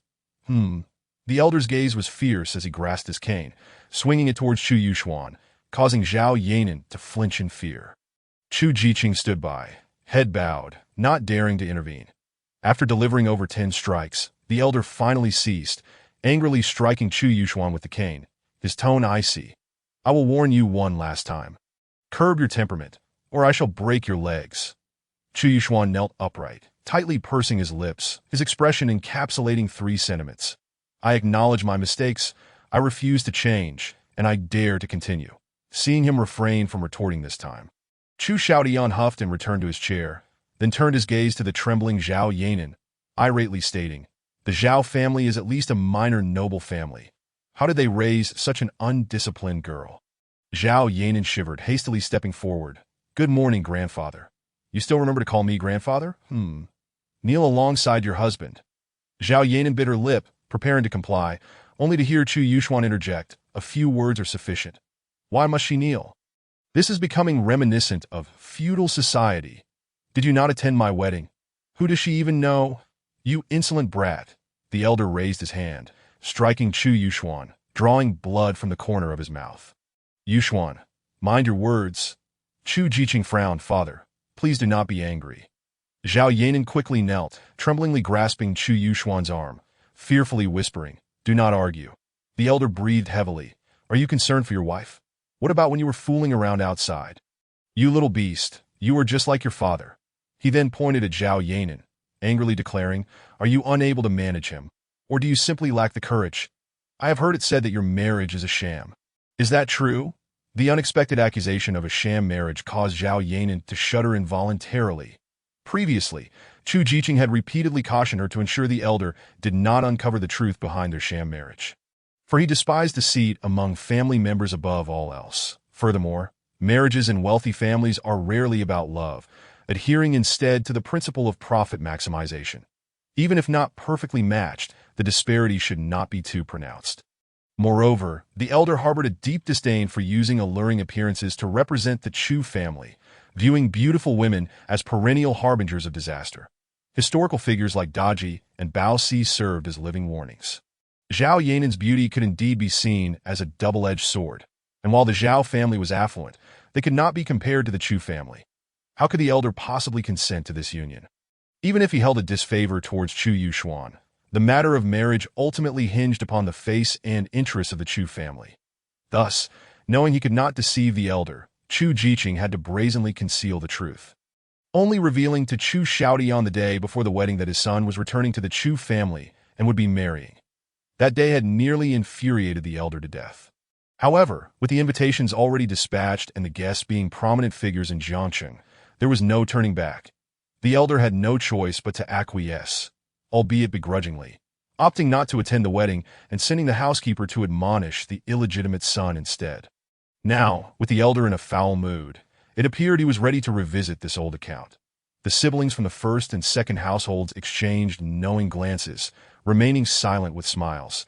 They were well aware of the deep ties between Chu Jiqing and the Zhao family.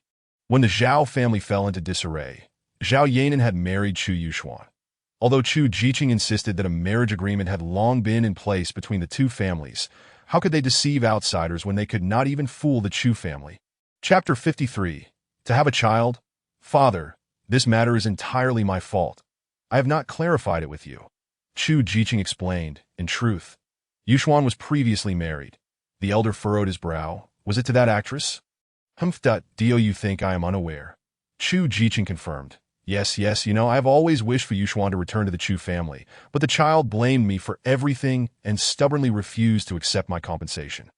I had arranged a marriage with old Zhao over a decade ago, back when Yuxuan was still in high school. Later, after that incident occurred, he returned home and secretly married the actress that a year ago. Upon hearing that he was seeking a divorce, I approached him, imploring him to return to the Chu family, and only then did he agree to marry Nanan.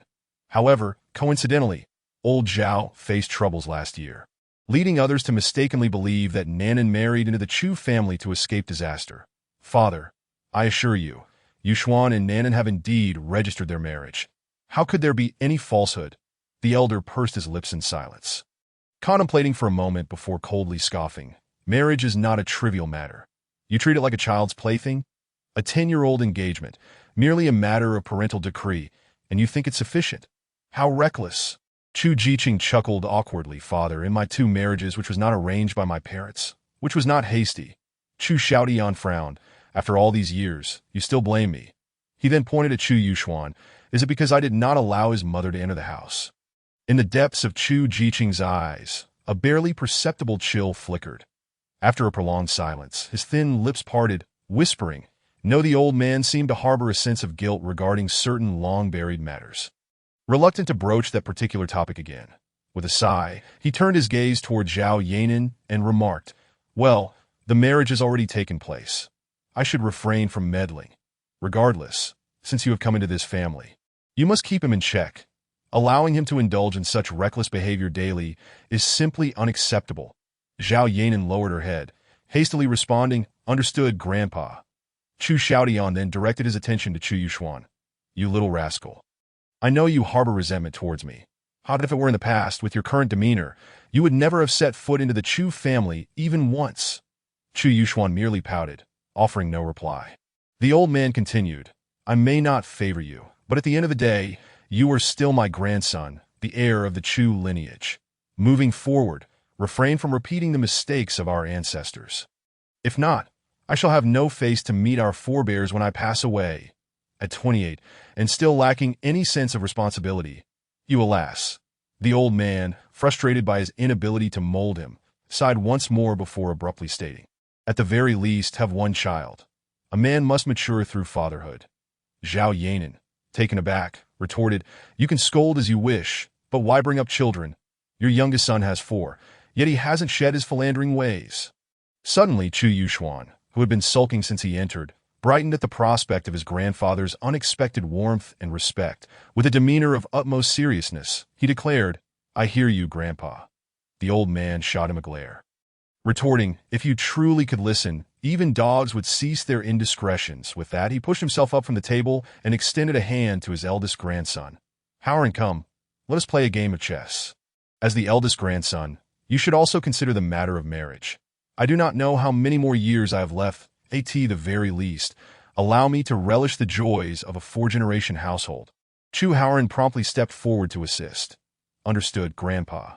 The reprimand towards Chu Yuxuan came to an end. In truth, the old master had never intended to impose a heavy punishment, having already stripped Chu Yuxuan of his authority over the overseas project.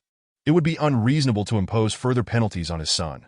After the old man departed, Chu Yuxuan and Zhao Yanan finally dared to rise. Chu Yuxuan regarded his son and daughter-in-law, curling his lips in preparation to speak, but was swiftly interrupted by his sharp-tongued sister. "Oh, the so-called beauty of Jiangcheng truly is quite the heirs. Not even a greeting for her elders." Zhao Yanan stepped forward, her demeanor humble, first addressing Chu Yuxuan's uncle with a timid, "Hello, uncle," before extending her greetings to her aunt. "Hello, aunt." The uncle responded with a disinterested acknowledgement, while the aunt merely scoffed, ignoring her entirely. Chu Yuxuan narrowed his eyes, his tone frigid. "Sister, my daughter-in-law just asked after you." The woman, initially fierce, deflated at the sight of Chu Yuxuan's anger, reluctantly uttering an in response.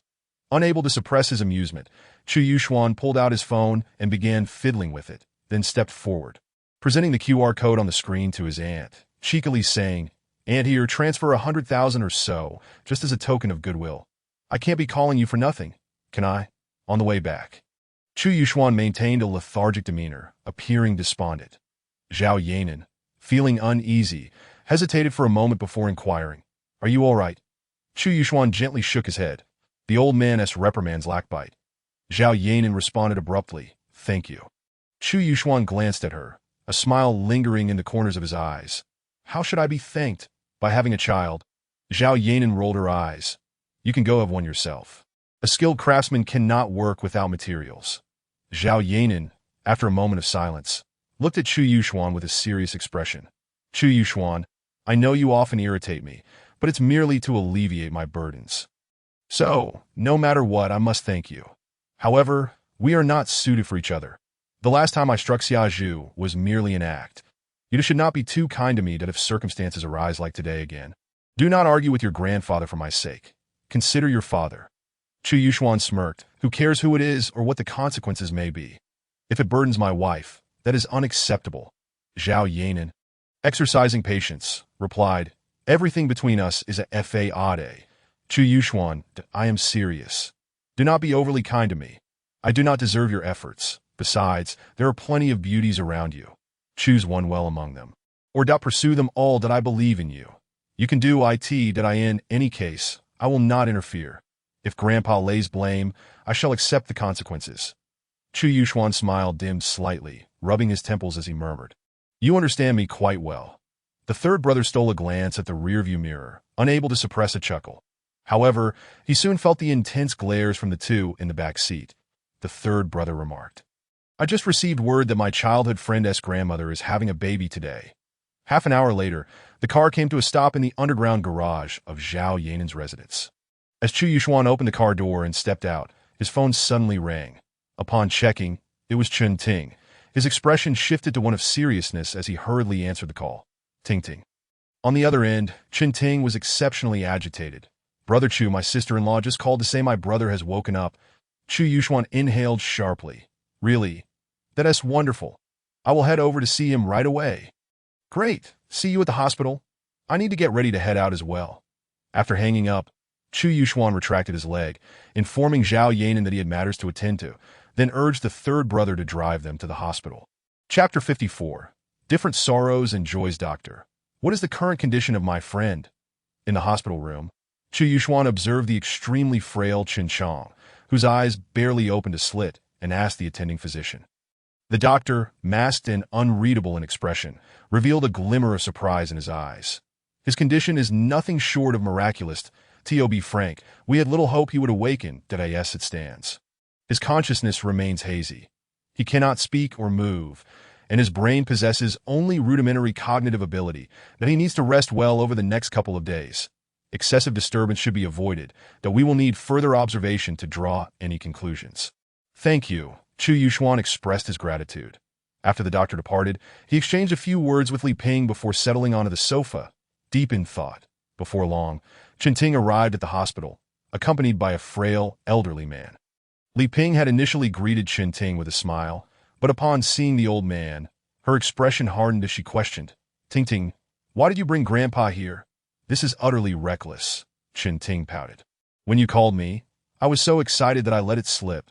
Grandpa insisted on coming, so this girl was innocent and unable to hold her tongue, her heart unable to contain secrets. Previously, Chu Yuxuan had subtly probed her to gauge her knowledge of Chen Hong's whereabouts.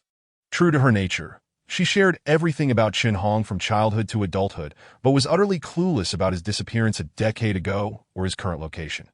She firmly believed her cousin had met with some unfortunate accident and had long since perished. Otherwise, why would he not contact her or Chen Chong? Seeing her earnest demeanor, Chu Yuxuan felt that Chen Hong could not possibly disclose his whereabouts to this blabbermouth, and thus he shifted his focus entirely to Chen Chong. The elderly man accompanying Ting was over 80 years old. Chu Yuxuan had already gathered ample information about him. His name was Wang Kejiao, and he was not related by blood to the three Chen siblings, but rather a neighbor. In their early years, this lonely old man survived by scavenging. Observing the three children without guardians, he often provided them with food and clothing, gradually developing a bond with them. Eventually, he decided to support their education, treating them as his own children until they grew up. Such kindness was akin to a rebirth. The Chen siblings, grateful for his benevolence, took on the responsibility of caring for the elderly man. Ping, with such a significant event, why did you not inform me? The old man's tears streamed down his weathered face, his gnarled hands trembling. Having endured a lifetime of hardship, coupled with his advanced age, his frail frame was heart-wrenching to behold. Li Ping, in turn, began to weep. Grandpa, I simply did not want to worry you. Your health has never been good to be fair, while Chen Chong was indeed a man of misfortune. His wife was remarkably resilient, beautiful, and hard-working, exhibiting great care for both Ting and the elderly man.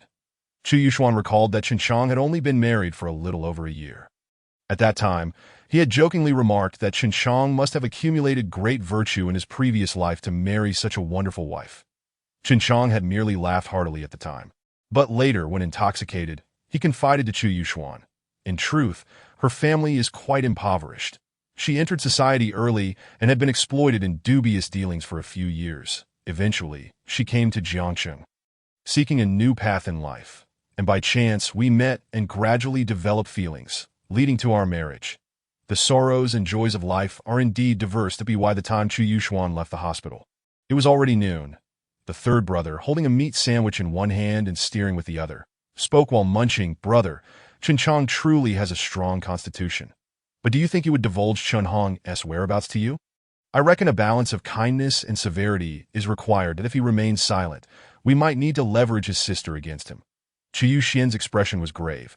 He is someone who responds better to gentleness than to force. He is stubborn to the core, and we cannot act recklessly.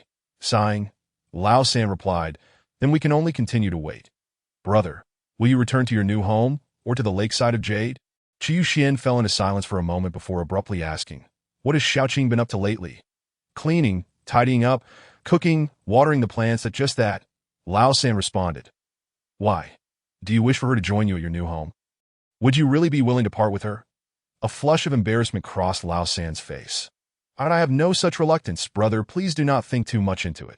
Chu Yuxian smiled faintly, his tone carrying a hint of significance. Let me remind you once more, we must never discuss our affairs at home. Just then, Zhao Yanan called. The corners of Chu Yuxian's lips involuntarily curled into a smile as he answered the phone softly. Miss me? On the other end, Zhao Yanan took a breath and replied coolly. Gao Ning invited me to dinner, saying he wants to discuss matters regarding Xia Zhu. I've just arrived and President Jean is also here. Gao Ning invited you to dinner? Chu Yuxian furrowed his brows. Which President Jean? After a pause, as if recalling something, he added with slight surprise, "Is it that President Jean from the advertising company?" Zhao Yanan confirmed. "Yes, he was already here when I arrived. That IT seems he is quite familiar with Gao Ning and claims to be a mediator." "Interesting." Chu Yuxuan stroked his chin. "What sort of commotion is President Jean stirring up?" "Unclear." Chu Yuxuan pondered for a moment. "Are you suggesting that I come over?" Zhao Yanan fell silent. "Isn't that a given? Must I even ask? Nanan, have you grown clever? Do you know I would make you plead for me? Hence your silence?" Zhao Yanan replied indifferently, not interested in coming. Xia Zhu was also there. Chu Yuxuan teased, "Jealous? Perhaps in the next lifetime." As his words fell, the call abruptly ended. Shortly after, Zhao Yanan sent her location to Chu Yuxuan via WeChat. She seemed entirely desensitized to the notion of jealousy and had grasped Chu Yuxian's temperament. As long as the scion did not explicitly state he would not come, he would undoubtedly arrive. Chapter 55. Did I speak to you? In the private dining room, the cold dishes had all been served, yet no one had touched their chopsticks. President Jean glanced at his watch, although the dishes had been out for over 40 minutes. He did not dare to urge anyone. After some consideration, he filled 2 glasses with wine, handed one to Zhao Yanan, and smiled. "President Zhao, since President Chu is yet to arrive, we cannot let the atmosphere grow cold. Can we? Come, let me toast to you first, wishing for our company's cooperation to flourish." Zhao Yanan accepted the wine glass with both hands, forcing a smile for this important client, even though she found that no matter the quality or price, liquor was exceedingly difficult to swallow. She still raised her chin and drank it all in one go. In contrast, President Jean appeared to relish it, eagerly pouring another glass and cheerfully saying, as the saying goes, "Good things come in pairs. President Zhao, shall we have another glass?" Wine and culture are inextricably linked. Even the most uneducated rascals can eloquently expound at the dinner table, regardless of their lack of knowledge.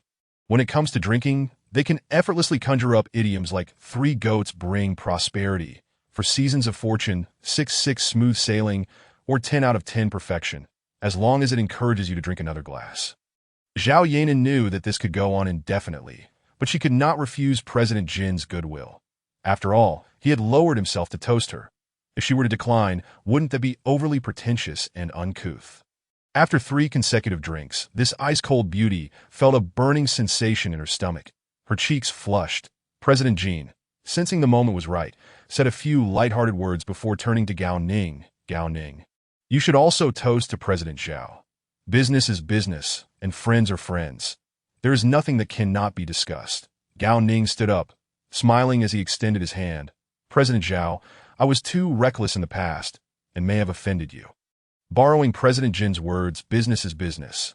I hope we can handle Xia Zhu's matters amicably. All right?" Zhao Yanan hesitated for a moment, gently grasping Gao Ning's fingertips. That it seemed that physical contact with others was exceedingly uncomfortable for her.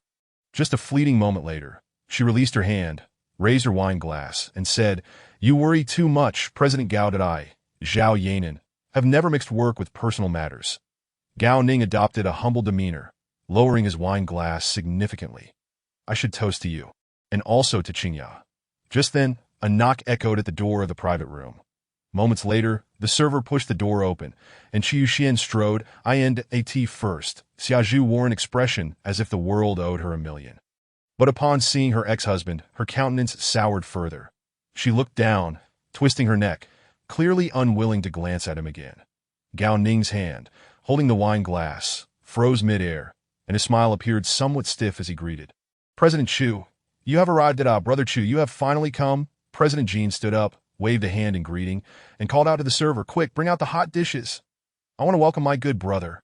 From the moment he entered, Chu Yuxuan completely ignored the 3 of them, his gaze tenderly landing on Zhao Yanan's flushed face. Without uttering a word, he personally poured her a glass of water and handed it to her.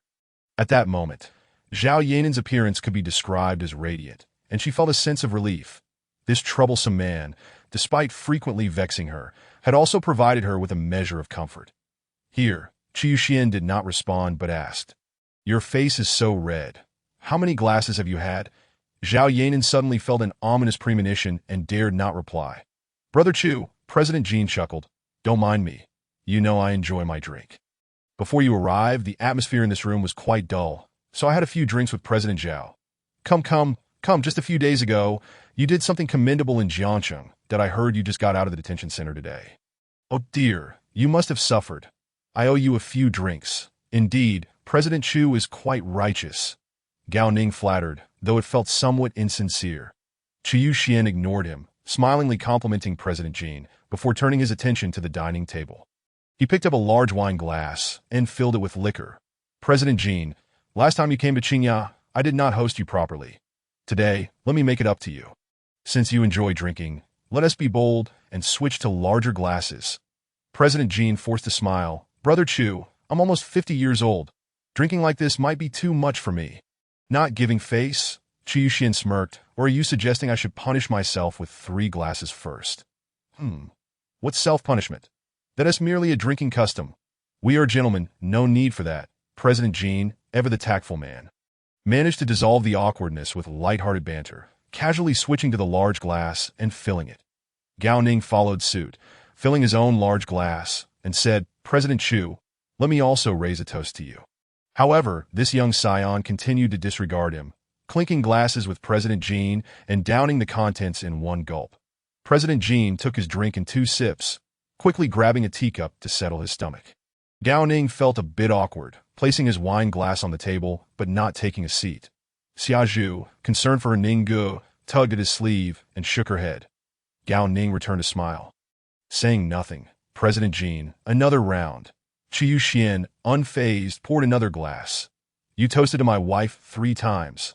I must return the favor with 3 toasts, right? Otherwise, it would seem quite impolite. President Jin wore a good-natured expression. Chuckling, President Zhao, look, my brother Chu seems to be blaming me. You want tea, help me speak a few good words.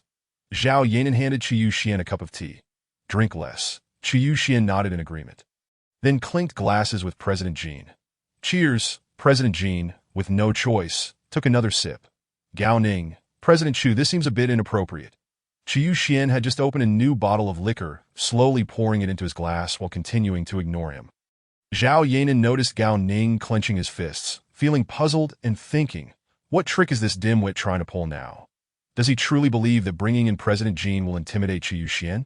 Although President Jin is somewhat notable, in terms of strength, background, and status, he is not even comparable to Gao Jinxing, that he merely has a broad network and knows a variety of people. Does he truly dare to oppose Chu Yuxuan? After finishing their 3rd glass, the 2 men finally showed signs of intoxication. Chu Yuxian's cheeks slightly flushed to in contrast. President Jin, having drunk too quickly and too fiercely, was now gasping for breath, looking as if he were on the brink of death. Zhao Yanan gently nudged Chu Yuxuan, whispering, all right, fine, I'll heed your words. Just as he was about to take a seat, Gao Ning, oblivious to the danger, began again. President Chu, it seems you have quite the tolerance for alcohol. Come, how did I speak to you? Chu Yuxuan suddenly shouted, catching Zhao Yanan off guard and causing her to tremble. She recalled the last time Chu Yuxuan had said this to Gao Ning. It was in the underground parking garage of Xia Zhu's home. At that time, Chu Yuxuan was rather unremarkable, while Gao Ning was arrogant, even brazenly suggesting that Chu Yuxuan fill in any number on the check.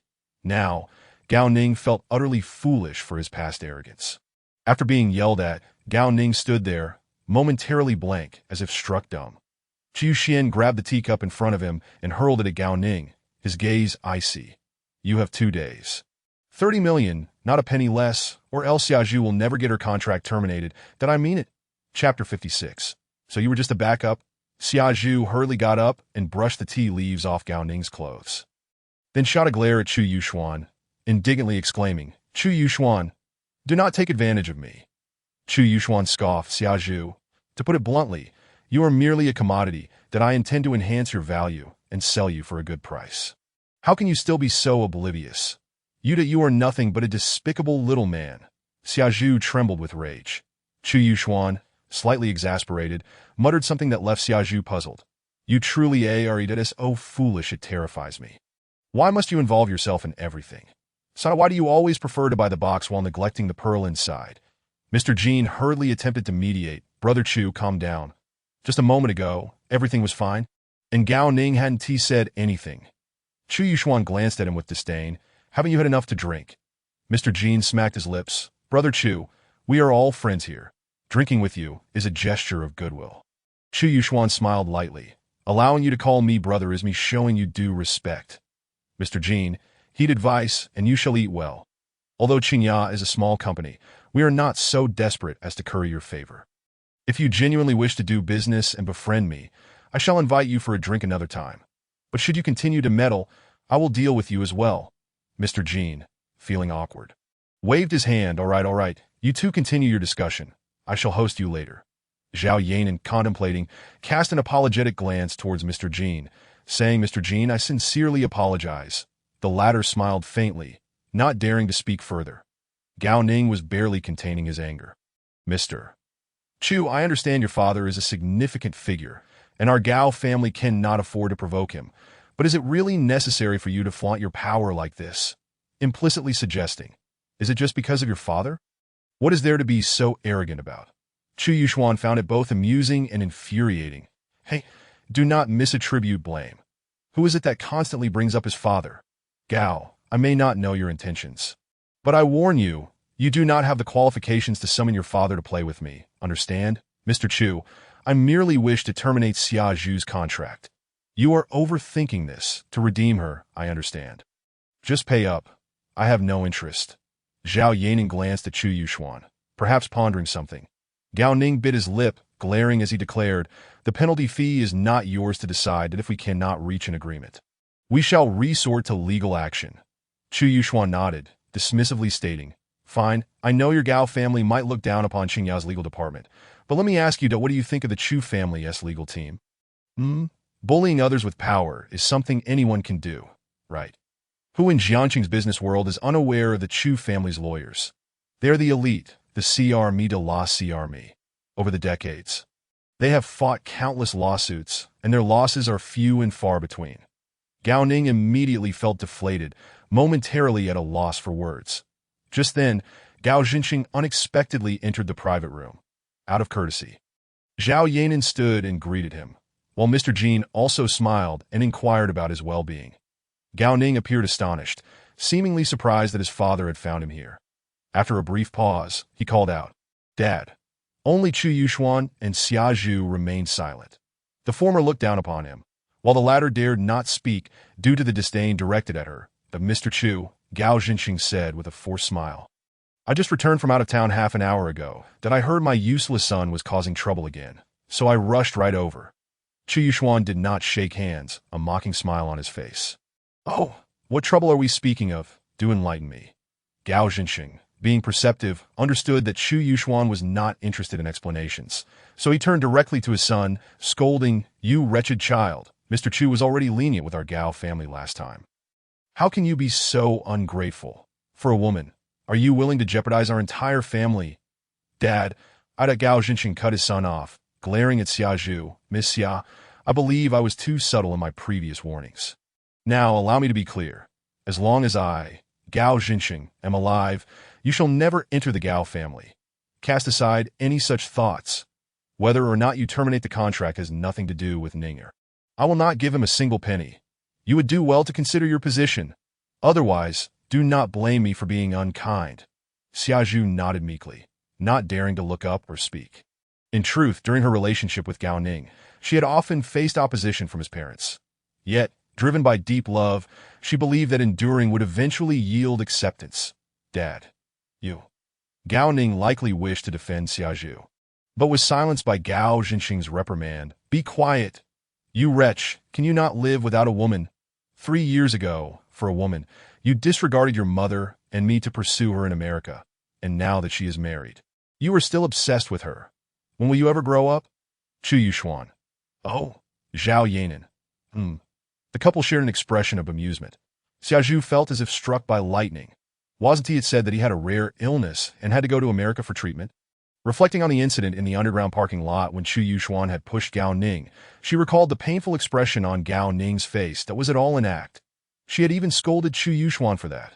During this time, Gao Ning frequently claimed to be unwell, citing post-surgical complications, that all of it was a lie, that everything was a façade. The love she had believed to be genuine turned out to mean she was merely a backup. Gao Ning, in a flurry of panic, called out, Xia Zhu, you must listen to me. This ain't true. It ain't true. Xia Zhu's mental world collapsed in an instant. She staggered back a few steps, turned and fled the private room. Xia Zhu. Gao Ning bolted after her, but was forcibly shoved back by Gao Jinxing. Do not follow her. I have other plans for your marriage. Do not contact her again. Having said that, Gao Jinxing approached Chu Yuxuan, his demeanor softening as he donned a smile. Mr. Chu, I apologize for the disturbance. Chu Yuxuan clapped his hands. How amusing, truly amusing. Old Gao, your son has been rather disrespectful to me lately. I thought it was the courage you bestowed upon him, but now it seems I was mistaken. My apologies. I, Gao Jinxing, am not a capricious person to Mr. Chu. Your leniency last time was more than enough. How could I not appreciate it? I sincerely apologize for this incident, that I will ensure that Ninger is properly disciplined and will not trouble you again. Chu Yuxuan chuckled. No worries. Let him come. After all, I am quite bored, so why not have some fun? Pausing briefly, he added with a smirk, if you are also free, why not join? Chapter 57. When you are serious, you truly resemble a person. Gao Jinxing feigned calmness. Mr. Chu, my son is merely blinded by desire. He harbors no other improper intentions. I, Gao Jinxing, am well aware of my family's capabilities. Why would I dare to provoke you? Chu Yuxuan replied nonchalantly. So according to you, this is merely two eunuchs engaging in foolish chatter. Nonsensical ramblings. Mr. Chu, you jest. Why does it suddenly feel so dull? Chu Yuxuan felt a wave of disinterest wash over him as he looked disdainfully at Gao Ning. You little mutt, what exactly do you intend to do? Your actions leave me utterly perplexed. As he spoke, he cast a casual glance at Mr. Jean.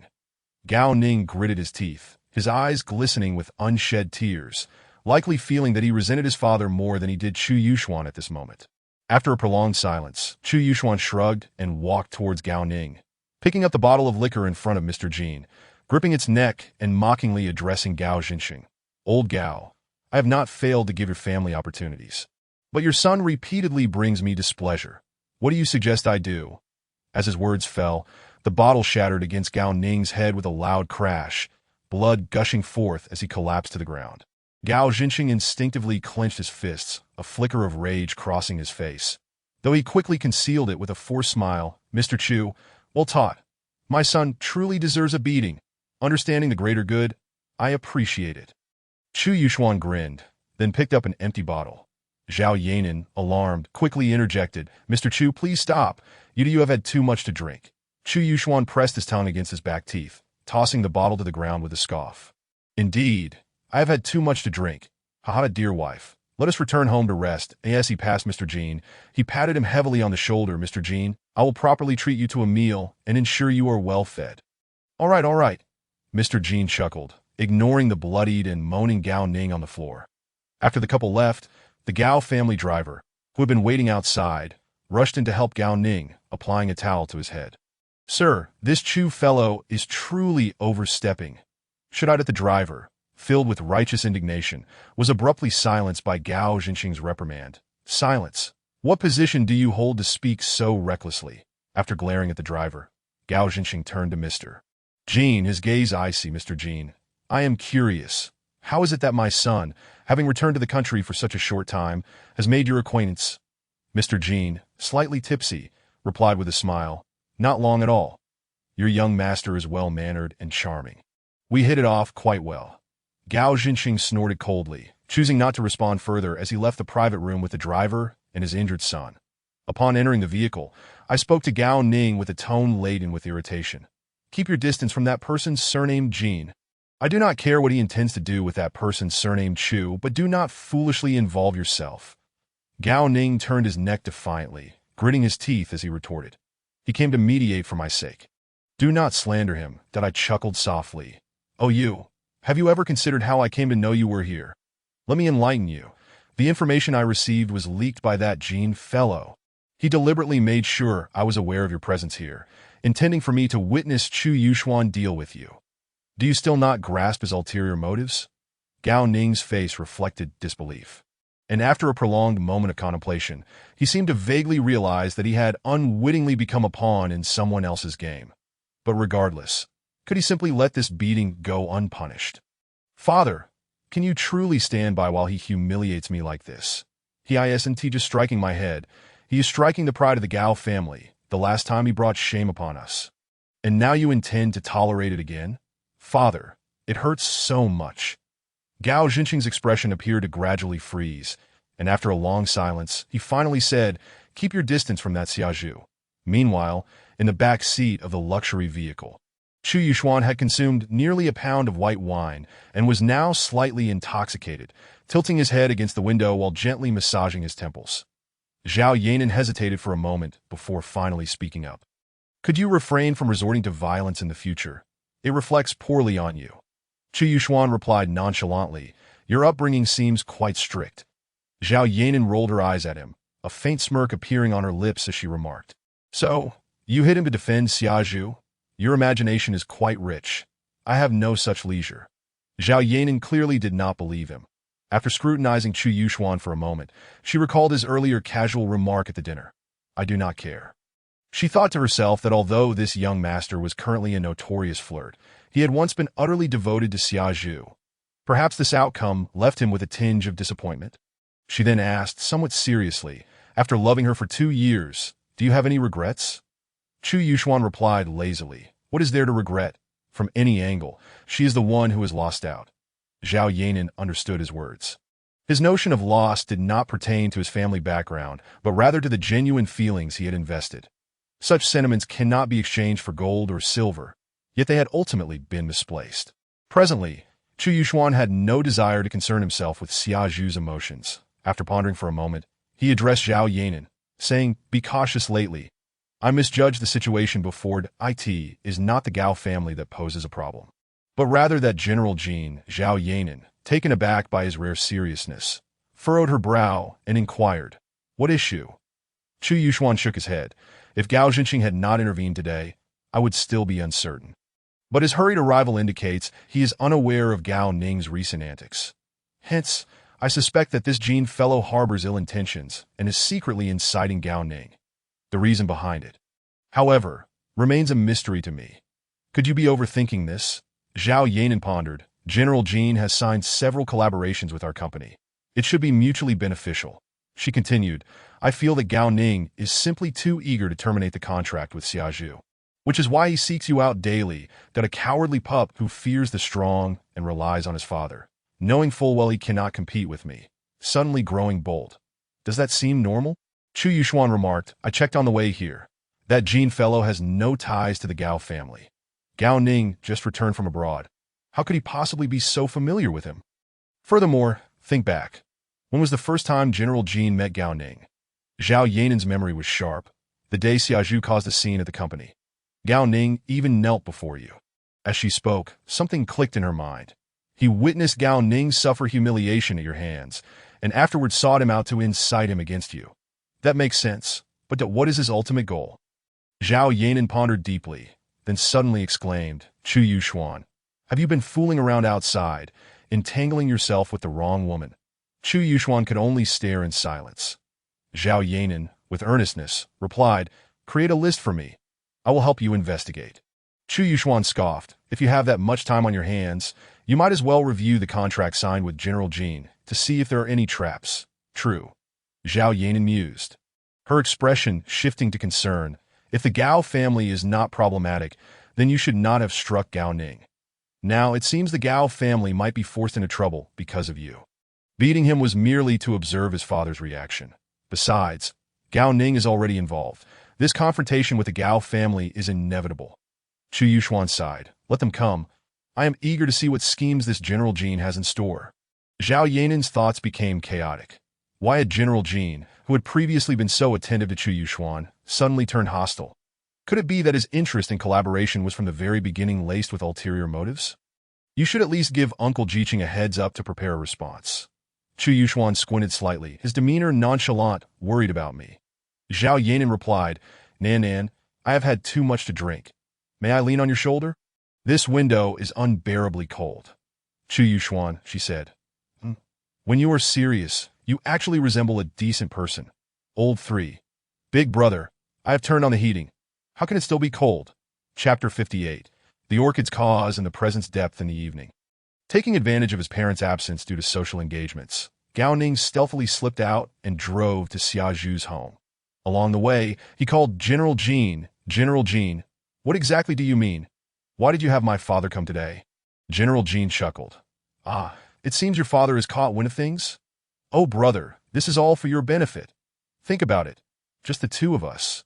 How could we possibly contend with Chu Yuxuan?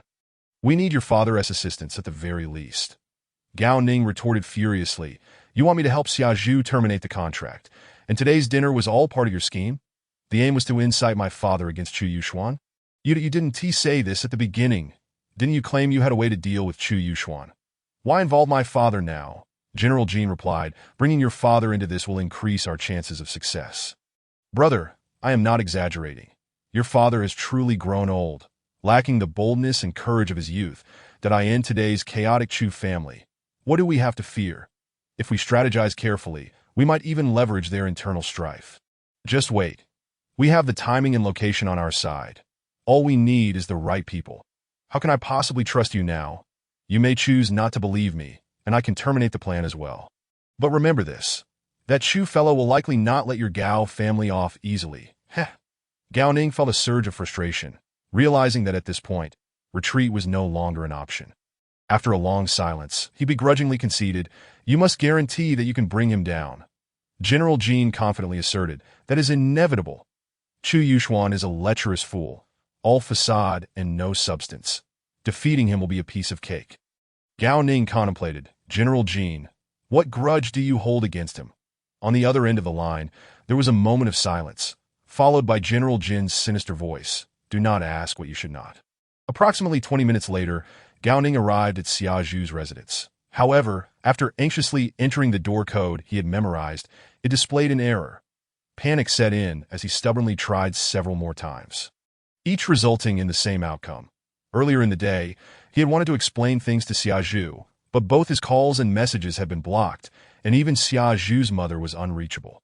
Now, the door code had even been changed. Bang, bang. Gao Ning pounded on the door, calling out, Xia Zhu, can you give me a chance to explain? 3 years ago, I was lost in my own folly, but did I truly love you now? Only you. Xia Zhu, please do not doubt my love for you. I beg you, let me explain to you in person. Open the door. Inside, Xia Zhu leaned against the sofa, clutching a bottle of wine, her eyes hollow and devoid of life. Xia Zhu's mother stood nearby, her heart torn as she longed to open the door, but recalling how Xia Zhu had threatened to end her life if she answered Gao Ning's calls earlier. She felt a twinge of fear and could only sit anxiously beside her daughter. Outside, Gao Ning continued, Xia Zhu, I know you are home. I beg you, just let me see you. I was injured by Chu Yuxuan. I just woke up from the hospital and rushed here as soon as I opened my eyes. Xia Zhu, my head is spinning. Please open the door just to let me see you. Xia Zhu's mother grasped her daughter's hand. Worry etched on her face. Xia Zhu, Ning Er is hurt. You should let him in. Whatever needs to be said, let him clarify. You have loved each other for so many years, and there should be no unsolvable issues between you. Please, will you listen?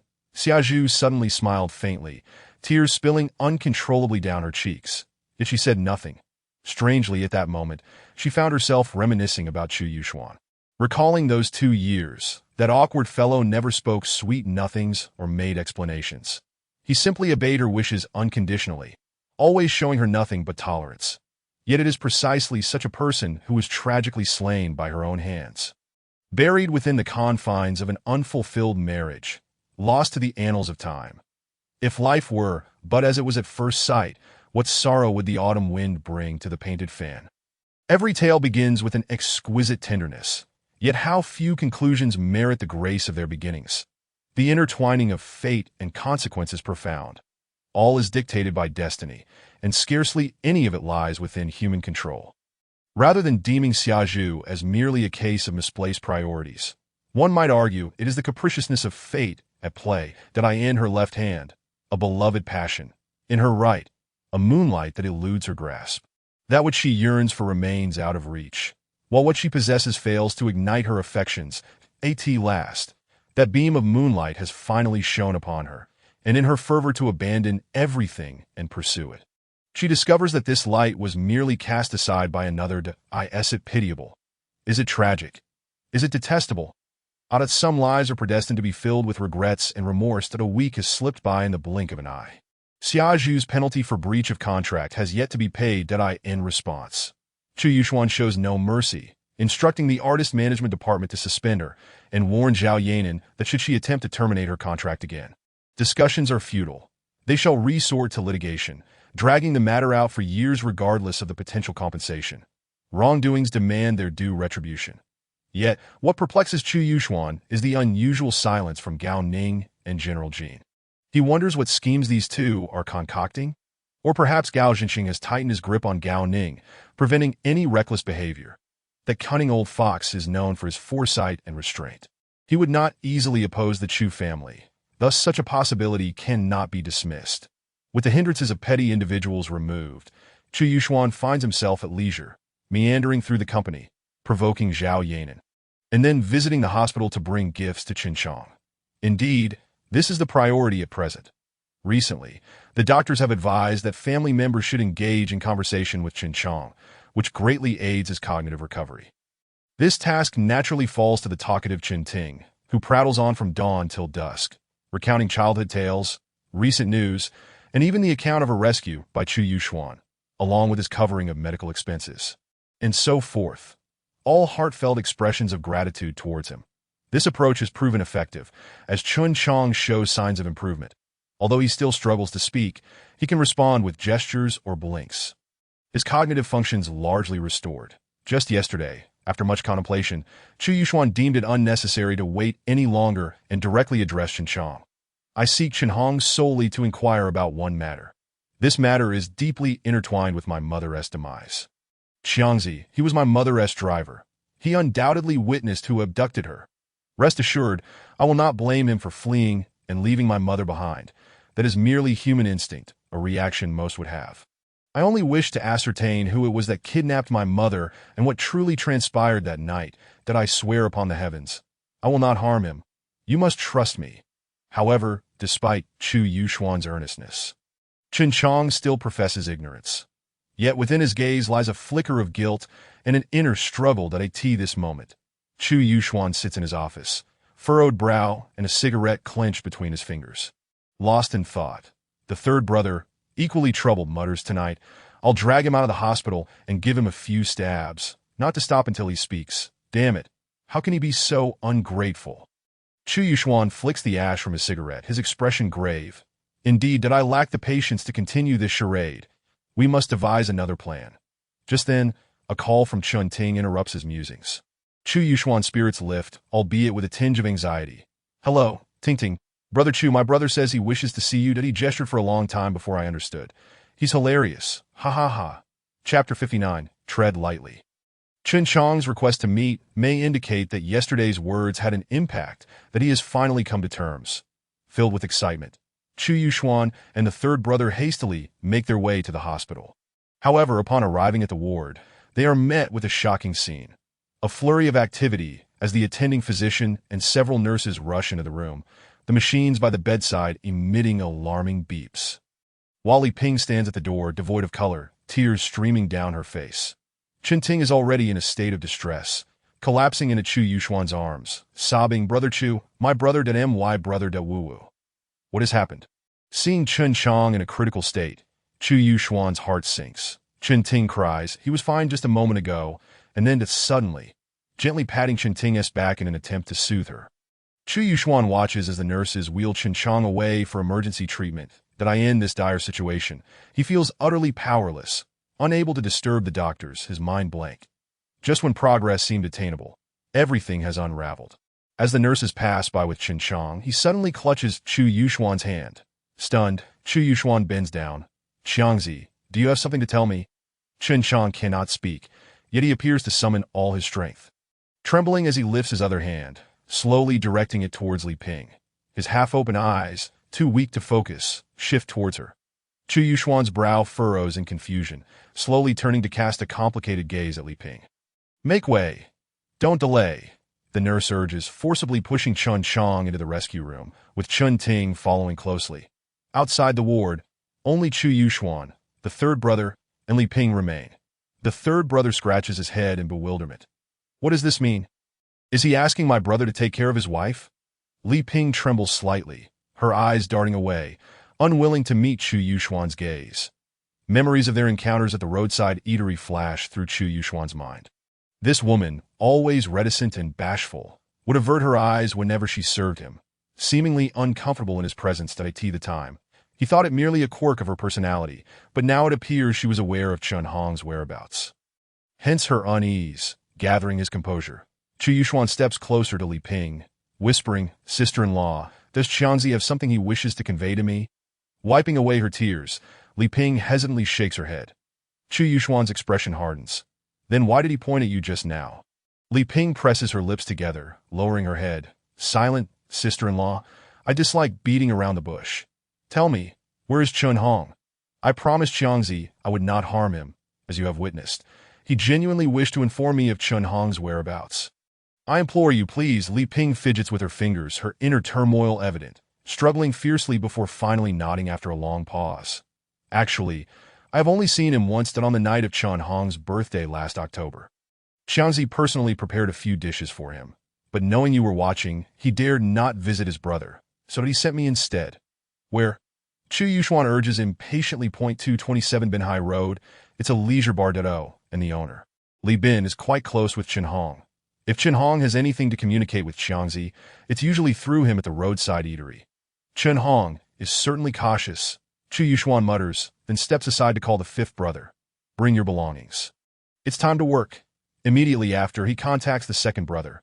"Investigate 227 Binhai Road and a person named Li Bin quickly." After hanging up, waiting for the fifth brother, Chu Yuxuan refrains from rushing away and stays outside the rescue room with Chen Ting. After approximately 10 minutes, the attending physician emerges, his expression somber, shaking his head. Chen Ting and Li Ping struggle to accept the news, collapsing into each other's arms, weeping uncontrollably. Chu Yuxuan's expression darkens as he questions the doctor. What exactly happened? Wasn't he recovering well just days ago? The doctor furrows his brow. It was a sudden cerebral hemorrhage. Ordinarily, with the machines constantly running, the likelihood of such an occurrence is minimal. Alas, his injuries were too severe. We truly did our utmost. Chu Yuxuan remained silent, turning to sit beside Chen Ting, offering comfort as he says, "Ting Ting, add me on WeChat. I'll send you some money to help with your brother's arrangements." Chen Ting, her eyes swollen and red from crying, sobs, "Brother Chu, why are we siblings so unfortunate? My elder brother has been missing for 10 years, and now my other brother is Wu. You don't know?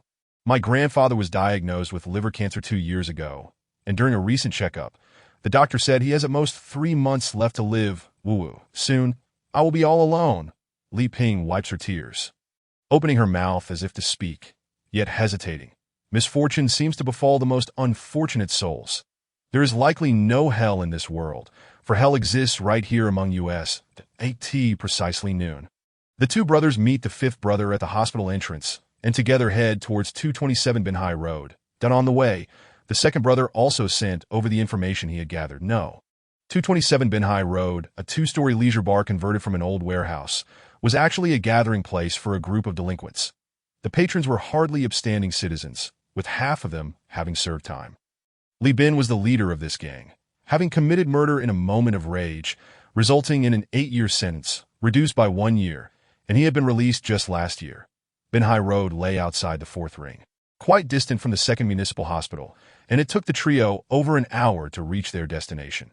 After parking the car, the fifth brother lowered the window and maneuvered a small drone into the air. Then opened his laptop, rubbing his hands together. "Let me see how many surveillance cameras there are. Okay. You may proceed inside."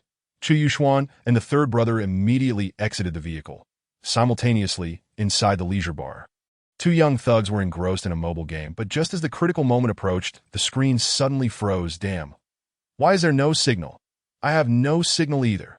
What the hell is going on in broad daylight? I have no signal." Just as they were bewildered, Chu Yuxuan and the third brother pushed the door open.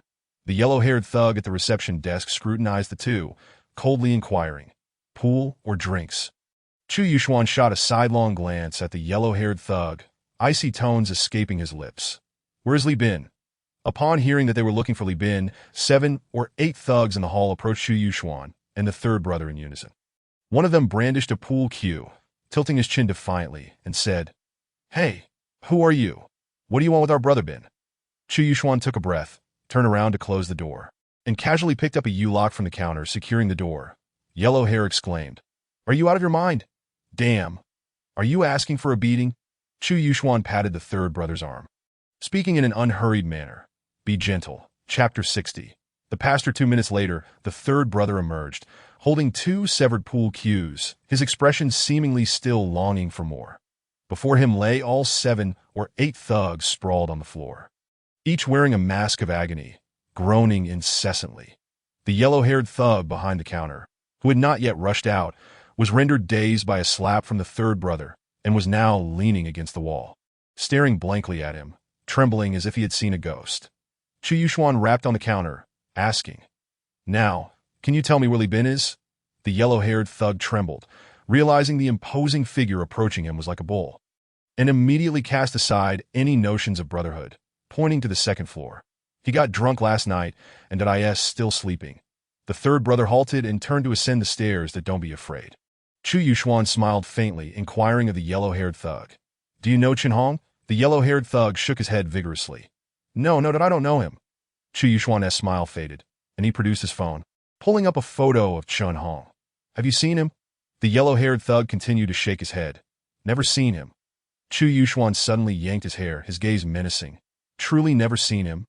The yellow-haired thug looked as if he might faint from fear, pleading, I have no reason to lie to you." Seeing his demeanor, which seemed sincere, Chu Yuxuan chose not to press further and released his grip. Moments later, a woman's piercing scream echoed from the second floor, followed by a man's roar. "Who the hell are you?" As soon as the words fell, a dull thud resonated, and shortly after, the third brother descended, dragging a middle-aged man covered in tattoos and clad only in floral shorts. The man appeared to be in his early 40s, with a fierce countenance, the type who would be stopped by police for identification on the street.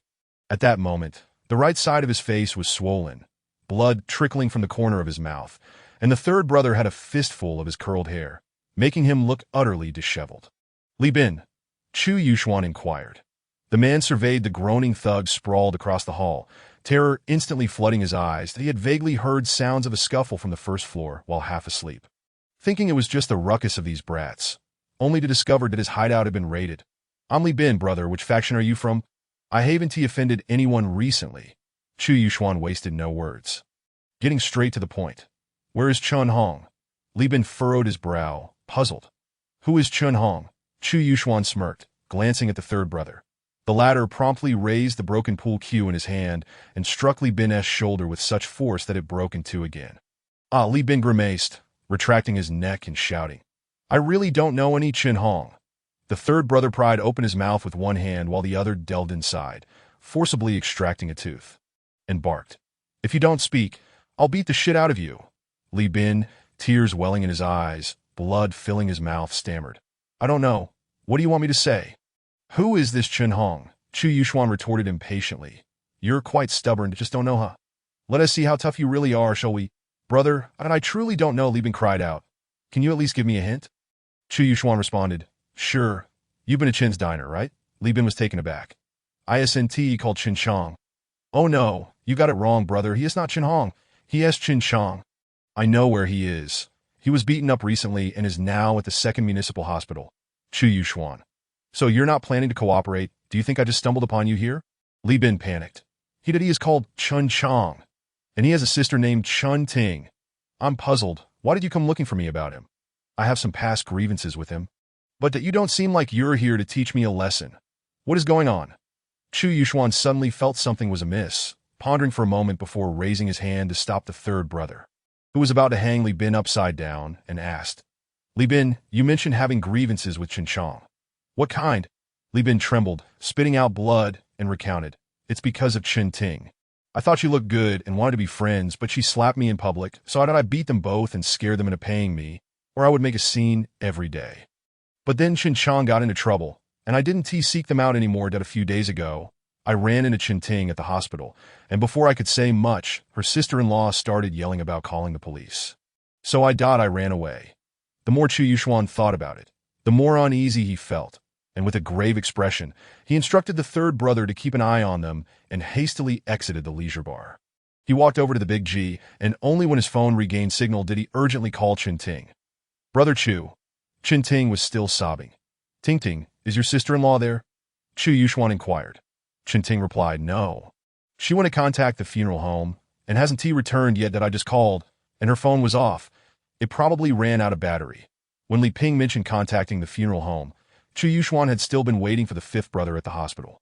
Calculating the time, over 2 hours had passed. Most critically, Li Ping's phone was off. This woman must be up to something.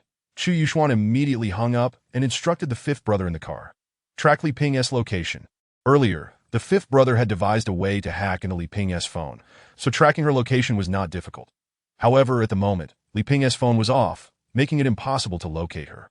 Oh my god, her phone must be off. We can't find her. Chu Yuxuan's mind was in disarray. He couldn't fathom why Li Ping would deceive him.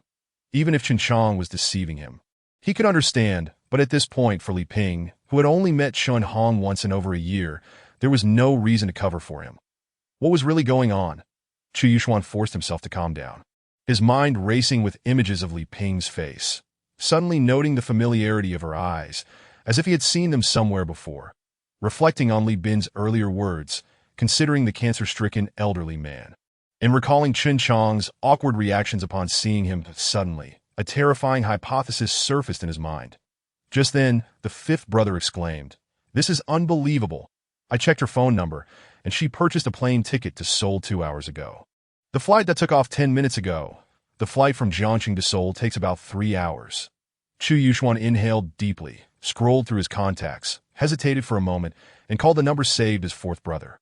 An hour earlier, in Seoul, South Korea, at a church that it was not the weekend, so the church was deserted with only a devout pastor sitting upright in front of a statue of Jesus, holding a heavy Bible and reciting silently. A woman wearing a red headband entered the church, closed the door, scanned the room, and finally focused her gaze on the pastor. "Park Puching." The woman called out, her snake-like face darkened as she strode toward the pastor. "You're going to give me half of that house. Do you hear?" The pastor slowly closed the Bible and set it aside, then turned to face her. His handsome face, distinctly Korean, bore no trace of emotion. And he calmly blinked, responding, "You were the one who cheated. Why should I share?" The woman, with an air of defiance, exclaimed, "Look at you, you neither cry nor smile, perpetually wearing a poker face, resembling a robot. Who could possibly endure living with you?" The pastor nodded in acknowledgement. "Thus, I harbor no resentment towards you and have agreed to divorce you, providing you with a sum of money. However, the house is an inheritance from my mother. Do not entertain any thoughts of claiming it." The woman, with an air of arrogance, retorted, "Then let us settle this in court. You are well aware that my boyfriend is a prosecutor." The pastor maintained his impassive demeanor. "Must it come to this?" The woman scoffed. "You brought this upon yourself. I suggest you heed my advice. Sell the house, and give me half." The pastor slowly raised his left hand, grasping the cross that hung from his neck, tenderly stroking it with his thumb and forefinger. After a brief pause, he extended his right hand, making a sign of the cross before him. An hour later, in the garden behind the church, the pastor was shoveling dirt with a spade when his phone suddenly rang. Upon seeing the caller's identity, though his face remained expressionless, a flicker of astonishment appeared in his eyes. After a moment's hesitation, he answered the call, speaking in a Mandarin that, while not entirely authentic, was far more fluent than that of the fifth brother. "Elder brother, is there something you need?" On the other end, Chu Yuxuan replied, "I have a favor to ask. Meet someone at Seoul Airport. The flight information is being sent to you by the fifth brother." The pastor responded with a calm, "Understood." He continued, "Eliminate him, or shall I return him to you?" Chu Yuxuan replied, "Find a place to confine him. I'll be in Seoul on my next flight. You're already married, and your sudden appearance in Zhongqing would be difficult to explain to your wife." The pastor glanced down at the red hairpin at his feet and gently kicked it into a nearby hole, his expression unwavering. "I have divorced." After a brief pause, he added, "Just divorced at 11:50 p.m. The flight from Seoul to Zhongqing landed punctually 20 minutes later. The fourth brother, with a poker face, arrived at the airport parking lot alongside a pale-faced Li Ping. The third brother had been waiting for some time.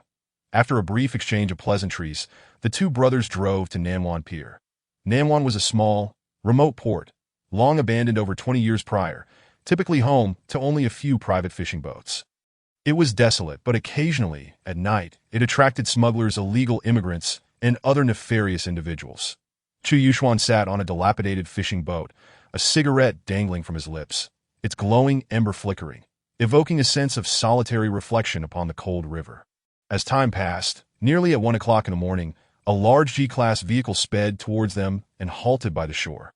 The fourth brother disembarked first, walked around to the other side, and yanked Li Ping by her hair, dragging her from the vehicle, then strolled leisurely towards the fishing boat. The third brother followed behind, muttering, "It's been years since you got married, yet you still look like a soulless being, like a ghost." Upon boarding the boat, the fourth brother released his grip, fixating his gaze on Chu Yuxuan, his face devoid of any expression, merely nodding and addressing him as elder brother. Chu Yuxuan lightly thumped him on the chest, stating, "We'll discuss your matters later. Third brother, turn on the lights."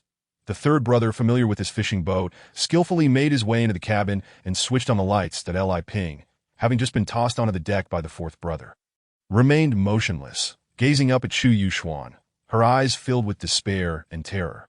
The fourth brother remarked, "I feared she might cause a scene, so I administered a sedative. She should be able to speak now." Chu Yuxuan resumed his seat, coldly fixing his gaze on Li Ping.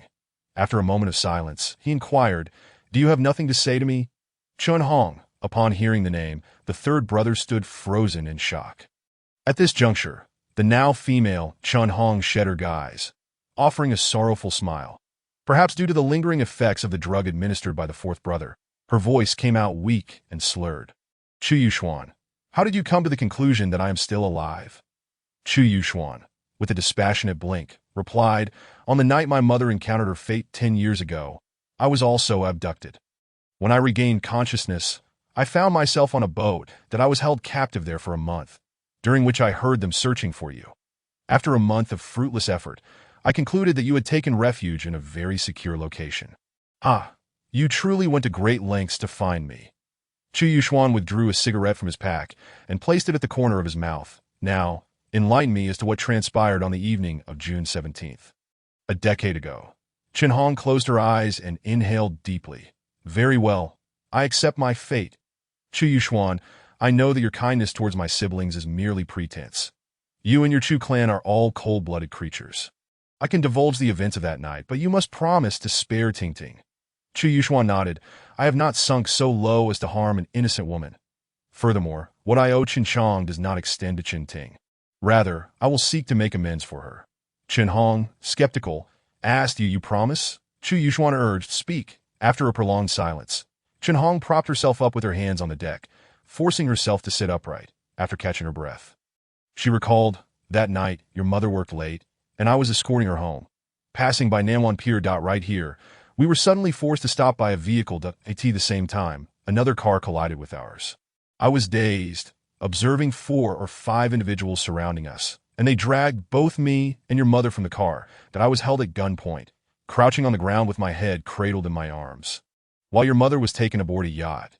The distance was too great for me to hear clearly, but I vaguely caught a man aboard the yacht speaking of a transaction, demanding your mother to hand over something in exchange for a substantial sum of money." "What did the man look like?" Chu Yuxuan queried, furrowing his brow. "What was it he sought?" Chen Hong shook her head. "It was too dark for me to see, but from his voice, he seemed to be a man in his 40s or 50s. As for what he sought, I do not know." Chu Yuxuan pondered. What happened next? Though years had passed, Chen Hong still trembled at the memory. Your mother refused to agree to the transaction.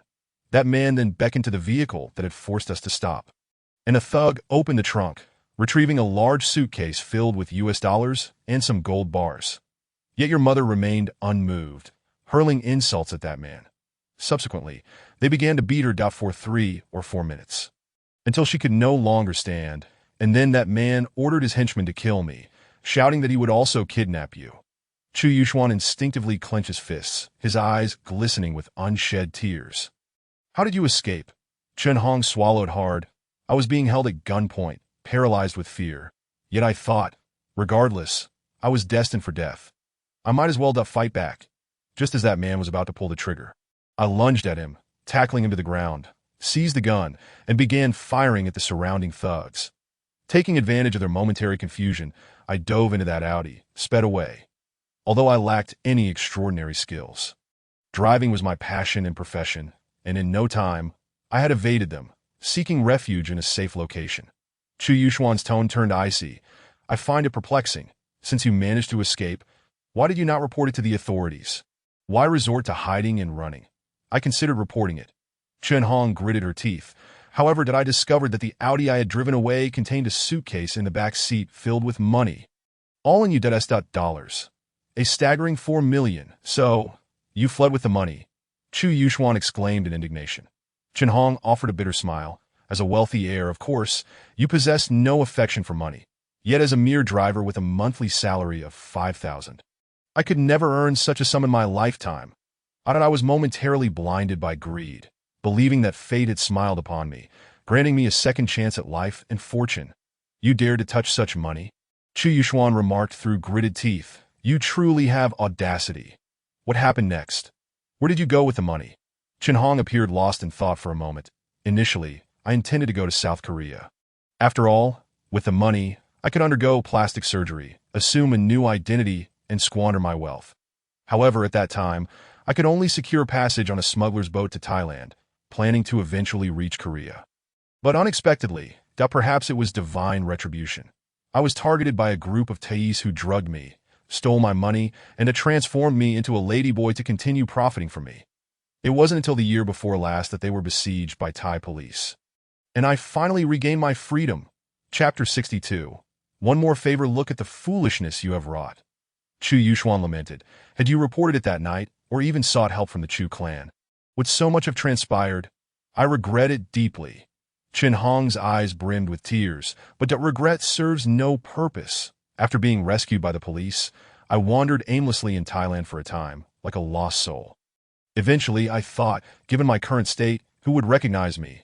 Moreover, that incident had long passed. Surely no one would care anymore. Thus, I resolved to return home.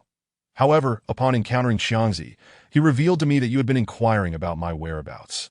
I am well aware of Truman's methods. Once he locates me, both Xiangzi and Tingting will inevitably be implicated. To be on the safe side, I intend to continue my flight abroad. Yet Xiangzi informed me that grandfather has been diagnosed with cancer and has but a few years to live. The old man has toiled tirelessly, scavenging to raise us 3 siblings, and regardless of circumstances, I must ensure he receives a proper farewell. After I have laid him to rest, I will then seek refuge abroad. So, you and Qin Chong have concocted a plan to masquerade as a married couple. Chu Yuxuan inhaled deeply. I should have anticipated this. Since marrying you, every time I visit the food stalls and mention you. His eyes betray a fleeting evasion, for you have divulged my true identity to him. Chen Hong, oh Chen Hong, I never imagined you would transform into a woman. I deserve my fate, Chu Yuxuan. It is I who have wronged you. I am damned, but Tingting knows nothing of this. She truly remains in the dark, and you must not harm her. Chu Yuxuan retorted angrily. In such a ghastly state, if I were in your shoes, I would not acknowledge her either. Think carefully. Was there anyone at the scene who left a particularly strong impression on you, or whose face you clearly discerned? Additionally, do you recall the license plate number of the car you drove away in? Chen Hong pondered intently, muttering. I do not recall the license plate number. However, the man who held the gun to me had a tattoo on his wrist, one I recognized, as I had considered getting a similar one earlier. It was in Russian, Das Vidania, that as he spoke, he gestured to his wrist to indicate the tattoo's length, approximately 10 centimeters, with a letter L at the end. His accent was that of Jiangqing, given your Truman family's influence there. I suspect locating him would not prove difficult. Chu Yuxuan contemplated. Is there anything else? Other than that I did not see much else clearly. Chen Hong ruminated, pausing before adding, your mother wore flat shoes that night. And the man on the boat was a head taller than her, of average build, with a local Jiangqing accent. That is all. Chu Yuxuan remained silent, mulling over this information. Chen Hong, trembling, glanced nervously at San Er's face and said, Chu Yuxuan, I have said all I must. I know that you brought me here with the intention to kill me, but could you possibly wait a few months? I wish to see grandfather through to the end. Rest assured, I will not flee. I truly will not. Chu Yuxuan blinked, his demeanor cold. I never intended to kill you, but you have taken Qin Chong's life. How shall we settle this score? The third brother's CPU seemed to be overheating. Wearing a perplexed expression, tears streamed down Chen Hong's face as he cried out. I acted impulsively. I simply cannot fathom why he would choose to assist you, a stranger, and betray me from the moment he learned of my connection to you. He urged me to confess to you, claiming you would surely want to know the truth about your mother. But how could I dare?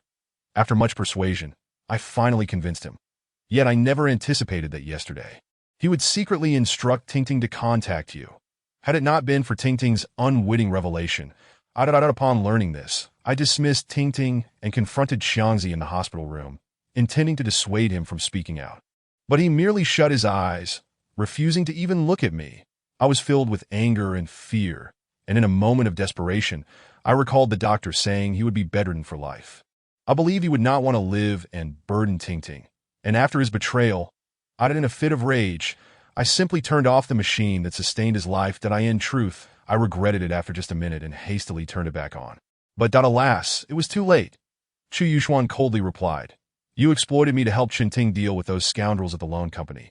Even in your escape, you sought to utilize me to rid Qinting of Li Bin's men. Qinhong, your intellect is commendable, yet you misapply it. You could turn against your own brother. Tell me, do you deserve to live? I do not deserve it. I am not human." Qinhong wept profusely. "I only asked for a few more months." Chu Yuxuan raised his head, gazing into the pitch-black sky, allowing the cold, cutting sea breeze to caress his face and neck, his expression dark and complex. After a moment, he lowered his gaze to Qinhong and said, "You may leave now. Fulfill your filial duty. After you have bid farewell to your grandfather, I shall then send you on your way." Qinhong nodded gratefully. "Thank you, Chu Yuxuan. Whether you believe it or not, I truly feel like I am living in hell. Rest assured, once the old man is gone, I shall end my own life, not staining your hands." Chu Yuxuan said no more, stepping off the fishing boat. The fourth brother closely followed. And after walking a distance, they noticed the third brother had not kept pace, turning back to find the simpleton standing beside Qinhong, his face full of curiosity, scratching his head and asking, "Can you let me study this? How did you manage it? Your chest is quite ample." Chu Yuxuan. That the fourth brother silently clutched the cross hanging at his chest, his expression inscrutable. After leaving Namwan Dock, the three of them picked up the fifth brother, who was handling Qin Chang's affairs for Qinting, and proceeded towards the Emerald Lake. Along the way, Chu Yuxuan sent Qinhong's information to the second brother, instructing him to commence an investigation. The second brother replied, "I wish to meet the fourth brother."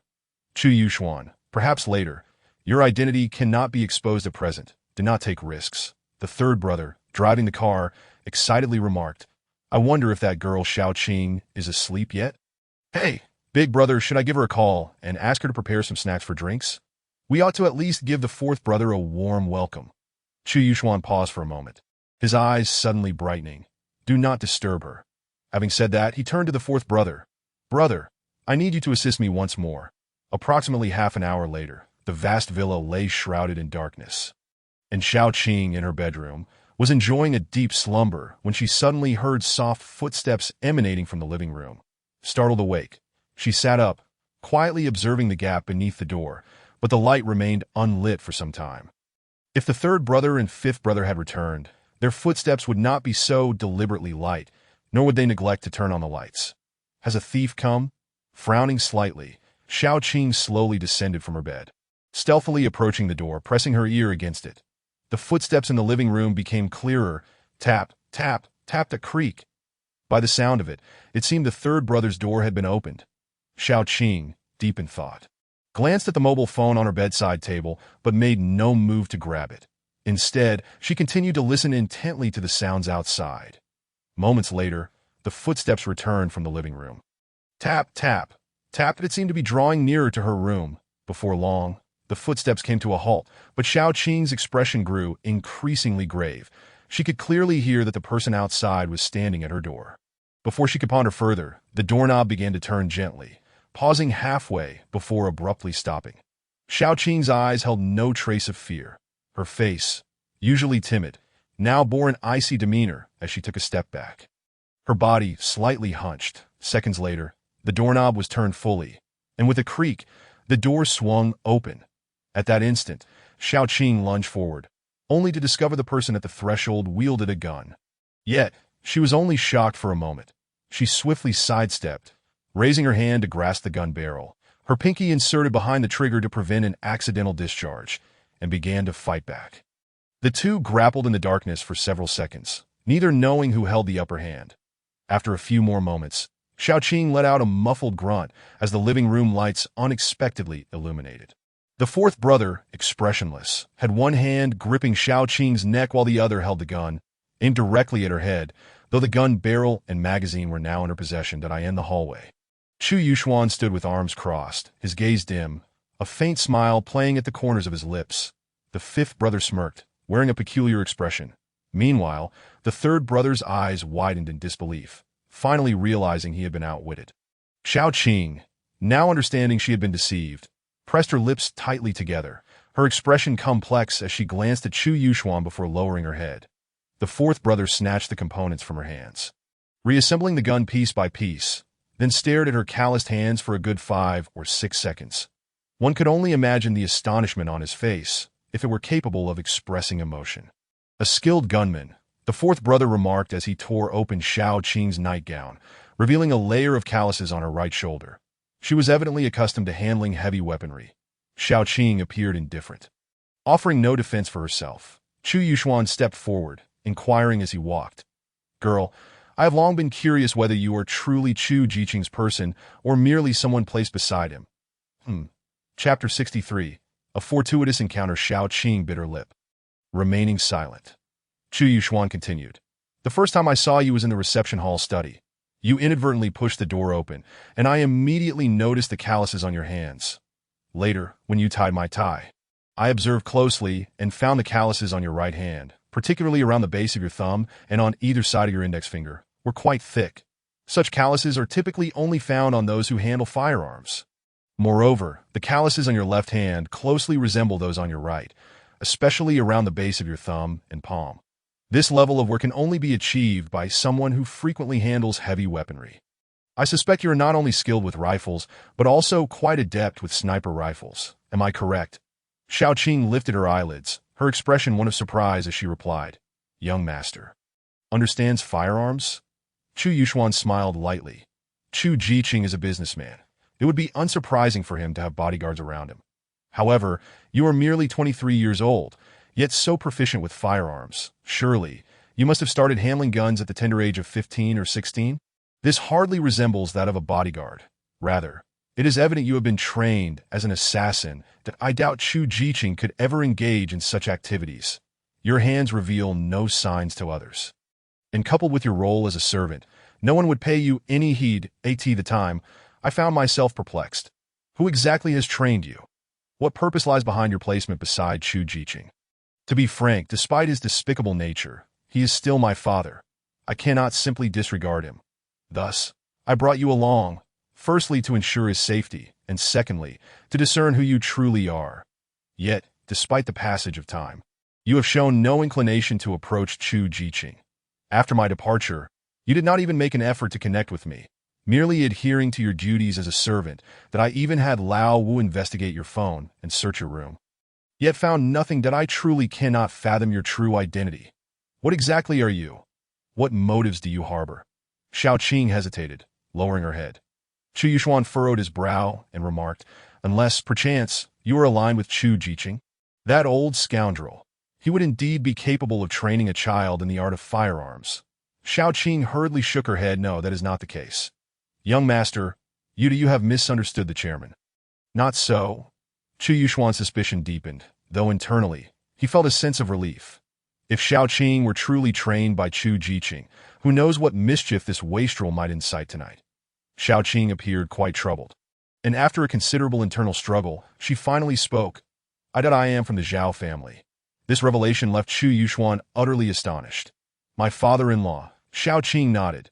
"In truth, it is not something I cannot disclose. Before my father was imprisoned, he met with the chairman, and they arranged for your marriage to Miss Zhao.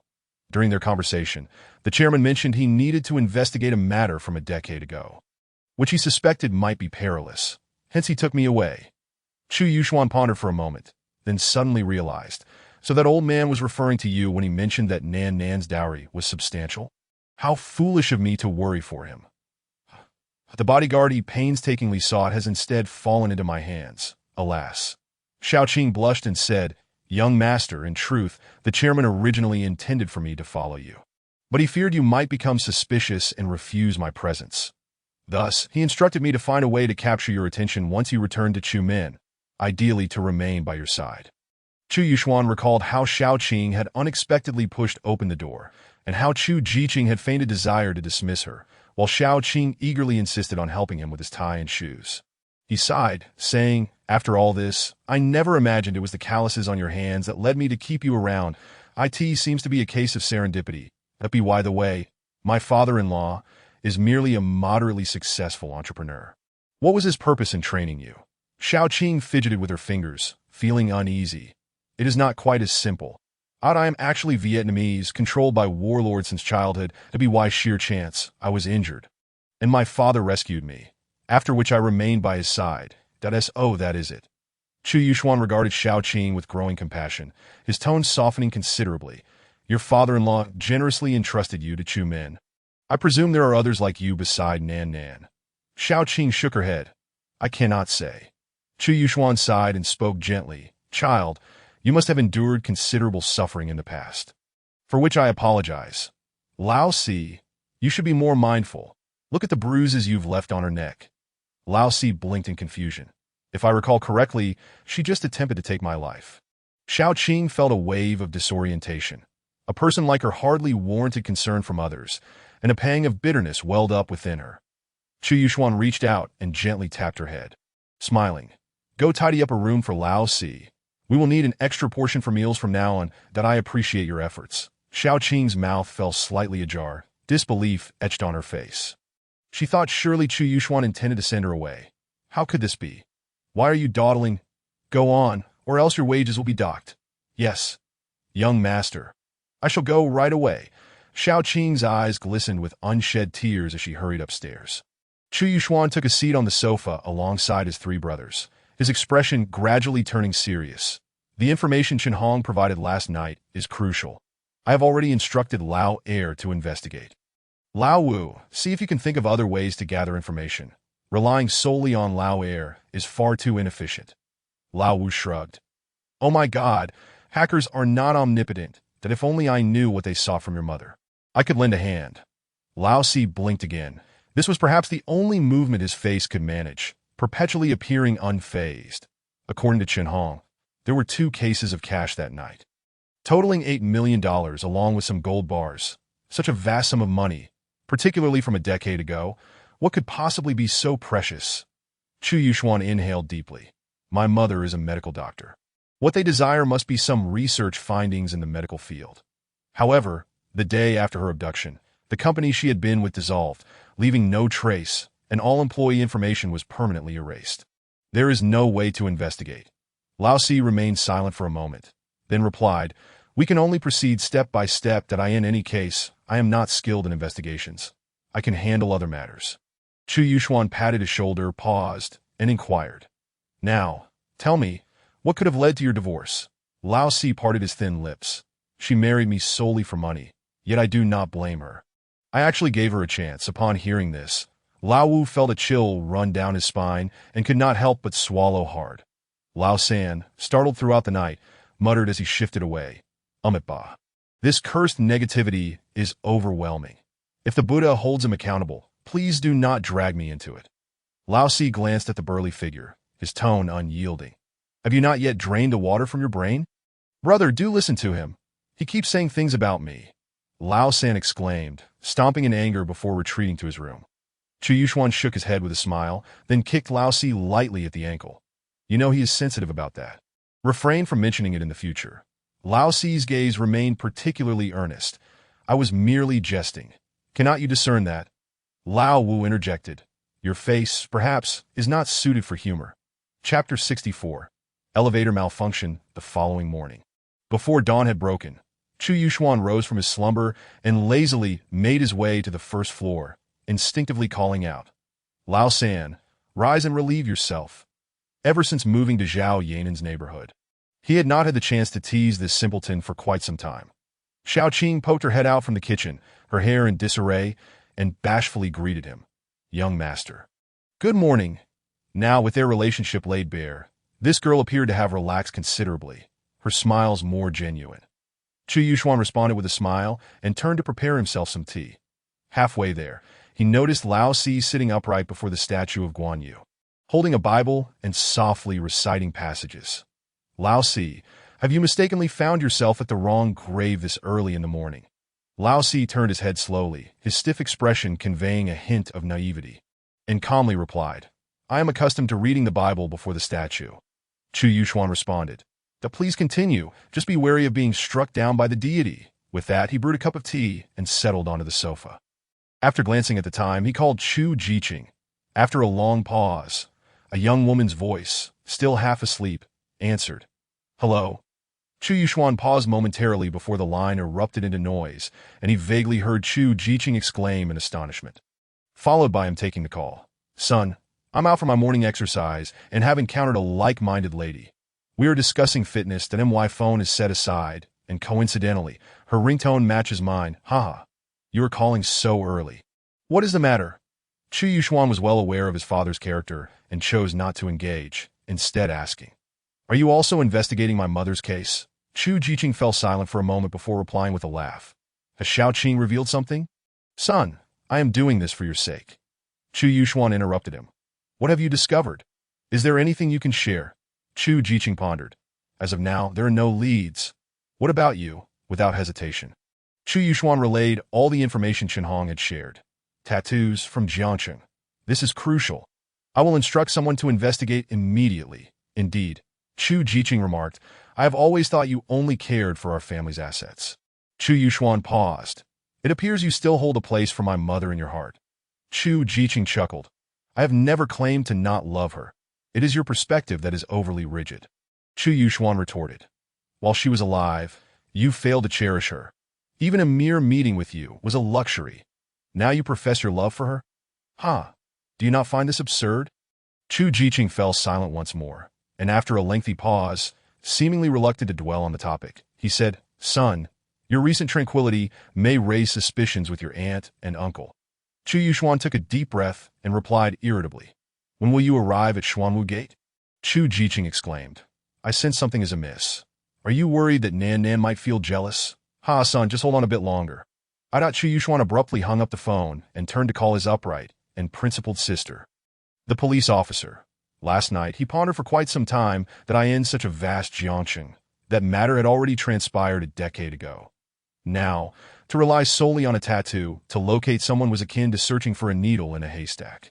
Thus, he thought of enlisting the help of Chu Jiqing and Chu Muhan. Hello? Chu Muhan might still be asleep. She spoke with a faint nasal tone. What is the matter? Chu Yuxuan got straight to the point. I have a lead to discuss with you. After hearing this, Chu Muhan was fully awake. You want me to help you find someone?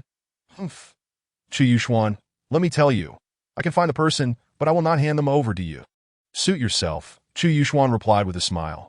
Just a reminder, check your system for past criminal records to see if there are any matching candidates that I don't need your instruction. I know what to do. Chu Yuxuan retorted playfully, at 30, still unmarried. You really ought to reflect on yourself. Are you trying to come to the police station for tea again? Bye. After hanging up the phone, Chu Yuxuan sipped his tea, noticing that the third brother had yet to emerge. After pondering for a moment, he headed to the third brother's room. The large figure was lying on the bed, looking rather sullen.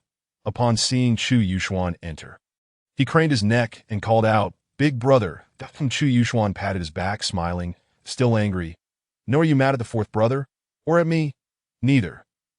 Chu Yuxuan lit a cigarette and offered one to the third brother. I know you blame me for not telling you about Shaoqing's oddities sooner. Third brother, you can't keep things bottled up. I was worried that if I told you, your attitude towards Shaoqing would change drastically, and she would notice. Understand? The third brother paused for a moment before nodding. I understand now, big brother. I'm just too foolish. Who said you were foolish? Chu Yuxuan chuckled, shifting the conversation. Do you like Shaoqing? I don't. The third brother scratched his head. I really don't.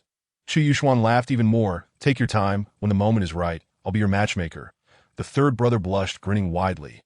All right, you should get some more sleep. You've been busy all day yesterday. It's exhausting. Today, I'll pick up your sister-in-law. Upon arriving at Zhao Yanan's underground garage, it was only 7:30.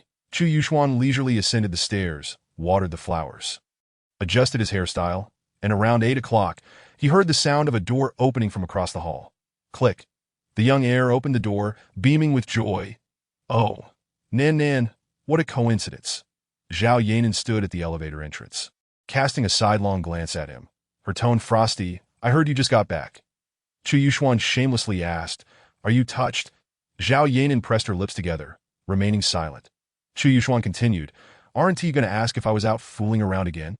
What does that have to do with me? Zhao Yanan rolled her eyes. You do your thing. If your grandfather gets angry, I'll just bear the brunt. Chu Yuxuan clicked his tongue. The main house is indeed magnanimous. Ding. The elevator door opened, and the couple stepped in one after the other. Nan, how about we grab a meal together? Even a fake couple should maintain the appearance of a couple, just for the old man's sake. Zhao Yanan lifted her lips, suddenly realizing something. Chu Yuxuan, you moved here to make grandfather think we're living together, didn't you? Chu Yuxuan had indeed harbored that intention when he moved in. Raising an eyebrow, a clever woman ain't necessarily a good thing. Zhao Yanan felt a bit shy, opened her mouth as if to thank him, but was abruptly interrupted as the elevator suddenly jolted. The lights inside flickered twice before plunging into darkness, and simultaneously, the elevator dropped a short distance before coming to a halt. Zhao Yanan steadied herself against the elevator wall, her bag flung to the ground due to the tremor. Her heart racing. Is it malfunctioning? The darkness rendered her unable to see Chu Yuxuan. She only heard a thud. Likely the man had stumbled, but there was no sound from him. Chu Yuxuan? Chu Yuxuan? Stop messing around. Take out your phone. I need to find my bag. After a prolonged silence without a response, Zhao Yanan had no choice but to crouch down carefully to search for her bag.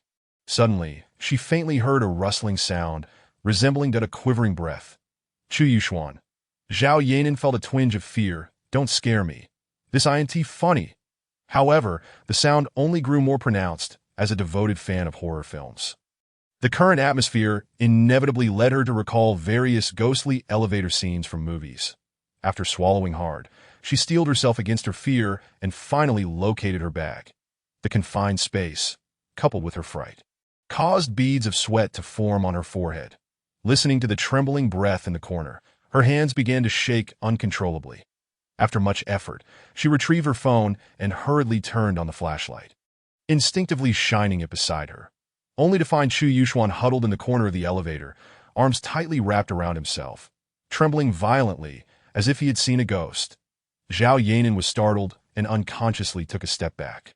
Chu Yuxuan, what happened to you? The beam of light illuminated Chu Yuxuan's face, which was usually so nonchalant, now contorted with terror. His eyes appeared almost bloodshot, beads of cold sweat dotting his nose, temples, and forehead. Chu Yuxuan, don't scare me. Zhao Yanan's mind went blank, feeling utterly helpless. Chu Yuxuan trembled even more violently, as if possessed, mumbling incoherently. Zhao Yanan could only catch a few words. King, that is that earth. King, that is that master. Chu Yuxuan. Zhao Yanan trembled and called out again, the sudden turn of events leaving her in a state of panic, forgetting to press the emergency button. Chu Yuxuan was desperately trying to burrow further into the corner, as if someone he could not see was approaching him, filling him with dread. His face had drained of color, pale as a sheet, his collar soaked with sweat, his mouth still uttering those strange phrases. I beg you. King, did I say scholared, I say worker.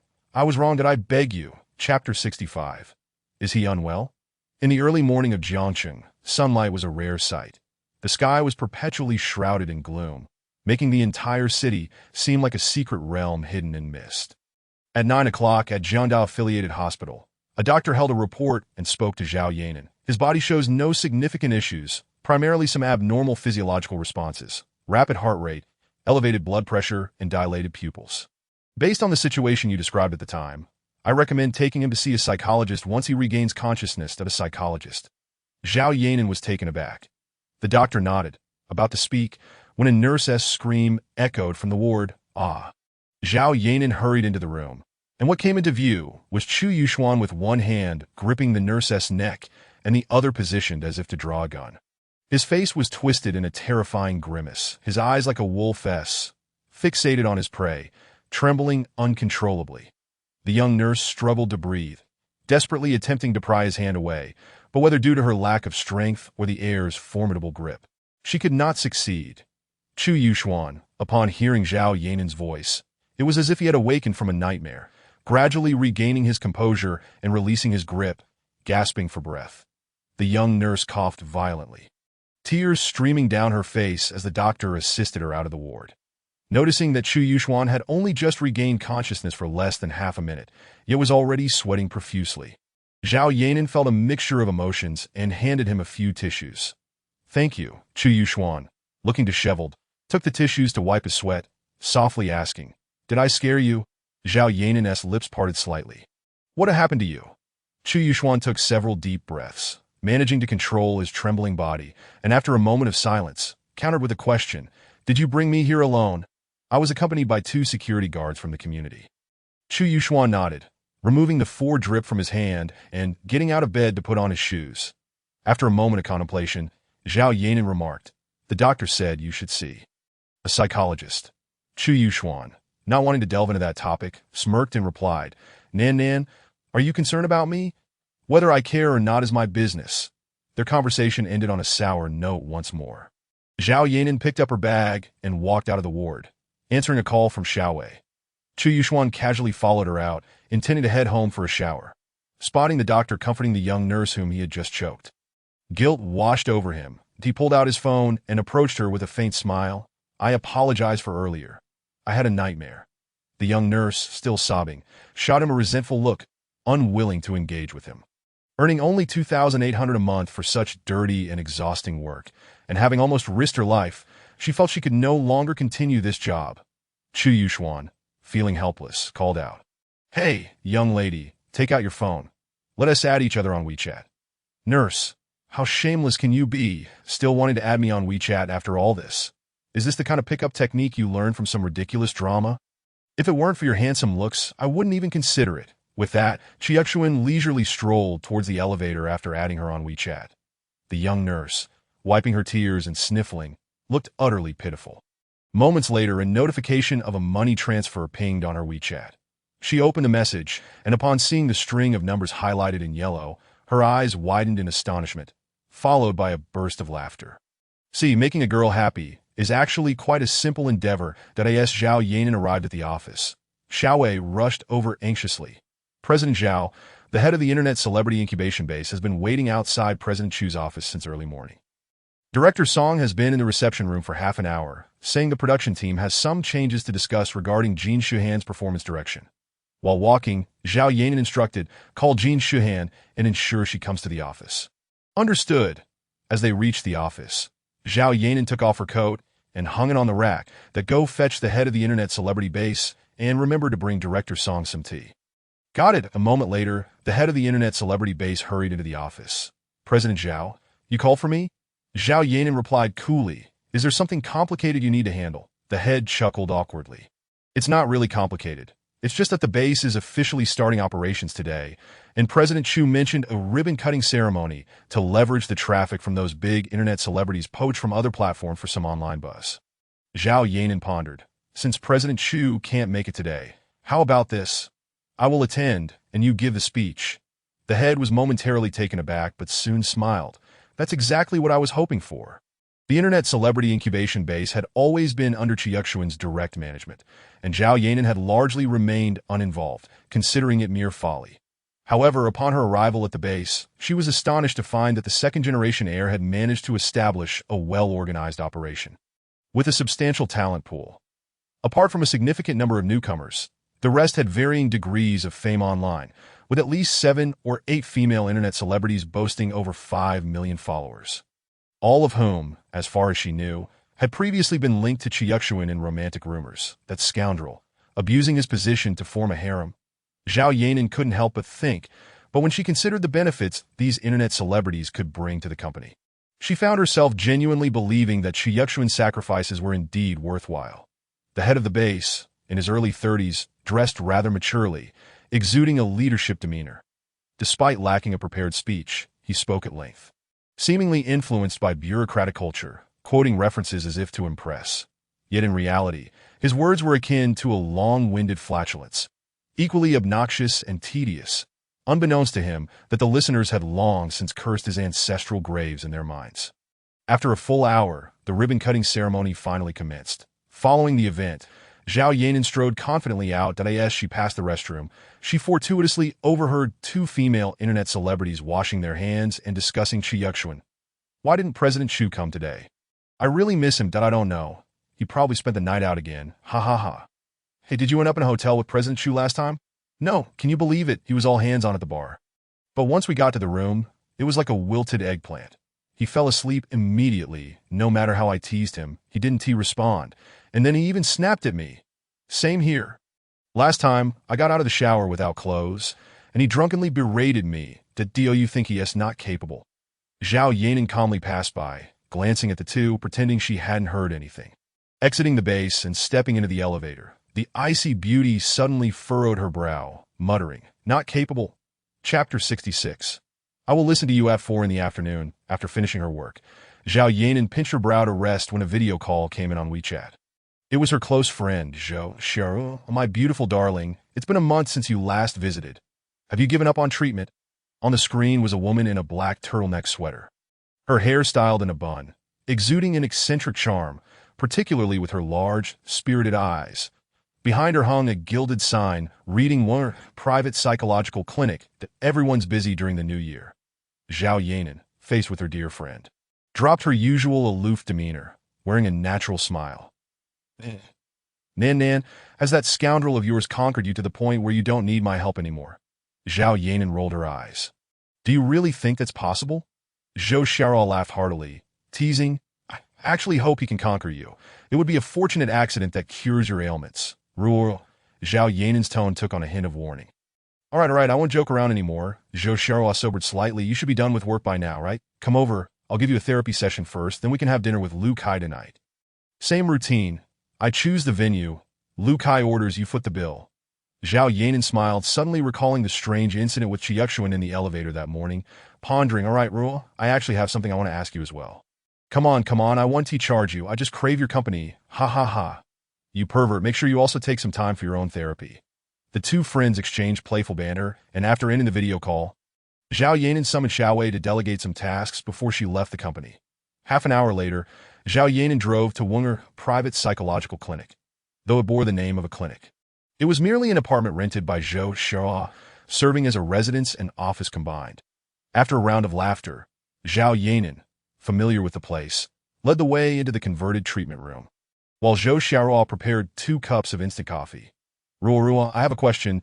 Zhao Yanan held her coffee cup and said, if a normal person becomes mentally unstable, displaying extreme fear, as if they've seen a ghost, while trapped in a pitch-black elevator, what could be the reason?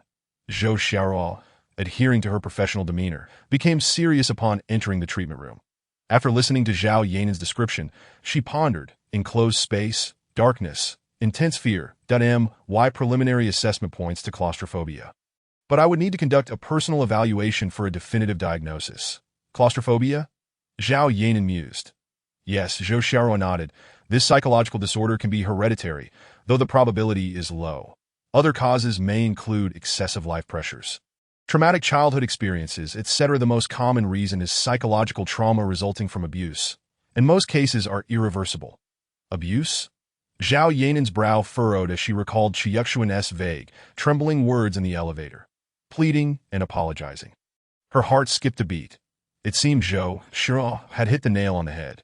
But considering that this second-generation heir was born into a wealthy family, even if he was neglected as a child and often faced beatings from Chu Xiaodian, it shouldn't lead to such severe psychological trauma, should it?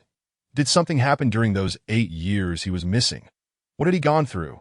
Zhao Yanan pondered, recalling how upon waking up in the hospital, Chu Yuxuan instinctively reached for his waist, as if to draw a gun. No way. He doesn't seem to have that kind of sinister nature.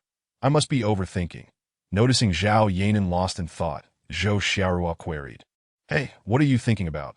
The person you're describing, could it be someone close to you? Introduce him to me. I'm practically starting over here. Zhao Yanan deflected. Ruo, can you help me analyze this? The character Wang represents Earth.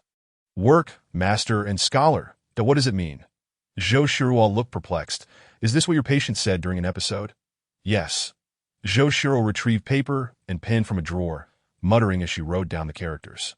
After a thoughtful pause, she suddenly slapped the table, exclaiming, I get it. Look, the latter characters either have one stroke less or one stroke more than Wang. Zhao Yanan blinked. So what? Zhou Xiaohua shrugged. That's it. It's just identifying patterns. Right? Zhao Yanan. The two stared at each other for a moment, before Zhou Xiaohua pouted. Do you think I'm some kind of miracle worker who can heal from afar? If you really want to clarify, just bring him over. At worst, I'll waive the initial consultation fee as a favor to you. Zhao Yanan pressed her lips together, about to speak, when a WeChat notification popped up, revealing a message from Chu Yuxuan. I'll listen to you. I'm going to see a psychologist. The phone was left on the table, and Zhou Xiaohua caught sight of the message. Wait, are you talking about your scoundrel of a man? Zhou Xiaohua sprang up from her chair. Eyes wide in disbelief. The matchmaker must be blind to tie you two neurotics together. Zhao Yanan shot her a glance, and unusually replied to Chu Yuxuan with a simple okay, then said, You're the real neurotic. All right, let us not worry about him. Let us begin your treatment. Zhou Xiaohua remained in a state of shock for a full 2 minutes before gradually regaining her composure. Nan, are you ready? Relax, I am about to begin, she said. Zhao Yanan reclined in the chair, her eyes gently closed, responding softly. 5 minutes prior, Chu Yuxuan had jolted awake from yet another nightmare, his expression one of profound anguish. Drenched in perspiration, after a few deep breaths, the phone on the bedside table rang abruptly. Mr. Chu, why didn't you come today? I've missed you dearly. Are you free tonight for a drink? It was a well-known blogger from a popular influencer incubator. Ever since Zhao Yanan had slapped Xia Zhu, the entire Qingyao media was aware of her relationship with him, especially the agents, who had sternly warned their artists against any association with Mr. Chu, lest they wished to jeopardize their careers at Qingyao. Consequently, those starlets who once fantasized about marrying into wealth were forced to relinquish their dreams, deleting Chu Yuxuan's contact information, all the while lamenting, Why was Zhao born before me? Yet despite this, Chu Yuxuan found no peace. Most of the female influencers he had recruited were oblivious to his connection with Zhao Yanan.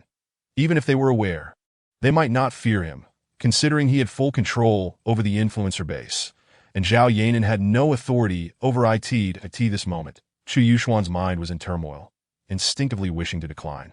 He suddenly recalled what Chu Jiqing had said that morning. After furrowing his brows in irritation, he acquiesced with a smile. After dismissing the female influencer, he was about to take a shower when a message from his second-in-command arrived fortuitously. Zhao Yanan is currently at a private psychological clinic called Winger. I checked, she frequents it. The doctor, Zhou Xiaohua, is her classmate and they share a close bond. Chu Yuxuan seemed to have anticipated this. What psychological issues does she have? No information found. Perhaps you could have the fifth one plant a listening device? It's easy. Chu Yuxuan was left speechless. Some methods shouldn't be misused. Send me the location. His second-in-command was a straightforward person. Not only did he send the clinic's location down to the exact address, but he also included Zhou Xiaohua's phone number. Exiting the chat, a bitter smile played on Chu Yuxuan's lips as he muttered. Two psychologically troubled individuals, how on earth can they date? How did he subsequently send Zhao Yanan a WeChat message? I am heeding your advice and seeing a psychologist. Chapter 67.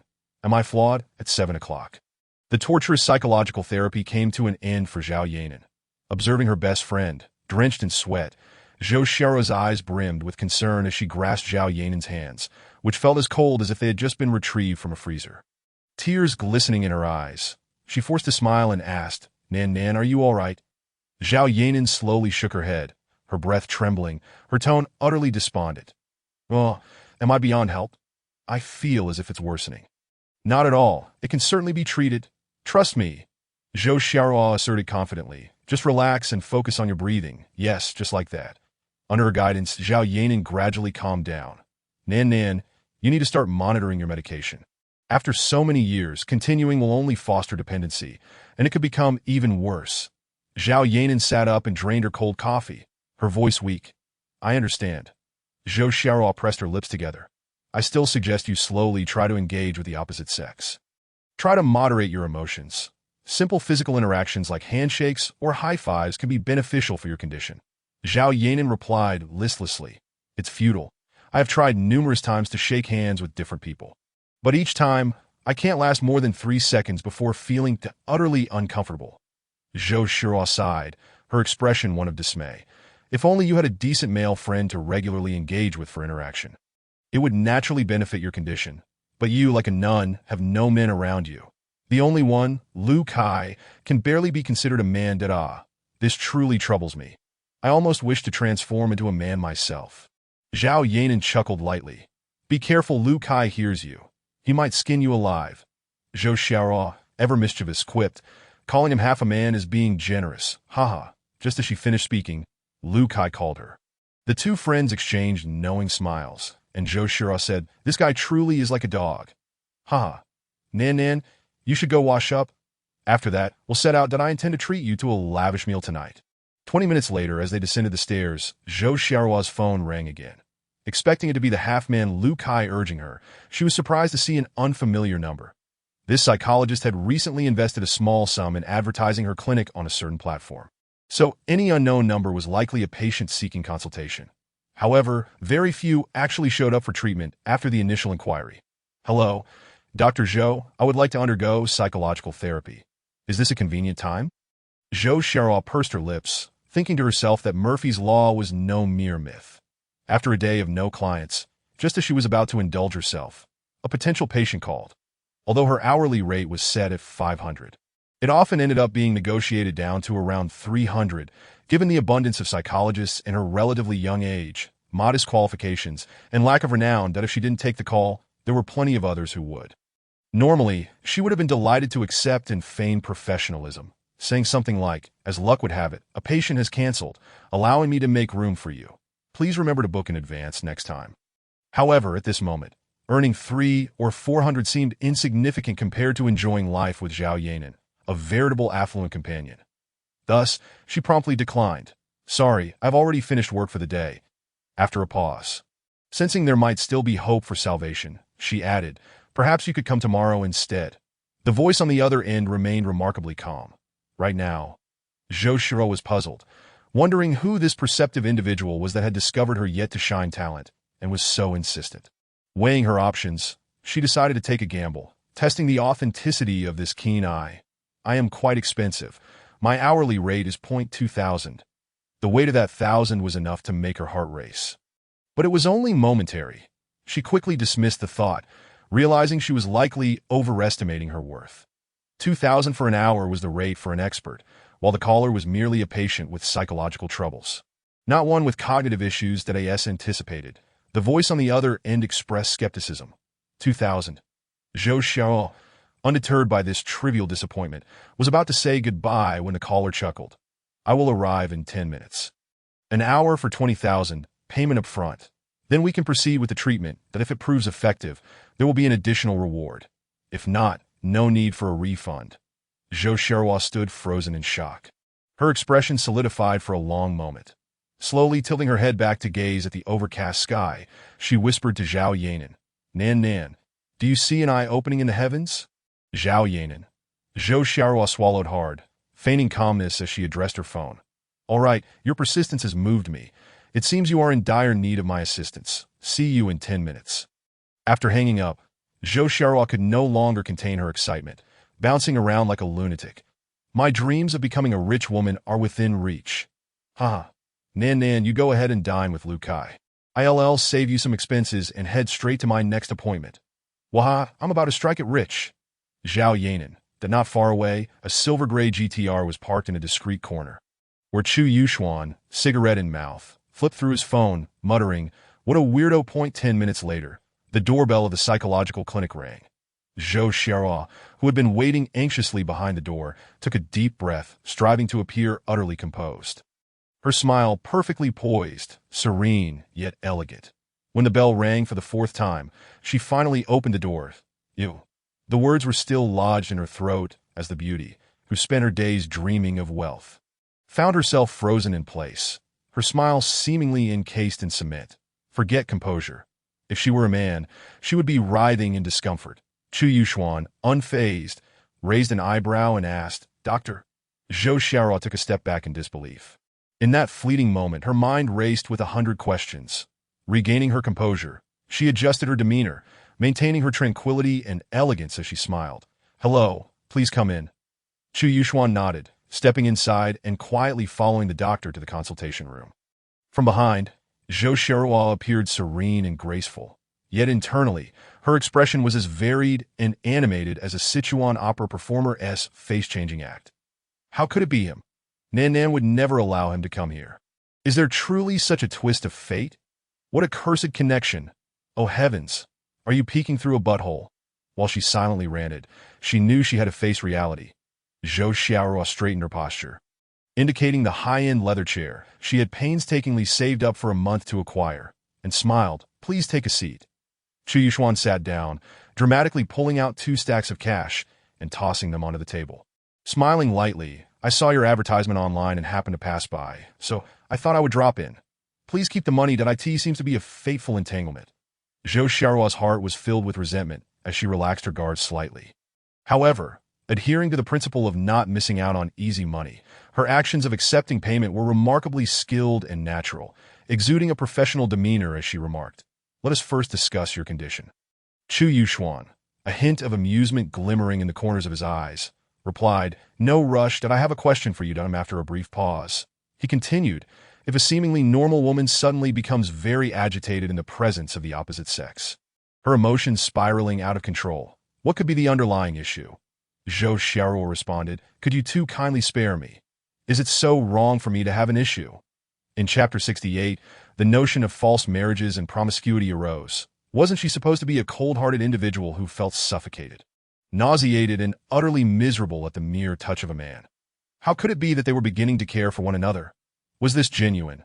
Zhou Xiaorua, both astonished and contemplative, quickly concluded in her heart. Zhao Yanan's affliction destined her to remain indifferent towards any man. Thus, she must have been genuinely startled by witnessing the symptoms of Chu Yuxuan's condition and, out of curiosity, came to inquire about it. As for the lecherous man, one could only assume he was intrigued by any beautiful woman, particularly one as stunning as Zhao Yanan. Yes, the saying goes, what is unattainable is forever enticing.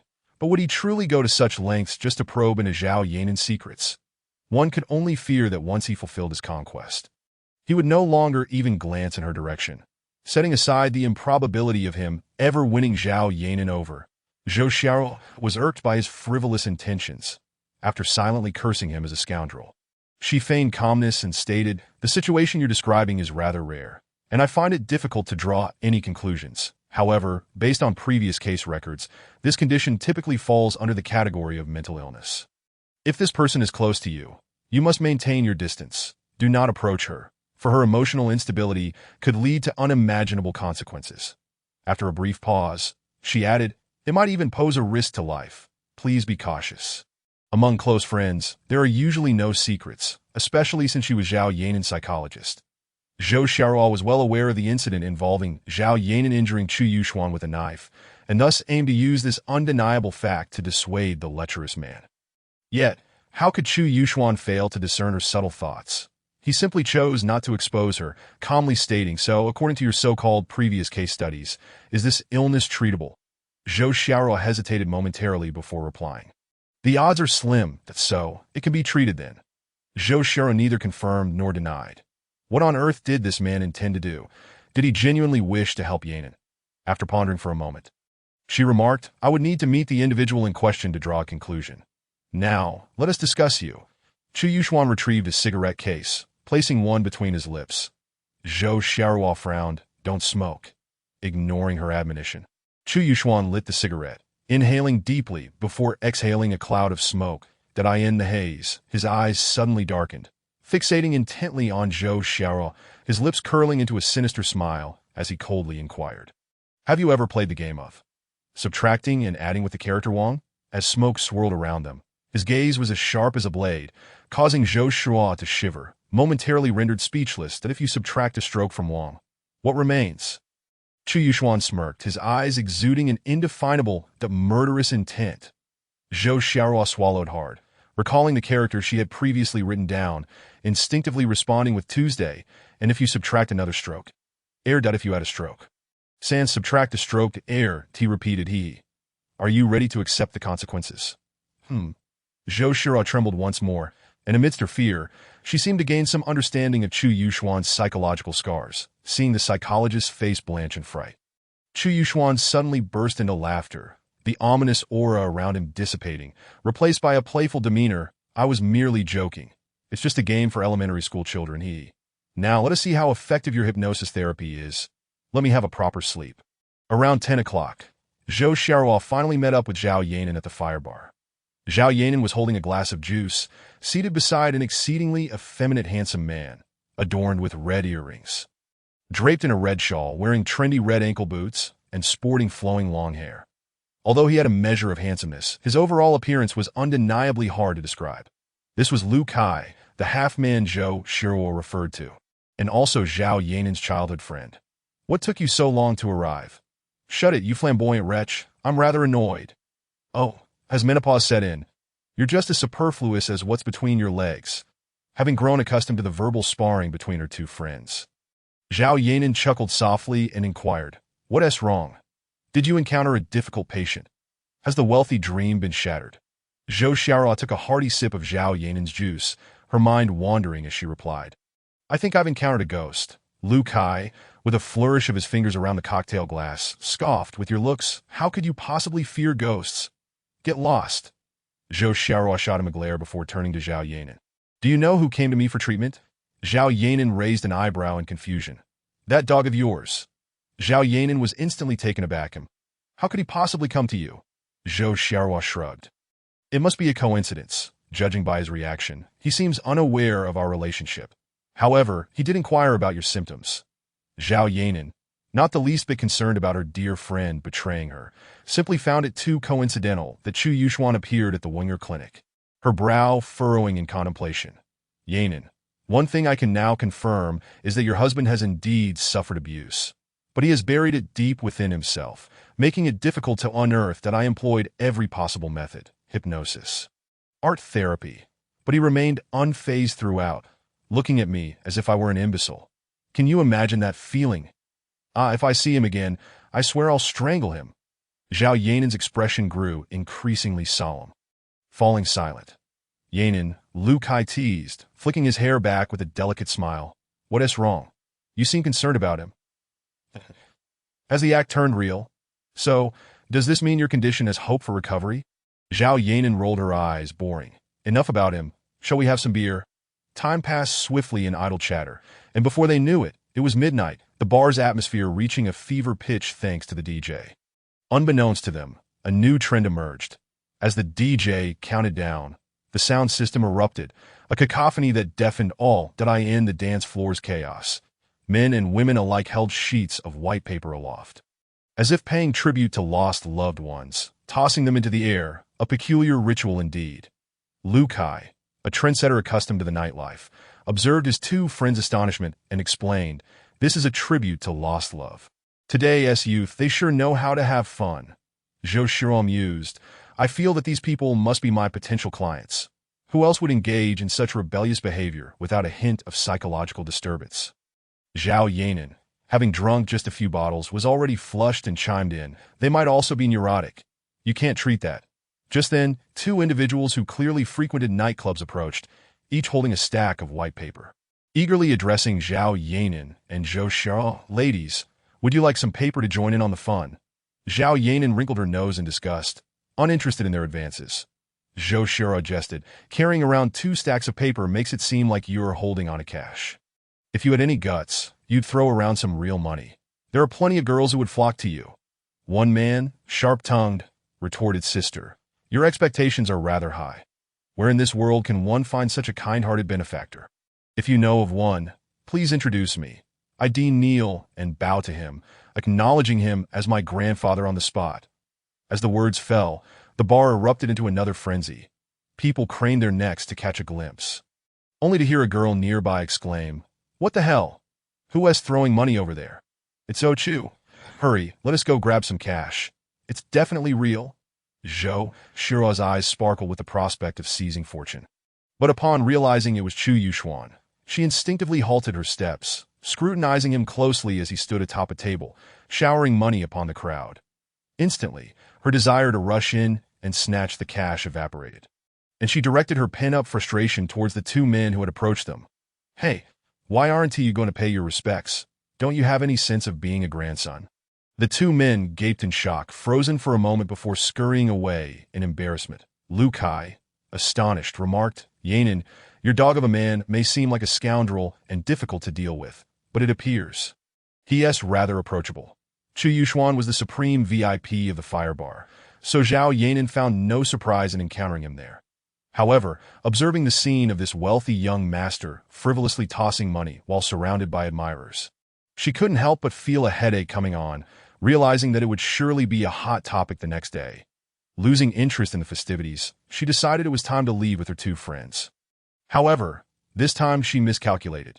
The local news hotspots had been dominated by Chu Yuxuan at 5 in the morning, with all 3 headlines featuring him, rather than someone else breaking into the top 3. The bar's extravagant spending and lively revelry only ranked 3rd, while the 2nd spot was occupied by 2 internet celebrities tearfully accusing Chu Yuxuan of infringement. The most explosive news, however, was that Xia Zhu had jumped from a building, and it was revealed that she had divorced Chu Yuxuan. Chapter 69. Take care. The clock turned back to 1 in the morning. Chu Yuxuan, surrounded by beautiful companions, found himself amidst a gathering of exquisite individuals. The moment he opened his mouth, someone was quick to offer him fruit or respectfully light his cigarette. What is leisure? What is indulgence? What is extravagance? What is chaos? This, indeed, is professionalism. The lavish spending of the wealthy just an hour prior undoubtedly made this young scion the center of attention. Many, appearing nonchalant, were actually scheming to inch closer, hoping that this young master would indulge in drink and once again play the role of a generous benefactor, compensating for their earlier missed opportunities. Chu Yuxuan casually scanned the crowd of men and women around him. Amidst the peculiarities, he noticed someone surreptitiously taking pictures of him. This young master remained unfazed, leaning casually to his left, wrapping his arm around the slender waist of a glamorous internet celebrity clad in a low-cut mini dress. He tilted his face, his gaze brazenly lingering on her ample bosom, effortlessly striking a pose for the camera, but he then removed his hand from the waist of the other internet celebrity on his right, lifting a glass of the so-called not returning home tonight and personally bringing it to the lips of the enchanting beauty in his embrace. The implications of this act were unmistakable, as the words were drowned in the alcohol. The beauty in his arms, a newcomer to the industry named Qing Lu, though strikingly attractive, had only a few thousand fans, after seeing an elegant recruitment notice online. She had self-recommended and was signed at a meager price by the head of the internet celebrity base. Qing Lu opened her mouth, looking astonished as she gazed at Chu Yuxuan. Her charming face flushed, as if it were a piece of iron heated red. "Don't move. I'll feed you." Chu Yuxuan's magnetic voice was filled with temptation. With his handsome looks and wealth, combined with his skillful flirtation, what woman could possibly resist? Just moments ago, this scion's reckless spending had been spurred by Qing Lu's curious question. Why are they throwing white paper? It feels like burning paper money, which is quite odd. Chu Yuxuan smiled at her and replied nonchalantly, "It seems I made you uncomfortable? No worries. I'll make you feel a bit more at ease." Then he took out his wallet and, in a fit of anger for the sake of beauty, began tossing money with abandon, leaving Chu Yuxuan utterly astonished, her myriad emotions coalescing into an exclamation of disbelief. Had it not been for the bar manager, who was hurriedly picking up the scattered bills while smilingly advising, "Mr. Chu, this is illegal. Please don't throw any more," one could only imagine how much more this young master would have squandered. After Qing Lu finished her drink, she shyly lowered her gaze. However, the young master gently lifted her chin with one hand while using a tissue to delicately wipe her lips, his face drawing very close, as if to kiss her. Were it not for the loud music in the bar, one might have clearly heard the rapid beating of her heart. Did I end this scene of mixed emotions? On the left was a hidden fire beneath a gentle façade, while on the right lay an evident frostiness. The internet celebrity, who suddenly found herself neglected by Chu Yuxuan, wore a look of deep melancholy. She was the one who had called him earlier in the evening to arrange a drink. Known as Xiao Zhu. Before Zhao Yanan's father's incident, she had been signed to the internet celebrity base, then just a modest influencer with only a few 100,000 followers. However, she shot to fame last year by cosplaying a popular anime character. Amassing an astonishing 2 million followers, her popularity rivaling that of top-tier stars. Surrounding voices murmured, "Poor Xiao Zhu. She looks abandoned. That is Qing Lu already on the job. Look at how the rich play. Once they tire of something, they don't even glance back." In truth, while Chu Yuxuan appeared to be enamored with the new and bored of the old, he was actually benefiting both internet celebrities. For Qing Lu, the newcomer, what she needed most was gossip. A romantic link with this charming young man would surely elevate her fame. After all, even negative attention could lead to notoriety. Conversely, for the already flourishing Xiao Zhejiang, any overt flirtation could lead to a backlash online, which is why Chu Yuxuan had displayed some coldness towards her, merely wrapping an arm around her waist, and as the raucous merriment continued until nearly 2 o'clock. Chu Yuxuan, feeling 7 parts intoxicated and weary from the pretense, decided to retire to his hotel room. As he strolled out of the bar with Qing Lu, playfully bantering with her, his steps suddenly halted as he spotted a familiar figure lingering at the bar's entrance, Xia Zhu. Once a celebrated star, she now stood there in a woolen coat, huddled against the biting wind, exuding an air of desolation. Yuxuan, seeing her awaited companion finally emerge, Xia Zhu stepped forward with a gentle smile, saying, "I would like to speak with you for a moment, if it's convenient." Qing Lu recognized this prominent figure, but was unaware that Xia Zhu had shed her former glamour. Shyly glancing at Chu Yuxuan, she softly said, "Mr. Chu, I'll wait for you over here." Chu Yuxuan nodded, releasing his hold on Qing Lu's waist, and inquired of Xia Zhu, "What do you wish to say?" "I'm in a hurry."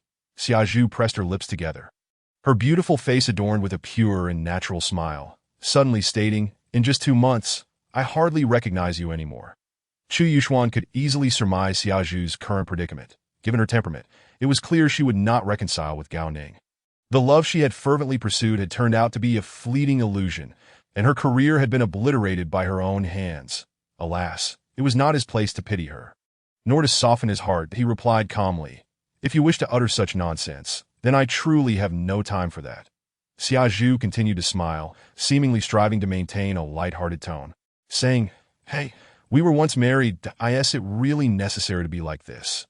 Anyway, I came to find you for no particular reason, just to say that I'm sorry. Yuxuan, I've thought a lot these past few days. Honestly, I don't even know why I ended up like this. Clearly, heaven had paved a bright path for me, yet I walk step by step in a darkness that it's truly sad, but I have no regrets. Pursuing what I love is inherently without regret. It's just that what I chased was merely an illusion, Yuxuan. Do you know? I suddenly realized yesterday that our relationship was not unlike this. The pain I experienced, you must have felt it too, right? I'm sorry, truly sorry that I shouldn't have been so selfish. Loving you while being indifferent to you. Yearning for your tenderness and affection, that was my own folly. Chu Yuxuan lit a cigarette, grinning mischievously. Aren't you also guilty of folly? Heaven is fair. Indeed. Xia Zhu took a deep breath, pausing in silence before shrugging. All right, I've expressed my apology. Although I know you can never forgive me. Forgiveness or not, it holds no significance, so can I have a hug? Just as a farewell. Farewell. Chu Yuxuan had no intention of embracing her and casually asked, "Where are you headed?" Xia Zhu did not retract her outstretched arms. Smiling as she replied, "I plan to sell the house and take my mother back to our hometown. With my savings and the money from selling the house, it'll be enough for the 2 of us to live comfortably for the rest of our lives." This was indeed a pragmatic statement that a star only needed to make a few appearances to earn an income that could amount to what an ordinary person in a small county would earn in a lifetime. "A hug?" Xia Zhu asked once more, her eyes gleaming with anticipation. However, Chu Yuxuan merely replied indifferently, "Take care," and then brushed past this former acquaintance, striding away with resolute steps and an expression of cold detachment. Chapter 70. I want to see a lawyer. After escorting Qing Lu to the presidential suite at the Marriott Hotel, Chu Yuxuan glanced at her uncomfortable expression, raised his hand to his forehead, and murmured, "Did I drink fake alcohol tonight? My head hurts terribly." Qing Lu hurriedly approached, concerned. "Mr. Chu, how about I give you a massage?" Chu Yuxuan waved his hand, pointing to one of the bedrooms. "You go ahead and rest. I'll take a moment alone. Please don't disturb me."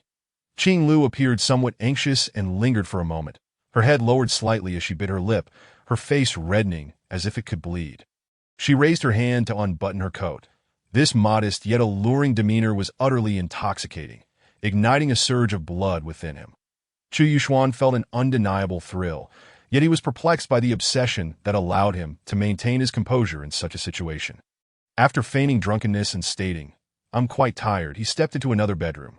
Should his father learn of this, he would undoubtedly be heartbroken, exclaiming in his dreams about the wasteful excess, lamenting the shame of squandering such opportunities.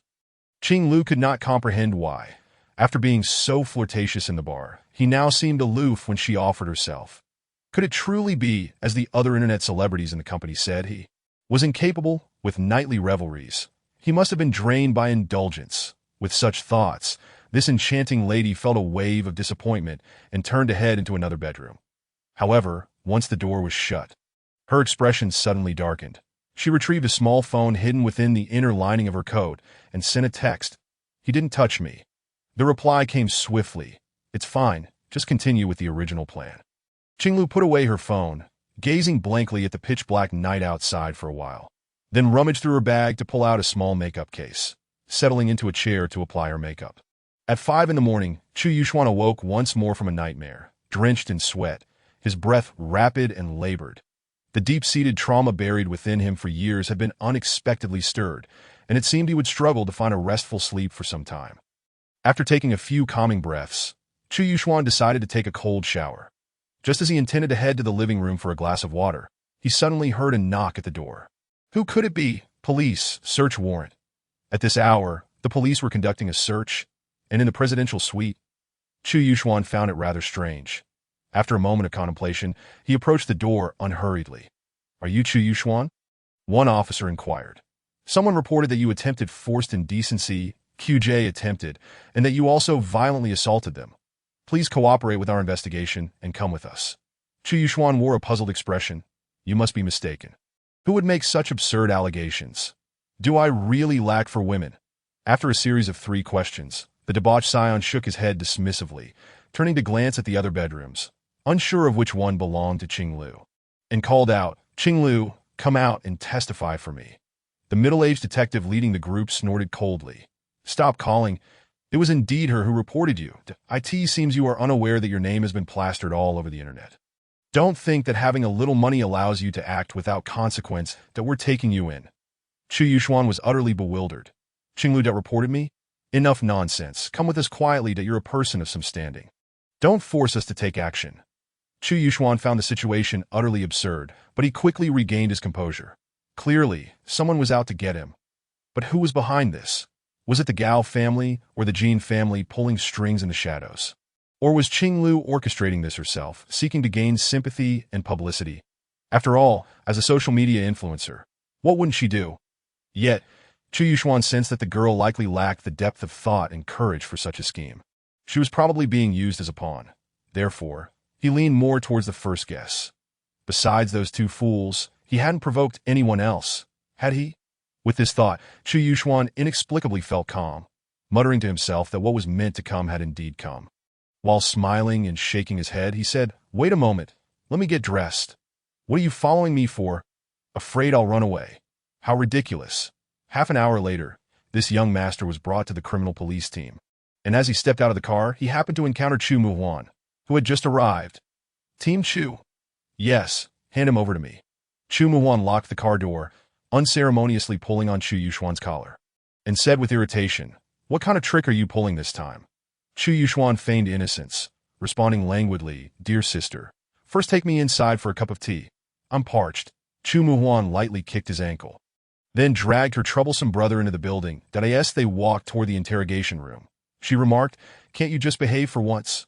Just a few days ago, you made a notorious scene at Jiangdong University, and now you're embroiled in this." Chu Yuxuan replied nonchalantly, "Jiang University got what it deserved. As for me, that I'm being wronged, QJ. Hitting a woman, do you really think I would do such a thing?" Chu Yuxuan shot him a glare. "Stop with the smooth talk, Chu Yuxuan. Do you have any idea how serious your predicament is?" Chu Yuxuan shrugged, settling comfortably into the interrogation chair, grinning as he said, "Such a minor issue hardly qualifies as a predicament." Chu Yuxuan rolled her eyes, realizing he truly didn't understand the gravity of the situation. She pulled out her phone, opened a certain platform, and revealed a video of Qinglu tearfully holding her ID. Personally recording a report. "Hello everyone. I am Qinglu. I hereby report Chu Yuxuan, the owner of Qingyang Media, for using his position and the exorbitant penalty stipulated in our contract to coerce me. He has repeatedly harassed me at the company and last night forced me to accompany him for drinks, then coerced me to go to a hotel, intending to violate me. When I falsely claimed to be on my period to dissuade him, I was met with his violent blows." Chu Yuxuan found the statements amusing, Yet it was peculiar that he had never laid a hand on Qinglu, yet her face bore unmistakable signs of bruising, with clear marks on her neck indicating she had been throttled. This left him baffled. Was the act so convincingly staged? Chu Muhuan scrolled through the video, revealing more accusations. Look, besides Qinglu, there are other influencers who have reported you. And these are all women you've been rumored to have relationships with. Chu Yuxuan began to watch each video, all featuring female influencers from the Qingyao media base. And to his astonishment, even the top star, Xiao Zhejiang, was tearfully accusing him of harassment and stalking, and so on, each word chilling to the bone. What a formidable power. This is akin to setting fire in my own backyard. Chu Yuxuan remained unfazed. However, the next words from Chu Muhuan shattered his calm. Your ex-wife has jumped off a building. The coroner is currently conducting an autopsy, and someone has leaked your divorce certificate online. Her mother is also accusing you, claiming you drove Xia Zhu to her death. Chu Yuxuan's expression froze, the carefree smile and indifferent demeanor vanishing instantly, recalling the scene from 2 in the morning when he met Xia Zhu. She had seemed to have let go of the past, and even mentioned wanting to go home to enjoy life. How could she suddenly jump off a building? No, something isn't right. Chu Yuxuan slammed the table, his gaze turning sinister. I want to see my lawyer. Chu Yuxuan, you need to answer the questions first. I said, I want to see my lawyer. Chapter 71. There are always schemers plotting against me. As the siblings engaged in a heated argument, a police officer entered the interrogation room, holding a tablet. Team Chu, this is the surveillance footage copied from the hotel. Chu Muhuan took the tablet, studied it for a few seconds, then frowned. You can leave now. Once the officer exited, the beautiful policewoman placed the tablet in front of Chu Yuxuan, coldly stating, take a look for yourself. The video displayed the hotel corridor surveillance footage, time-stamped at 2:50 in the morning. Qinglu stealthily opened the room door, peering into the hallway before glancing back inside, her demeanor suggesting she was terrified of disturbing someone within. Trembling, she emerged from the room, gently closing the door behind her, then hurriedly dashed towards the elevator, repeatedly pressing the button, as if fearing someone might chase after her. Chu Yuxuan clearly observed that Qinglu's face bore injuries when she left the room. What the hell, that he muttered, fast-forwarding to 2:10, when he and Qinglu had just entered the room, and her face had shown no signs of injury that in a mere 40 minutes. He skimmed through the footage, noting that no one had entered the room, nor had Qinglu exited. Moreover, the room was on the 27th floor, making it impossible for anyone to climb in through the window. Chu Muhuan stated gravely, it's hard for a normal person to inflict such severe harm on themselves, especially a woman. Even if she could, judging by the distribution of her injuries, she certainly couldn't have done it alone. Chu Yuxuan pondered, so this solidifies that I was the one who hit her. Currently, it appears that way. Chu Yuxuan, I need you to tell me what transpired after you both entered the room. Chu Yuxuan sighed. You have no concrete evidence at this point, therefore, until my lawyer arrives, I reserve the right to remain silent. Chu Muhuan slammed her hand on the table. Chu Yuxuan, please cooperate, my dear sister. Chu Yuxuan replied with a wry smile. Why do you always act as if I'm the source of all your grievances? You actually care about me, don't you? Otherwise, why would you rush into work at such an early hour? Don't tell me it isn't out of concern for me. How we're siblings after all. No need to be so cryptic. Stop the flattery. Chu Muhuan shot him a glare, pausing before saying, well, you're not exactly a good person. I know you wouldn't do something like this. You need to tell me what happened. I will clear your name. Chu Yuxuan shrugged that I was drunk and remember nothing. Chu Muhuan easily guessed his intentions, her anger flaring. Chu Yuxuan, you're going to handle this your own way, aren't you? Chu Yuxuan smiled lightly, remaining silent for a moment before responding evasively. You're a vice captain now. How come you still can't curb your impatience?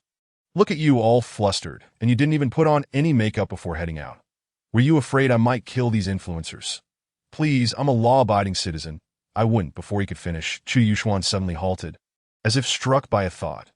Chu Muhuan's eyes brightened as she and her brother exchanged glances, seemingly aware of the same detail. Makeup, Xiao Wang. Chu Muhuan strode to the door of the interrogation room, calling out to the officer in the corridor, where is the complainant now? At home. The family claims she is severely traumatized, mentally disturbed, and refuses to meet with us. Chu Muhuan decisively instructed, bring a doctor to her home immediately and inform the family that the suspect has been apprehended. We now require her injury report. Otherwise, we cannot secure a conviction. Hurry! Upon returning to the interrogation room, Chu Muhan's expression grew grave. This Qinglu released the incriminating video around 3:30, and the police were notified at 4. The other influencers mostly rallied in her support between 4 and 4:30. Clearly, someone is orchestrating this from the shadows. Chu Yuxuan, who have you offended now?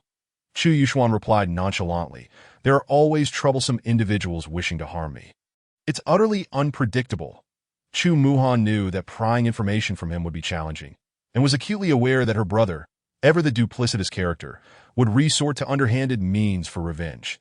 She warned, you are not only facing accusations from these influencers, but are also entangled in a homicide case. Based on what we currently know, I have the authority to detain you for 72 hours.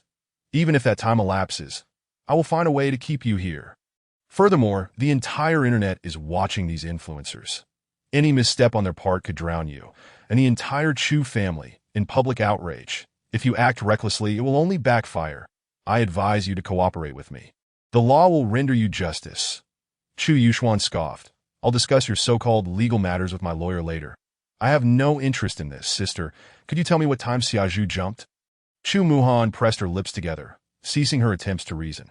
However, regarding Xia Zhu, as she had just arrived and only received a brief report from her team on the way, she called in the on-duty officer. The officer stated, according to eyewitness testimony and preliminary examination by the forensic team, it was around 3:20. Eyewitness, the siblings exclaimed in unison. The officer flipped through his notes, saying his name is Gao Ning. He was present at the scene during the incident. Gao Ning? Chu Yuxuan furrowed his brow.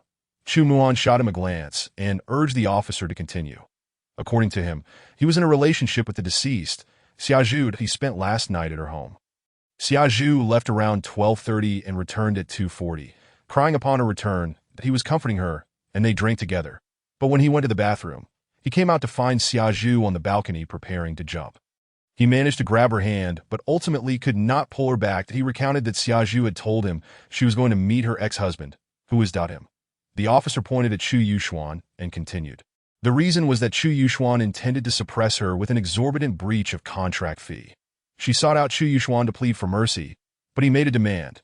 She must accompany a wealthy client to the Maldives for a month, after which he would let her go. Chu Yuxuan's gaze turned icy. Where is Xia Zhu's mother? Did she not witness her daughter's suicide? The officer raised an eyebrow, internally thinking, are you the police or am I? Acting as though I am reporting to you. Has being a boss gone to your head? However, seeing his captain looking at him expectantly, he refrained from further comment and replied, according to Xia Zhu's mother. She inadvertently overheard Xia Zhu contacting an agent around 9 last night, intending to sell the house, which led to a quarrel. Later, she contacted Gao Ning, hoping he could persuade Xia Zhu. When Gao Ning arrived, fearing another argument between mother and daughter, he gave her the key to his house, so she could go there. It was not until 4 in the morning that she learned of her daughter's accident. Chu Yuxuan remained silent, seemingly having arrived at his own conclusion. Chu Muhan's expression darkened. Where is Gao Ning? The officer responded, overcome with grief. He fainted halfway through his statement and is now in the hospital. He leaned in closer to Chu Muhan and whispered, we suspect Gao Ning may also have some culpability. 2 officers are currently watching him in the hospital. Understood, Chu Muhan acknowledged. Once business hours commence, let's investigate the situation at Xia Zhu's company. After the officer left, she turned to Chu Yuxuan and asked, are you still unwilling to say anything? Chu Yuxuan inhaled deeply and replied gravely, I need to make a phone call. By regulation, that is not permissible. Just to contact family. Please, I am concerned that my wife is in danger. Chapter 72. The situation grows dire at 5:53. Having consumed alcohol the night before, Zhao Yanan lay in a heavy slumber, only stirred by the persistent ringing of her phone on the bedside table. Upon glancing at the screen, she noted the caller was Xiao Wei. So early. Could something be amiss? With that thought, Zhao Yanan quickly roused herself and answered the call. Zhao Zong, have you seen what's happening online regarding Chu Zong? Chu Zong? What now? Xiao Wei stammered. An influencer has accused him of sexual assault and claimed he assaulted her. Over a dozen influencers from the influencer community are publicly supporting her. Zhao Yanan momentarily struggled to process the information before Xiao Wei dropped another bombshell. Xia Zhu has jumped from a building, and now her mother is also accusing Chu Zong online. Zhao Yanan immediately lost her composure. Hastily instructing, notify all individuals at the ministerial level and above to convene an emergency meeting at the company at 7. After hanging up, the beautiful CEO's mind raced, and just as she intended to call Chu Yuxuan, he coincidentally called her instead. Nanan, you're up so early. What on earth is happening? They both spoke simultaneously. Chu Yuxuan chuckled. It seems you were already aware. I thought you were still asleep. Nanan, listen to me. Call that hefty fellow to come pick you up. From now on, take him wherever you go. Understand? Zhao Yanan suddenly recalled that on the day Gao Ning treated them to dinner, Chu Yuxuan had mentioned something similar, suggesting the hefty fellow act as her driver and bodyguard due to concerns regarding Jin Zong and Gao Ning's dubious intentions. That it appeared those two were indeed plotting against Chu Yuxuan. What can I do? Zhao Yanan forced herself to remain calm. Let me think. Chu Yuxuan pondered. Get up now. Heat a cup of milk. You have a sensitive stomach. Zhao Yanan replied, what time is it? And you still mention that. Chu Yuxuan, I'm not joking, nor should you. This matter is of utmost importance. Chu Yuxuan's tone remained lighthearted. It's fine. I will handle it. You should just go to work as usual. It seems today will be quite busy at the company. Once we get through this, I'll treat you to a grand meal as compensation, and you mustn't eat refuse. Where are you right now? Zhao Yanan vaguely heard someone call Captain from the other end, and her heart skipped a beat. Chu Yuxuan replied with a smile, at the police station cooperating with the investigation. It's nothing serious. After a moment of silence, Zhao Yanan said, Chu Yuxuan, I believe in you. You would never do such a thing. Make sure to cooperate fully with the investigation. Yes, I will heed your advice. After hanging up, Chu Yuxuan handed over his phone with a radiant smile. Chu Muhan shot him a look. It seems you are getting along well. Shall I introduce you two sometime? Chu Yuxuan suggested. Not interested. More than 10 minutes later, the head of the legal department from Qingyao finally arrived at the criminal investigation unit.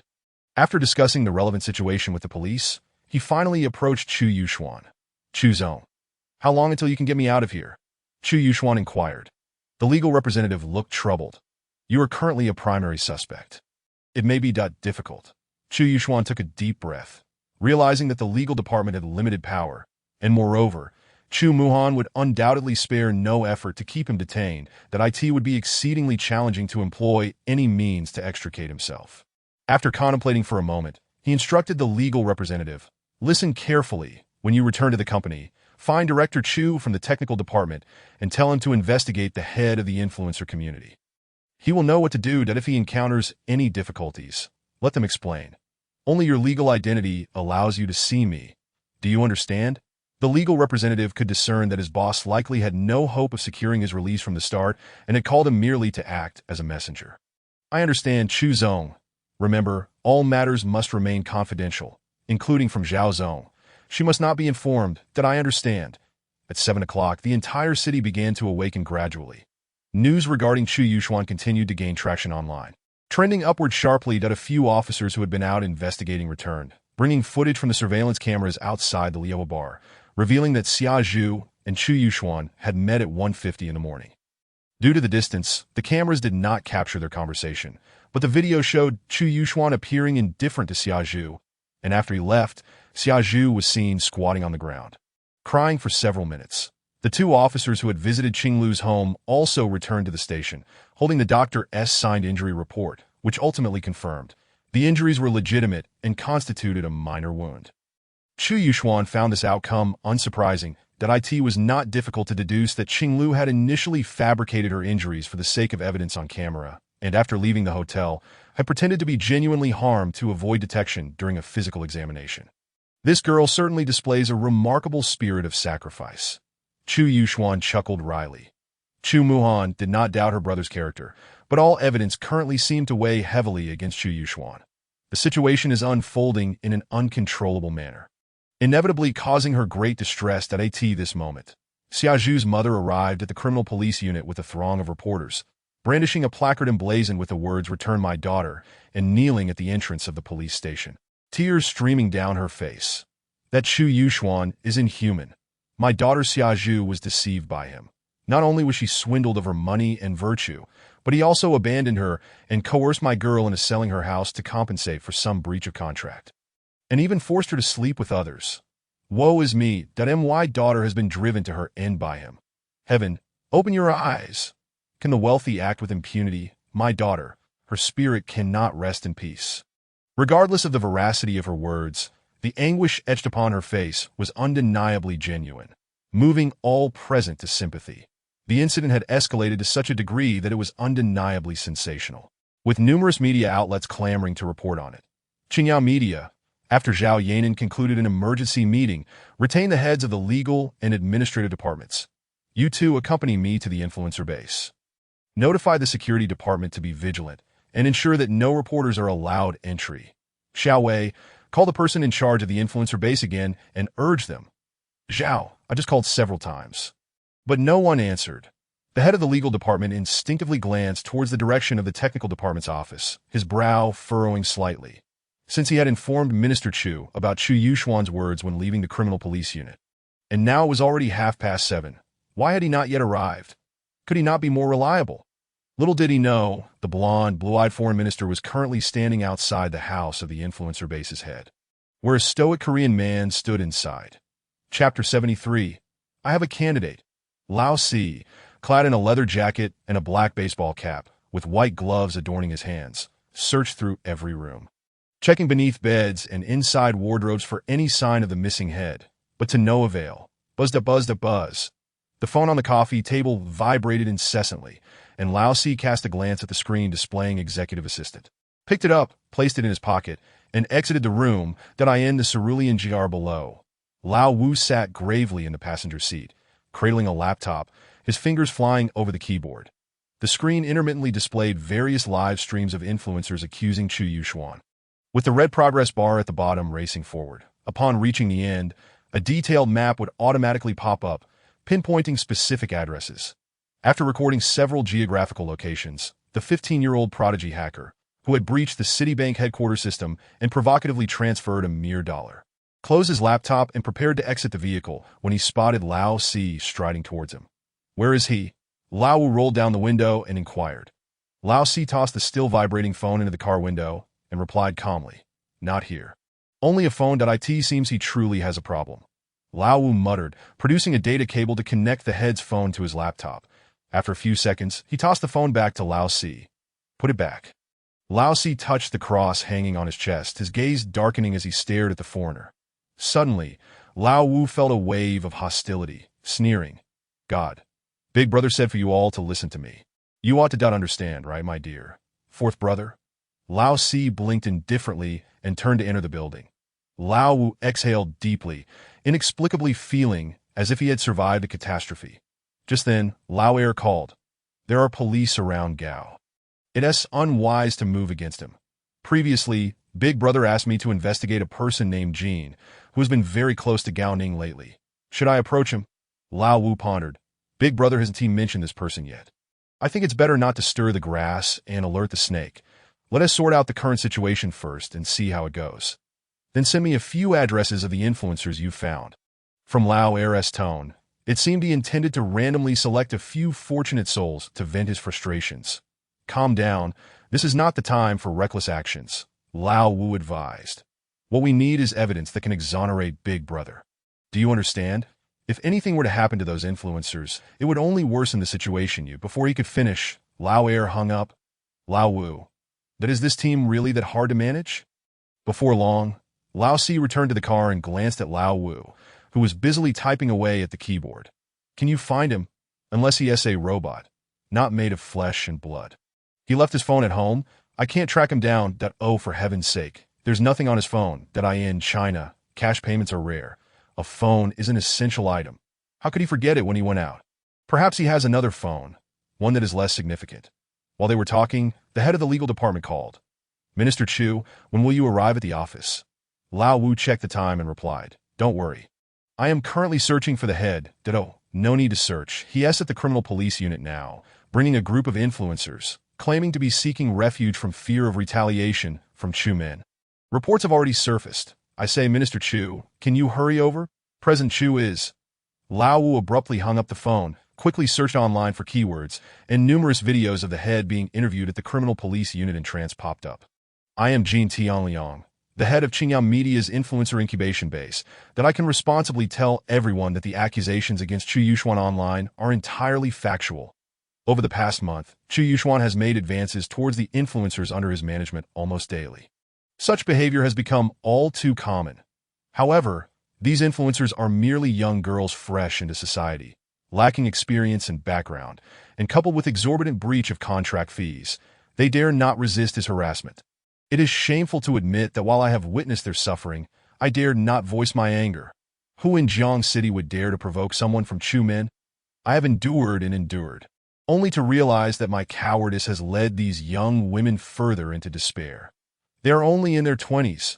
When I saw the news of Qinglu being beaten this morning, my heart truly felt like it was being torn apart. I want to ask, how could he bear to act so cruelly? A grown man striking a woman. Is he even human? At this point, I no longer care about the consequences. I only seek justice for these young women.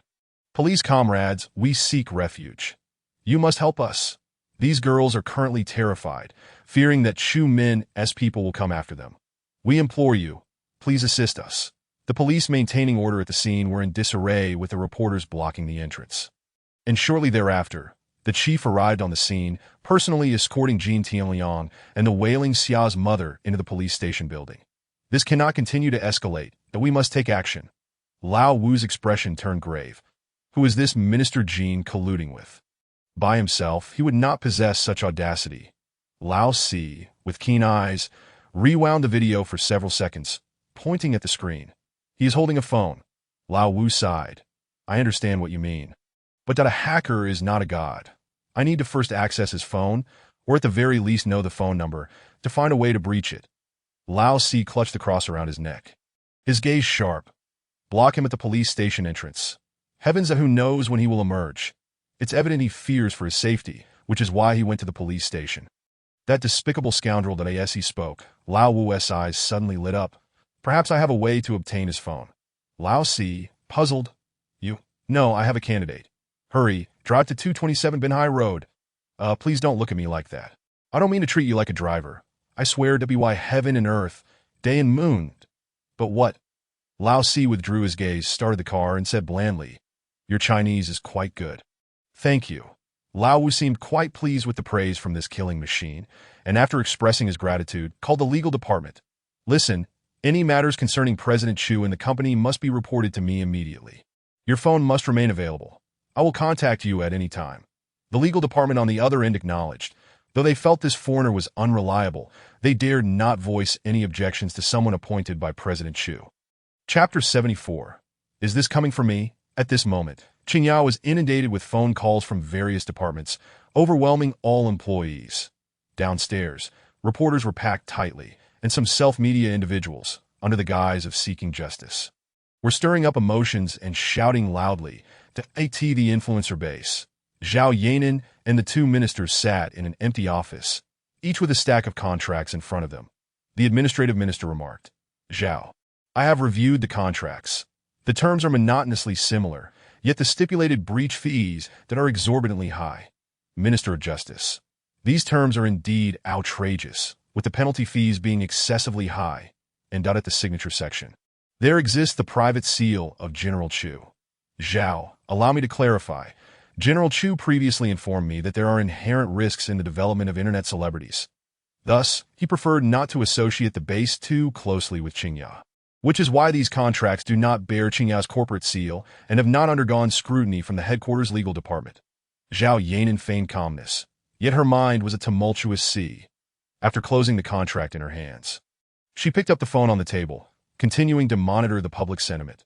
The outrage of netizens seemed insatiable, as if tearing apart Chu Yuxuan would not suffice to quell their fury. Their condemnation grew ever more fervent. What girl would jest about her own purity? Moreover, so many young women have courageously raised their voices.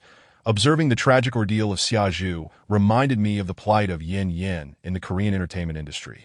The entertainment realm is not a lawless land, and we do not have a chaebol.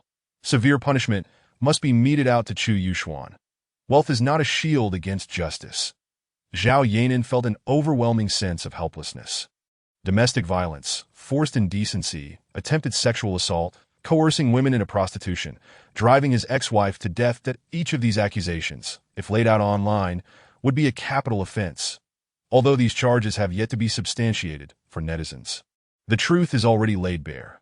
Perhaps, in a certain light, the concept of online justice renders the truth itself inconsequential. The most pivotal factor is that Xia Zhu's demise has lent credence to these accusations. The 30 million penalty is an undeniable fact.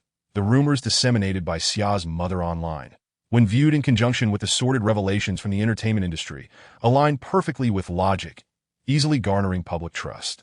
Xia Zhu has endured numerous tribulations recently. Her extreme choice is thus understandable. Yet why would Xia's mother fabricate tales? Despite her lack of fondness for Chu Yuxuan, Zhao Yanan possessed a certain understanding of that young scion's character, firmly believing he would not stoop to such depths. Even if one were to concede, would someone of Chu Yuxuan's standing need to have Xia Zhu accompany others on trips to curry favor? This particular aspect left Zhao Yanan perplexed. In truth, she was unaware that the words spoken by Xia's mother originated from Gao Ning. However, she had noticed one crucial detail. Everything appeared to be intricately linked by the so-called exorbitant penalty. And remarkably, it coincided with the critical moment of Xia Zhu's contract termination. It seemed as though these two events were orchestrated on the same chessboard. But who precisely was the player? Jin Zhong and Gao Ning? If it were indeed that seemingly refined Jin Zhong, who was in truth a master manipulator, what could his motives be? And when did he begin orchestrating this scheme? As the president of a listed company. He is neither a shareholder nor the owner. What audacity does he possess to confront the Chu family? Or does he have someone backing him? Clearly, unearthing the truth hinges on the cooperation of the now-defected head of the internet celebrity base. Prying open his lips is essential to uncovering who stands behind him, leading to the unraveling of the entire plot. Yet, curiously, despite the prolonged fermentation of events, Chu Yuxuan remained unperturbed, making no moves at all. Could it be that public opinion has already encroached upon the Chu family, prompting him to bide his time?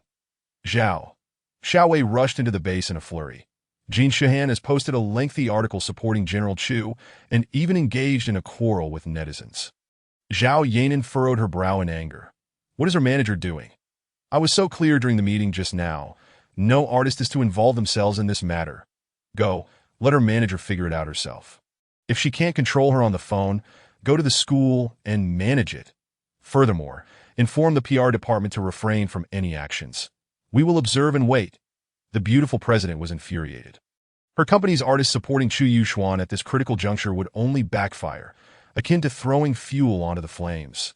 Beside her, the administrative minister was filled with trepidation, thinking that the manager was likely in for a rough time, and wondered who it could be.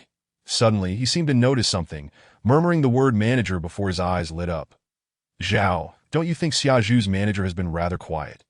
Zhao Yanan was taken aback. Realizing she had overlooked a crucial individual, Xia Zhu is still an artist of the company. How could her manager not contact the company in light of such events? Administrative Minister. Xia Zhu's manager isn't one of our in-house staff. She's a close friend that, as far as I know, their relationship is quite good. Previously, Xia Zhu even personally approached the administrative department to seek clarification from her manager regarding a bonus. Now that Xia Zhu is in trouble, her manager has neither contacted us nor contributed to the online backlash, choosing instead to remain silent. This does not add up. Zhao Yanan pondered for a moment and said, "Find a way to locate her. Hurry!" Regardless of the reason behind this manager's silence, as Xia Zhu's closest confidant, she will undoubtedly prove useful. Meanwhile, at Phoenix Mountain Villa, Chu Yuxuan leisurely sipped his morning tea while observing the seismic shifts occurring online. A stunning woman in professional attire stood beside him, her expression somewhat forlorn. "Chairman, are you not going to take action?" "Take action?" Chu Yuxuan glanced at the beauty and chuckled. "Against whom?" "This step at the very least. We must find a way to extricate the young master." Chu Yuxuan, unhurried, took another sip of tea. "Why the haste? Let him spend some time with his sister, and we shall observe quietly and see who the true puppeteer is behind these disturbances." Heh. The woman furrowed her brow, sighing. "I wonder who dares to target the young master." Humph. Chu Yuxuan snorted softly. "A mere Gao family lacks the courage. It's likely they've been stirred up by someone else. Let these small fry continue to make a ruckus. The louder they are, the more entertaining the drama will be. And no sooner had he spoken than the phone on the tea table rang suddenly. Chairman, the Regulatory Bureau has arrived at the company. There are issues with the project. Significant issues regarding materials. The disciplinary inspection personnel are also here, claiming they need to inquire about the situation, and the Public Security Department has arrived with an arrest warrant. Several leaders have also come. I will check in with them and report back to you shortly. Chu Yuxuan hung up the phone, chuckling bitterly. So it turns out they're coming for me? Say, what do they want with my son?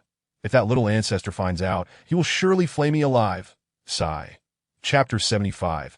So soon be utilized at 9 o'clock, Gao Ning personally arrived at the hospital to retrieve his son. Inside, Gao Ning was still heartbroken. Upon getting into the car, he instantly donned a different demeanor, his emotions heightened and fraught with anxiety. Dad, you beast! Gao Ning raised his hand and slapped him. Look at the mess you've created. I truly didn't mean to. It was her. It was her. Enough, do not mention this matter again, Gao Ning stated, promptly dialing Jin Zhong's number. Have you not yet located that manager? Jin Zhong. I have already contacted a hacker and am working to ascertain her location. Results should come soon. Director Gao, trust me. I handle matters cleanly.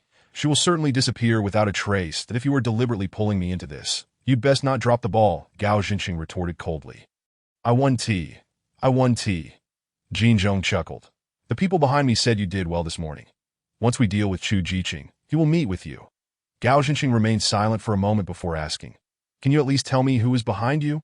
Jin Zhong smacked his lips. Director Gao, it's not about distrust. It's just that the time isn't right yet.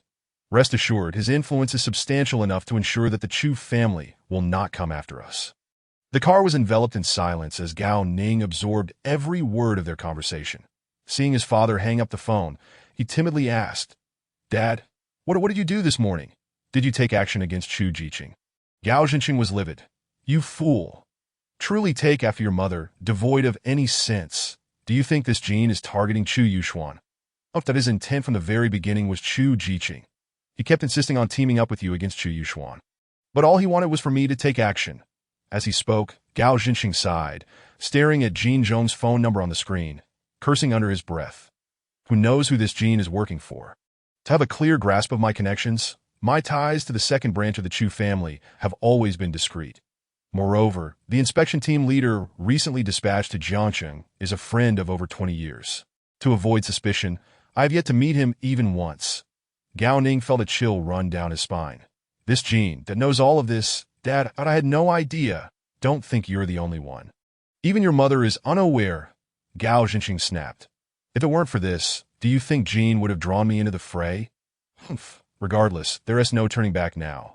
This morning, I contacted the second branch of the Chu family.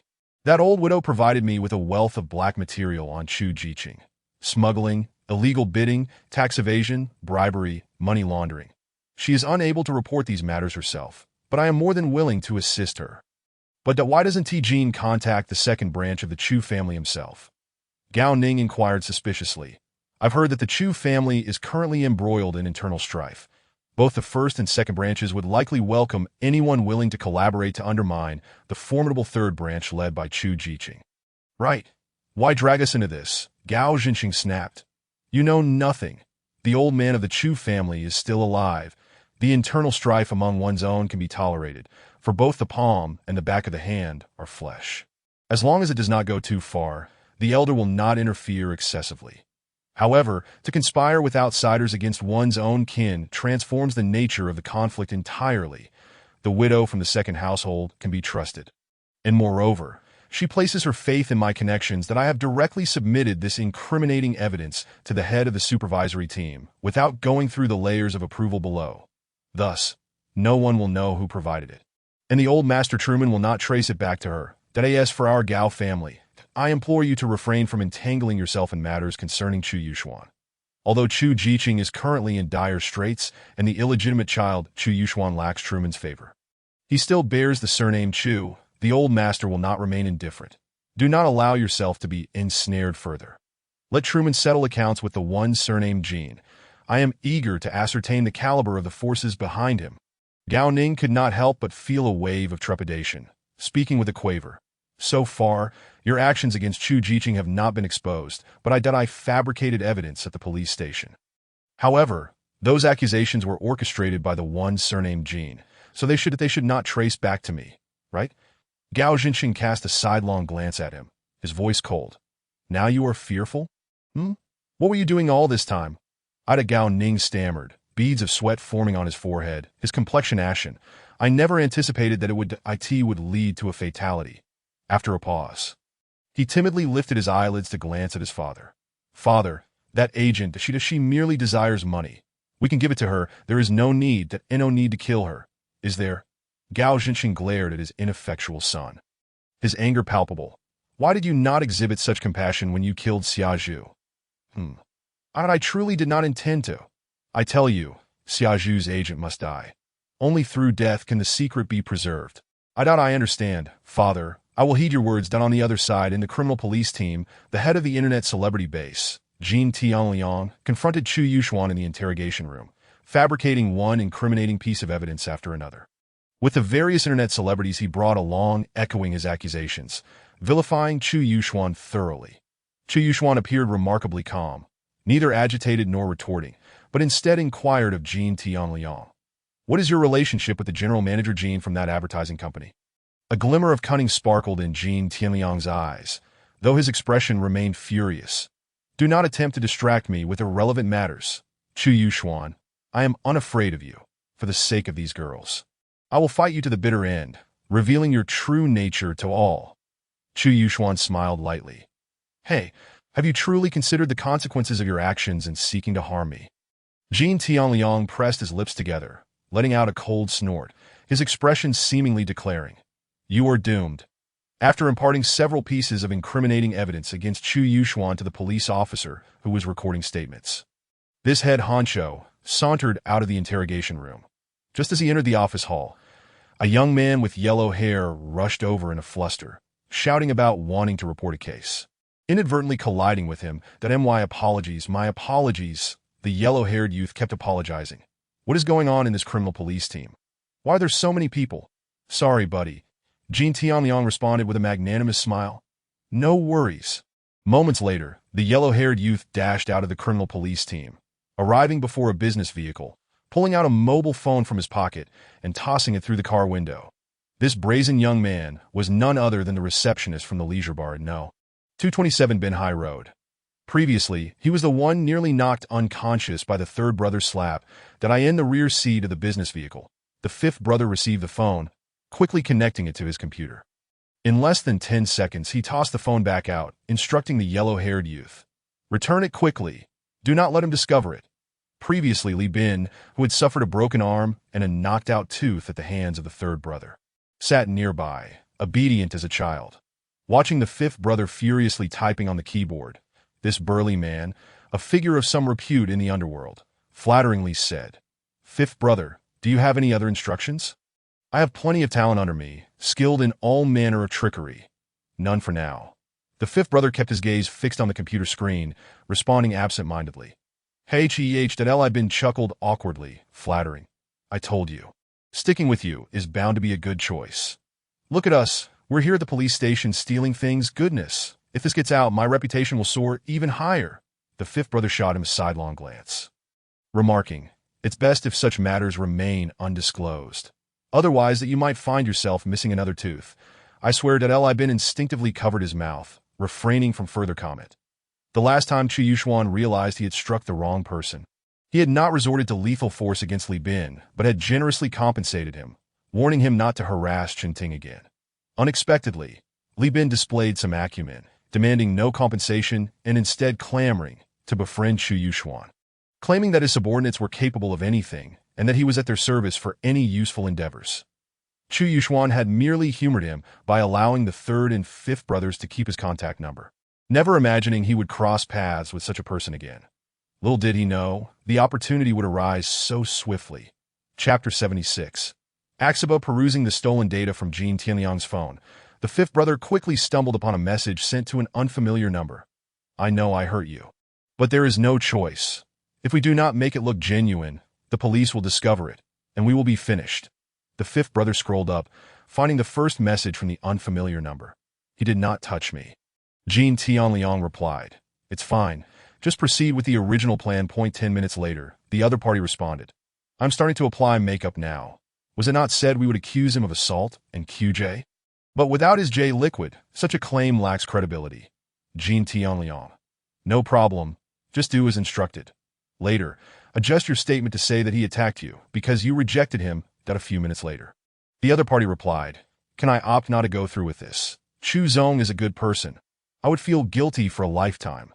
Jean Tianliang. We have come this far. There is no turning back. You surely do not wish for your photos to surface online, do you? Be obedient, and once this is accomplished, I will reward you generously and destroy those photos at 3 in the morning. The other party messaged, I am out. Where are you? The fifth brother, upon reading these messages, quickly thought of someone. Qing Lu. I have found the evidence. The fifth brother excitedly clapped his hands, hurriedly searching for this phone number. However, upon seeing the results on the screen, his smile faltered. The number was linked to an ID card that did not belong to Qing Lu, but rather to a man in his 70s. Residing in another province, the fifth brother's heart sank halfway. He quickly checked Jean Tianliang's number, only to find the same situation. It was also registered to a number from another province. This meant that this evidence was unusable, as there was no way to prove that it was Qing Lu conversing with Jean Tianliang. Damn it. The fifth brother, unwilling to accept defeat, scrolled through other messages and call records. Not only was the content devoid of any value, but all the numbers were also from untraceable sources. Fuck. This foreigner rarely let loose a curse. Pondering what to do next when the elegant head of the legal department called, Director Zhao is seeking the agent of Xia Zhu and has been unable to locate her. She is currently uncontactable. The fifth brother furrowed his brow, muttering, how could I forget about this person? Hello, I need the information on Qing Lu sent to me, as well as that of the agent, including their emergency contacts. Hurry. At the police station, Chu Yuxuan was summoned to the office by the chief, for the sake of avoiding any potential conflicts of interest. She was temporarily removed from the case involving Chu Yuxuan. Everyone in the police force knew well of this beautiful police flower's indifference to familial ties. However, the media reporters did not concern themselves with such matters. Should her relationship with Chu Yuxuan be exposed, especially as she was fully responsible for his case, it would be highly detrimental to the police department. Although Chu Yuxuan was reluctant, she understood the chief's intentions and readily complied. Upon exiting the office, she first visited the technical department, then proceeded to the interrogation room. Chu Yuxuan, I cannot see you for the time, being that I understand. It's about avoiding suspicion. Chu Yuxuan smiled lightly. Chu Yuxuan lifted her eyelids, saying, the accusations from those internet celebrities lack substantial evidence. They only serve to tarnish your reputation and impact your business. However, the circumstances surrounding Xia Zhu's death present all evidence against you, including contracts obtained from your company, Gao Ning's testimony, and these 2 video recordings that as she spoke. Chu Yuxuan produced her phone and opened a surveillance video, which depicted the moment Gao Ning had invited Chu Yuxuan to dinner, where Chu Yuxuan had smashed a teacup over Gao Ning, clearly stating, I will give you 2 days, 30 million, not a penny less, or else Xia Zhu will never be able to terminate the contract. The second video showcased the entire process of Chu Yuxuan striking Gao Ning with a wine bottle. This young heir felt his tongue involuntarily brush against his molars. That it seemed that upon his release from detention, having gone 3 days without sleep, he had been in a poor state and had acted without due consideration, thus allowing the petty Jean to obtain such leverage against him. Chu Yuxuan stated, these 2 videos just surfaced 10 minutes ago. Not only do the netizens believe this, but even I now feel that Xia Zhu was indeed driven to her demise by you. Chu Yuxuan pondered. The issue remains that, even so, it is unlikely they can convict me. What are they truly after? Do they merely seek to tarnish my name? Is it worth sacrificing a life for that? You must tell me who is scheming against me. Chu Yuxuan leaned over the table, her hands pressing down firmly as she fixed her gaze on Chu Yuxuan's eyes. Chu Yuxuan glanced at the figure of General Manager Jean seated in the corner of the video, shrugged, and replied, how would I know? If someone wishes to harm me, why would they inform me? Having reached this point, Chu Yuxuan has firmly concluded that it is indeed General Jean who is orchestrating this mischief. Especially in light of the emergence of these 2 videos, it is implausible for a restaurant's private room to be equipped with surveillance. It is evident that someone had installed it in advance.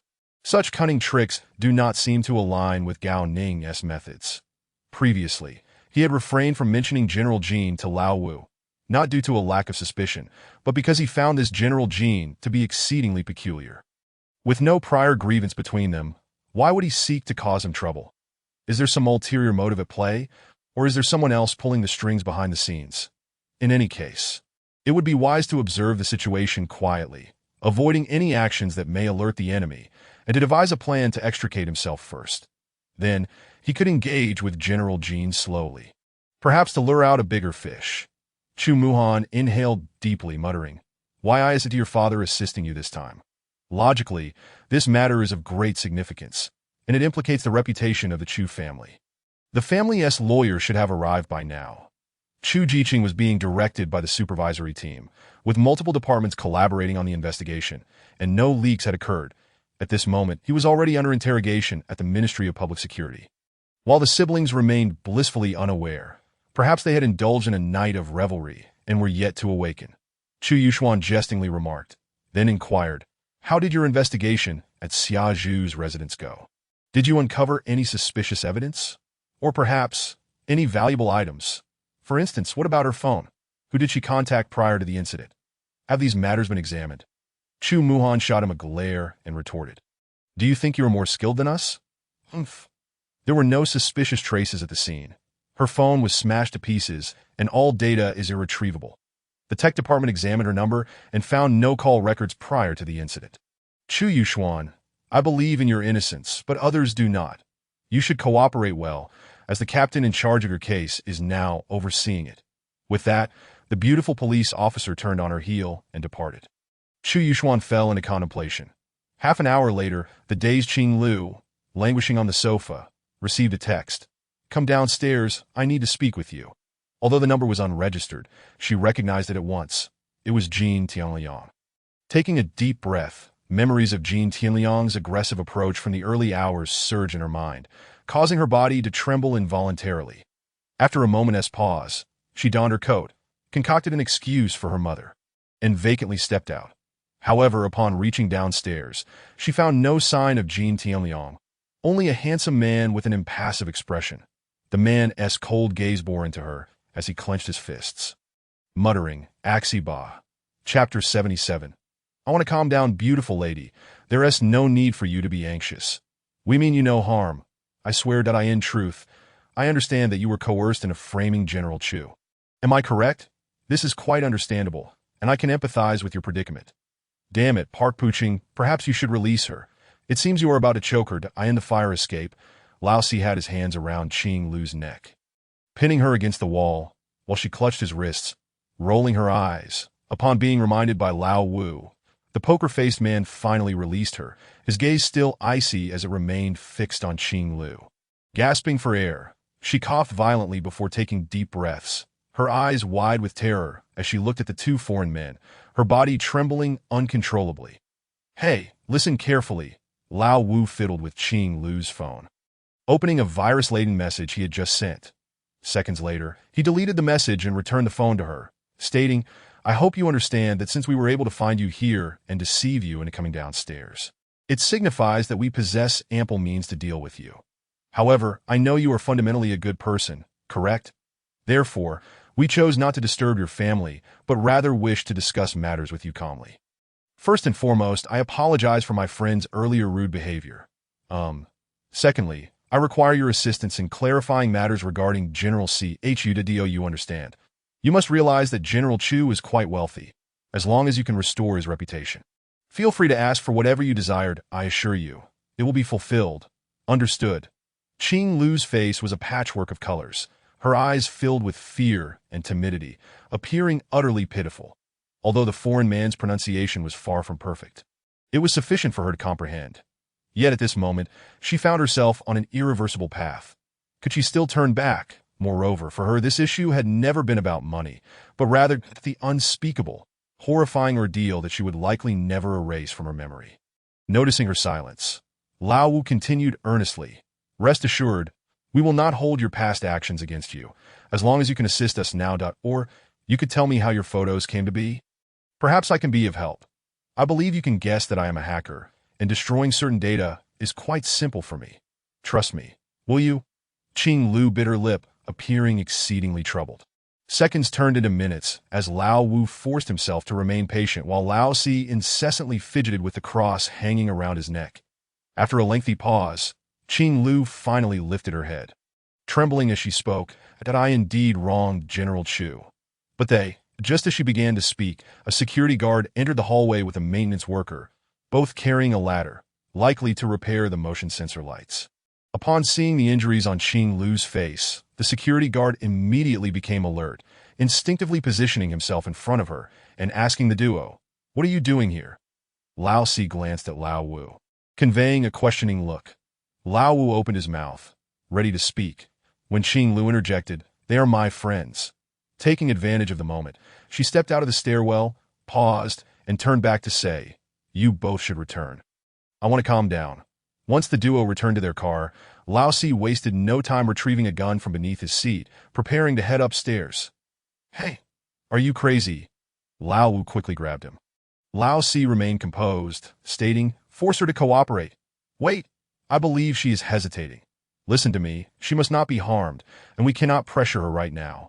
Let her calm down first, we have more pressing matters to attend to. We need to find that agent." Lao Si gazed up at the building. "Wait, there may be variables in no way, I assure you." Lao Wu declared emphatically, "I hacked her phone. Any news will come to me first. If she still refuses to assist us, we can then resort to your methods, all right?" Lao Si blinked, returning the gun to its place without further comment. The two drove near the police station, contacting the legal department to relay the current developments to Chu Yuxuan. At this moment, the legal representative had emerged from the police station and immediately stated upon meeting, "General Chu instructed us not to pressure Qing Lu, but to find a way for her to speak voluntarily." Furthermore, he mentioned that Lao Air should keep an eye on someone with the surname Jin and warned to be cautious, lest we be discovered. Also, we must locate Xia Zhu's agent without fail. On another front, in the Qingya Public Relations Department, observing Xiao Zhe's tearful performance during the live stream, Zhao Yanan and several employees present wore solemn expressions. "Chu Yuxuan has forcibly kissed me multiple times at the company, even cornering me in the restroom and tearing my clothes. Family, I have been driven to depression by him. Here is my depression diagnosis."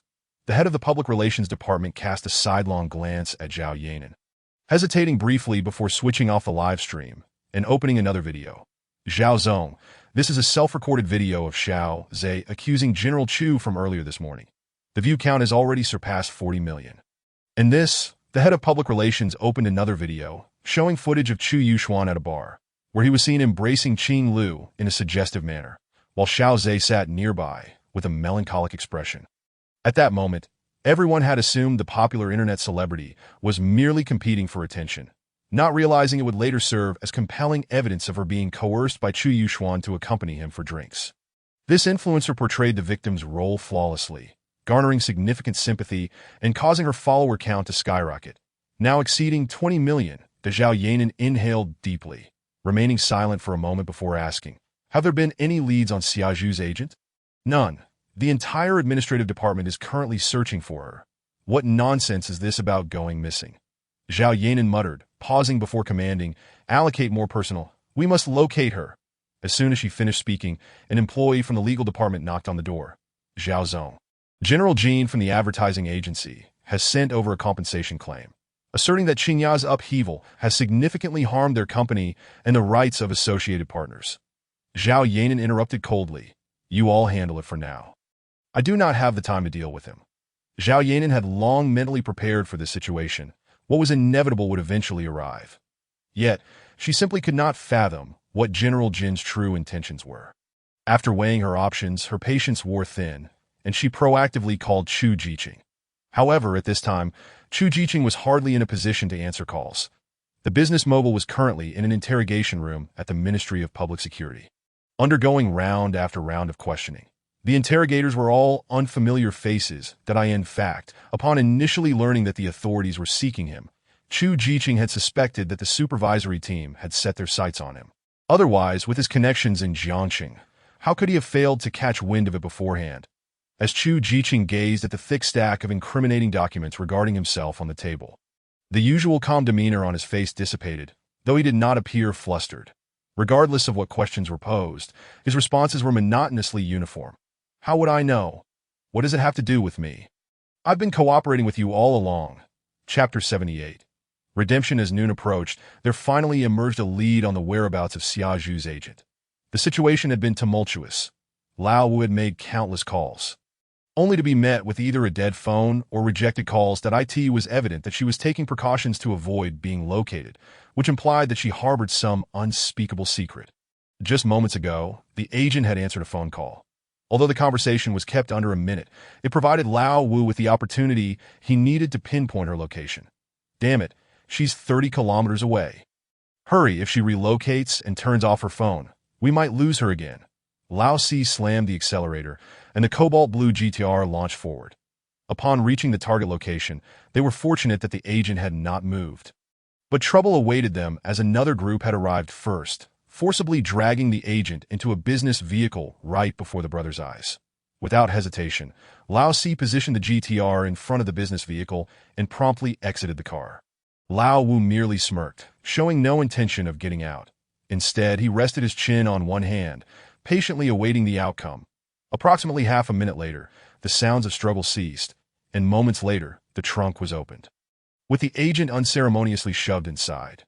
Lao Si, his face splattered with blood, climbed into the driver's seat. That as he drove away from the scene, he calmly wiped his face with a few tissues. Lao Wu, unfazed, glanced at the map on his computer screen and remarked, "Follow the navigation.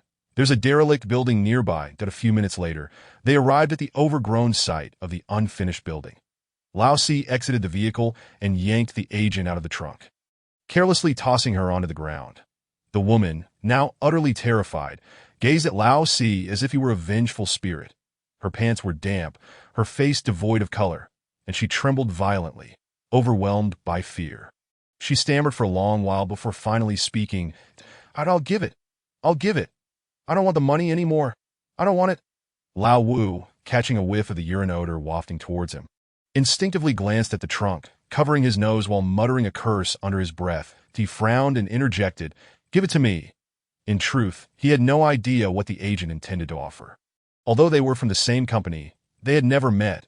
It was likely she mistook him for another group. However, her inadvertent confession spared them the trouble. The trembling agent pulled out her phone, locating a video, and handed it over with both hands. "I have no backup. This is the only copy. Please let me go. I don't want the money, and I won't tell anyone. You have to believe me. Please let me go." Lao Wu bit his lip as he accepted the phone and opened the video, his eyes widening in astonishment. After watching the entire footage, he hastily pulled out his phone and called Li Bin. "Keep a close watch on Gao Ning." Next, he contacted the legal department. "We have obtained evidence of Gao Ning's involvement in the murder." Asked President Chu what to do next at the same time. Gao Ning had been summoned by the police an hour prior and was currently escorting Xia Mu out of the criminal investigation unit. Xia Mu's eyes were swollen from crying, supported by Gao Ning. As she lamented, "Ninger, you must help me get that beast, Chu Yuxuan. The punishment he deserves." Gao Ning bit his lip, tears shimmering in his eyes, the authenticity of which was difficult to discern. Taking a deep breath, he assured Aunt, "Rest assured, I will seek justice for Xia Zhu. My daughter is gone. What should I do? My daughter did." Xia Mu cried. Gao Ning's phone suddenly rang. Glancing at the caller ID, he frowned and leaned in to answer. However, whatever the caller said caused Gao Ning's eyes to widen in shock, as if the sky had fallen, completely ignoring the elderly woman beside him. "Aunt, I have something important to attend to. I must leave." With that, he dashed towards the Land Rover parked across the street. Xia Mu, bewildered by the sudden urgency, thought, could it be that he was rushing to handle matters regarding Xia Zhu? Her heart sank deeper, reflecting on how happy they would have been had nothing gone wrong. This realization only intensified her hatred for Chu Yuxuan. Gao Ning hopped into the car, starting the engine while dialing General Jean. "Is everything you said true? Does my father know? What should I do now? Who abducted her?" Unbeknownst to him, a black business vehicle was following closely behind.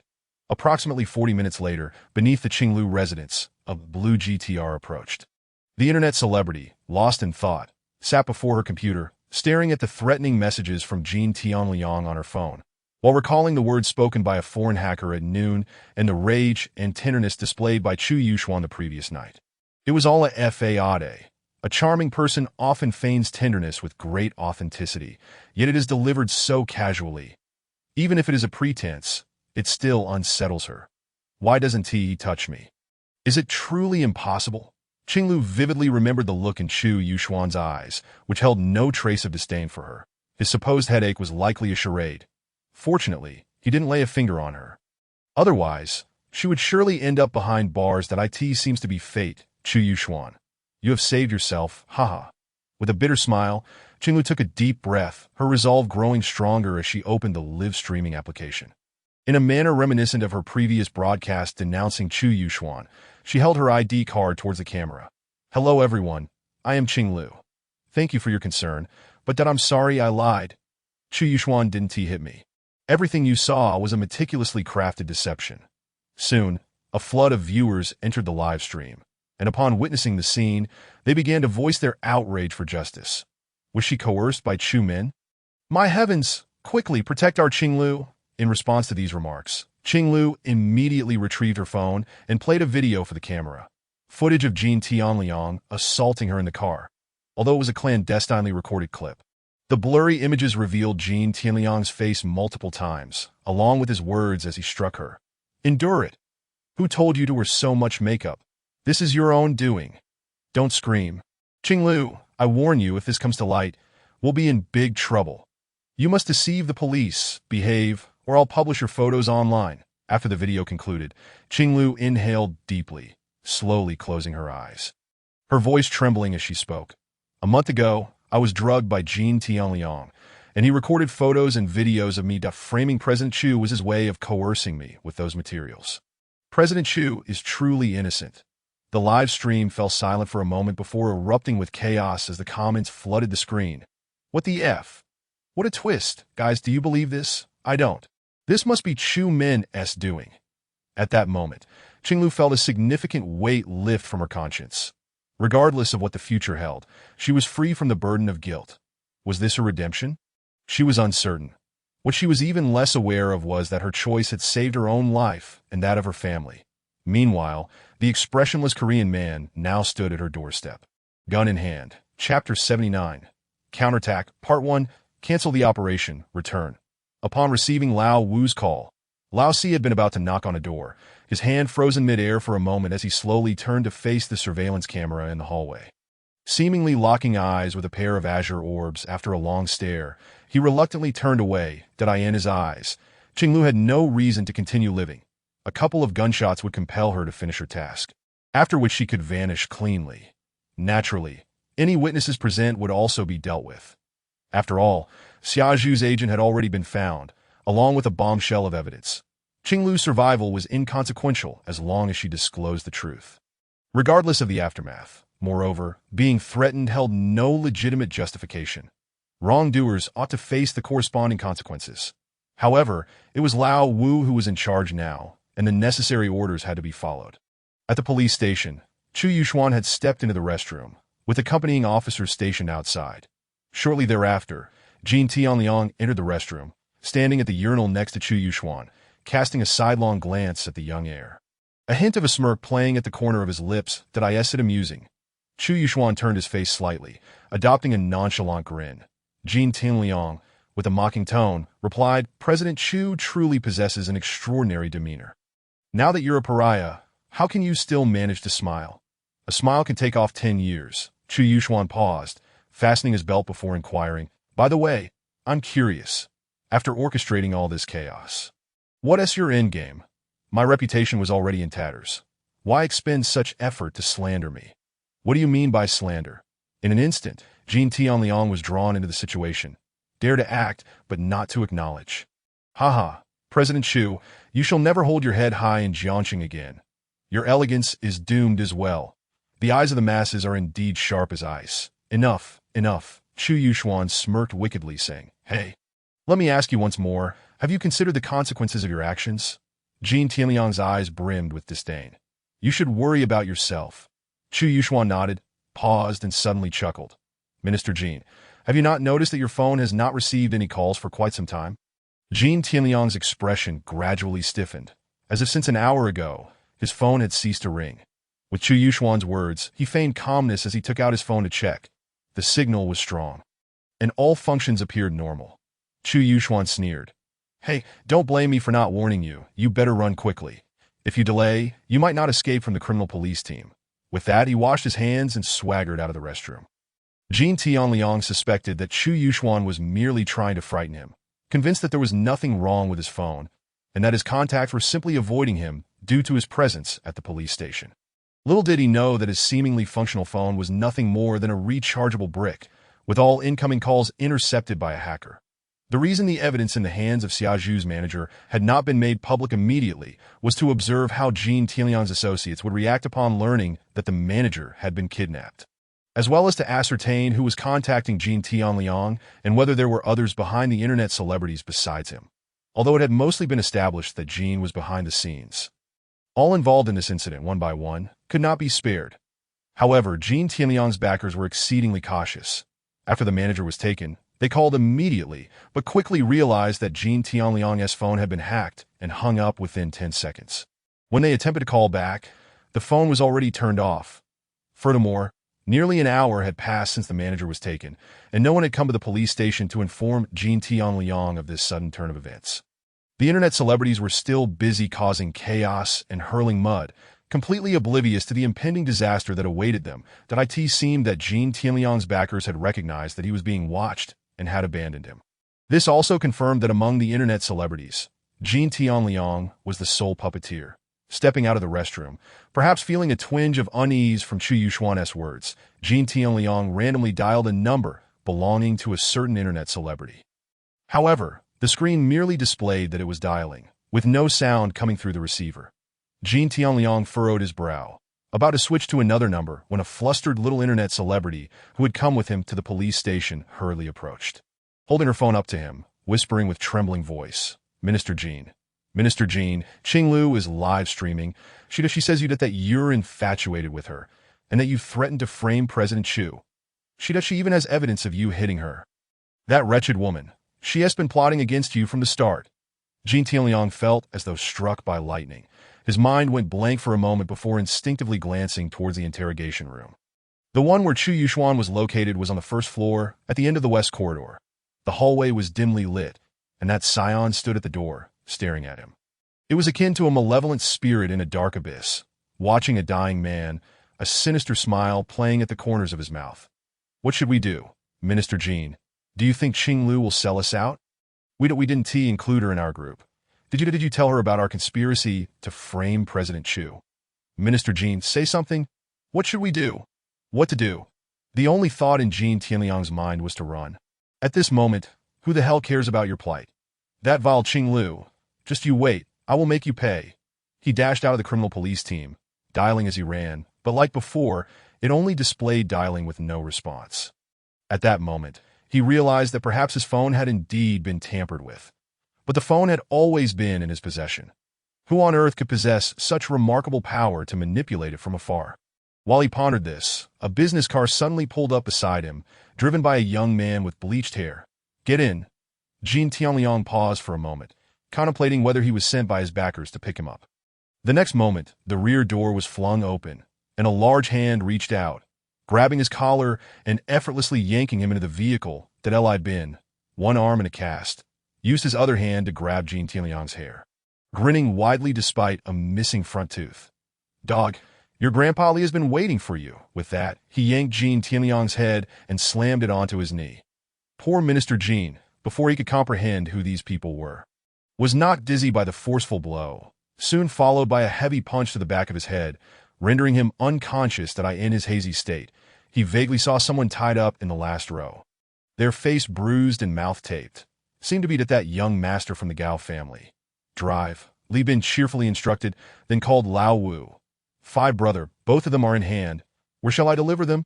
The voice on the other end, Lao Wu, replied, There's a half-finished building here, a very suitable place. I'll send you the location. Remember to change the license plate, switch vehicles midway, don't let the police trace you. All right, on my way. Chapter 80. Counterattack Part 2. The live stream by Qing Lu quickly gained traction online. But due to the chaos in the police station today, All officers were preoccupied, and it wasn't until a minute ago that they realized Jin Tianliang had escaped. Chu Muhuan was furiously indignant, disregarding any concerns about avoiding suspicion, and rushed to check the surveillance in the office area. Captain Chu, the surveillance outside the main entrance seems to have issues. It has been stuck for an hour. Oh, now it's working. So nothing was recorded during that hour? Let me try. Captain Chu, it can't be recovered. There is simply no surveillance data from the past hour. Chu Muhuan knitted her brows tightly. Pull up all the surrounding surveillance. If he has not found, check for any suspicious vehicles that passed by the police station a minute ago. With that, the beautiful police officer summoned 2 nearby officers and instructed, "Go bring back this Qinglu for me." Just as she finished speaking, the chief of the police team strode in, looking quite embarrassed. "I've already sent someone. You really are that kind of person, never able to rest." Chu Muhuan scoffed. That esteemed figure has no idea when he'll leave. "With him in our team, no one feels at ease," the chief chuckled, lowering his voice. "This incident has caused quite the uproar. How could he not come? Besides, he is here to seek refuge. Just think about it. With such a situation, how could your Chu family not go to the bureau to seek his assistance? He is sitting here in our team, sipping tea, phone off, giving no face to anyone, not openly offending anyone. Just calmly waiting for the dust to settle." Chu Muhuan sighed lightly, paused, and said, "Captain, can I see Chu Yuxuan?" All right, but no more than 2 minutes. Don't put me in a difficult position." Chu Muhuan nodded and headed straight to the interrogation room. Upon meeting, she got straight to the point. "Chu Yuxuan, the surveillance at the entrance malfunctioned. Was it your people who did it?" Chu Yuxuan feigned ignorance. "What are you talking about?" Chu Muhuan inhaled sharply. "The one accusing you." Qinglu just turned her story around and is now pointing fingers at Jin Tianliang, and the evidence is irrefutable. Just now, Jin Tianliang has already fled. Chu Yuxuan, has he fallen into your hands? Chu Yuxuan shook his head with a smile. "My dear sister, why do you always link everything back to me? He must be fleeing out of guilt." Chu Yuxuan, I will say this again, don't act recklessly. I'm just sitting here. How could I act recklessly? Chu Muhuan took a deep breath, her expression skeptical. After a moment of silence, she shifted the topic. "I have organized the information provided by Xia Zhu's mother an hour ago, and there are 2 points. 1. You are suspected of resolving marital issues through violence. 2. You have insulted and coerced Xia Zhu into committing acts that severely violate a woman's will, resulting in her suicide. That if these 2 points are substantiated, you could face a sentence of less than 3 years. Chu Yuxuan shrugged. "What evidence could possibly exist? Does getting divorced and married on the same day count?" Chu Muhuan stated seriously, "Insufficient. But it can still be considered evidence. The key is that Xia's mother submitted several photos from your wedding with Zhao Yanan, but at that time, you had not yet divorced Xia Zhu." Chu Yuxuan nonchalantly sipped his tea, pondering who the hell took those photos in their idle time. As for how they ended up in Xia's mother's hands, that was not hard to guess. It must have been given by the Gao family. However, what significance do these so-called evidences hold now? Chu Yuxuan smiled lightly. "The best part is yet to come. Haha. Who says Xia Zhu definitely committed suicide?" Chu Muhuan furrowed her brows, gazing at Chu Yuxuan for a while, suddenly gripped by a sense of foreboding, hurriedly exiting the interrogation room, instructing the chief, "Send someone to bring Gao Ning back. Regardless of the reasons or justifications, we must ensure that he remains within our sight. Hurry." At this juncture, the most frantic and terrified individual is undoubtedly Gao Xingxing. After much difficulty in locating a manager, he was thwarted by 2 unidentified individuals. The most critical aspect is that the very moment that manager was abducted, his own son went missing. At this moment, the old man's blood pressure is nearing its peak. As he furiously converses with President Jin over the phone, "Haven't you found Ning yet?" "No. His car is parked by the roadside on the South Ring Road, but he is nowhere to be seen. The people I dispatched informed me that there are no signs of a struggle at the scene. Could it be that he is hiding out of fear? Impossible. I explicitly instructed him to go to the dock. A yacht was already arranged to await him." President Jin, growing impatient, retorted, "Then I really don't know what to say. Perhaps we should wait a little longer. Right now, the most important thing is to eliminate Chu Jiqing without losing our composure." "Jin, you are being utterly unscrupulous. Who told your son to be so foolish as to leave such evidence behind?" "But that I haven't even blamed you yet." Gao Xingxing is acutely aware that this is not the time for anger. After taking a moment to regain his composure, He said, "President Jean, I kindly ask you to inform your superiors to assist in locating my son, that I would be most grateful." President Jean inhaled deeply. "Yes. I will convey that he then hung up the phone. Gao Xinqing's frustration escalated. He summoned his driver and barked, "Bring more people to search. I don't care what methods you employ. You must find Ninger for me." He simply cannot fathom who could have taken Gao Ning. However, it is not difficult to surmise that they are likely connected to the two individuals who abducted the manager. At present, Chu Min is tirelessly working on matters concerning Chu Yuxuan, and even if he had the leisure to attend to Chu Yuxuan, it would take time for him to investigate the manager. Furthermore, should there be any stirring within Chu Min, that old widow from the second house would discreetly keep him informed. Yet there has been no news of Chu Xiaotian taking an interest in Chu Yuxuan. If it is not Chu Min, then who could it be? Qingya. She likely lacks the capability that he even considered the police. After all, it has been an hour since the manager was taken, though there has been no online activity. It is possible that evidence has already reached the police. However, through connections, he has learned that his son is not in their custody, that he would never have guessed that Chu Yuxuan has several life-and-death brothers who can rely on their connections. Nor could he imagine the horrific ordeal his son is currently enduring. Chapter 81. Counterattack, Part 3. Soon, Li Bin and his group switched to two different cars, bringing Gao Ning and Jin Tianliang to an unfinished building. Closely followed by the fourth brother. The fifth brother languidly sat on a flight of stairs, clutching a laptop, meticulously organizing the evidence obtained from the manager. Not far away, the manager, bound tightly, sat quietly against the wall.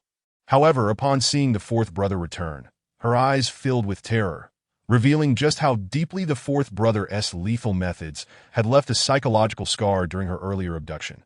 The expressionless face glanced at her, then swept over Gao Ning and Jin Tianliang before striding towards the fifth brother, inquiring, "Why hasn't the evidence been made public yet?"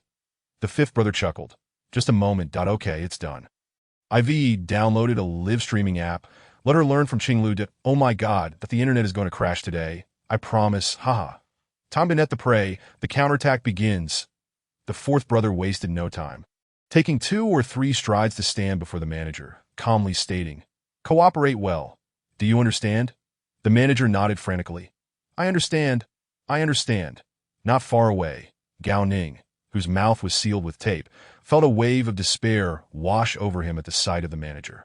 Although he did not know who these people were, they were most likely affiliated with Chu Min.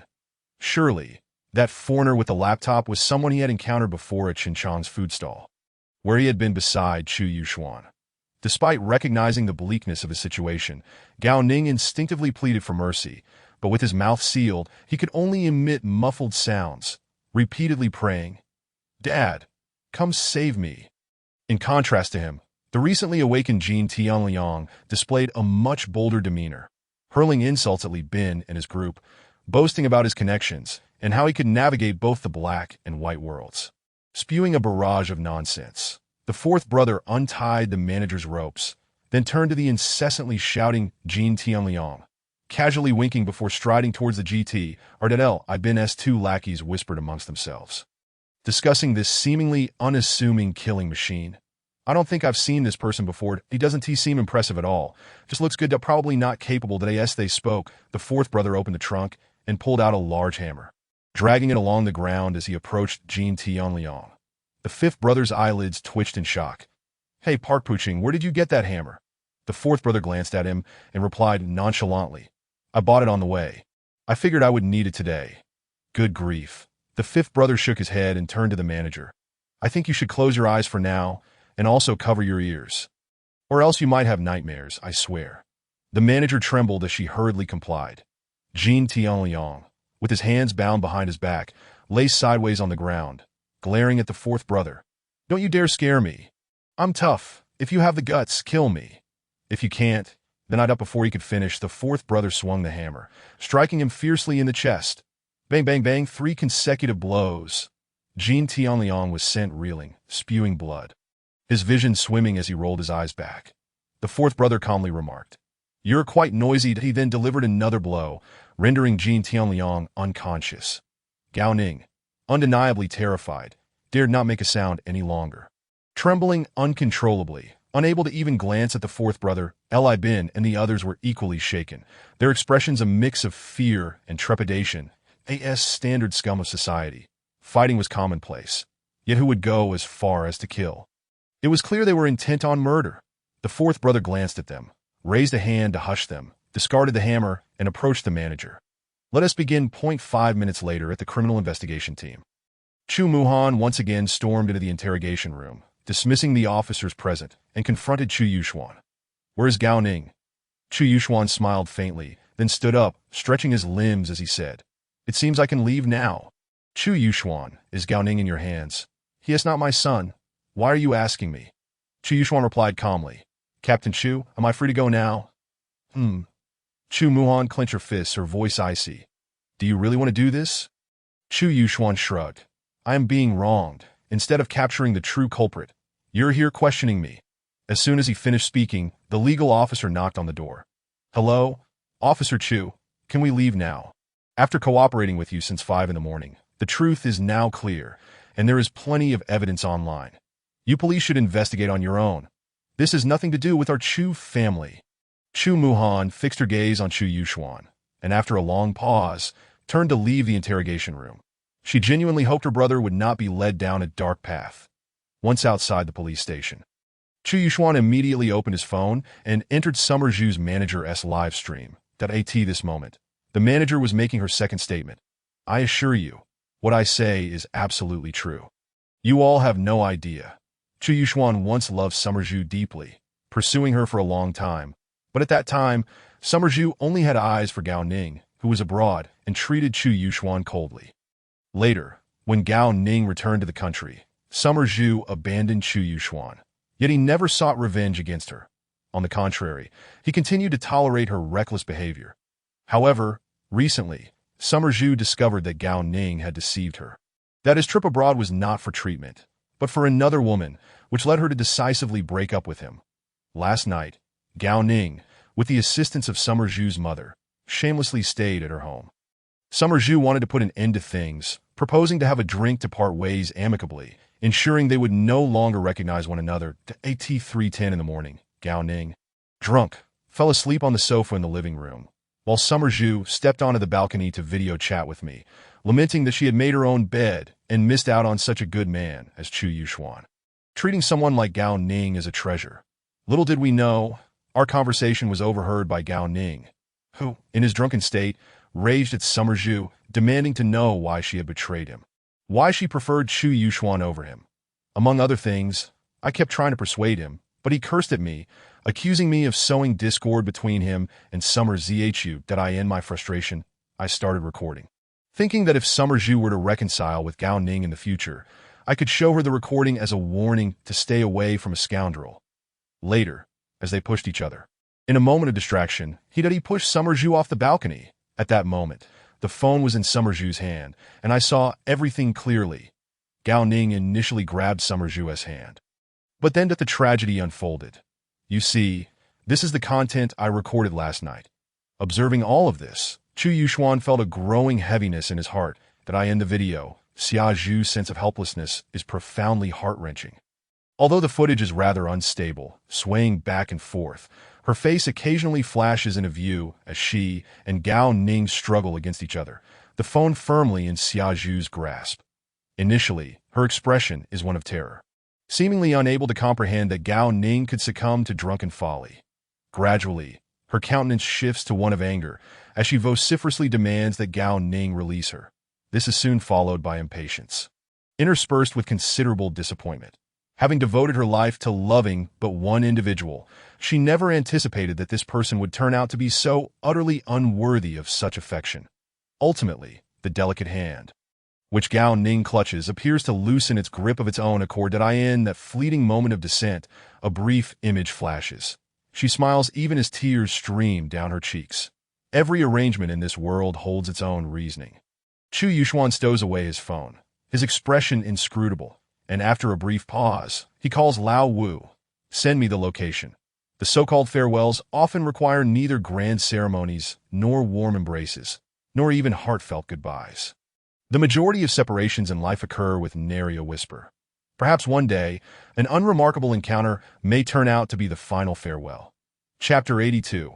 One counts as one if the initial accusations against Chu Yuxuan had stirred up a tempest on the internet. The unforeseen reversal now taking place is akin to a cataclysmic tsunami. Qingyao Media, under the direct supervision of Zhao Yanan, is bustling in the public relations department. Statements of clarification are being drafted and dispatched to various agents, urging all but those with major endorsements to repost, particularly the newcomers, who are encouraged to publish multiple supportive posts for President Chu. Those artists burdened with significant endorsements must tread carefully, for the internet is rife with trolls devoid of discernment.